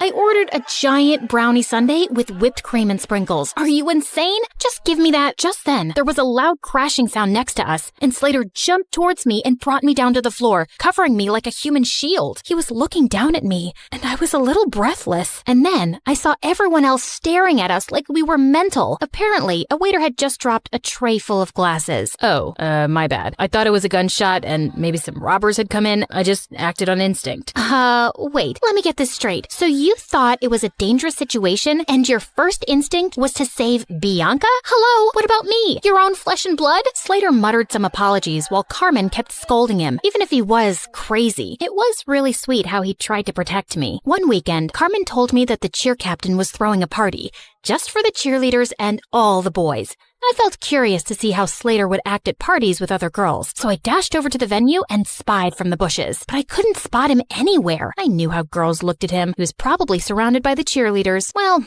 what did I care? I took this opportunity to practice my amazing singing. I can buy myself flowers, write my name in the sand, talk to myself for hours, say things you don't understand. Suddenly, I heard a sound right behind me.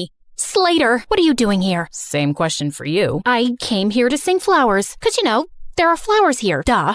What about you? It's too loud inside, and everyone was acting wild. It was scaring me. Just then, a huge bug came flying at our faces, and Slater tried to smack it away, but he ended up slapping me instead. Oh my god, I'm so sorry. My hand is so stupid. Bad hand. Gosh, Slater, why are you so freaking clumsy? I don't know, just born that way, but I get even clumsier around you, 'cause attractive girls make me nervous, and you're the most beautiful I've ever seen. What do you mean? You know what I mean, Bianca. It suddenly hit me. He was attracted to me, and that could make things complicated. I had to avoid him from now on before Carmen could misinterpret things and unfriend me. But the very next day, I caught him in the janitor's closet with his butt stuck in a mop bucket. Jesus, what have you done this time? Can you just help me, please? I think I got a cramp. As I pulled him up, our lips accidentally touched, and my tummy fluttered. Just then, someone gasped from the door. Carmen! Girl, it's not what you think. I followed her to an empty classroom and tried to explain. I swear, there's nothing romantic going on between us. He's too dumb and clumsy for me, and I'm certain he's a liar. Excuse me? That's my cousin you're insulting. And you say these things, but I feel like you're attracted to him. Just don't get attached to him, okay? He's not right for you. Of course, duh. I already knew that, but I was a bit bothered by what Carmen said. Why did she think he wasn't right for me? A few days later, I was practicing archery alone when suddenly an arrow came flying from somewhere and almost hit me. I turned around and saw someone behind a tree. I dashed over and found Slater. What are you doing here? Trying to kill me now? No, what? What just happened? You happened, Slater. You nearly sent an arrow straight into me. You're a hazard to society. Oh God, I'm so sorry. I didn't realize my arrow came your way. I mean, I didn't even know anyone was here. I would never hurt you, I swear. But let me make it up to you with an ice cream shake. Come on, let's go. I wasn't finding his act convincing. Why was he always around me? He was beginning to seem as obsessed with me as Travis. And what if he tried to hurt me on purpose with the arrow? By the way, are you free tonight? I want to talk to you about something. Just you and me, alone. Okay, sure. car, but we're alone right now. You can't tell me over ice cream shakes? What ice cream shakes? Oh, yeah, that. No, tonight's better. I'll send you the pin location. Driver, I'll get off here. Thanks. See you later, Bianca. And then he just jumped out of the car and walked away. This dude was so weird, but I was really curious about what he had to say. Later that night, I was surprised to learn where he was taking me. The rooftop of an old building. There was no elevator, so we had to climb 8 flights of stairs, and he was holding on to my shirt like a kid. Wait, what if he tried to push me down? Can you move away? I need some personal space. But what if I trip and fall down the stairs? You know how clumsy I get. Why would you invite me to a rooftop then, idiot? You'll see. When we finally reached the top, I was surprised to see a candlelit dinner. What's all this? Obviously a date. Were you expecting a crime scene? Didn't your cousin warn you about me? She did, but I just don't see why she's so against the idea of you being my girlfriend. You're beautiful and amazing. She was trying to protect you because I have a history of not being good with relationships. May I know why? And before I knew it, I just found myself opening up. Growing up, I saw how my dad broke my mom's heart and left her for another woman. Since then, Mom's not even the same person. She just buries herself in work. And Dad kind of broke my heart too. Leaving like that? I'm just afraid to let anyone come close. I know that you don't trust me, but I hope that someday you will, and I'll get to know you better. I feel like you're someone worth knowing. He looked at me earnestly and then started leaning in. I found myself closing my eyes, and when his lips touched mine, I felt something electric. Wait, that was a mistake, Slater. I care a lot about my friendship with Carmen. I can't. Okay, I understand. But later that night, all I could think about was Slater and that kiss. Maybe I could talk to Carmen and she'd come around, but I still couldn't shake off the idea that Slater was lying about himself. As luck would have it, Mom told me the next day that the artist was back in town and he was displaying his work at a gallery that night. Well, Slater wasn't going to be the only one in disguise. I went dressed up as someone completely different, and I was thrilled to see him. He might have a different style, but I was certain it was Slater. And as I was walking past him, I accidentally tripped and fell forward, scraping his arm with my pen. I'm so sorry. I'm not very good with the walking. Clumsy, like you people say. Oh, it bleeds. It's fine, miss. I'm okay. Excuse me. I need to use the bathroom. And the next day at school, Slater was wearing a full-sleeved shirt, just like I'd expected. So I spilled my juice all over him. Oh my God, you're wet. You'll have to change your shirt. It's fine. It'll dry up. No, you'll get sick. I won't. I'm as strong as a cow. I tried a few more tricks, but he was able to avoid all of them. I guess I just had to do it by force. After our classes, I followed him outside school, and just as I was ready to jump on him from behind, he turned around and pinned me to the wall. Bianca, why were you trying to attack me? How did you know, Spider-Man? And all I wanted to do was this. I pulled up his sleeve, and sure enough, he had a long cut on his arm. Ha! So you're really that artist. I've exposed you, you big fat... Suddenly, there was a growl behind me. I turned to see 2 guys holding 2 rabid dogs and pointing at us. Bianca, just run. Slater grabbed my hand and we ran like crazy from the dogs. After sprinting down several blocks, he pulled me into an old building and we ran up the stairs. We climbed all the way to the rooftop and we could hear those guys behind us. Okay, there's no other choice. We gotta jump. Excuse me? I must have heard you wrong. And what is going on? Questions later. And what's the matter? I thought you laughed in the face of danger. Ha. Now is not the time to be sarcastic. Just hold on to me and you'll be fine. Do you trust me? Of course I don't trust you. You're the clumsiest idiot I've ever met. Listen, Bianca, I'm not who you really think I am. I just need you to trust me right now, okay? I won't let anything happen to you. I promise. My instincts told me to trust him, and I did. And what happened next was the most thrilling thing ever. We went flying through the air, then landed straight in a garbage dump. Ew, fish heads. Come on, this isn't over yet. I needed answers about why I was currently running a marathon with my BFF's mystery cousin around the city. Slater, why are these people after us? Listen, something happened. He didn't get to finish because the gangsters finally cornered us. Slater pushed me inside one of the diners as he started fighting them expertly. What were these kung fu ninja moves? He was so hot. Just then, one of the guys came up behind him with a metal chair. I looked around for anything I could throw at that scum scumbag before he could hurt Slater. Bullseye. That's my girl. Just then, a bunch of policemen arrived and surrounded the men, and Slater pulled out a badge. You're under arrest. What? He was a detective? As those jerks were being taken away, Slater finally told me everything, starting with how I unknowingly got involved with an international mafia gang. You walked in on them one night at the dance club and saw something you weren't supposed to see. You've been in danger since then. Oh, those guys. But I swear I didn't even see anything. They couldn't be sure of that, so you've been their target since. I was already in town looking for this gang and posing as an undercover artist, but when we found out that they were looking for you, I joined your school to be closer. We also thought we could catch them using you. You mean using me as bait? I didn't mean use you like that. We just knew they'd come after you. So that date on the rooftop, was that also a ploy to get the gang members there? Well, yeah, we had police hidden all over that building, but I think the gang realized it was a trap. Everything made sense now. He was just pretending to be interested all along so he could be around me for my protection and to catch the bad guys. I was just a mission for him. You saved my life. Thank you. I just did my job. I'm glad you're safe now. I gotta report to headquarters soon, so... Yeah, great job. Goodbye then. As I walked away, I suddenly felt sad and empty, and the next day at school, Slater was gone. I demanded more answers from Carmen. Slater really is my cousin. He became a detective at a young age, and he doesn't tell us much about his job. But after that restaurant incident where he was clearly protecting you, I asked him what was going on, and he said it was something related to you, but it was confidential. So that's why you didn't want us to get closer. Yes, because he was just here for his job, and he doesn't form attachments. I didn't want you to get hurt. I'm sorry.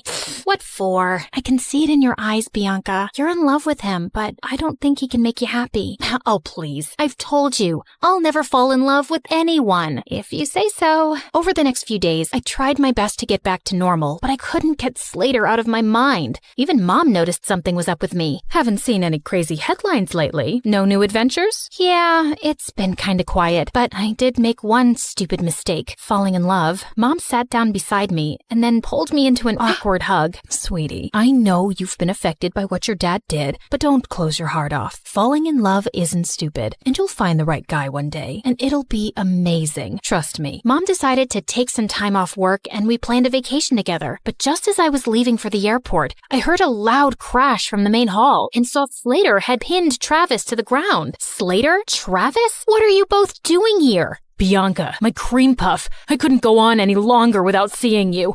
I can't live like this. You really need to tighten security around here. Found him crawling through the dog door. As Slater handed over a screaming Travis to the guards, he turned to me. Why are you here, Slater? Same reason as Travis, actually. I really missed you. Wait, where are you going? Sorry, can't disclose the location. It's top secret, so whatever you want, make it fast. I got another mission. Okay, so what is it? I need you to fall in love with me and be my girl. Oh, well, that sounds like it's gonna be a very hard mission. I'm not afraid of challenging assignments. He pulled me in for a kiss and then hit his forehead against mine. So you're naturally clumsy. Only when I'm in love.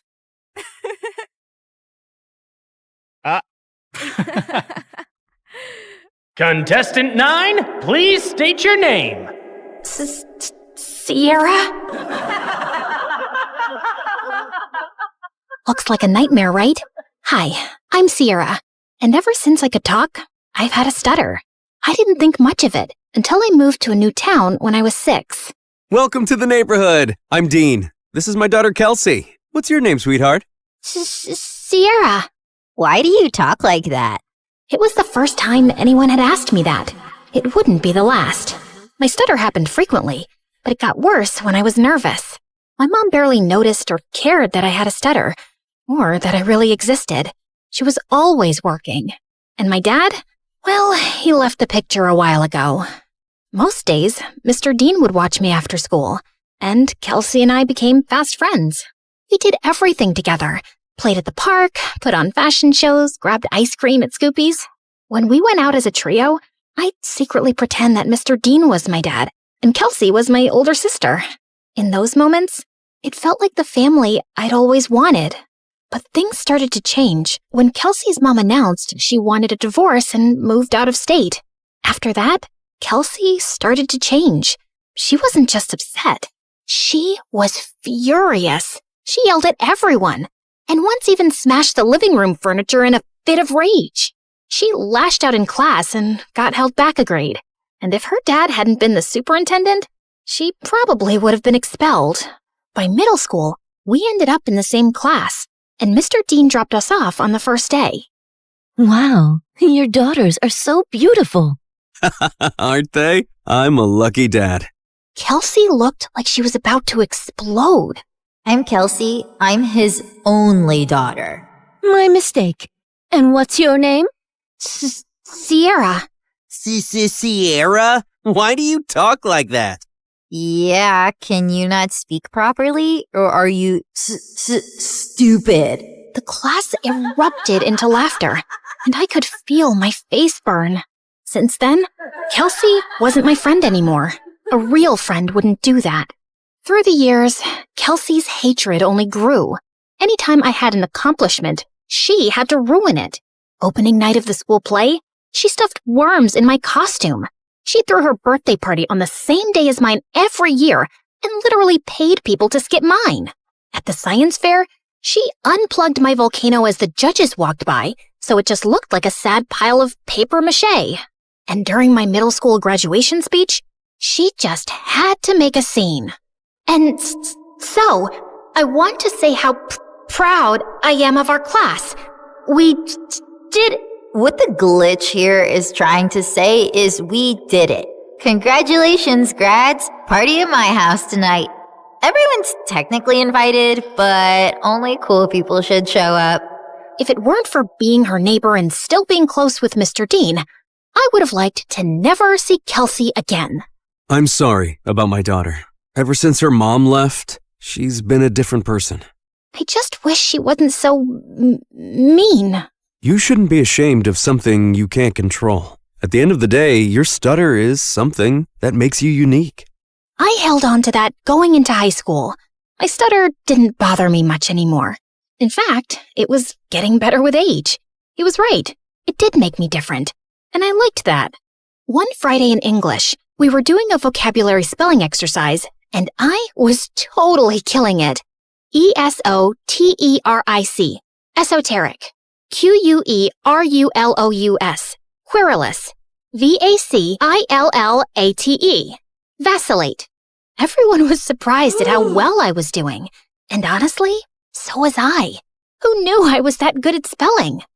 Sierra, there's a regional spelling bee in a few weeks. You should join. Who knows, you may make it all the way to nationals. That night, as I sat in my room looking over the spelling bee brochure, loud music suddenly rattled my walls. Kelsey was throwing a party in her backyard. A few classmates waved me over. Fine, just for a little. The party was fun, but I couldn't stop thinking about the spelling bee, and I decided I would sign up. I was about to leave when... What's this? She snatched the brochure out of my hand. A spelling bee? Oh, please. Like you could ever win one of these. In case you didn't know, you trip over your words. Give that back. Not so fast. I'll help you practice for your big day. She pulled out her phone and turned the flashlight on as if it were a spotlight. Some other people gathered around and did the same. I felt blinded by all the lights in my face. Why don't you show us what you got? Nothing screams fun like watching you butcher the alphabet live on stage. Your word is quiberate. That's not even a word. Okay then, your word is pathetic. I'm sure you're quite familiar with that. IRRELEVANT. Irrelevant. I'll use it in a sentence. Kelsey is irrelevant. Now give me back my brochure. But she ripped it into pieces and threw it up like confetti. I took a small step in her direction. Kelsey took a step back and fell into the pool. Ugh! You pushed me! Yeah, right. I didn't push you. Your attitude just slipped. She climbed out and stormed over to me, and I bolted. As I ran, I saw her shoving people in her way into the pool. I made it home and locked the door just as she started kicking and clawing at it. My heart was racing. By Monday, the whole school was talking about it. Someone had filmed everything, and she looked completely unhinged. I avoided her all day. After class, I asked my teacher if she would sign off on my spelling bee application, and she wrote a letter of recommendation. That night, I was recording myself practicing when I heard Mom come home early. I rushed downstairs to tell her about the bee, but she really wasn't listening, as usual. Sierra, that's great and all, but I'm working and I don't need any distractions tonight. And the Mother of the Year award goes to... Feeling annoyed, I went back upstairs and found Kelsey sneaking through my bedroom window. What are you doing here? Get out! Relax, Miss Broken Record. I'm just here to apologize. Apologize? Yeah. I saw the video from the party over the weekend. I looked crazy. It wasn't okay how I was treating you, so I'm sorry, okay? Thanks? I'm not really sure what to make of this. Yeah, well, we used to be friends or whatever. I think it's time to put the bad blood between us to bed, right? Trust doesn't just snap back into place, not after everything that's happened between us. I understand. I intend to prove it to you. Do you mind getting me some water? Climbing up the vines was harder than I thought. Uh-huh. Sure. This certainly wasn't on my bingo card for how the night would go. I brought her water, which she downed in one gulp. Thanks. I'll see you tomorrow. Maybe we can sit together at lunch? Maybe. Also, never sneak into my room again. Then she climbed out the window. What a strange interaction. But maybe we really were turning over a new leaf. The next day, I walked into class feeling good about the new era I was in, where I tried new things and made up with old friends. But that confidence vanished when I found my teacher waiting for me, looking pissed. Sierra, you will not be attending class today. I've contacted the spelling bee and pulled my recommendation for your application. What? What did I do? You should be ashamed of yourself. The principal is waiting for you in his office. What was going on? It has come to our attention that the English exam answers were sent to your entire English class yesterday. I'm sorry. I have no idea what you're talking about. That's strange. Given the exam answers were sent from your email address, you'll be suspended for 3 days. Your mom is on her way here to come get you. What? This wasn't possible. I didn't do it. When Mom showed up, the veins in her forehead were practically bursting. I begged her to believe me the whole way home, but she didn't say a thing. When we pulled up to the front of the house, she told me to get out of the car. I can't believe I missed an hour of work for this.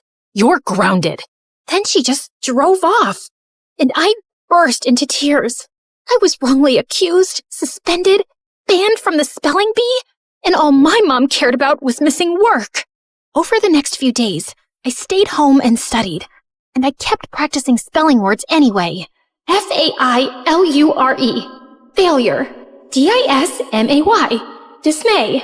Okay, maybe I was leaning into the drama a little. When I finally got back to school, everyone basically hated me. A bunch of students had used the answers sent from my email, so the teacher failed the entire class, and now everyone was blaming me. Next few weeks were so lonely.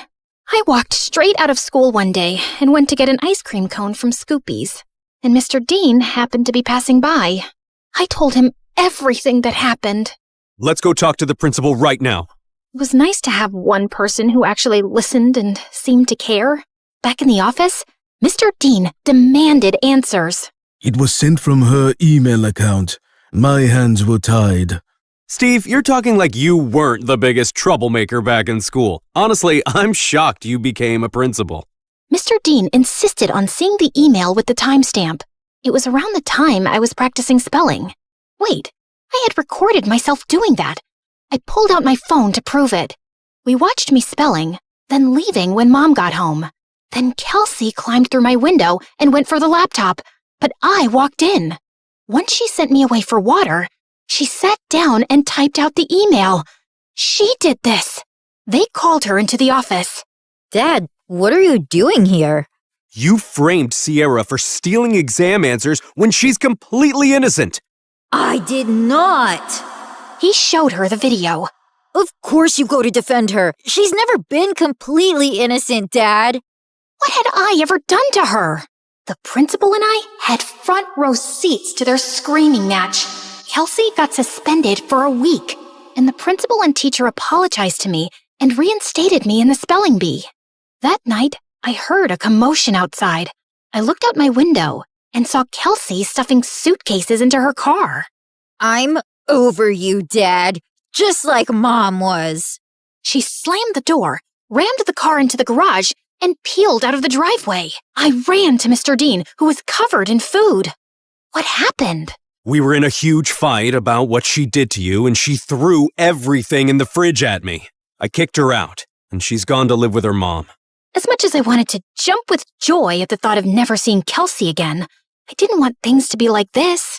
Mr. Dean looked crushed as he walked back inside, and I followed him to help clean up the mess. At school, word got out about what Kelsey did, and people started being nice again. Things weren't just back to normal, they were better. I gave an incredible anti-bullying speech at a school assembly that got a standing ovation. I started a support club where victims of bullying could share their stories. And at every free moment, I was practicing for the spelling bee, often with Mr. Dean's help. He still seemed down about being alone, but when I was around, he cheered up. He drilled practice words with me every day until regionals. And on that day, he was there in the audience. My mom wasn't. I got second place and was qualified for nationals in a month. Afterward, the top contestants did a group photo shoot. I was smiling for the camera when someone put an arm around my shoulder. I looked up. It was the guy who won first. You were a great competitor out there today. Congratulations. His accent, his eyes. Suddenly, I forgot how to breathe. Thanks. Where do you come from? Where do you come from? Sierra, are you kidding me? Is that how you speak, or did I just fluster you? Oh, no. I just have a stutter. It's adorable. I'm Leon, and I'd love to get your number. We should talk more, since we'll be seeing one another for nationals next month. Yes, please. We exchanged numbers, and I practically floated back to Mr. Dean. It felt like the best day of my life. When we got home, Mom was on the porch, arms crossed. She rolled her eyes when she saw us together. And where have you two been? The spelling bee, Mom. Remember? I won second place. She did amazing. You should have seen her. I'm sure, but I was too busy with the logistics of moving. Moving? Work wants me to relocate to California within the next couple of weeks. Mom, no! I have nationals next month. Well, that's too bad. Work comes first. You know that. Work always comes first for you, Mom. It's never me. Oh, stop being so dramatic. What if she stays with me until the end of the school year? What? I have Kelsey's empty bedroom. She can compete in nationals, finish out the year, and then move out to California.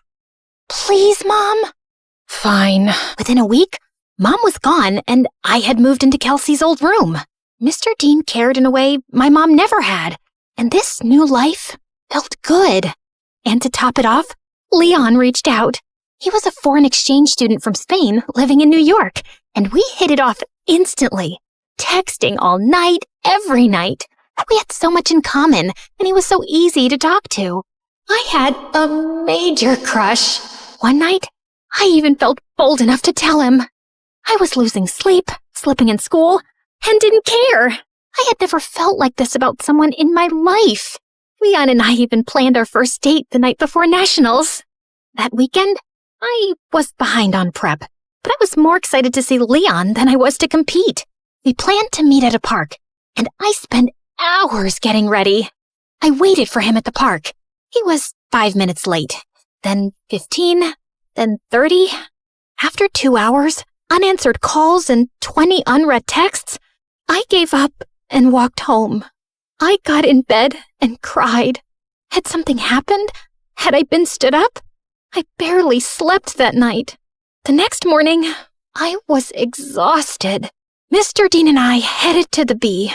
I checked in and looked for Leon. Nothing. When it was time to go on stage, I scanned the crowd. No Leon. But then backstage, I heard whispered voices. I turned and saw Leon talking to someone behind him. No, I can't keep doing this. Leon, come on. It's not that hard. He pulled away, and I gasped. Their heads snapped towards me. Kelsey laughed, while Leon froze like a deer in headlights. Was this all just a setup to mess with me? Sierra, wait! My ears started ringing, and I don't remember anything else that happened until... Contestant 9? Contestant 9, please step forward. A contestant sitting next to me tapped on my shoulder, and I walked up to the mic, trying to steady myself. Sierra? Why do you talk like that? Yeah, can you not speak? Are you stupid? You should be ashamed of yourself. Like you could ever win one of these. In case you didn't know, you trip over your words. Contestant 9, please state your name. Sierra? Your word is vicissitude. Vicissitude. VICISSITUDE. That is correct. And just like that, my first round was over. With every ring of the bell that told me I got the word correct, my confidence rose. I shut Kelsey and Leon out of my mind. Contestants were dropping like flies, but I stayed strong. Until it was just Leon and I. Your word is appoggiatura. Appoggiatura. A-P-P-O-G-I-A-T-U-R-A. Appoggiatura. I'm sorry, that is incorrect. Sierra, if you can correctly spell the word, you will be our national spelling bee champion. Appoggiatura. A-P-P-O-G-G-I-A-T-U-R-A. Appoggiatura. That is correct. I did it! The audience went wild. I got my huge new trophy and went to the lobby to find Mr. Dean. But I heard Leon's voice behind me. Wait, Sierra, please! Leave me alone! Sierra, please, let me explain. It was all Kelsey. She put me up to this. She wanted to get in your head so you'd lose. Wait, don't go to the lobby. I walked through the doors, but Leon lunged at me and pushed me out of the way. The doors had buckets of slime and feathers on them, which all fell on Leon. Why did you push me away? I was trying to save you from this. Listen, Kelsey moved to my school and found out I was going to regionals for the spelling bee. She said she'd pay me to flirt with you and distract you from studying. I'm so sorry. I was just a game to you? I only agreed because I really needed the money for my mom's treatments. That's why I'm even competing in the bee. I didn't expect to end up having real feelings for you. When Kelsey found out, she stole my phone and smashed it. She even threatened to get me kicked out of school. Just then, my mom and Mr. Dean walked up. Mom, what are you doing here? Mr. Dean convinced me to attend, and I had no idea you were so talented at this. We're so proud of you, Sierra. And then Kelsey walked in. Of course my dad is here to support perfect little Sierra. And Leon, I see you've betrayed me too. Guess your mom isn't going to get any better. Why are you so evil? What did I ever do to you, Kelsey? You stole everything from me. Everything! She didn't steal anything from you, Kelsey. Oh, really? Because I remember the night you and Mom screamed at each other when she found out about your little affair, when we both found out Sierra is your daughter. What? Oh, yeah. My neighbor was actually my half-sister. The girl who ruined my family and took my dad away from me. Is this true? Yes, it is. Even though this was the craziest day ever, the news warmed my heart.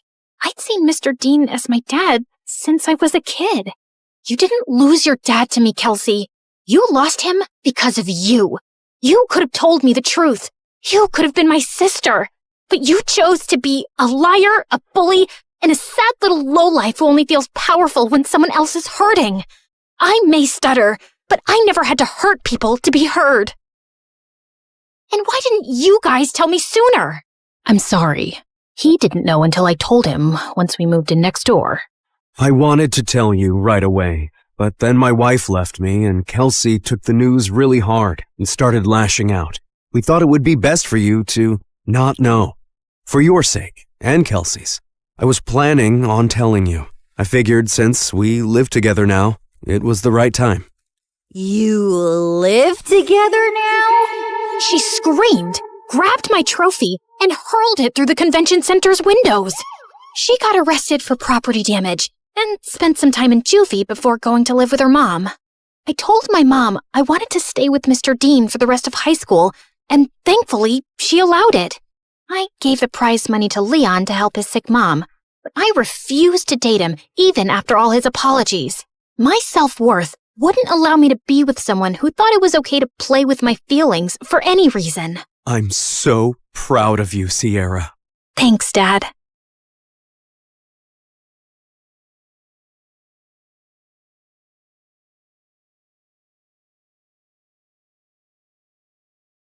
And I opened the door to find the most gorgeous boy ever standing outside. Hello, I'm Eric. We got some of your mail. I came to return it.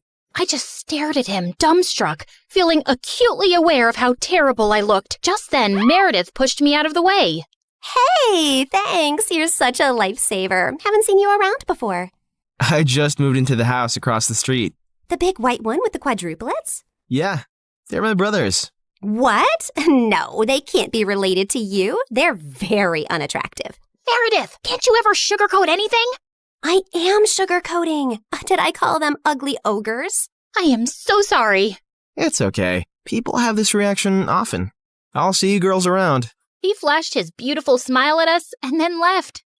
Wow, Eric stole his brother's luck, the schoolboy's luck, the neighborhood boy's luck, and his mother's and his father's luck, and the whole town's. I agree. He's beautiful. I hope he's smart and funny and kind too. I'm sure he is. I never believed in love at first sight till I met Eric. Okay, maybe love is an exaggeration, but I was crushing on him hard. Freddie, how does this purple dress look on me? Claire, what the? You can't just come in without knocking? What if I wasn't wearing a towel? Well, you are. So unclench your butt. Now, what do you think about the dress? Hey, Freddie, I want your opinion on this red dress. Oh, hi, Claire. I didn't know you were here. Have some respect for my privacy. What are you talking about? Actually, I don't care. Now tell me, I look hot, right? Of course I look hot. I could wear a potato sack and I'd look hot. I can do hot in my sleep. What's the dress for? The party at Eric's place? What, did you think you're the only one who got invited? The red's a bit much for a casual housewarming party, no? Yeah, you're right. It's more of a second date dress. Thanks, I'll look for something else. And your dress looks lovely. I am not your sister, and you can't treat me like this. I am a man. Okay, thanks for the newsflash. Come on, Claire, let's go before Freddie has a heart attack. The party was coming up soon, but I knew there would be many guests, and I wouldn't really get a chance to talk to Eric then. So I decided to drop by to borrow some sugar one evening. But my heart sank when I spotted Meredith and Eric in the kitchen, and they were kissing. I couldn't believe that witch. It was so obvious I was crushing on Eric, wasn't it? Can you give me some mashed potatoes, Claire? I lifted a spoonful and threw it straight at her face. Claire! What the heck? Oh, I'm sorry. You didn't want them on your face? You should have been clearer then. You got a problem with me?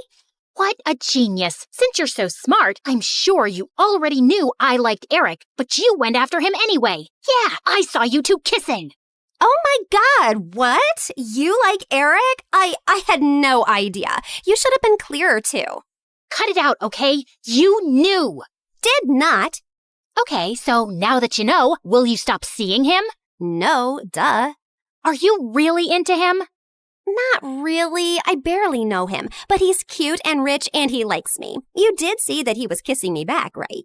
I flung another dollop of mashed potato straight in her eye and stormed off. Fine, that jerk could have Eric. I wasn't even gonna go to the party now. But on the night of the party, when I heard music floating from across the street, I couldn't help myself. Eric had just known Meredith for 2 days. This battle wasn't over yet. I knew I looked smoking hot as I marched up to Eric and Meredith in her stupid red dress. She looked furious to see me before she turned sickly sweet. Oh, hi. I thought you were unwell and not coming, honey. How are you doing now, honey? I'm good, honey. How are you, honey? I'm great, honey. Do you like my honey, honey? What honey? Honey? The honey, honey. I see no honey. Honey? What's happening here? Don't worry about it. Let's go get some honey, honey. We don't have any honey, Meredith. Honey! You ruined it. You should have ended the sentence with honey. Don't mind her, Eric. You already know she's rude. And she has a vile temper. She once tried stealing money from an old lady and kicked her hard when she resisted. Oh, so that's how it's gonna be, huh? Eric, did you know that Claire is so dumb? I told her when we were kids that if she ate bluebells, her eyes would turn blue like mine. She ate a bunch and then pooped her pants in school.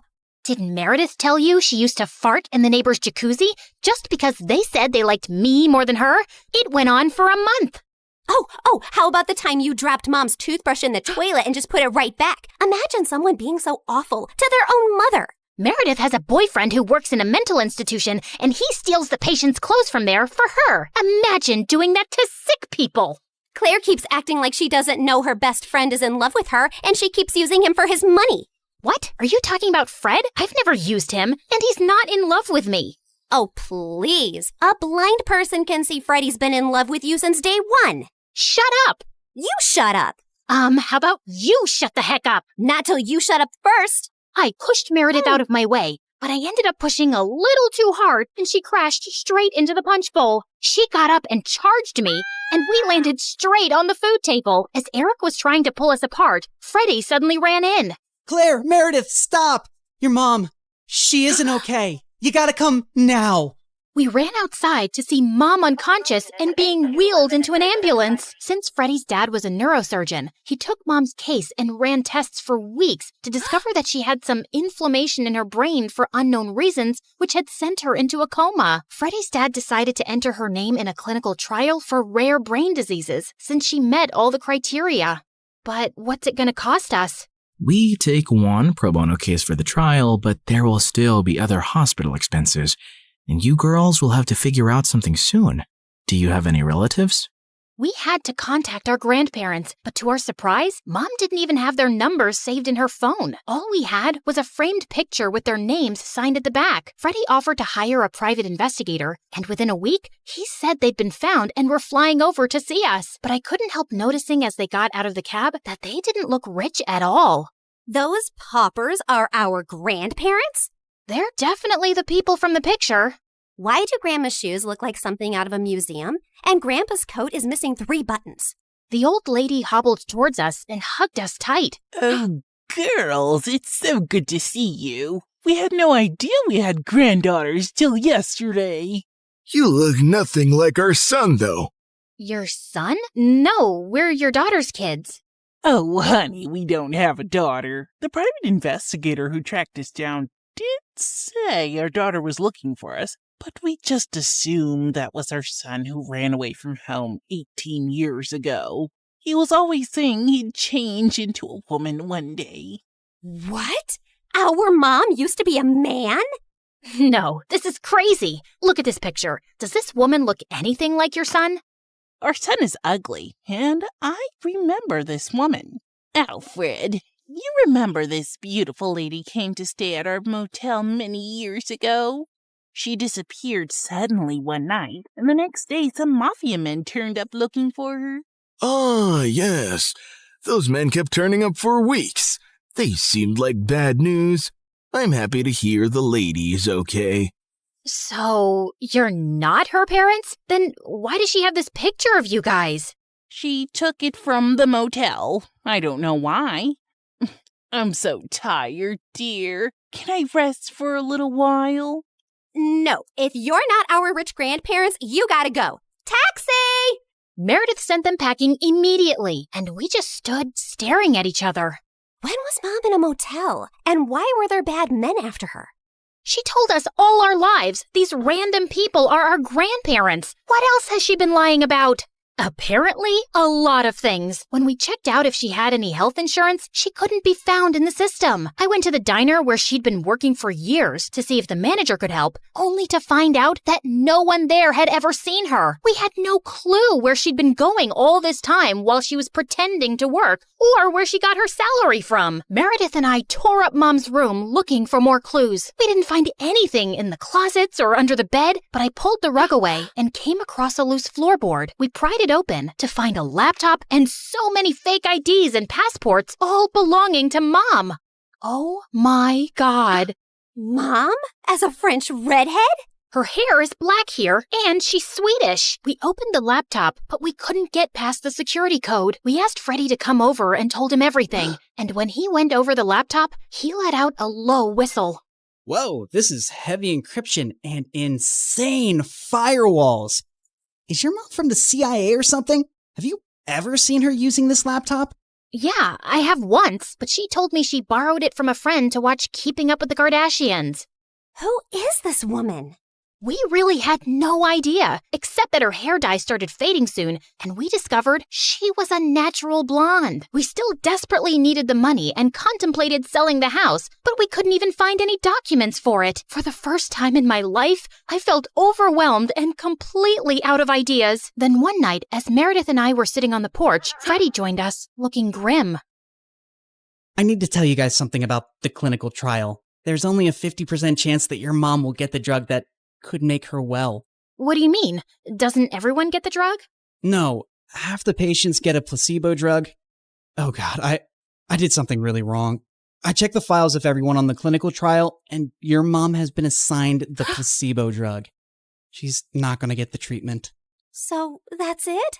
We're just gonna sit back and watch, knowing there's no chance of her getting better? Make your dad give her the drug! I can't. Dad would lose his medical license if anyone thought he interfered with the trial. Then why did you even tell us, Freddie? Freddie looked at me silently. He told us because he and his dad can't do anything, but we can. Whatever you plan, I can't be part of it, but you have to do it soon. The trial starts next week. Thank you, Freddie. You don't know what this means to us. Of course. I'd do anything for you, Claire. For the first time, I saw what had maybe been so obvious all along. Freddie was in love with me, and I was about to use it to my advantage.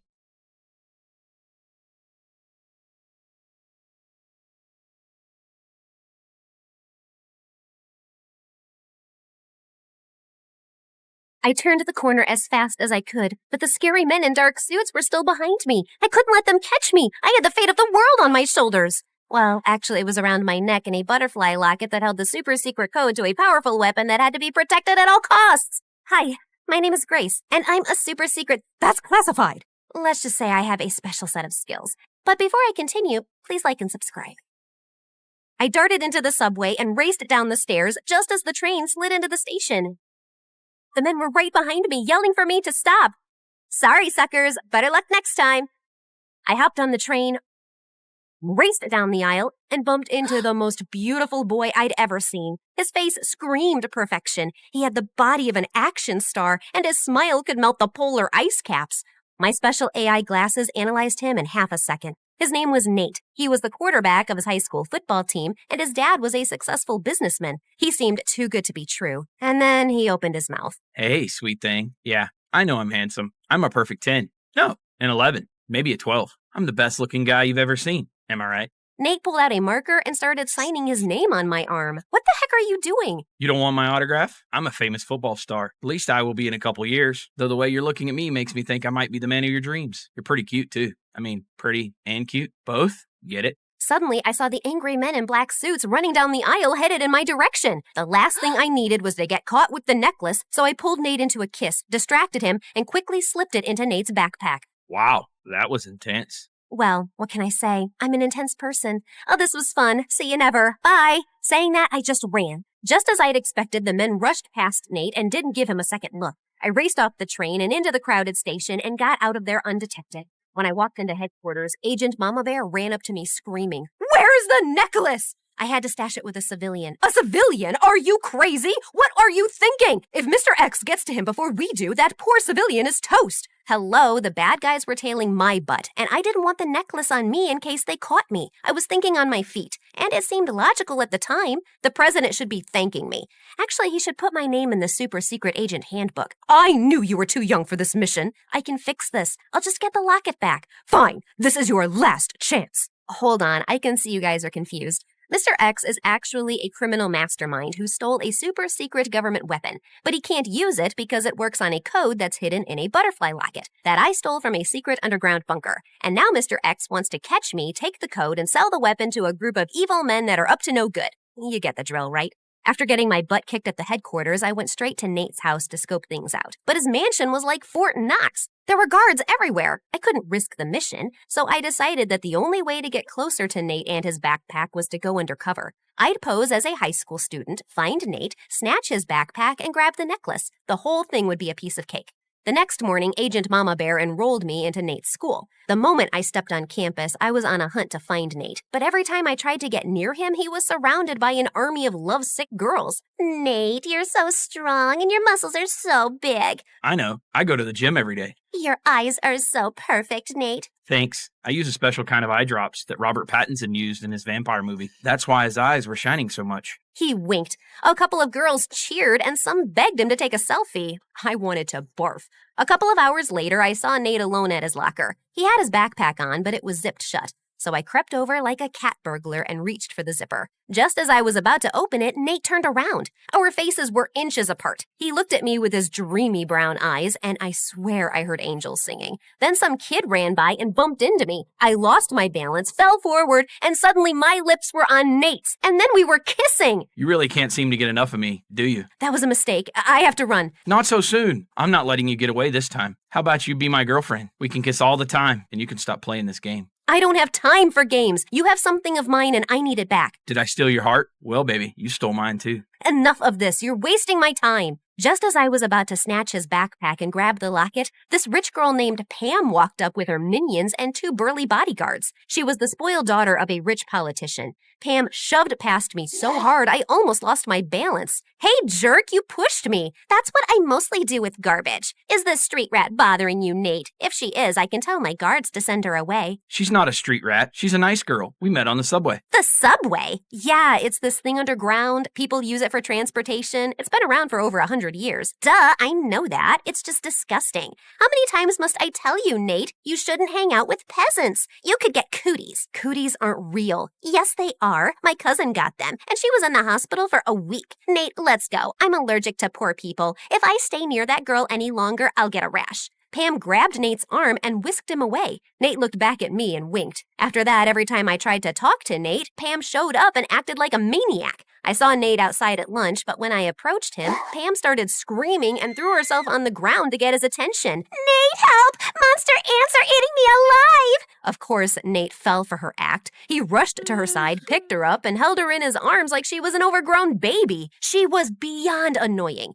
Later, Pam and her band of minions ambushed me in the bathroom. Hey, subway girl, I'm getting really sick of you chasing after Nate. He's mine. Back off or else. You're the one chasing him like a lovesick puppy, and honestly, it's pretty pathetic. Get some self-esteem, girl. Oh, you're gonna regret that. Pam started jumping around like she was a boxer. I really don't think you want to do this. Ha! You're ugly and stupid. Can't you count? It's 3 against 1. Pam charged at me like a raging bull. I stepped to the side, and she ran straight into her friend. The third minion ran up to me, and I threw water in her face. She slipped on her shoelace and fell on top of Pam. Pam and her minions ran to the principal's office and told the principal that I'd attacked them. But my AI glasses caught the whole thing on camera and sent the principal a video of the incident from an anonymous email account. Pam, your behavior is unacceptable, and I have no choice but to suspend you and your friends. Out of nowhere, one of Pam's bodyguards walked into the room, whispered in the principal's ear, erased the email, and left. On second thought, sorry, Pam. You and your friends did nothing wrong. Please enjoy the rest of your day. What the fudge?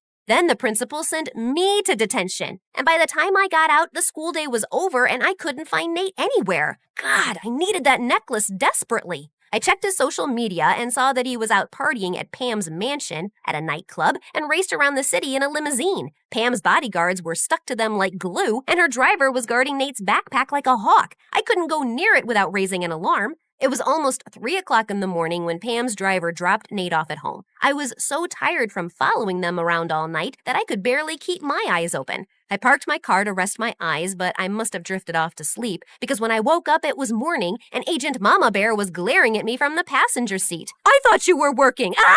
Ah! Oh, here you go, as fresh as a daisy. I was working, I just dozed off. We don't have time for naps. You can't let Mr. X get that locket before you do. Anyway, I've got some fresh information. Agent Mama Bear told me that Nate's dad was holding a fundraiser at his house tonight. The mission was for me to enter Nate's house dressed as a maid, grab the locket, and leave. And Agent Mama Bear was my backup. We changed into our disguises and walked right up to Nate's front door. The guards let us in without a hitch. When the time was right, I went around the house looking for Nate's room and finally found it. I slid inside like a fast ninja and immediately spotted Nate's backpack. I opened it, searched for the locket, but it was gone. I panicked. How could this moron lose the locket? I turned the room upside down but couldn't find it anywhere. I glanced out the window. Nate was lounging near the pool, sunbathing his six-pack with a stupid smile on his face. Gosh, he's so cute. Nope. Get a grip, girl. I rushed down the stairs, and just as I was about to step outside, I saw a tired old woman scrubbing the floors, and then I saw Nate walk in. I immediately hid behind a pole to avoid getting spotted, while Nate walked over to the old woman with an envelope of cash in his hand. Ma'am, please take this money and use it to go see the doctor. I can't, sir. I have to work to help your father with the party. If I leave, he'll be very upset. Don't worry about my dad. I'll talk to him. Come back when you're feeling better. The old woman thanked Nate and left. I was shocked. I'd never seen him act so selfless. I was about to say something, then Nate's father rushed past me. Have you lost your mind? No, it's where I left it this morning. This isn't funny. I saw what you did for that maid. You think money grows on trees? I swear you're as dim as a broken light bulb. Try not to embarrass me tonight in front of Pam's dad. And why haven't you asked Pam to be your girlfriend? By now, you should be engaged. Marrying that girl will make you filthy rich, and then you can invest a ton of money into my business. Dad, I don't want to marry Pam. She's a nice girl, but I'm not interested in her that way. I didn't ask you for your opinion. You're too simple to make good decisions. You just focus on throwing your football and staying in shape and getting that girl to fall in love with you.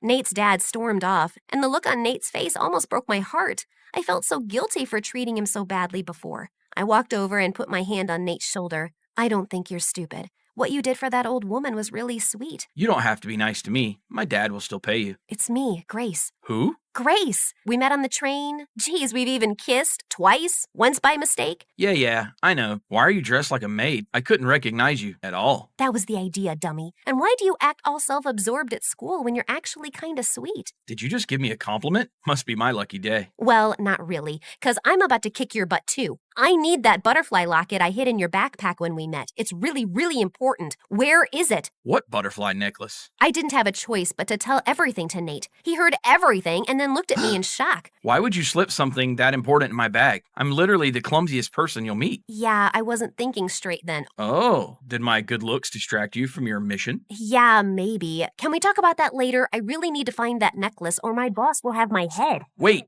I think I saw Pam wear something like that a few days back. Nate showed me Pam's Instagram account, and I immediately spotted the picture where she was wearing that butterfly necklace. I asked Nate to call Pam and ask her to come for the fundraiser wearing that necklace. She should be here soon. Pam and her dad are the guests of honor. What do we do next? We get ready to pull off the heist of the century. Okay, that might be an exaggeration, but you know what I mean. Pam was really late, and we were beginning to think she wouldn't even come, but she finally arrived along with her dad and an entourage of guards. And thankfully, she was wearing the necklace. She immediately walked up to Nate, gave him a peck on his cheek, and my insides felt on fire. What the heck was this feeling? Nate, this necklace is divine. I found it in your backpack when I was going through your things. I just had a feeling you might have a present for me. Yeah, about that. That necklace is, dangerous. No, it's poisonous. It will make you break out in hives. You'll get pimples on your face. It will be totally disgusting and gross. You'll give nightmares to small children. Pam yanked off the necklace and threw it on the ground. Before I could get to it, Pam's dad sprang into action, but Agent Mama Bear got in his way. Not so soon, Mr. X. You're busted. Grace, quick, grab the necklace and run.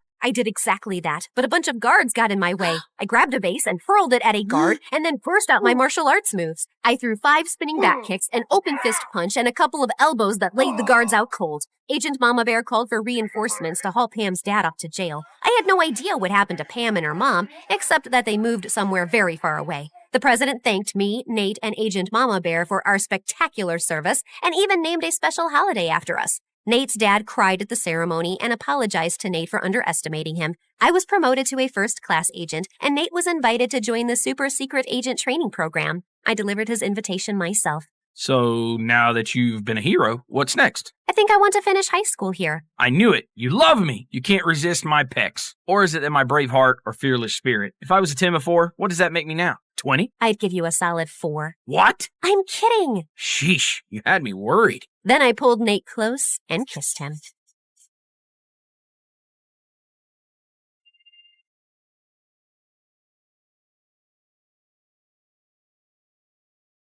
Hi, I'm Lucy. Get some popcorn and settle down because my story is bonkers. Don't forget to like and subscribe to MSA. My childhood was crazy. Mom was super strict and was always breathing down my neck to make sure I followed all her dumb house rules. Lucy, this placemat is 0.5 inches to the left. I'm so disappointed in you. Seriously? I got no dessert because of freaking placemats. And Dad was a complete weirdo. He stayed in his study all day long and only left at night with a suspicious-looking briefcase. But whenever I asked him what was in it, he would always tell me to mind my own business. So rude. One day, I was playing football by myself in the park when 2 mean-looking men grabbed my ball and squished all the air out of it. Hey, are you stupid? You're supposed to kick the ball, not squish it. She's a little firecracker. Where's your dad, little girl? He owes us an apology. Why? Who are you? And what did my dad do to you? You ask too many questions. Let's just say your father isn't a very nice man. Selfie! And they took pictures with me and left. What was going on? I ran home and confronted Dad. He looked panicked but told me it was no big deal. But I wasn't going to let it go. That night, I sneaked out of my room like a ninja and tried to get into Dad's study. But suddenly, a loud alarm went off and red lights flashed all over the house. I nearly jumped out of my skin in fright. Dad was so furious, he made me write 200 times, "I will mind my own business." But the next day, he was gone. I looked for him everywhere and called him, but his phone was off. And I felt guilty. Had he left because of me? But Mom refused to talk about him. Aren't you even a little bit worried about Dad? He's missing. He's a grown man. I'm sure he can take care of himself. People said he's a bad man. What did he do? What have I told you about listening to idle gossip? And straighten your back. Ugh, she was the worst. Rather than go to the police and file a report, she moved us to a new city. I was so mad at her that I stopped showering for a week. Then I accidentally smelled my own armpits and nearly fainted, so I finally took a bath. But I stopped doing chores according to her ridiculous rules. Lucy, I told you to dry the laundry, not dye it. Oops.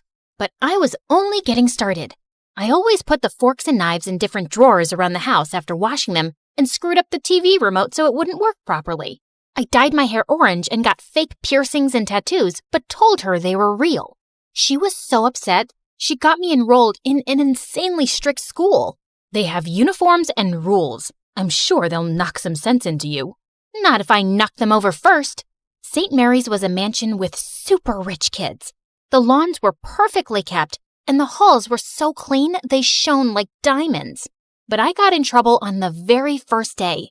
I was putting my books in my locker when suddenly someone threw a hoodie in my face.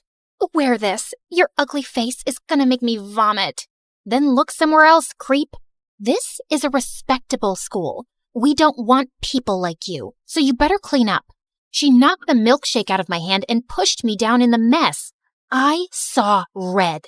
I was about to get up and slap this crazy witch when suddenly a boy came running down the hall and stood between us.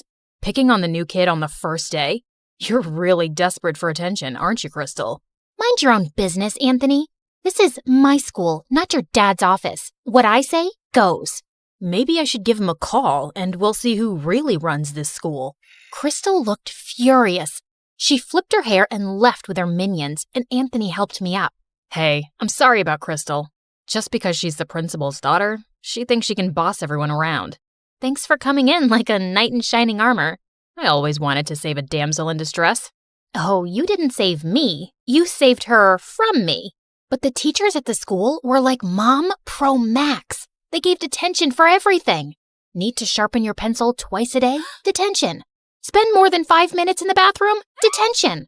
The last straw for me was when one of the teachers took away my bag of candies and threw them in the trash. Just keep your candy at home. Mom is a bigger candy police than the teachers. One time I had more than one M&M and she took me to the dentist for a cleaning. That's intense. Come over to my place and we can play video games and eat all the candy you want. Anthony's house was bigger than the White House.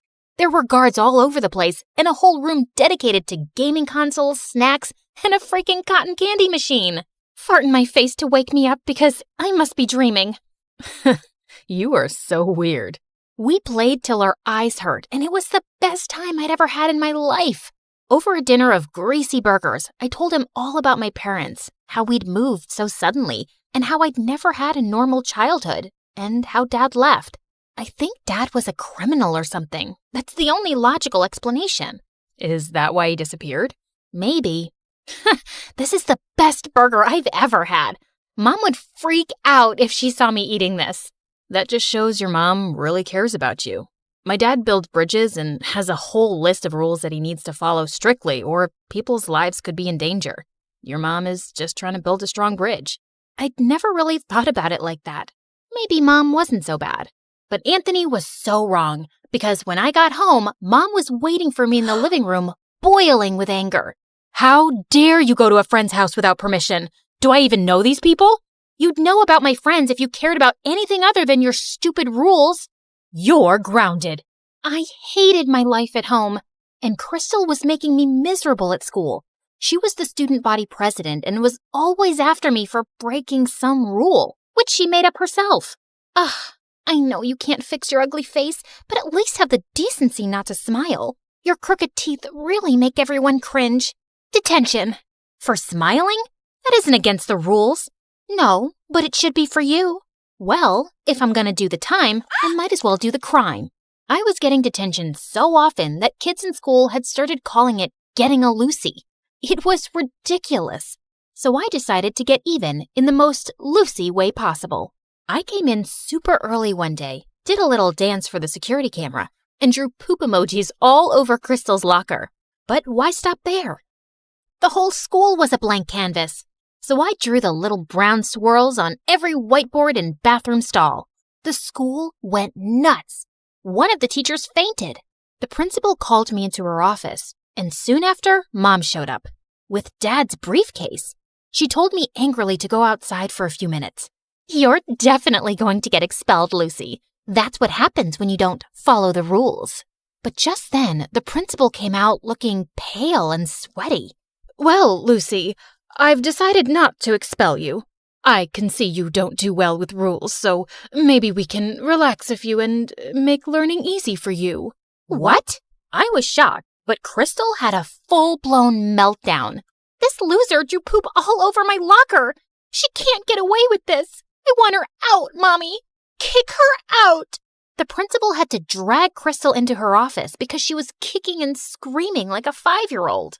And Mom grabbed my hand and took me home for the day. What just happened? What did you say to the principal? Did you threaten her? What's in that briefcase? That's none of your business. Just keep your head down at school. I saved your butt this time, but it won't always work. No, maybe you're a criminal just like Dad. I don't trust you at all. I won't do anything you ask until I know the truth. I ran out the door and went to stay with Anthony. It was the only place I felt safe. Mom kept calling, but I ignored her calls. The next day, people in school were looking at me like I was some kind of hero. One of Crystal's minions actually dusted my locker and opened it for me, while another girl brought me coffee and offered to carry my books. What's going on here? Why are you guys doing this? Because someone finally put Crystal in her place. She's no longer the student body president thanks to you. We were all so tired of her being mean to us. Aw, shucks. But I didn't really do anything. Thanks for the coffee, but you don't have to do this anymore, okay? Life was pretty sweet after that. The teachers left me alone, and Crystal's day of ruling the school halls was over. She was always glaring at me like she was planning something evil in that petty brain of hers. And a few weeks later, I found out what. Someone had spray-painted poop emojis on every teacher's car and left a giant cat turd on the principal's windshield. Don't look at me. I didn't do it. Then who did? You're such a witch, Lucy. Everyone tried their best to make you straighten your ways, but you're a lost cause. Once a criminal, always a criminal. You take that back. You're a criminal. I slapped Crystal so hard that her contacts fell out. I was expelled on the spot, and the teachers reported me to the police for destroying their cars. My case was being investigated, and I was probably going to end up in juvie. But I wasn't a criminal like Dad, and I had to prove my innocence. So that night, I sneaked into the school's security room and got all the camera footage on a USB, and then ran to Anthony's place. Lucy, what happened? Why did you do that to all the teachers' cars? I didn't. Someone's framing me, and I'm going to find out who. We used his laptop to look through the videos, but there were hours and hours of it, and I was getting sleepy. I went to the bathroom to change into my pajamas when I saw something that made the hair on the back of my head stand up. Hey, Lucy, I think I found the footage, but it's no good. The person's wearing a hoodie and a mask. I don't think you'll be able to prove it wasn't you. And that's exactly what you wanted, didn't you? I threw the hoodie and mask in his face. They had the same spray paint stains as the one used to make the emojis. He looked shocked at first, but then an evil grin spread on his face. No one is going to believe a nobody like you. They shouldn't have believed your dad either. What are you talking about? What does my dad have to do with any of this? He has everything to do with this. When you joined the school and I read your name, I knew you had to be that nosy journalist's daughter. Journalist? Stupid, naive Lucy. Doesn't even know anything about her own parents. Yes, he found some stupid evidence against my dad for fraud and ruined his reputation. He sent him to prison. And now I'm going to send his precious daughter to jail. Just then, the door slammed open and the police rushed into the room. Anthony, you're under arrest for property damage. What? It was her. You have no proof it was me. Actually, you slipped up. I have a dashboard camera in my car, and that caught your face when you were ruining it. Lucy, are you okay? Suddenly, Mom came into the room, and I was so glad to see her. I gave her a bear hug. I was so scared, Mom. Anthony told me some weird stuff about Dad. He's a journalist? Yes, sweetie. He is a very brave man who exposes criminals and bad men in the government. People are always trying to harm him, so he had to leave the country. And that's why we moved, to keep you safe. But how did you know I was here? I know I'm gonna sound like a psycho stalker, but I got your phone tracked. You weren't picking up, and I was worried about you. The minute I saw Anthony's last name, I realized who he was, and I knew you were in danger. I am so glad you stalked me. I didn't realize you were living with so much stress. And tell me now, Mom, what's up with the briefcase and how'd you scare the principal? It has your father's research and proof that he's used to expose people. I told your principal I had dirt on her. Do you? Nah, but it scared her enough to let you stay on in school. But you don't have to go back there. We can find you a better school. That's okay. The kids aren't half bad there. But when can we see Dad? I was thinking we could visit him in the summer. Would you like that? I would love it, Mom.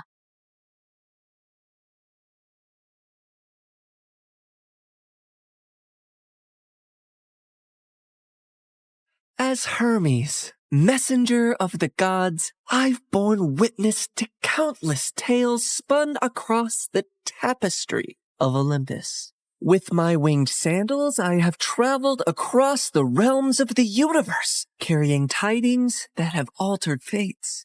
Among these tales, one that stands out in my mind is the story of Persephone and how a twist in her fate affects every mortal until eternity. You see, Demeter is the goddess of harvest, and she could turn the earth green with her touch. She made countless flowers bloom and coaxed bountiful crops from the soil. With her presiding over the planet, no living creature ever went hungry. She took great joy in her role, but her heart belonged entirely to her daughter Persephone, the Maiden of Spring.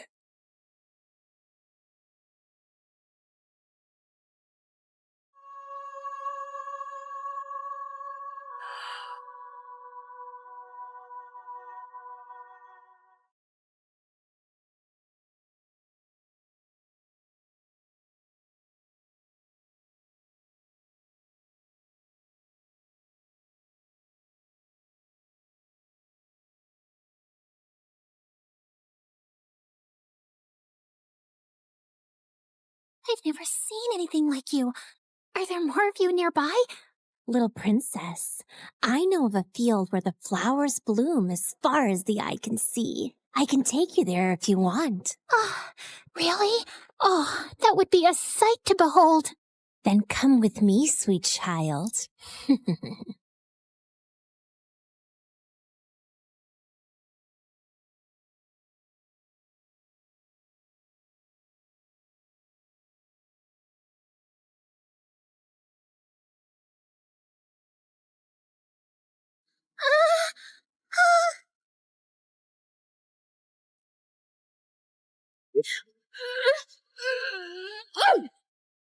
Enough, spirit of mischief! I have given you plenty of chances to change, but it seems all you want to be is a troublemaker. Did you think you could lure my daughter away and I would be unaware? Curse you, Demeter! Why should you and your child receive all praise and adoration when we, the spirits of nature, fade into the background? A heart that is as poisoned with envy as yours cannot be cured. You are banished forevermore from these woods.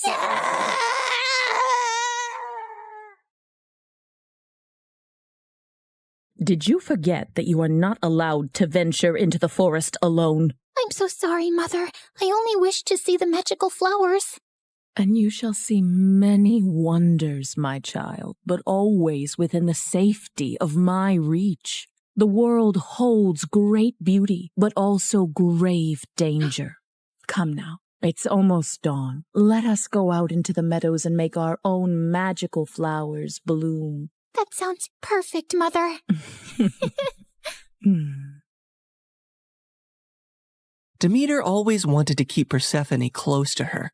But as her daughter grew older, she turned into a beautiful young goddess who attracted the attention of many young suitors. Anytime a god smitten by Persephone's beauty sought her hand in marriage, Demeter sternly turned them away. I cannot marry her off, Hecate. She is too delicate for the harsh world outside. Huh? These gods who come after her, they only see her beauty, not her gentle soul. They cannot care for her as I do. Demeter, you must be mindful of what Persephone wants too, or she might grow to resent her cage. A cage? Is that what you would call it? She has everything here that she could possibly desire. She's a powerful goddess, and under my guidance she can wield life from barren soil. Any god she marries will only dim her light. No, she will be here with me forever. Innocent and loved. I do not desire to leave your side, Mother. I will stay here, forever. But fate had different plans for Persephone.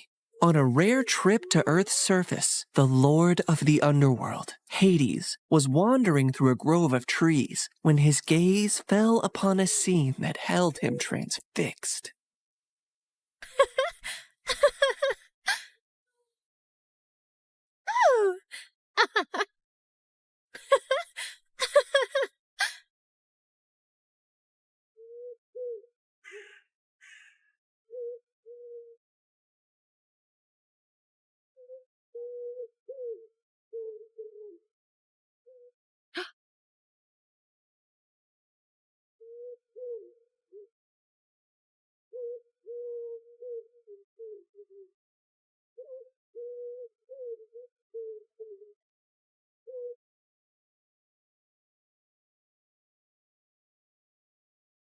Hades, my lord, you seem to be troubled.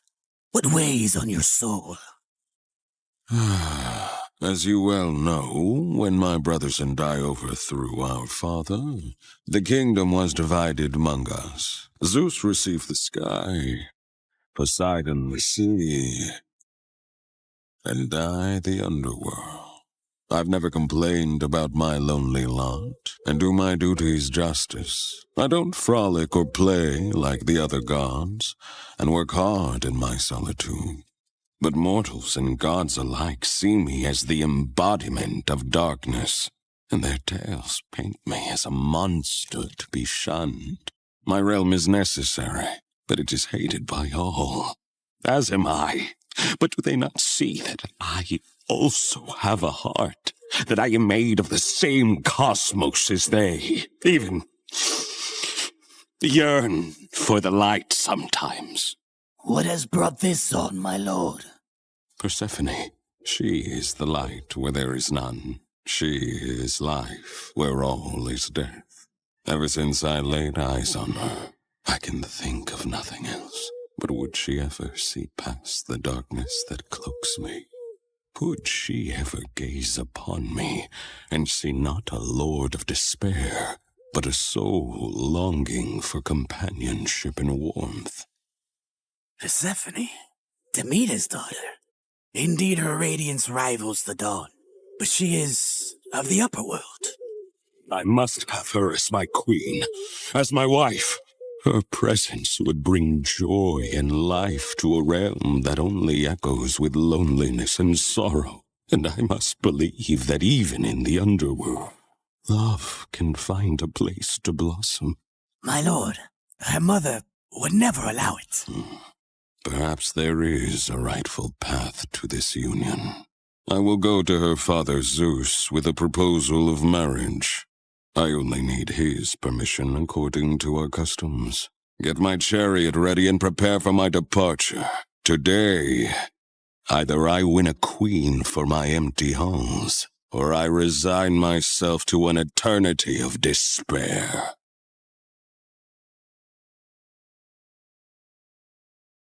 The next day, when Persephone had wandered far from her companions in a field and was kneeling down to admire Narcissus, suddenly the earth beneath her shook.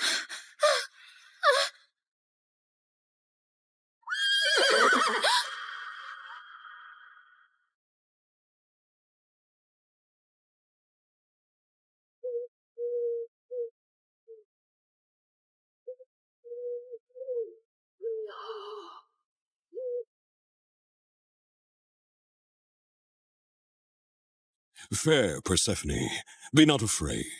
I am Hades, lord of the underworld. My kingdom is vast and rich, but it lacks the radiance of your presence. Unhand me! Come with me and rule by my side in the shadows where eternity lies. Let me go. My mother will tear the world apart to find me, and there will be no place dark enough to hide.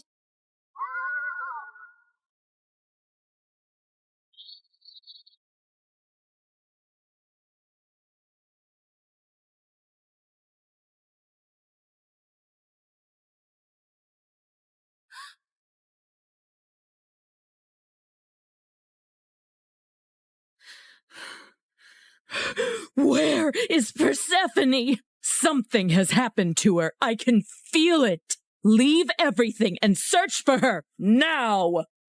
Demeter's grief upon discovering her daughter's disappearance was immense, and as she roamed the earth searching for Persephone, she had neglected her duties. And so, the crops and trees began to suffer.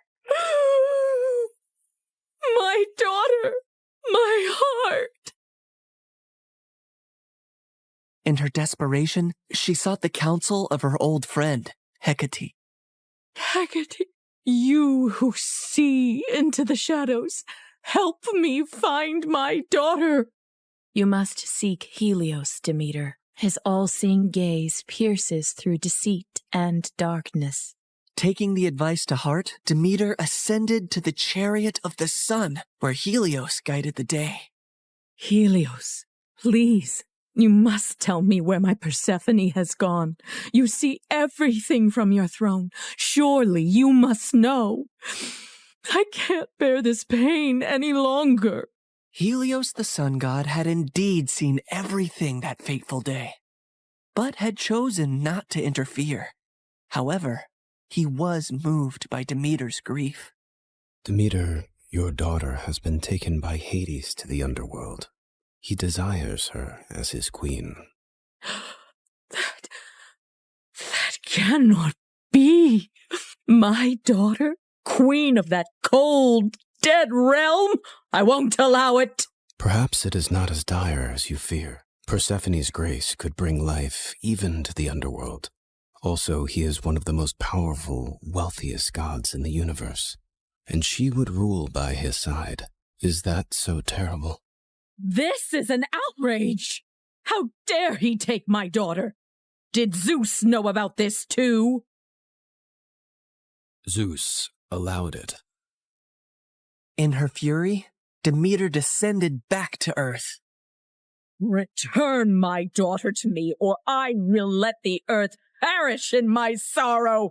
I will let this world turn into ice and ash. I will plunge it into eternal winter.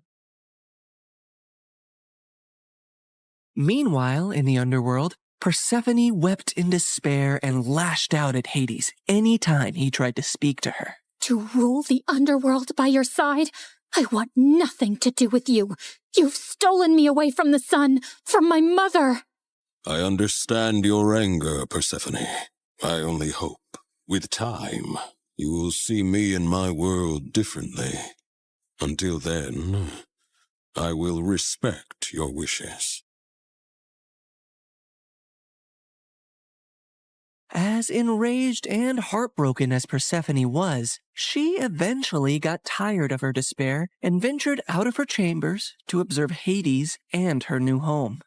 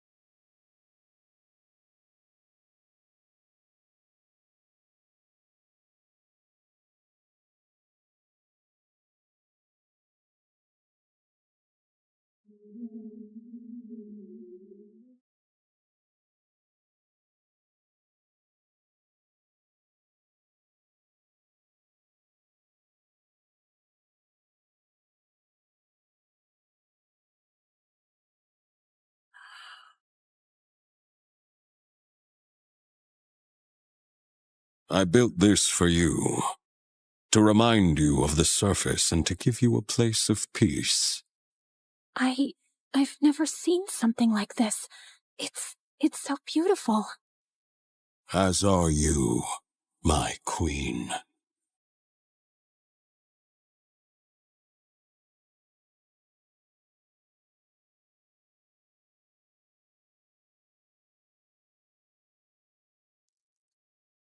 Each realm has its supreme ruler, Persephone.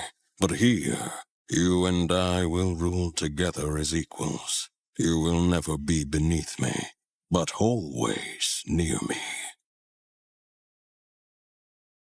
Meanwhile, on the surface, Demeter's grief and rage was a storm that screamed across the lands. Where she walked, earth cracked, rivers ceased their babble, and crops withered to dust under her shadow. As she withdrew her blessings from the world, famine began to spread far and wide. The cries of suffering mortals eventually reached the ears of Zeus on high Olympus, who could no longer ignore the matter. So he convened a meeting of the gods. Demeter's wrath endangers all. We must find a solution that honors both her demands and the laws of gods. If my daughter wishes to leave the underworld, let her return to me, or I shall never again let the earth bear fruit. Very well, Demeter. If Persephone wishes to return, she shall, if she chooses to stay with Hades. So be it. With a heavy heart, Demeter agreed, and Zeus commanded me, Hermes, to negotiate Persephone's return. So I descended into the gloom of the underworld, where Hades sat upon his throne with Persephone by his side. Her face was as pale as the ghosts around her. Hermes, why does Olympus disrupt the quiet of my realm? Mighty Hades, Zeus commands you to release Persephone, lest the earth die with Demeter's heart. I cannot ignore the decree of Zeus or the pleading eyes of the one I love. But know this, the ties that bind us are not easily broken. What do you mean, Hades? Just then, Persephone looked down at something she was clutching in her hand, and I saw it was a pomegranate. Suddenly, the realization of what had happened dawned on me. Fair Persephone, did you eat from that fruit? I couldn't help it. 6 seeds, to be exact. Each of them has sealed her fate and has bound her to the underworld. I knew I had to think quickly and come up with a deal that Hades would accept. Otherwise, Demeter would let the earth starve forever. She only ate a small portion of the fruit, so she should only stay with you for part of the year. She will spend 2/3 of the year with her mother on Earth, and 1/3 with you in the underworld.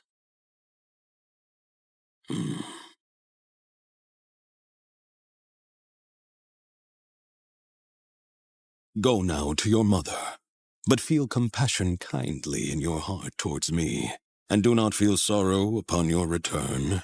For while you are here, you shall rule as my equal, and have the greatest rights and honor among the gods, as well as my undying devotion.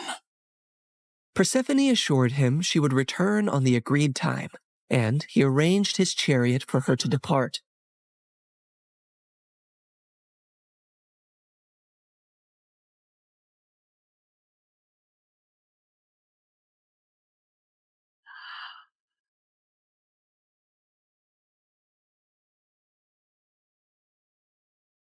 Demeter's joy knew no bounds when she was reunited with her daughter, but she was furious at the deal that had been struck. How could you possibly eat the fruit of the dead? It is common knowledge that eating anything in the underworld binds one to that realm. Why would you do that, Persephone? It was a moment of great weakness. I wish I could reverse it. I am so sorry, Mother. Demeter had no choice but to accept the deal, and once her wrath subsided, the earth turned green and bountiful again. But when it was time for Persephone to return to the underworld, Demeter began to mourn once more, and winter would arrive, thus setting the cycle of the seasons.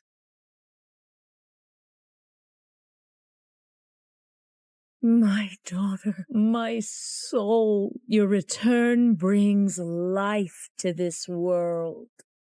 Mother, in the darkness, I've learned the secrets of the deep earth, and in your light, I bring forth life. Together, we bind the world in a cycle of death and rebirth. And so, in this tale of compromise, the dance of the seasons has found its rhythm. An enduring love story was also set into motion, for even eons later, Hades and Persephone are often mentioned as Greek mythology's most happily married couple. I can give you all the wealth of the earth, Persephone, but I cannot give you the sun and the breeze. I know you long for them when you are here. You have given me more than I ever expected to experience in my life, Hades. You have given me respect, power, and a love that is genuine and rare. With you, I feel the most like myself. With you, I feel free. So you do not regret your decision to eat the pomegranate seeds? Never, my love.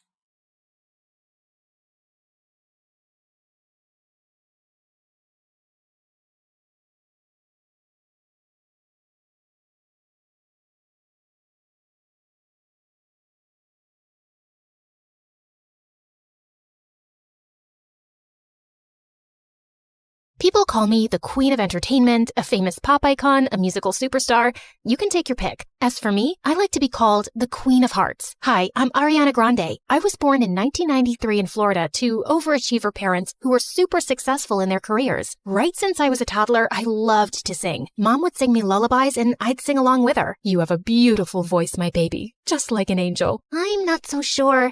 I didn't get selected for the school choir. Don't let that dishearten you, sweetheart, and have confidence in your talent. I'm sure you're meant for greater things. Although I loved singing, I was also fascinated by theater and acting. I performed on stage for the first time when I was 8 in a musical named Annie. Are you nervous, Ari? No, not at all. In fact, I can't wait to set the stage on fire. And I did just that. That musical was a great success, and it marked the beginning of my musical theater journey. After that, I performed in so many other local productions like Beauty and the Beast and The Wizard of Oz. Life was going smoothly, but then my parents got separated. I felt devastated for a while. But thank God I had my pet dogs to keep me going through that tough phase. Just so you know, I have 10 rescue pups. One of them is named Sirius Black. Yeah, I'm quite obsessed with Harry Potter. But then, aren't we all?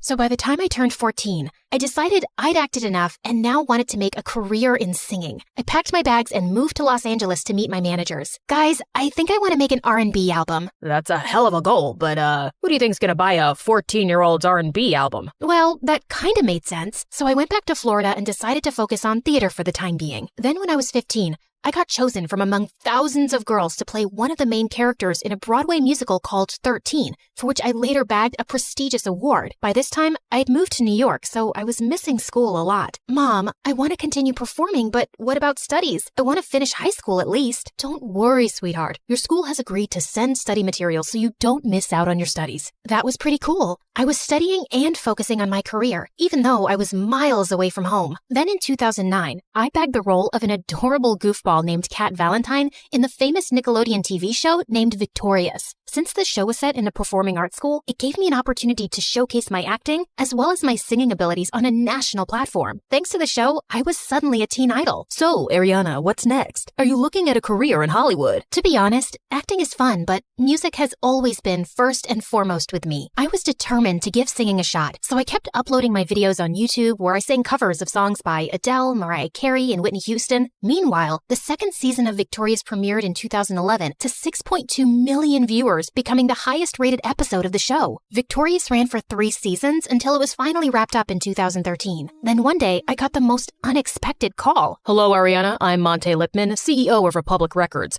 I saw your YouTube videos and I want to sign you up for the label. Are you interested? Yeah, of course. I'd love that. I put down my phone and did a little happy dance. My music career was finally taking off. The next 3 years, I focused completely on my vocals and singing and collaborated with many contemporary artists. The result was my first album, Yours Truly, that debuted at #1 on the US Billboard 200 albums chart, and it sold 138,000 copies in its first week. After that, there was no looking back for me. Today, I've sold over 85 million records worldwide, broke 27 Guinness World Records as a singer, bagged 2 Grammys, and was listed among the 100 most influential persons in the world by Time magazine. So friends, I hope my story inspires you to never give up on your dreams, since miracles do happen. Just believe in yourself, because if you don't, who else will?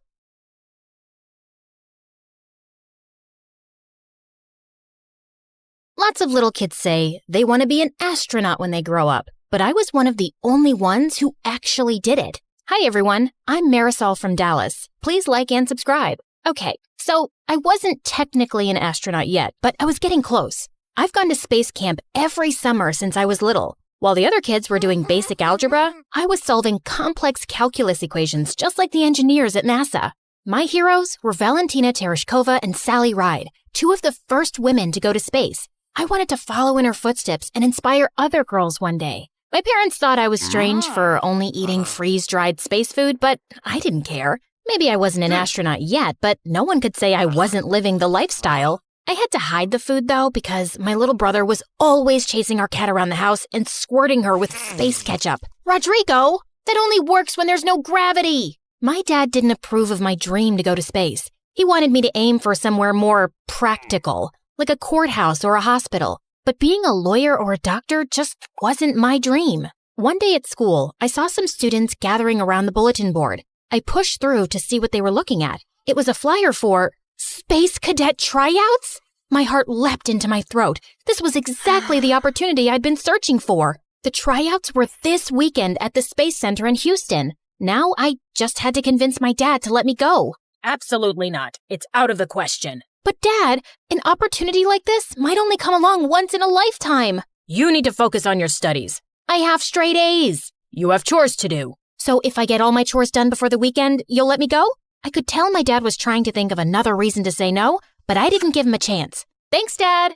I mowed the lawn, trimmed the hedges, and vacuumed and scrubbed the floors faster than I ever had before. The house was spotless. But every time I told Dad I was finished, he just gave me a longer list of chores. Oh, so annoying. If he thought I was going to let a little housework stand in my way, he was sorely mistaken. Finally, I'd finished everything. My dad looked up from his newspaper and handed me another piece of paper. Dad, come on. I've done everything you've asked. This is getting ridiculous. Look at what you're holding. It was a bus ticket to Houston. This doesn't mean I approve, but a deal's a deal. Oh, thank you. That Saturday, as the bus approached the Space Center, I watched the launch pad come into view on the horizon. It was incredible. A piece of history right in front of my eyes. And there was Mission Control. Once we got inside, I got into my uniform and glanced around at the other cadets. There were about 100 of us. Most of them were boys. They looked tough, disciplined, almost like soldiers. But I was tough too, in my own way. I made my way towards one of the girls. Hey, is it okay if I sit here? Go for it. I'm Marisol, Jessa. This place is so cool. I can't believe I'm really here. No offense, but I'm not here to make friends. Sorry, I won't bug you anymore. Just then, an intimidating-looking officer approached, and a hushed silence fell on the cadets. My name is Commander McLean. I'll be your training officer. Out of everyone in this room, only 10 will make the cut for Phase 2 of training. If you fail, you'll be leaving at noon. That made me a little nervous. It would be so embarrassing if I came all this way just to leave before lunchtime. Of the 10 who make the cut, only 1 will be chosen for the mission. Here at NASA, we only take the best of the best. And before I knew it, we were completing an obstacle course. A lot of the cadets had an advantage over me because they were taller and stronger. But I was smarter. I noticed on the climbing wall that the ropes were frayed. Most of the cadets grabbed the ropes to scale the wall, but I used the handholds instead. While I climbed, I glanced back to see the ropes break, and a bunch of cadets crashed to the mat below. A boy was climbing right beside me, and he winked at me. Who did he think he was? If he thought that was going to distract me, he was wrong. I hit the ground running. The other cadets were coming up fast. Whoa, Jessa was way ahead of the rest of us. I pushed myself as hard as I could, and I finished right behind her. Congratulations. You just made it to Phase 2. I stopped myself from jumping and cheering loudly, but on the inside, I was throwing a party. I glanced around to check out who else made it to Phase 2. Some really tall and athletic cadets were still here, which wasn't surprising, and the boy who had winked at me. I was so excited and really wanted to chat with Jessa, or someone anyway. Here I was, in a room with 9 other people who shared my passion for space exploration. But maybe Jessa was right. They were my competitors, and I needed to be serious if I was going to be the top performer. Forget about everyone else and just focus on training Marisol. After lunch, the same boy winked at me again. I could feel myself blushing, but I was annoyed. I'm not here to make friends. Okay.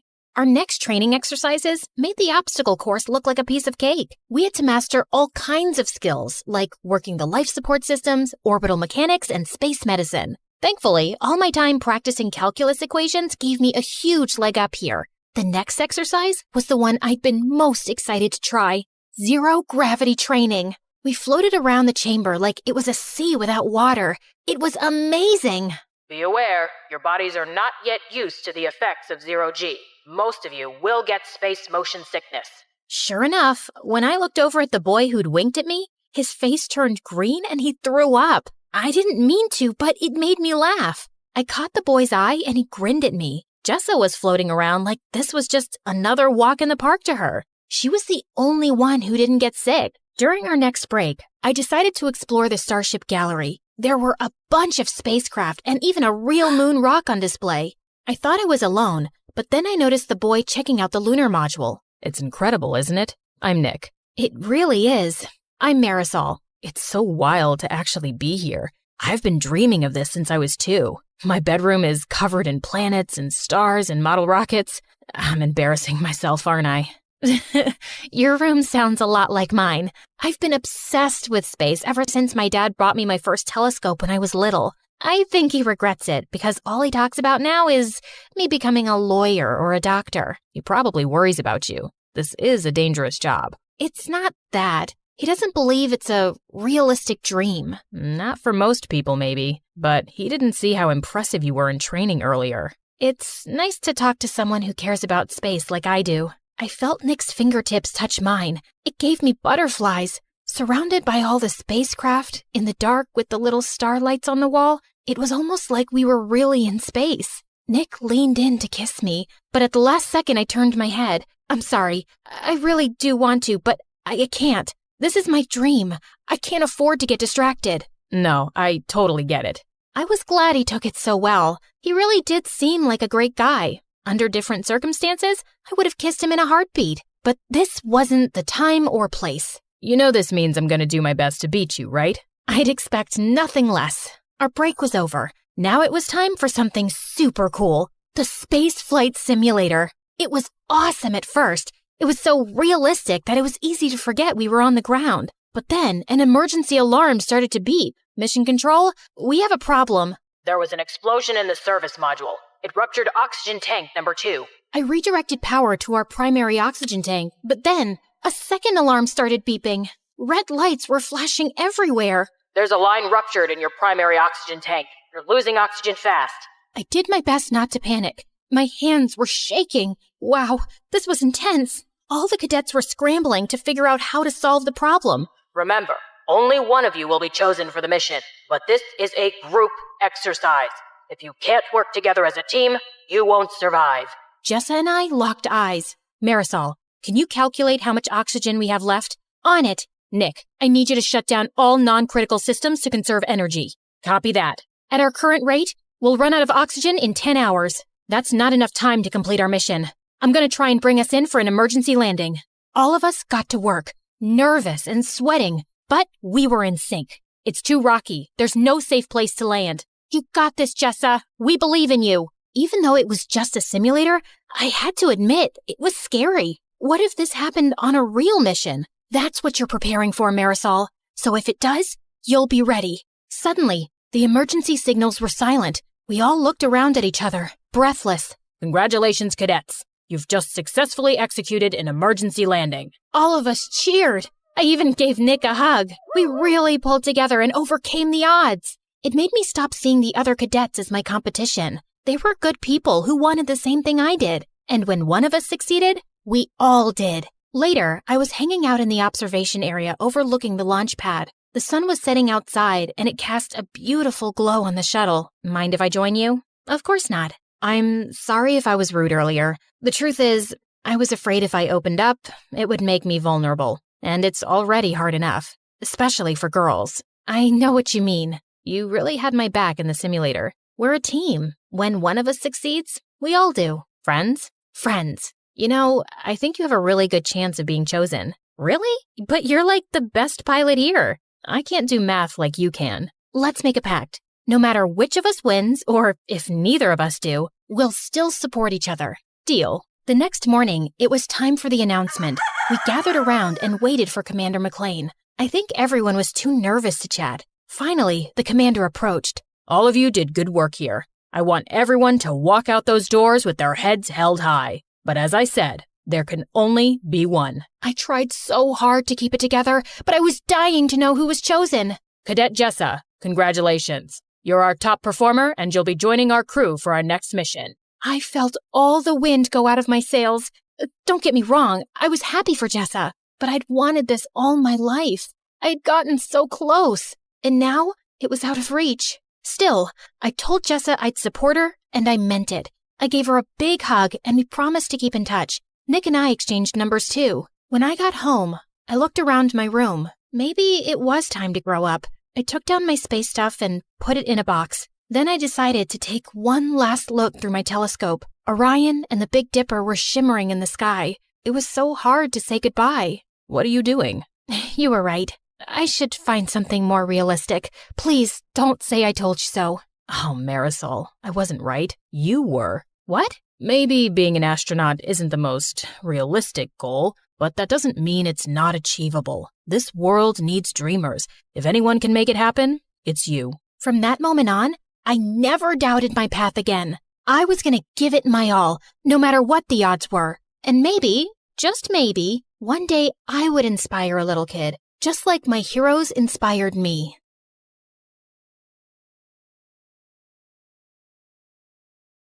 Hi everyone, my name is Marina, and I'm from Nevada. Please like and subscribe. I was raised in a small town by my aunt who owned a small bakery and loved me to bits. Aw, honey, today's your first day at school, so I packed muffins for all your classmates so you can make a lot of new friends. You're awesome, Aunt June. She wasn't super rich, but she was the richest person at heart, and that's why everyone loved her so much, including me. I always wanted to be just like her, so I'd help her out at the bakery. Marina, I'm going to go out for a bit. Can you put the pink icing on the cupcakes? Sure thing. Later, when the customer came to pick up her order, it turned out I'd caused a disaster. This was supposed to be for a gender reveal party, but you put yellow icing on the cake. Ugh! That wasn't the first time I mixed up colors. My aunt knew something was wrong with me. Turned out I had color blindness, and I couldn't differentiate between certain colors. Is it going to be like this forever, Aunt June? I'm afraid so, honey. But cheer up, because I've got a brilliant idea. The next day, everything in the house and all the ingredients in the bakery were labeled along with their colors. Aunt June made things so easy for me, and our life was just perfect. Until one day, when I was in second grade, an old man walked into our bakery and offered to buy it. This bakery has been passed down from generations in our family, and there's no way I'm going to sell it. But the man's tone just got more rude. You should have signed these papers while I asked you nicely, but now you're just going to pay for your stupidity. If you don't leave now, I'm going to smash your car and then you'll have to pay for your stupidity, sir. The old man left at my warning, but the next week, another man was back with some papers that claimed that the bakery didn't belong to my aunt because her parents never signed the deal in her name, and now we had to move out. My aunt looked around for help, but the legalities were too complicated and no one was ready to help. So eventually we had to give away our bakery and move to the city. Thankfully, Aunt had enough savings to rent a small place and she started working in a small grocery store. And while I was trying to adjust to this new life, I saw a kid my age in the front yard one day choking on something. I immediately ran to help him, but the moment the food stuck in his throat came out, I was shocked. Why were you eating a doll's head? I wasn't. He pushed me back and ran into his house next to ours. Turns out he was the landlady's kid, Timmy, and he was so weird. Whenever I'd try to go close to him, he'd just run away. Even when I joined school, I saw some kids throwing popcorn at him, but he wouldn't budge. Hey, why won't you say anything? Why do you let those kids bully you? But instead of answering me, he just ran out of there, and I decided I wasn't going to bother with this guy anymore. But later that night, I was in my room when I heard someone crying. I looked out of my window and saw it was Timmy crying in his room. So I climbed onto the tree outside my window and jumped into his room. And he freaked out. What are you doing here? Look, I don't know the deal with you, but if there's some issue, you really need to talk about it. At first he hesitated, but then he broke down. I miss my dad. Ever since Mom and he got divorced, I haven't seen him, and the kids at school always make fun of me because of that. I hate it here.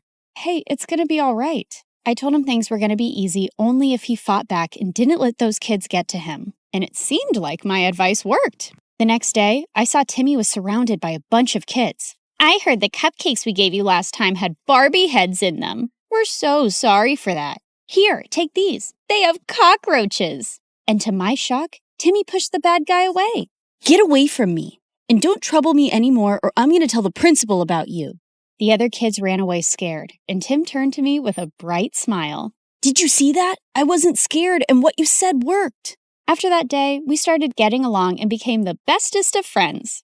And Tim grew up to be really protective of me. He'd keep me away from all the bad guys and trouble in school. Then on my 16th birthday, I told him I was going to start working to support my aunt, but he had a weird reaction.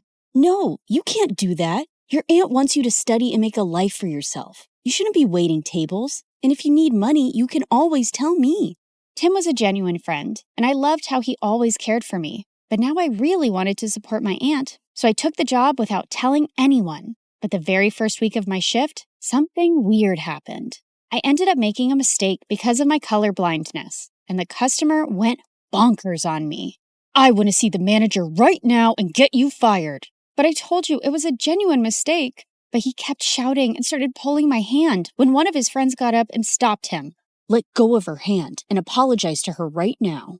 Dude, you want me to apologize to this low-life waitress? As soon as he said that, the guy landed a punch on the bad guy's face and my jaw dropped. Holy jeez! The manager immediately threw all of them out, but after my shift was over, I saw the guy who stood up for me was still sitting in the alleyway and his hands were bruised. I immediately got some ice for him. Excuse me, sir, you can use this. But for some reason, he looked really mad at me. Who do you think you are trying to act all nice, huh? Just leave me alone. I could see his eyes were red, like he'd been crying, and I thought it was best to leave him alone. But to my complete shock, I saw the same guy in my class the next day. The teacher introduced him as a new student, James. While the girls were drooling over his handsome looks, he kept staring at me the entire time, and the moment class was over, he came up to me. I don't want you spreading any rumors about me from last night. Do you get that? Before I could even reply, he just stormed away, and Timmy came running to me. What happened? Was that guy bothering you? I didn't want Timmy knowing about my job or anything about how I knew James, so I brushed it off and went ahead to prepare for my chemistry practicals. But turns out, James was already there. Minutes into the practical, I realized some of the labels on the chemicals were missing, so I asked James to help me differentiate, but he didn't even look at me. That jerk. I continued guessing and mixing the chemicals, but suddenly they caught fire, and I almost got hurt when James jumped in and pushed me out of the way. I quickly got up and put out the fire.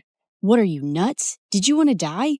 Suddenly, my eyes went to the burn on his hand, and I rushed him to the nurse's room and gave him first aid myself. Seems like you're always helping people who are hurt. Yeah, especially those who get hurt because of me, and with you, it's every single time. And that's when this tough guy finally let out a smile. You don't look so bad when you smile. I know. I don't want the chicks going crazy over me, so I keep it under check.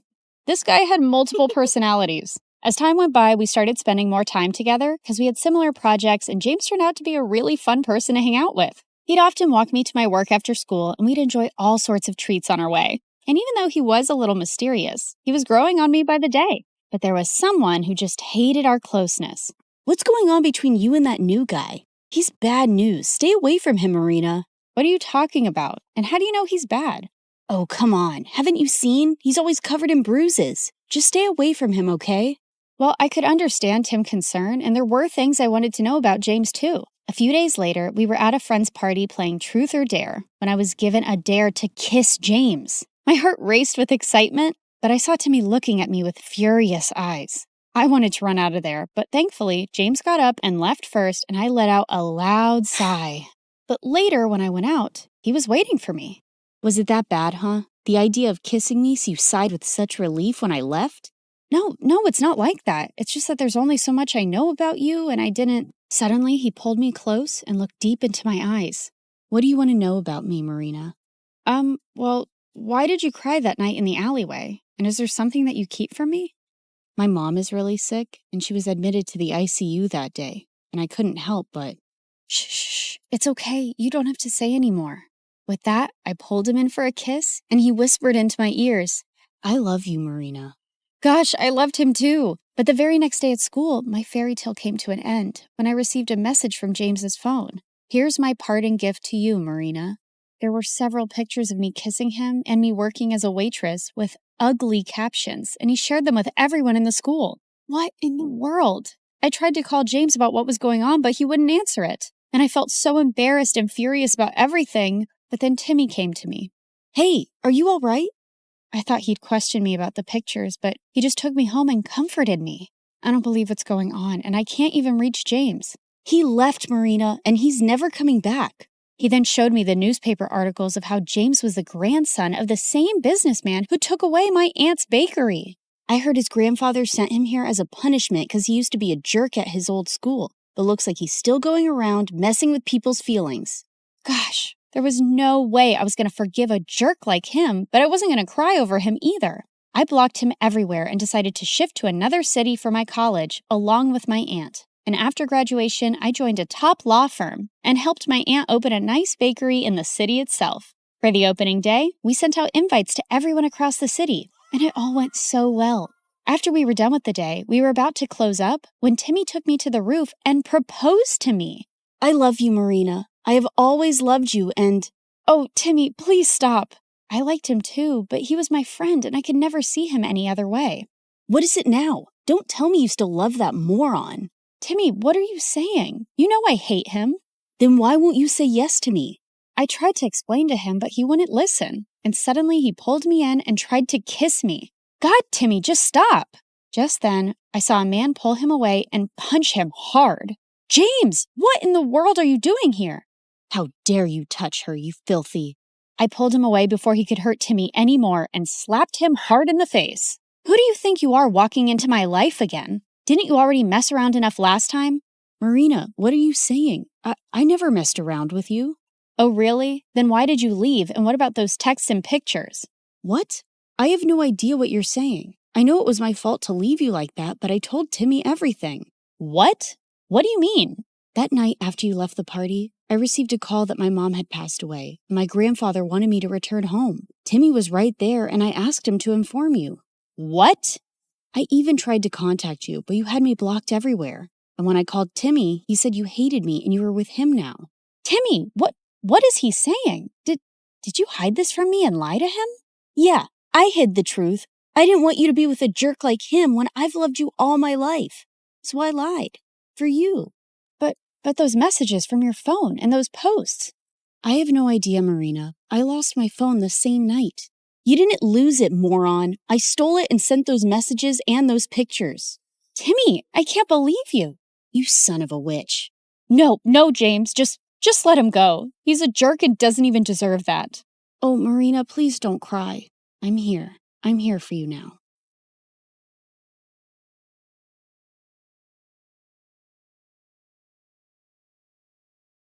Hi, I'm Jessica from Napa Valley, and I have a weird story to tell you today. But first, please like and subscribe because MSA will give $1,000 to one lucky person in the coming 7 days. I lived in a beautiful house surrounded by trees. I had a good life, but growing up, I didn't get along too well with my family. For starters, my mom was like a 5-year-old trapped in an adult body. All she wanted to do was run around and play. Mom's idea of having fun was a water balloon fight with me and my older brother Dylan, and I found her childish behavior so annoying. I could never study in peace without hearing Mom sing show tunes around the house. Come on, you little bookworm. Let's bake some cupcakes. Don't you know how to have any fun, you nerd? Ugh, see what I mean? But the only person worse than Mom was Dad. He was barely home since he was a fancy businessman who traveled a lot. And when he was home, he treated us like servants. Bring Daddy some juice, will ya? My toes hurt and I can't move. There's not a lot left and we're saving it for tomorrow morning. Oh, so maybe you should be the one who goes on 5-hour flights to earn money for us. I kinda hated being around all of them, so I spent most of my time alone reading and practicing my violin. But when I got to 11th grade, things took a crazy turn. Mom told me one morning that we were taking in an exchange student. She's from Tokyo. She'll go to your school and live with us for 4 months. Isn't that exciting? Sure, but we'll have to clean the kitchen first so she doesn't run crying. Be happy, Jessica. Now you'll have a live-in friend to bore to sleep while you play your violin. I sure hoped she wouldn't be a live-in headache like Dylan. That weekend, we all drove to the airport to pick up our Japanese guest. Her name was Queenie, and she looked like a goddess out of a wonderland. Even her fingers were beautiful. Thank you for having me. Truly, it means so much. It's our pleasure, sweetie. Look, I got you a stuffed welcome panda. Mom? Hi, I'm Jessica, and I'm the normal one in the family. Please, don't judge me based on them. Oh my goodness, this is so sweet. Can one of you help me with my bags? They're heavy because of all the books I brought. Wait, Queenie was into books? I loved this girl already. She and I were talking about our favorite authors on the way home, and after that, we really started to bond. It was nice finally having someone I had stuff in common with. Queenie was also super helpful around the house, so both of my parents adored her, especially Dad. Aren't you amazing? How about I buy a present to thank you for all your hard work? Maybe new shoes or gold earrings? I would have bought some for Jessica, but all she cares about is school and homework. That's very kind, but you guys have already done enough, really. Then one night, Queenie and I decided to go on a walk, and she grabbed a jacket from the coat closet. Oh, that's actually Dylan's. But it's so comfortable, and I don't have any warm jackets. Can't Dylan lend clothes to his guest? You can't just take someone's jacket without permission. Give it back. I don't want you wearing it. Fine, here you go. I'll just freeze to death then. Come on, Jessica. Dylan looked really mad, and suddenly he pulled me aside. What's her deal? After all we're doing for her, she gets this worked up over a jacket? I don't get why you can't just lend it to her for 10 minutes. Because there's something about that girl I just don't like. You mean 'cause she's actually sophisticated and has manners? Makes sense why you wouldn't like her. Dylan just looked angry and stormed off. Jeez, what a drama king. He probably was just jealous that Mom loved Queenie so much. He'd always been Mom's favorite. The next day at school, I was studying for exams in the library when Queenie came in and sat next to me. Hey, girl, listen, I just want to apologize about Dylan being so mean to you. He must have forgotten to take his meds. Don't worry about it. Actually, I was wondering if you could help me with my English assignment later. I'm still not fully comfortable with the language. Yeah, of course. Thank you so much, Jessica. I'm really grateful for you. Queenie hugged me super tight, and I realized I was her only real friend here. I could just feel how sad and lonely she was. I waited for Queenie at her house for several hours, but she didn't show up, even though I called and texted her 100 times. Then finally, Queenie arrived carrying a small box. Sorry I'm late. I was buying you a present. Here, open it. Aw, Queenie, you didn't have to get me.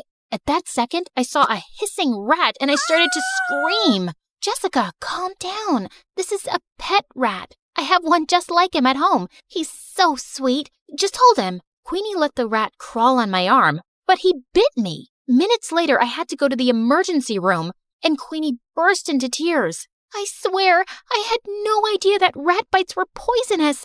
I have the exact same one at home, and he's such good company. It's okay, Queenie. The doctor said I'll be fine. Just don't go around giving people pet rats in the future. Queenie just kept apologizing and hugging me. I felt bad for her, but man, it had been an exhausting day. And for some reason, things kinda went downhill after that. Queenie wanted to be around me 24/7 and do everything together. I was thinking I could come with you to your violin lesson today. I've always wanted to play an instrument. I have a recital tomorrow, Queenie, and don't take this the wrong way, but I need a little space. We already go to school together and live in the same house. Of course, I totally understand. Your mom wants me to make dinner anyway. I was relieved that Queenie wasn't upset, but when I knocked on my violin teacher's door, I saw he looked mad. What is it now, Jessica? Haven't you caused me enough stress today? Caused you stress? What are you talking about? Your mother called in to tell me you wanted to quit the violin for good. The recital is tomorrow night. I have 24 hours to find a replacement. My teacher slammed the door angrily, and I was so confused. Why would Mom tell him I was quitting the violin? I went home to confront her when I saw Queenie standing by the kitchen, smiling at me. How was your violin lesson? Was your teacher disappointed that you quit? How did you know about that? Wait, unless you were the one who said I quit? Yeah, I was a little hurt that you didn't let me observe your lesson. So I thought a good punishment would be taking the violin away from you for a while. I'm sorry, punishment? Queenie, you're not my mom. How could you do that? Playing the violin is one of the only things that gives me joy. Like you already don't have enough joy in your life? You don't appreciate anything your family does for you, especially your mom. You make it so obvious that you think she's dumb. You're just an ungrateful witch. That made me so mad that I slapped Queenie hard across the face, and then I stormed off to my room. I refused to speak to Queenie that whole morning and didn't even say thank you when she made me breakfast. I suppose all sisters fight once in a while. Honey, Queenie's going to come to school late today. We have to renew her passport. Good. Get it renewed ASAP so she can go back to Japan. And she's not my sister. Jessica, what's gotten into you? Queenie just smirked at me and I left. I tried to forget about her at school, but around lunchtime, I got a text from her. Jessica, where's your mom? I haven't seen her all morning. Is she okay? What was she talking about? Hadn't they gone to the passport office together? I called and texted Queenie to find out more, but she didn't answer. And when I called Mom, her phone went right to voicemail. I started panicking and went home as fast as I could to see what was going on. And I found Dylan on the porch looking super upset. I just got a text from Queenie asking where Mom is and if she's okay. What is she talking about? Neither her or Mom are answering their phones. Why would Queenie send a text like that? Something's going on. We have to call the police. Okay, but go tell Dad first. I found Dad in his office and told him everything, but he shrugged like it was nothing. What's the big deal? She'll turn up soon enough. So you're not worried at all if Mom's okay? You don't think those texts were weird or... Quit bothering me, Jessica. I could use a break from your mom. Get a little peace from her morning singing. What? What kind of monster was my dad, not caring if Mom was safe? I would have to take matters into my own hands. But just then, I heard yelling coming from Dylan's room, and I opened his door to find Queenie sitting on his bed, while Dylan looked furious. What is going on? Queenie, you've been home this whole time?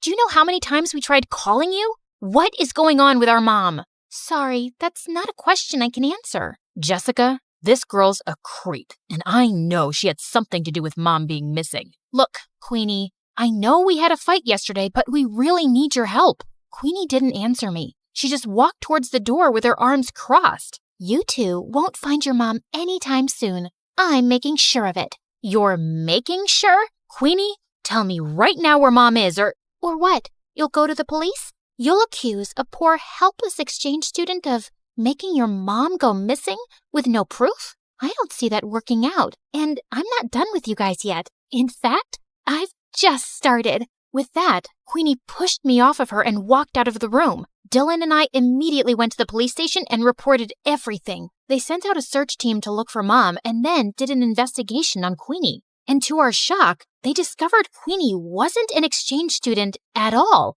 She'd faked her application. She wasn't even from Japan. She lived in LA. So she's just this stranger who came into our lives and made Mom go missing? Who is this girl and what does she want from us? I don't know, but that chick gave me weird vibes from the start. She's obviously out to get us. We stayed at the police station for several hours, waiting for any news. Then finally, the police came back with Mom. Oh my God, what happened to you? It was Queenie. She said she had to show me something important, then drove me into the middle of the woods and threw me out of the car. She just left me there without my phone. I was just lucky some forest rangers found me. But don't worry, I'm all right now. Just then, some policemen walked in with Queenie. Looks like Mommy made her way out of the woods. You're a monster, Queenie. We know everything. How you kidnapped Mom, how you faked your exchange student application. Who are you and why are you trying to ruin our lives? Because you ruined my life first.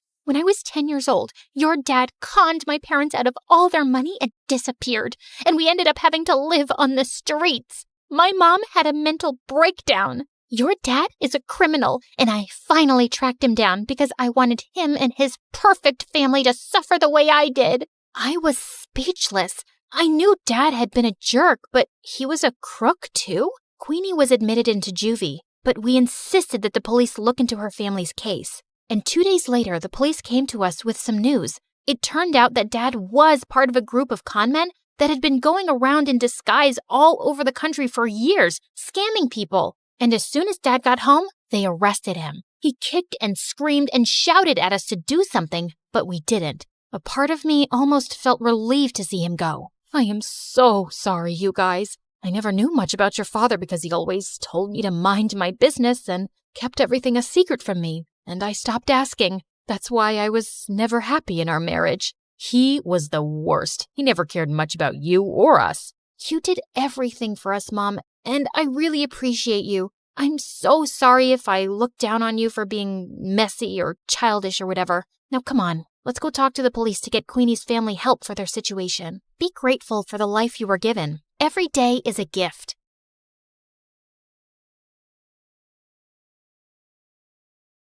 Hi, I'm Alicia, and I'm about to tell you how I met the love of my life. But before we get into that, please like and subscribe to MSA. If there's one thing you have to know about me, it's that I wasn't an ordinary little girl. Being raised by a single father who was an ex-army officer does that to you. I had rules, discipline, and responsibility drilled into me since I was very young. And growing up, I found other kids my age really immature. I don't know why he'd break up with me. I wore the clothes he liked, woke up at 5 every morning to do my hair because he liked them curly, and pretended to love watching wrestling. Excuse me, but I need to get that muffin. Can't you see that I'm crying? My boyfriend just broke up with me. Aw, I'm so sorry. You know, it reminds me of the time my dad took me for this obstacle course, and I twisted my ankle so badly, the doctors told me I'd never be able to walk again. But I didn't lose hope, and here I am. How is that the same thing? It's not, because that was an actual problem, but yours is just a bunch of high school nonsense. Now move your butt, please. Needless to say, I didn't have a lot of friends, and I didn't care either. My life was all sorted out. Graduate school, get into a good college, work, and retire. But then I turned 18 and met Arthur. He was a transfer student from Greece, and boy was he dreamy. The first time I met him was in gym class. We were playing catch, and I was so lost in looking at him. I totally missed the ball, and it hit me right in the face. I fell on my butt, and Arthur came running. Are you okay? You're bleeding. It's nothing. I'm used to much worse. On second thoughts, I might need a doctor. Arthur smiled and carried me to the nurse's office. The entire time I was there, he sat next to me, and later he dropped me home. We became friends after that, and slowly I fell for him. He was smart, mature, and sweet. If there was one guy I wanted to date, it was him. So I decided to ask him out, except I didn't know how. So I turned to MSA for help, and it did not disappoint. Rule number 1, never let your crush know you're interested in him. Avoid eye contact and do not speak at all. The next day, when Arthur waved at me in the hallway, I wrinkled my nose and turned away. He sat next to me in class, but I didn't pay any attention. But then in the cafeteria, he caught up with me. Are you avoiding me? Me? Avoiding you? Oh, don't be silly.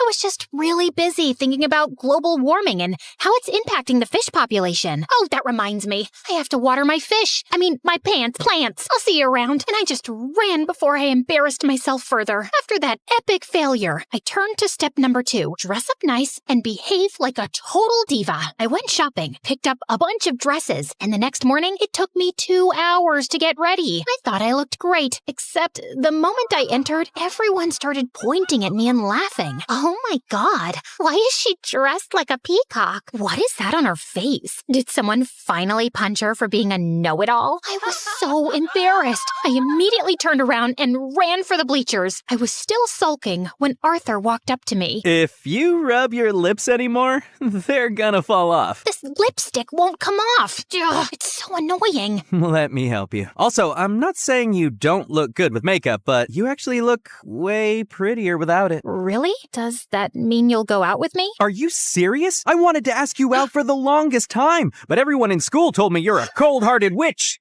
Cold-hearted girl who hates people. That's not true. I hate dumb people. There's a difference. So, you and I, dinner tomorrow? I'd love to. My first date with Arthur was perfect, and he told me that his parents were divorced like mine, and he lived with his mom and 9-year-old brother Charlie. We started dating soon after, and spent all our time together. People in school were also nicer to me since I was Arthur's girlfriend, and even Dad liked him a lot. Life was just better with him in it, until things started getting weird. Some days he would come to school looking like a half-dead zombie, and other days he would skip school altogether. His grades were slipping, we were barely seeing each other, and I knew something was wrong. So one day when he canceled our date, I went to his place with his favorite ice cream. But when I knocked on the door, some kid opened up. Hi, you must be Charlie. Is your brother around? Is that ice cream? Give me it. Hey, that's not very nice. Say, ma'am, could I please have that tub of ice cream? Repeat after me. Sure.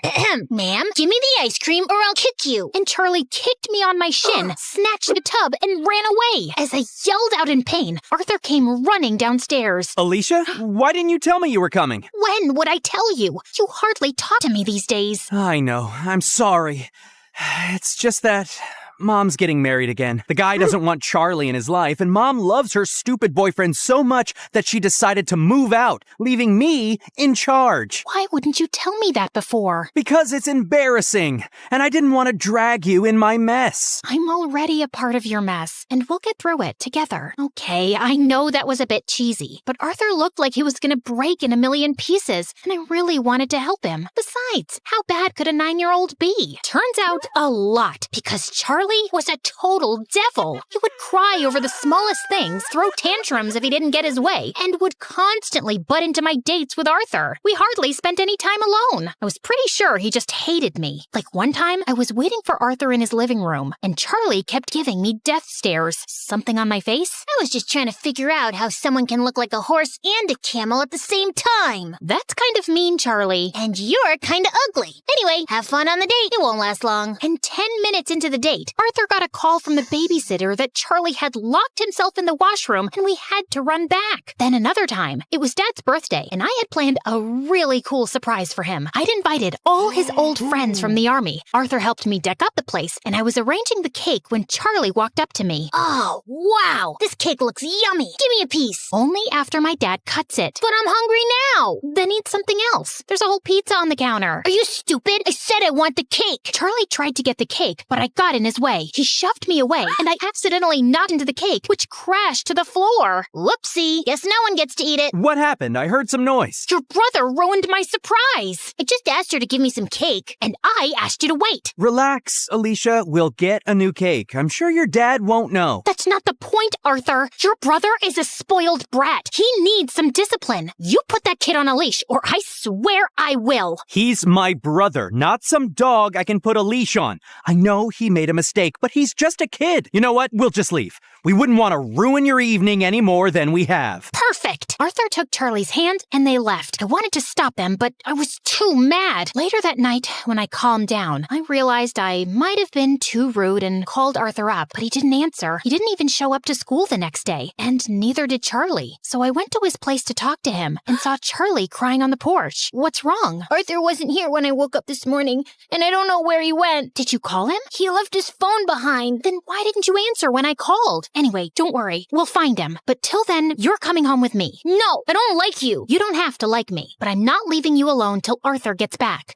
So annoying. We waited the whole day for Arthur to show up or get in touch, but he didn't. By nightfall, I decided to sleep in the lounge and offered Charlie my room. If you need anything. The next morning, Arthur was still a no-show. I couldn't reach his mom either, and then remembered he told me she was out of the country on her honeymoon. Next, I asked his friends and colleagues, but none of them knew where he was. Eventually, I contacted the police, but even a week later, they had no news of him, and I was worried sick. What could have possibly happened to him? Meanwhile, Charlie refused to go to school or shower. He mostly kept himself locked in my room and reacted rudely to any nice gesture I made. I was losing my mind. So I turned to Dad for help, and he promised he'd get a word out to his colleagues in the army to track Arthur down. I still don't know what to do with Charlie. He shuts me down every time I try to talk to him. He's been through a lot, Alicia. What he needs is some distraction to keep his mind off things.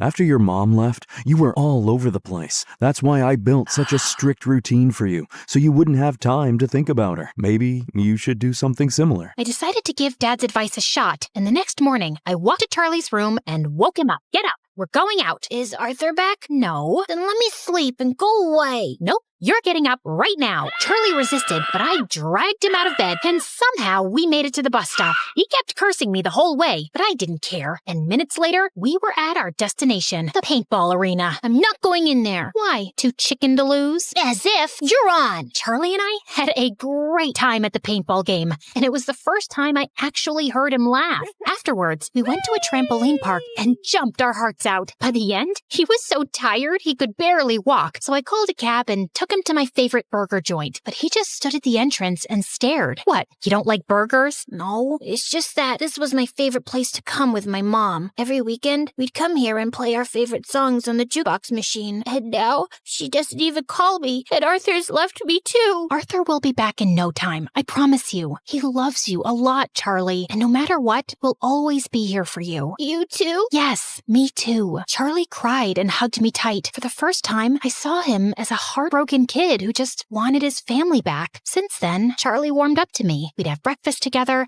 and he would always make my bed when I got home from school. He was a lot calmer and hardly threw a tantrum. I couldn't wait for Arthur to come back and see how much progress Charlie had made, but we still had no leads on him. I wanted to be strong, but with each passing day, my hopes of ever seeing him again were getting dimmer, and it broke my heart. Finally, one night, I broke down in front of Dad. I don't think Arthur's coming back, Dad. It's been weeks, and no one knows where he is. If he was in town, we would have found him by now. And Charlie, he's lost his mom and might lose his brother too. What can I even say to him? What? I turned around and saw Charlie standing at the door. You've been telling me all along the police will find him. You said you were sure. No, I'm sure he's fine, Charlie. I was just... Stop lying. Why do all grown-ups lie so much? I hate you. All of you. And Charlie just ran out of the house. Dad said he'd go after him. And as I was sitting in the kitchen in despair, the phone suddenly rang. It was the police, saying they'd found Arthur in a hospital close to town. I rushed to the location and texted Dad on the way. The doctors at the hospital told me that Arthur was brought in a few days back by the forest rangers. Apparently, he went on a hike and got injured, and since then, he'd been in a coma. I was sitting next to him when Charlie walked in with Dad. How is he? He hit his head, but he's out of danger. Doctors say there's a very good chance he'll be just fine. Charlie, promise me, no matter what happens, you and I will never fight again. I promise. I will never scream again, and I will always be a good brother. He will wake up, right? What do you think?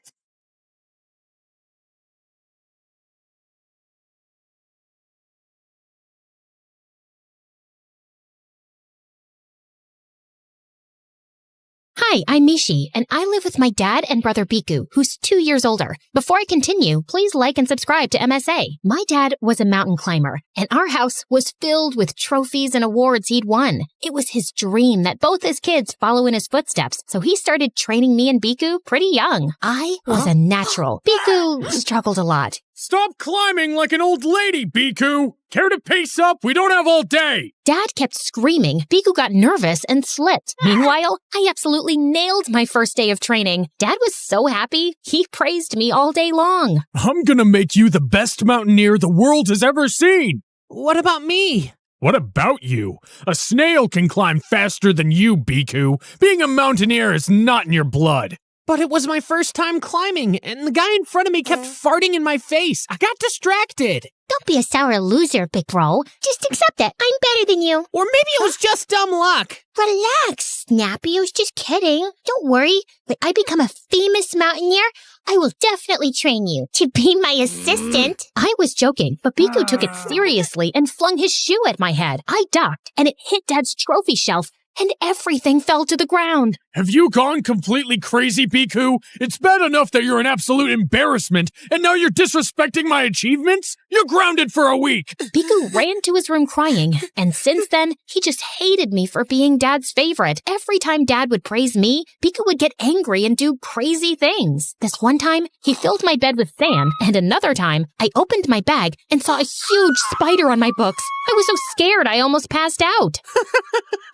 Not so tough now, are we? What's the matter with you? You know I hate spiders. And I hate you, but I'm dealing with it. That makes no sense. But Biku just grinned and left. Soon after, Dad started training me, and by 13, I was winning competitions all over town. But one day during training, Dad slipped and injured his knee. He was put on bed rest, and while I stayed up all night looking after him, Biku hardly came to see him. Instead, he skipped school, failed his classes, and started dating this girl in our school, Leela. She was my dad's colleague's daughter, a national-level climber, and my biggest competitor. At first, I thought Biku was dating her to get back at me, but one night while I was getting some water, I saw Biku enter Dad's room. I peeked in and saw him stealing from Dad's wallet. What are you doing? What does it look like? I need money for my date with Leela, and since Dad won't give any, I decided to take it myself. All his money belongs to me anyway. I'm his rightful heir, and you're just an extra. I'm not letting you steal. Bite me. I tried snatching the wallet, but Biku held on to it tight. We fell into a fight and went crashing into Dad's desk. He woke up, and I had no choice but to tell him the truth. Just when I think you can't embarrass me further, you go ahead and break your own record. I swear I will send you to a military school if you don't mend your ways. Biku left quietly, and we didn't talk much after that. Dad got better, and we started training for a huge national competition, and every climber in the country, including Leela, was participating. One day at practice, I was slowly making my way up the climbing wall when I heard Leela behind me. Can you move faster? I don't want to stare at your butt all day. I'm sure you can find your way around. I can, but I don't want to. Try the wall for amateurs the next time. You're clearly too slow for this one. What's your problem? It's simple. I hate slowpokes. Leela nudged at me, and I lost my balance. I would have fallen to the ground, but my harness saved me. I was so mad at her, but I decided to get even at the competition and worked twice as hard. On the day of the competition, I felt confident, but just as I started climbing, I slipped and landed on my butt. I lost the competition, and Leela ended up winning the first prize. But that wasn't the worst part, because the next day, I was in the girls' changing room and heard Leela talking to her friends. Why are you dating that loser Biku? He looks like a frog. Well, that frog pays for all my shopping, and he's so charmed by me. In fact, he is so blind in love that he sabotaged his own sister. Totally worked in my favor. Leela went on to say that Biku was the one who scratched the sole of my boot so I would slip and lose the competition. I quickly took out my phone, recorded the conversation, and went outside. Leela looked startled to see me. What are you doing here, loser? It's bad manners to hear other people's conversations. You're one to talk about manners, you lying witch. You've got to come clean to the authorities about the competition or what? You're gonna hurt me, chicken legs? You're definitely asking for it. I wasn't. But I am now. Leela tugged at my hair and pushed me hard. I tried to push her away, but I slipped on something and my head hit the lockers. And the next thing I knew, I was in the hospital with a cast around my hand and Biku standing in a corner. Hot tears filled my eyes as I got up and slapped Biku across his face. I know you ruined my boots to help your sick girlfriend, and don't you dare deny it. I have her confession on my phone. You know, Biku, I always thought that even though we fought a lot, one day you would turn around and tell me how much you love me or that you're proud of me, but all you've ever done is hate me. Why? Because you spoiled everything. I'm the boy. I'm supposed to get all the love and affection, but I just feel invisible in my own house. That's not my fault. If you try to be better, Dad would love you too, but you keep messing everything up. That Leela doesn't even like you. She says you look like a frog, and she used you to get even with me. You're just saying that to hurt me. Leela loves me. No, she doesn't. She's a lying witch, but you're so dumb and blind that you fell for her tricks and ended up hurting your own sister. I hate you, Biku. Just get out. Biku tried talking to me, but I was too mad to respond. I told Dad everything, and he gave the recording to the authorities. Leela ended up getting expelled, and I never saw her again. The next morning, Dad spoke to his friends at the military school, and a week later, Biku was gone. I missed him, but I guess it was for the best. It took me some time to recover, but eventually, I got better and started climbing again. When I turned 18, I was chosen to represent my school at the International Camp for Young Mountaineers. On my first day, I was pretty excited until I went to my room and saw Leela. You've got to be kidding me. No way I'm sharing a room with you. Wait, Mishi, I'm sorry for what happened. I never meant to hurt you. But you did. I can never forgive you. At least give me a chance to make it up to you. It's too late. I thought I was clear with Leela, but she just got clingier. She left flowers by my bedside, brought me coffee, and left chocolates under my pillow. It was creepy, but I could see she was trying. Then one day during training, the camp instructor announced a challenge where we had to climb a huge wall. As soon as the buzzer went off, I sprang into action, and everything was going great until I saw Leela slip and hurt her ankle. She howled in pain as I rushed to help her up and sat her down on a bench. Why'd you help me? Because you were in pain. Don't think that I've forgiven you. Look, I know what I did was wrong, but I never asked Biku to ruin your boots. He did that all on his own.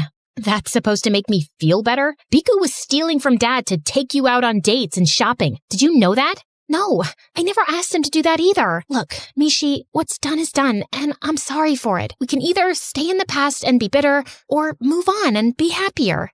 I guess, but it can't happen overnight. I'll wait. Leela and I slowly became friends. After the camp ended, we went to training together and joined our dads on expeditions. Leela was still competitive, but it was fun having her around. But then, Leela found a boyfriend and she was always distracted. She was bunking training sessions and hardly showed up for work. This one time, we were leading a team to one of the toughest treks, and while I explained the procedure, Leela was busy texting. Okay, so we need to use the hack hammer a lot since it's a steep climb. Leela, are you listening? Yes, totally. Really? Then repeat what I said. Okay, fine, I wasn't paying attention. But we've already been through this so many times. I know what to do. No, you don't. Last week, you turned up late for an expedition. And then the week before, you almost cost us a rescue mission because you were texting in the middle of the climb. It's called multitasking. We are leading a team this time. It's a huge deal. So get your head back in the game or I can go on my own. Fine, count me out then. Leela didn't show up for the trek the next day, and I was too busy to care. After hours of climbing, my team and I stopped at a small cafe. I was waiting for my coffee when the most gorgeous boy walked up to me. Care for some hot chocolate? It's my specialty. I love chocolate boys. I love boys who make chocolate. I love chocolate. Whatever you say. I'm Danish, by the way. Mishi, Danish and I ended up talking all evening. He was a few years older and had migrated with his family from India. He was running a cafe, but mountaineering was his real passion. And eventually, he joined us on the trek. After the trek ended, Danish and I asked me out for dinner, and we were sitting by the mountains when he leaned in for a kiss. But when we pulled away, he looked worried. Was that not good? It's everything I imagined, but Mishi, my parents are really orthodox and would only like me to date someone they choose. So until I talk to them first, you can't tell anyone that we're together. Promise me. I found it a little weird, but Danish was already looking stressed, so I agreed. We started dating officially, and things were going smoothly. But it killed me that I couldn't share this amazing news with Leela, who was still mad at me. So I decided to be the bigger person and get her dessert from Danish's cafe, where I found Leela making out with Danish. What the heck? Get away from my boyfriend. Did you hit your head somewhere? Danish is with me. No, he's not. We both turned to Danish, who looked like a deer in headlights, and then ran for his life. I don't believe this, Mishi. How could you stab me in the back after everything we've been through? I stabbed you in the back? You're the one who never told me about your secret boyfriend, and it's not the first time I've caught you lying anyways. Seriously? In that case, Danish asked me out first, so if anyone's at fault here, it's you. He wouldn't have had to come to me if he liked you enough. Okay, that was harsh. I take that back. Don't bother. Lena flung her bag and walked away. I followed her, apologizing, but she simply ignored me and left. I even tried calling her 1,000,000 times, but she didn't answer. I felt so lost. My best friend thought I'd betrayed her, and the first boy I kissed turned out to be a snake. Just when I thought I'd hit rock bottom, I came home to Biku waiting for me in the living room. What are you doing here? It's Dad! Biku told me that a few hours back, he received a phone call that Dad and his team had gone on a rescue mission to Everest, and they were missing. It's been more than 12 hours since they last got in touch with the base team. Aren't they sending another search team? It's a very dangerous climb. No one wants to attempt it. If no one will go, then I will. Did you not hear the part about the climb being dangerous? You're not going anywhere. Stop acting like you have any control over me. You lost that right a long time back. Saying that, I grabbed my gear and left. I took a bus to the mountain rescue headquarters. I was packing up a few things when Leela walked in with Biku behind her. What is this? Some kind of lover's reunion? I heard about your dad and went home to see you when Biku told me you've already left for the headquarters, and now I'm coming with you. So am I. You don't know jack about climbing, Biku. I'm coming from a military school. Trust me, I can do this. It's too dangerous. Then we'll face it together. That's what friends are for. Well, that and dating the same guy, but who's counting?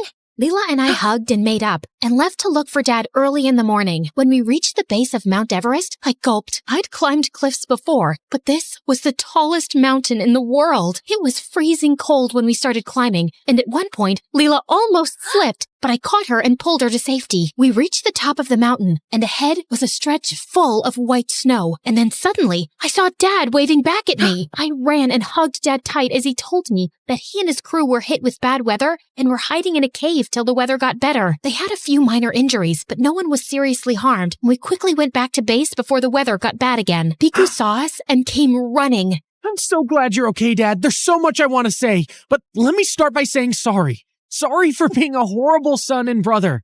I guess I felt so invisible. I just wanted to get your attention somehow. And that's partially my fault. I was so focused on Mishi, I couldn't pay you the attention you deserve, and that pushed you away further. And for that, I'm sorry. And Mishi, I don't know if you'll ever forgive me, but all I can say is I will do better and earn your apology. It might take me some time, but I'm sure we can work things through.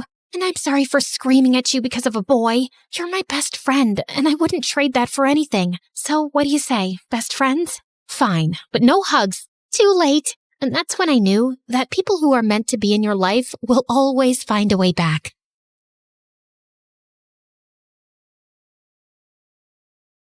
Hi, I'm Carly. This is my crazy story. Before I continue, please like and subscribe. I was born to a single mom who worked very hard to raise me and my twin sister Blake. Blake was born with a rare condition that impacted her kidneys, and she was always sick. Since Mom was busy juggling things at home and work, it was my duty to look after Blake.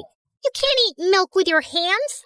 Drink it. Blake, don't chew on your gross shoes. Even Mom was extra paranoid about Blake, and she hardly paid attention to me. Like this one time when I was 6, Mom had to leave for some urgent overnight office trip, and she dropped us off at the neighbor's place. These are Blake's medicines. You know she drinks chocolate milk before sleeping, and I've also packed her favorite pink night clothes. Wait, where's my stuff? The bag's too small to carry both your things, but hey, I packed your toothbrush. You'll be okay, right? I wanted to say no, but Mom already looked tense, so I nodded and she left. Everything was going great, but right before bedtime, I went to get milk for Blake, and I heard a huge thud. I rushed to see Blake crying on the floor with a bleeding nose. Apparently, Blake was jumping on the bed with the neighbor's son, and he thought it would be fun to push her off of it. Thankfully, the injury wasn't big, but when Mom found out, she went ballistic on me. Carly, I trusted you to look after her. And I did. I was just getting her milk, like you asked me to. And she's okay, Mom. Everyone falls sometimes. Your sister isn't like everyone else. After that day, Mom banned both me and Blake from participating in any extracurriculars at school or playing in the park afterwards like other kids. I was always stuck at home with Blake, so I never really got a chance to make new friends. And those at school joined clubs and got busier. I missed having a normal life, but Blake needed me more. Mom got more paranoid with time and took special care preparing food for Blake. I knew how tired she was, so I'd get by with frozen meals. And over time, I started taking comfort in junk food, eating candy bars from the hospital vending machines while I sat in waiting rooms for hours. By 13, I was much bigger than most girls my age. One time, our aunt was visiting us, and she hadn't seen me and Blake in a while. Look, I bought you girls matching outfits. Go on, try it. I'll just wear it later. What are you saying? Come here. Aunt pulled me to her and tried her best to fit me into the dress, but it barely got past my neck. I was so embarrassed, I went to my room and didn't come out till Aunt left. Don't be so sad now. So what if you're a little bigger? Easy for you to say. You don't have to wear clothes 3 times your age. You're thinking too much. Here, I got you these. Blake's health improved as we got older, and by 16, she was much better and put on medication to manage her condition. Soon after, Mom got married, and a year later, she delivered my twin brothers, Jake and Jonah. I was happy for Mom, but I could tell Blake wasn't adjusting so well. Oh, I want to pluck out my ears. They cry so much. I know for a fact Jonah hates me. He farted and gave me the stink eye. That one's a devil. I knew Blake didn't mean that. She just missed Mom since she was busier than ever. And I tried my best to make Blake comfortable, but she was constantly throwing tantrums and hardly ever helped me take care of the boys. Oh, Jonah pooped his pants again. Quick, hand me a nappy. Right. What's that? Forget it. Can you just warm up the milk? Actually, I don't feel so well. I'm getting a headache in my stomach. A stomach in my headache. You get the point, right? And when I asked Mom to hire a babysitter, she just gave me a lecture on money and expenses. My grades were getting affected too, and I was an overall mess. I knew it had something to do with my eating habits, so I started taking care of my health. I went for runs, ate better, and over time, I could see the results. One day I was jogging when I saw someone taking my picture, hiding in a bush. I caught him by the collar and dragged him out. What do you think you're doing? I just thought you were pretty. I'm good at taking pictures. Here, have a look. Wow, that's me? Yeah, whatever. But you should be asking me first rather than acting like a creep. I get it. I'm sorry. Can I make it up to you with some coffee? Fine, but I want a copy. Deal. Eli and I went to a coffee place close by and hit it off instantly, and soon we became good friends. He was into filmmaking and would always have his camera around his neck. Watching him, I got interested and tried my hand at handling a camera too, and it was love at first sight. Okay, so that's how you focus. Now look at that sunset. Beautiful, isn't it? Yeah, you know so much about the camera. It's really fascinating. I've always wanted to make movies, you know? And I love the ocean too. I'll tell you a secret. I'm part mermaid. Oh yeah? Prove it. Eli got up from the rock he was sitting on and started doing an awkward dance, flapping his arms like fins. Okay, I believe you. Well, good, because I was afraid I'd have to splash you with my tail. Really? That was on your mind? Well, that and something else. With that, Eli jumped down and pulled me in for the most magical kiss. Eli and I started dating soon after, and I decided to make him finally meet Blake. So the next time he invited me out, Blake tagged along, but the moment she saw him, she burst out laughing. Oh my God! Where did you get that shirt from? Your grandpa's closet? Actually, yeah, he has a really good shirt collection. Do you like it? I can get you one. Ew, no thank you. I'd rather wear a tent than slip into something so cringe. Come on, Blake, that's not very nice. What? I'm kidding. I'm sure Ebola can handle a few harmless jokes. Eli.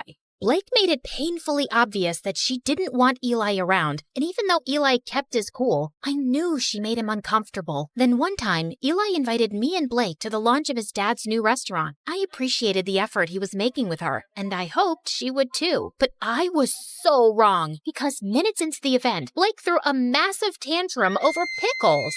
What do you mean you're out of pickles? Pluck them from a tree or something. Could you please keep it down, Blake? Everyone is staring. So, you care about all these fancy people, but not your sister? No one understands me. I just had a very big lobster, and I feel like throwing up. You know pickles calm me down.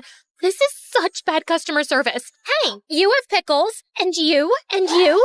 And then she started taking pickles off of everyone's plate till Eli intervened and dragged us outside. What's the matter with you, Blake? What? It's not my fault your party sucks. At least I brought some entertainment to it. Blake, let me handle this. Eli, I'm really sorry for the mess, but what? Your sister's not normal. And you are? You're so boring. If someone stole your identity, they'd give it up because it sucks. You really need to watch your tongue. And you need to watch your hands around my sister. Guys, please. Before I could say another word, Blake started hyperventilating and fainted. We immediately took her to the hospital, where the doctors told me that she passed out from anxiety and high blood pressure. Thankfully, she was out of danger. I'm really sorry about Blake, but that girl's out of control. You've got to draw a line somewhere. You saw what happened, Eli.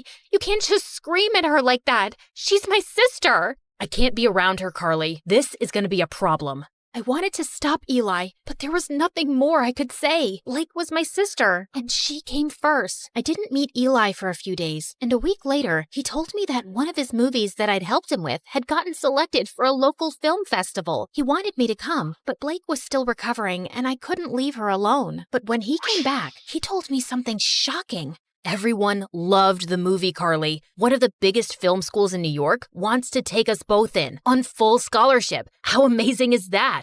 I don't know what to say, but I don't think Mom would let me go to New York, Eli. You're a great filmmaker, Carly, and you should give it a fair shot. And think about it. You could finally live your life on your terms. God knows you need it. I was numb for a second, and then I felt like someone gave me new wings. It did sound like an amazing opportunity. All I had to do was convince Mom, but when I told her, she looked at me like I'd asked her for her kidneys. Have you gone crazy? You can't move to New York. Your life is here with me and Blake. I applied to this marine biology course on behalf of both of you, and you guys got in on scholarship. This was always the plan, and it's the right one. But that's not what I want to do. I want to make movies. I'm really good at this. Everyone says that. Everyone or Eli? Who's Eli? Just this dumb boy she's dating. I'm sure he's the one who's filled your head with this sawdust. How can you even think about leaving me? I just want to do what I want for once. Can't you give me a few years from my own life? Oh, stop being so dramatic. And not another word about this movie business, Carly. You'll stay here with us. Is that clear? Mom left, and I turned to Blake angrily. You couldn't take my side for once? What did I do? Oh, you mean telling Mom about Eli? I don't think she even noticed. I left the room angrily and didn't speak to Mom or Blake for the next few days. I thought I could confide in Eli, but suddenly he was acting really cold. Every time I tried to talk to him, he would turn the other way, till one day I finally cornered him after class. Am I imagining things or are you ignoring me? Neither. I'm just busy. So, I told my mom I want to make movies and she went bonkers, but look, Carly, you and your family have issues and I don't want to get in the middle of it. Do whatever they say. But you told me to live my life. You said... Yeah, I did. And now I'm saying I don't care. You'd choose your clown sister over everything. I've seen that. So good luck, but I don't think I can be with you anymore. Eli, wait. Tell your sister she won. I felt frozen in my place as Eli walked away, and a week later, he left for New York. I couldn't believe he'd just dumped me like that. I felt so bummed out that I didn't come out of my room for days, and Blake was the biggest pain in the butt. Come on, we need to go shopping. It's painful to watch you in those pajamas. I'm not in the mood, but I am. Also, we'll have a nice lunch, watch a movie, just like old times. I said I'm not in the mood. Back off. Jeez, why are you so snappy? Because of that stupid boy? He wasn't stupid. I loved him, Blake, and now he's gone. Because I chose you over him, like always. And you don't care about my feelings, like always. Carly, just leave me alone. Blake left with a small face, and I felt kind of bad, but I was too mad to go after her. The next day, I calmed down a bit and was about to call Blake when her phone started buzzing like crazy. I picked it up, and I was shocked to see it was Eli. Before I could answer, the call got disconnected, and a text message appeared. I did what you wanted. Leave me alone. My mind went blank, and I opened the call logs on Blake's phone to see multiple calls to Eli. Suddenly, it all started making sense. Of course Blake must have driven Eli away. No one hated him more than her. What's this? You don't understand. Oh, I understand everything perfectly. You asked Eli to dump me so you and Mom could use me as your servant all my life, right? Before Blake could even say more, I pushed her out and slammed the door in her face. I started packing my bags and stormed downstairs, only to run into Mom. What's wrong? Is Blake okay? Yes, she's fine, but I'm not, and I haven't been fine for a while now. But you don't care, do you?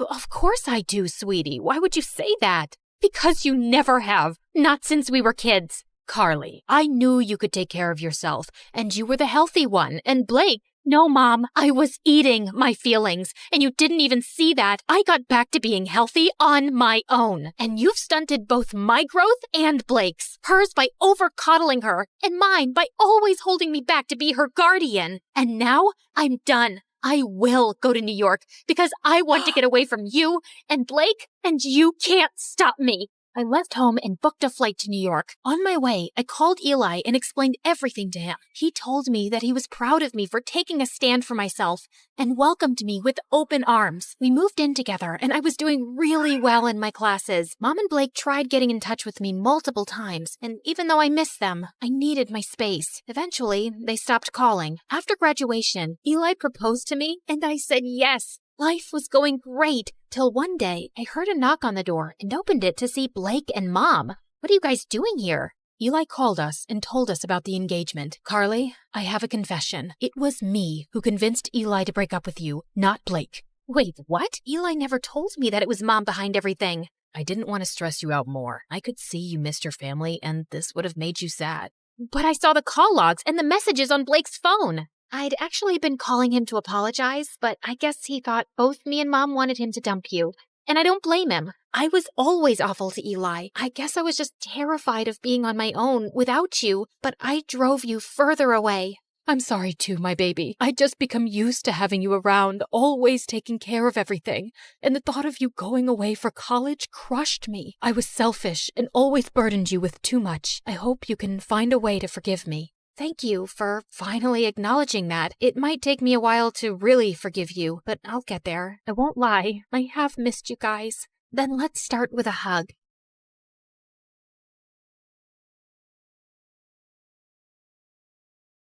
Hi, I'm Marie. Growing up, I liked all things geeky. Comic books, anime, and most of all, video games. I was the kid in elementary school that would sneak behind some trees during recess to play my Nintendo DS instead of socializing, so I never really had any friends. And home wasn't so peachy either. Dad left soon after my sister Ava was born, and Mom, well, let's just say she tries. She worked as an attorney at some huge firm, so she always had money, just not enough time to look after 2 kids. What's wrong? Mom's cooking again. She watched some stupid show on TV, the one where they wear big hats and cook fancy meals, and now she thinks she can do the same. She's gonna burn the house down, Marie. I'm scared. I rushed to the kitchen, only to see the stove on fire and Mom desperately trying to put it out. I immediately grabbed a damp towel and threw it on top of the flames. And that wasn't all. Once, Mom tried fixing an exposed wire and ended up short-circuiting the entire house. Another time, she decided to grow her own vegetables. But a month later, she quit. And now we have a half-dug garden that turns into a sloppy mud pit every time it rains. At least if you guys like and subscribe to MSA, it'll make all this a little more worth it. I always had to be the adult around at home, and basically brought up Ava all by myself. But even though my real life wasn't very cool, I kicked butt in the online realm. Video games were my thing, and no one could beat me at that. Except Hero. The first time we met was on the first day of high school. He was new, and the teacher asked me to help him catch up. And I quickly found out that, just like me, Hero loved video games. His mom didn't make a lot, so he was always jumping from one part-time job to another. And it was his dream to become a world-famous gamer. Slowly, we became friends. And every weekend I'd invite him over and we'd go bonkers on my gaming system. Easy peasy, lemon squeezy. I'm the winner. You're just lazy. That's not even a phrase. But you get the point, right? So, yeah. Having Hero around was fun, and I was glad to finally have a friend. But then I turned 18 and things kind of glitched. Hero and I had planned on checking out this new game store in town, and I was waiting for him at school, but he never showed up. I even tried to sell, but he didn't answer, and his social media accounts were gone. He disappeared without a trace, and as weird as it was, I decided to stop chasing after him and move on. I threw myself into my studies, topped my class, and got into a good college. With Ava in high school now, I figured she could handle herself, and I could finally get a fresh start away from home. Then one night, I was in my dorm playing video games when I got stuck on this one particular level. After my 5th attempt, I was ready to throw my controller out the window when I heard someone behind me. Need a hand? I turned around and found myself looking up at Adam, a senior, and easily the most charming guy on campus. What are you doing in my room? Just came by to say hi to a friend down the hall. And then I saw you struggling, so I figured I'd stop and help. I appreciate your not-so-called-for help, but hey! Adam had snatched the controller from my hands and started pressing buttons like a pro. Within minutes, he'd cleared the level like it was nothing. The trick is all in the NPC interactions. They each have coded movement loops that line up with the mission objectives. You pick up on those patterns, follow the right ones, and they practically guide you to the finish line. Of course I knew that. I was just trying to improve my timing. Right. You know, my friends and I are playing at the video game arcade tomorrow. You could join us if you want. Thanks, but I like to play alone. Suit yourself. But just in case you change your mind... And he wrote his number on my desk and left. I tried to shake off his offer, but then I thought it had been a while since I was playing solo and maybe teaming up with others wouldn't be so bad. So, the next day I called him and he sent me the address. I expected it would be a casual gaming session with a few friends, but I was stunned to see that it was a massive gaming tournament. Hundreds of gamers sat around, dead serious, fingers flying over controllers, and eyes glued to screens. Just then, Adam spotted me and ran over. Hey, perfect timing. You're playing with me. I nodded and took a seat next to him. And together, we breezed through every challenge. The games were tough, but our sync was on point. And by the end of the tournament, Adam and I were on top of the leaderboard. That was incredible. I knew you had skills, but this is next level. I couldn't even tell it was our first time playing together. You know what? You've gotta meet my dad. I don't think I should, but Adam was already pulling me through the crowd before stopping in front of this tall man who looked like he ate gigabytes for breakfast. Dad, this is Mari. I think she'd be perfect for a team. Ah, such a pleasure to meet young prodigies like yourself. Tell me, Maria, has the world of digital gaming always intrigued you? It's Marie. I know, but I prefer Maria. It has a certain melody to it, like the soft patter of keys under one's finger in the heat of play. Sorry, what? He just means you have a nice name. Anyway, Dad's a game developer and a professional gamer himself. He's the reason I picked up gaming. He's my hero, the legend, the person I look up to the most. Also, he'll be coaching us. For what? The tournaments, of course. Adam told me he played for an international esports team. They traveled the world, competed in the biggest tournaments, and now they wanted me to join them. Playing international esports had always been my dream. So it didn't take me long to say yes, and the next few months turned into a wild roller coaster. We traveled from one tournament to the next, diving headfirst into the tense, fast-paced life of esports. And while I loved competing, Adam's dad made things really complicated. Our primary objective is to establish dominance in the early stages by monopolizing resource nodes and obstructing adversarial progression. What is he saying? He wants us to capture as many resource points as we can at the start and block the other team. Why doesn't he just say that? That's just how he talks. You'll get used to it. But Adam's dad's constant hovering and descriptive plans made every practice session feel like a mental marathon, and I just couldn't keep up. Then one day, after a grueling practice, I was scrolling through my phone when I came across an invite to the closed beta test of Infinity Nikki, a game that had been making waves as the coziest open-world experience out there.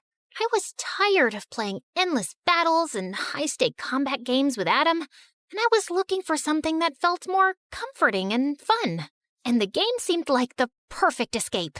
So I enrolled for access to the closed beta, got in, and boy, was that the best decision ever. The game took me into the magical world of Mirrorland, where Nikki, the main character, went on amazing quests with her cute companion Momo. The coolest part of the game were the ability outfits that helped Nikki navigate Mirrorland, gather resources, and complete quests.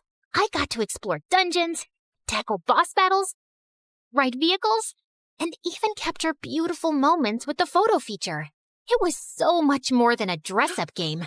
It was pure magic.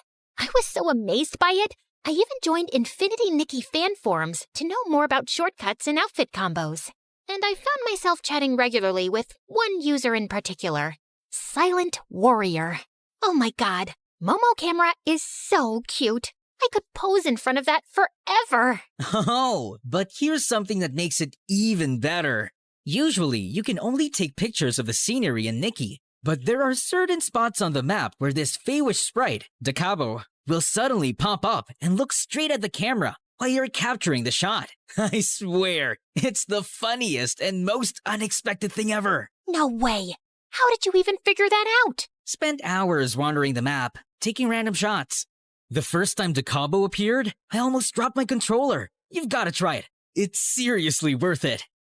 Well, since you've been so helpful, I've got news for you too.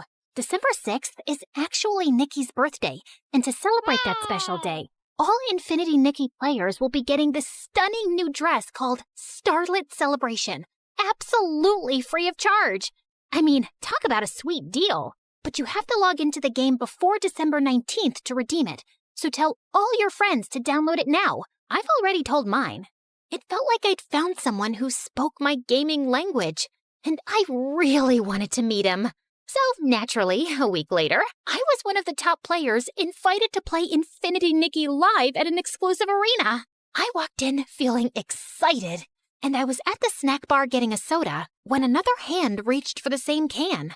I looked up and froze as I saw Hero smiling at me. Didn't realize this one was yours. Well, it certainly doesn't have your name on it. Just then, the announcer called all gamers to the stage for a quick face-off. and I hurried to the stage. I was settling down in my seat when Hero pulled up the chair next to mine. He opened his mouth to say something, but I shushed him and focused on my game. I entered the breezy meadow, collected a bunch of daisies, and was just enjoying my walk through the vibrant flowers when Momo told me that there was a Whimstar nearby. So I hurried through the meadow, collected the Whimstar, and upgraded to a new outfit. Wow, you're still as good as I remember. Oh, so you do remember me. I thought the way you vanished, you probably forgot all about me. Okay, yes, I deserve that. But I had a reason for leaving so suddenly, Mari. That's when Hero told me that his mom had lost her job, and since they lived in her employer's house, they had to pack up and move to a new town, almost overnight. You could have dropped a text, at least. I just couldn't find the time to. I had to pick up jobs to help Mom out, until I figured out a way to make money through gaming. You have no idea how many times I thought about calling you, but I just didn't know what to say. So when I saw your name on the Infinity Nikki forum, I decided to send you a message as Silent_Warrior. Wait, you're Silent Warrior? So you took me for a fool not once, but twice? That feels good. I'm sorry, I just didn't know if you'd talk to me. I even learned the whole game just to get to this live event and meet you, Mari. So, what do you say? Can we restart? I kinda miss you. Okay, yeah, I missed him too. Hero was the one person who always understood me, and he did genuinely sound sorry for the way he'd acted. So, I agreed, and we reconnected. We spent hours chatting about games, and I told him everything about my new team and life at college. Our conversations felt effortless, and I was happy to have him back in my life. But while things with Hero got better, with Adam, it only got more tense. Maria, grab the plasma cannon next to you. You're wasting essential resources. I'm pinned down by these two enemies. I need to deal with them first to advance. Incorrect. Your role is to support Adam. He's leading the mission. Provide suppressing fire, and use that weapon to neutralize the opposition. But if I expose myself, I'll get eliminated. Then strategize smarter. Honestly, you're making me question your tactical skills. Did we make a mistake by bringing you onto the team, Maria? Oh, I don't know, sire. Maybe you did. So why don't you go ahead and find someone who's better than me and can understand what you're actually talking about? And yeah, for the record, my name is Marie. And I just threw the controller down and walked out. And seconds later, Adam followed. How dare you talk to my dad like that? He's constantly breathing down my neck, Adam. It's annoying. He just wants you to do better. And honestly, Mari, you could use a little extra practice. Dad doesn't think you're ready for the tournament, and he might be right. Your dad thinks no one is ever ready. And every time I talk to him, I feel like I'm in the middle of a test I didn't prepare for. I don't think I can play like this. And before Adam could get out another word, I flung my bag over my shoulder and left. I was so distracted that evening, I could barely focus on my game with Hero. I had to jump through some glowing hoops in a sequence before the time ended, and I just couldn't keep up. Hero immediately understood something was off and asked me what happened. And I told him everything. Why are you even with them if they don't value your skills? It's not all bad. The rest of the guys on the team are great, and Adam's a bit edgy, but he's a good player.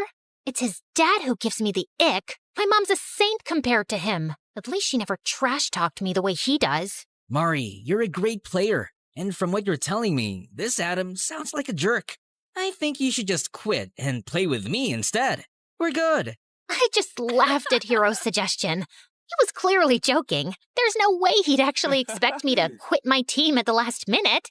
Although, I'll admit, the idea was kind of tempting, considering how Adam being on the team was seriously getting on my nerves lately. Later, I ended up talking to my sister Ava about it, and the next day, she and Mom showed up at my dorm with dinner to cheer me up. I was struggling through the lasagna Mom made, when suddenly there was a knock at the door. Hero? What are you doing here? Okay, don't freak out.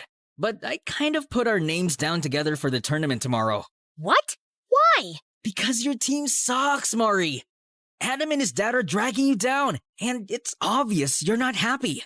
But playing Infinity Nikki with you these past few days made me realize how amazing we are together. If we team up, we actually have a chance of winning. And I found out from my sources, and the prize money on this tournament is insane.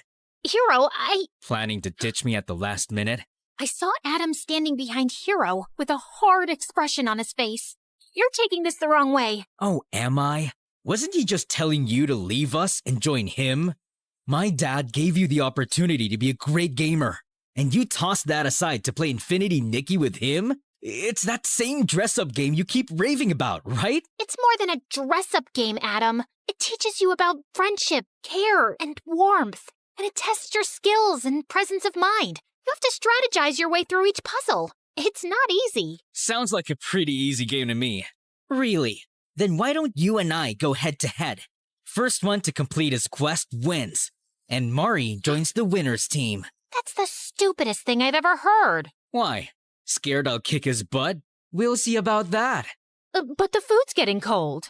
Believe me, Mom, no one wants to eat that. And this is way too entertaining. Adam shoved me aside and took over my gaming system while Hero pulled out his laptop. And they both dove into the game. Hero skillfully switched between Nikki's ability outfits, jumping between platforms with precise timing. The puzzles were tough. Rotating tiles that moved unpredictably, hidden traps waiting to catch him off guard, narrow pathways requiring precision, and lasers that could slice through in an instant. But Hero kept his pace steady. Adam, on the other hand, was clearly struggling. The caged greed towered over him, and he just couldn't figure out how to break through its defenses. While Hero completed his challenges with absolute ease. This is not fair. I was just getting the hang of the game. Besides, you already knew the shortcuts and how to switch between the ability outfits. Fine. Then how about we do a dress-up contest? Mari can rate which dress combo looks nicer. Does that sound fair to you? Huh. I breathe fashion. Bring it on. The combat started, and just like before, Hero nailed this one too. He carefully curated a stunning look. A bright yellow playsuit called the Sunny Agenda, paired with a set of elegant stockings and white high-top sneakers. He finished the outfit with a sleek ponytail and the sweetest headband, creating a perfectly coordinated ensemble. I was just watching him work in awe when Adam jumped up. That's how you do it, baby! Adam, why ain't you paired the red shimmery gown with the green shimmer jacket? And what's up with these blue glitter stockings? So, it's all glitter, and I know girls like glitter a lot. Yeah, if you're 5 and dressing up your doll, your outfit has no synchrony, Adam. Everything looks great individually, but together, it looks like Nikki fell into a pool of glitter. It doesn't make any sense. And that's why I vote for Hero. Hero smiled at me proudly, and I was about to shake hands with him when Adam jumped in between. You're a cheat. Obviously, you'll vote for Hero because you like him. Hero won because he's good, and he genuinely made an effort to learn the game. Yeah, right, liar. What's your problem, dude? I beat you in 2 games straight, and you're still crying like a baby. Be a man and just admit you suck. What did you just say to me? And with that, Adam launched himself at Hero, grabbed his laptop, and threw it across the room. Hero lost his mind, swung back, and the two of them got into a fight. I tried to stop them, but they kept swinging at each other. And then Hero pushed Adam, and he went flying into the table with all the food. Oh my God, I made that with my own 2 hands. It took me hours to get the flavor on point. And somehow it still sucked. What did you just say to me? Ah! Shut it! All of you! What is wrong with y'all? And Mom, I love you, and I'm happy you're here, but you've got to stop cooking. As for you two, I'm not teaming up with either of you. I've decided to go solo. What? Oh, don't look surprised, Adam. After the way you and your dad have pushed us around, it's a miracle I stayed as long as I did. But I'm a gamer with ethics, so I stuck it out for my team when it mattered. And Hero, these past few days have been fun, but you can't just show up and expect me to jump on your team. You didn't even know about this tournament until I mentioned it. And now you want to participate for the prize money? I get that it's a big opportunity, but I can't make decisions like that on a whim. Maybe someday we'll team up again, but for now, I need to do this my own way. And I totally respect your decision. I don't. It's a stupid decision, and I'm not letting you get away that easily. Adam grabbed my hand, but I twisted his arm around in one swift motion, and he winced in pain. Guess I picked up a thing or two from your so-called combat games. Maybe you could learn a little something from Infinity Nikki and handle defeat with a little grace, instead of throwing a tantrum every time things don't go your way. Wait till my dad hears about this. You and your dad can both eat slugs for all I care. Now get out and don't come back. Adam left that night, but I knew he wasn't going to stay quiet. Not that I cared. I'd already made up my mind to pull my name from that stupid tournament. I didn't want to be part of something that sucked the joy out of the one thing I loved. It was time to take back my happiness, to focus on what made me feel alive again. And for the first time in weeks, I felt free. It's showtime, baby.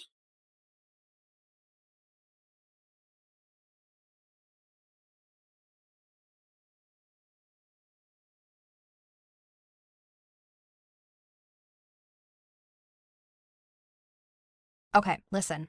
Onion, honey, or pineapple. Any of those can tenderize meat. Pick whichever one's available. Okay, got it. Noted. I didn't come to this school for academics. I came for the food.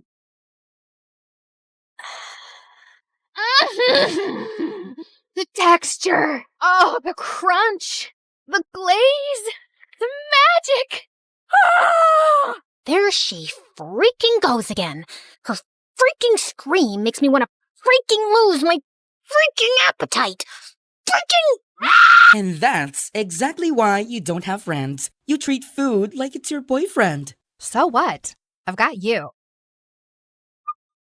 They're reopening the Culinary Society for freshmen, and they're choosing 10 new members. The announcement's tomorrow at the auditorium. I'm joining that club. You in a cooking club? Babe, you're way too lazy for that. But I have a golden tongue. What was he doing here? Don't tell me. He also cooks? Broody boy has kitchen skills? The world doesn't revolve around you and your stupid food cravings, you annoying brat. We only passed because of you. We almost failed because of me. You wasted all of this? For what? For your stupid little practice? Goodbye, Wi-Fi. Goodbye, sanity. Welcome to the life at MSU, where the story's changing and the lead is you. So carve your name in the wind, let the legacy breathe. There's a world in the pages that we're starting to weave. Not just a school, but the soul of the story. Turning our scars into stars and our grit into glory. Salty. Sweet. Cheesy. Ooh, spicy. You're clearly riding a flavor high. Did you fall in love?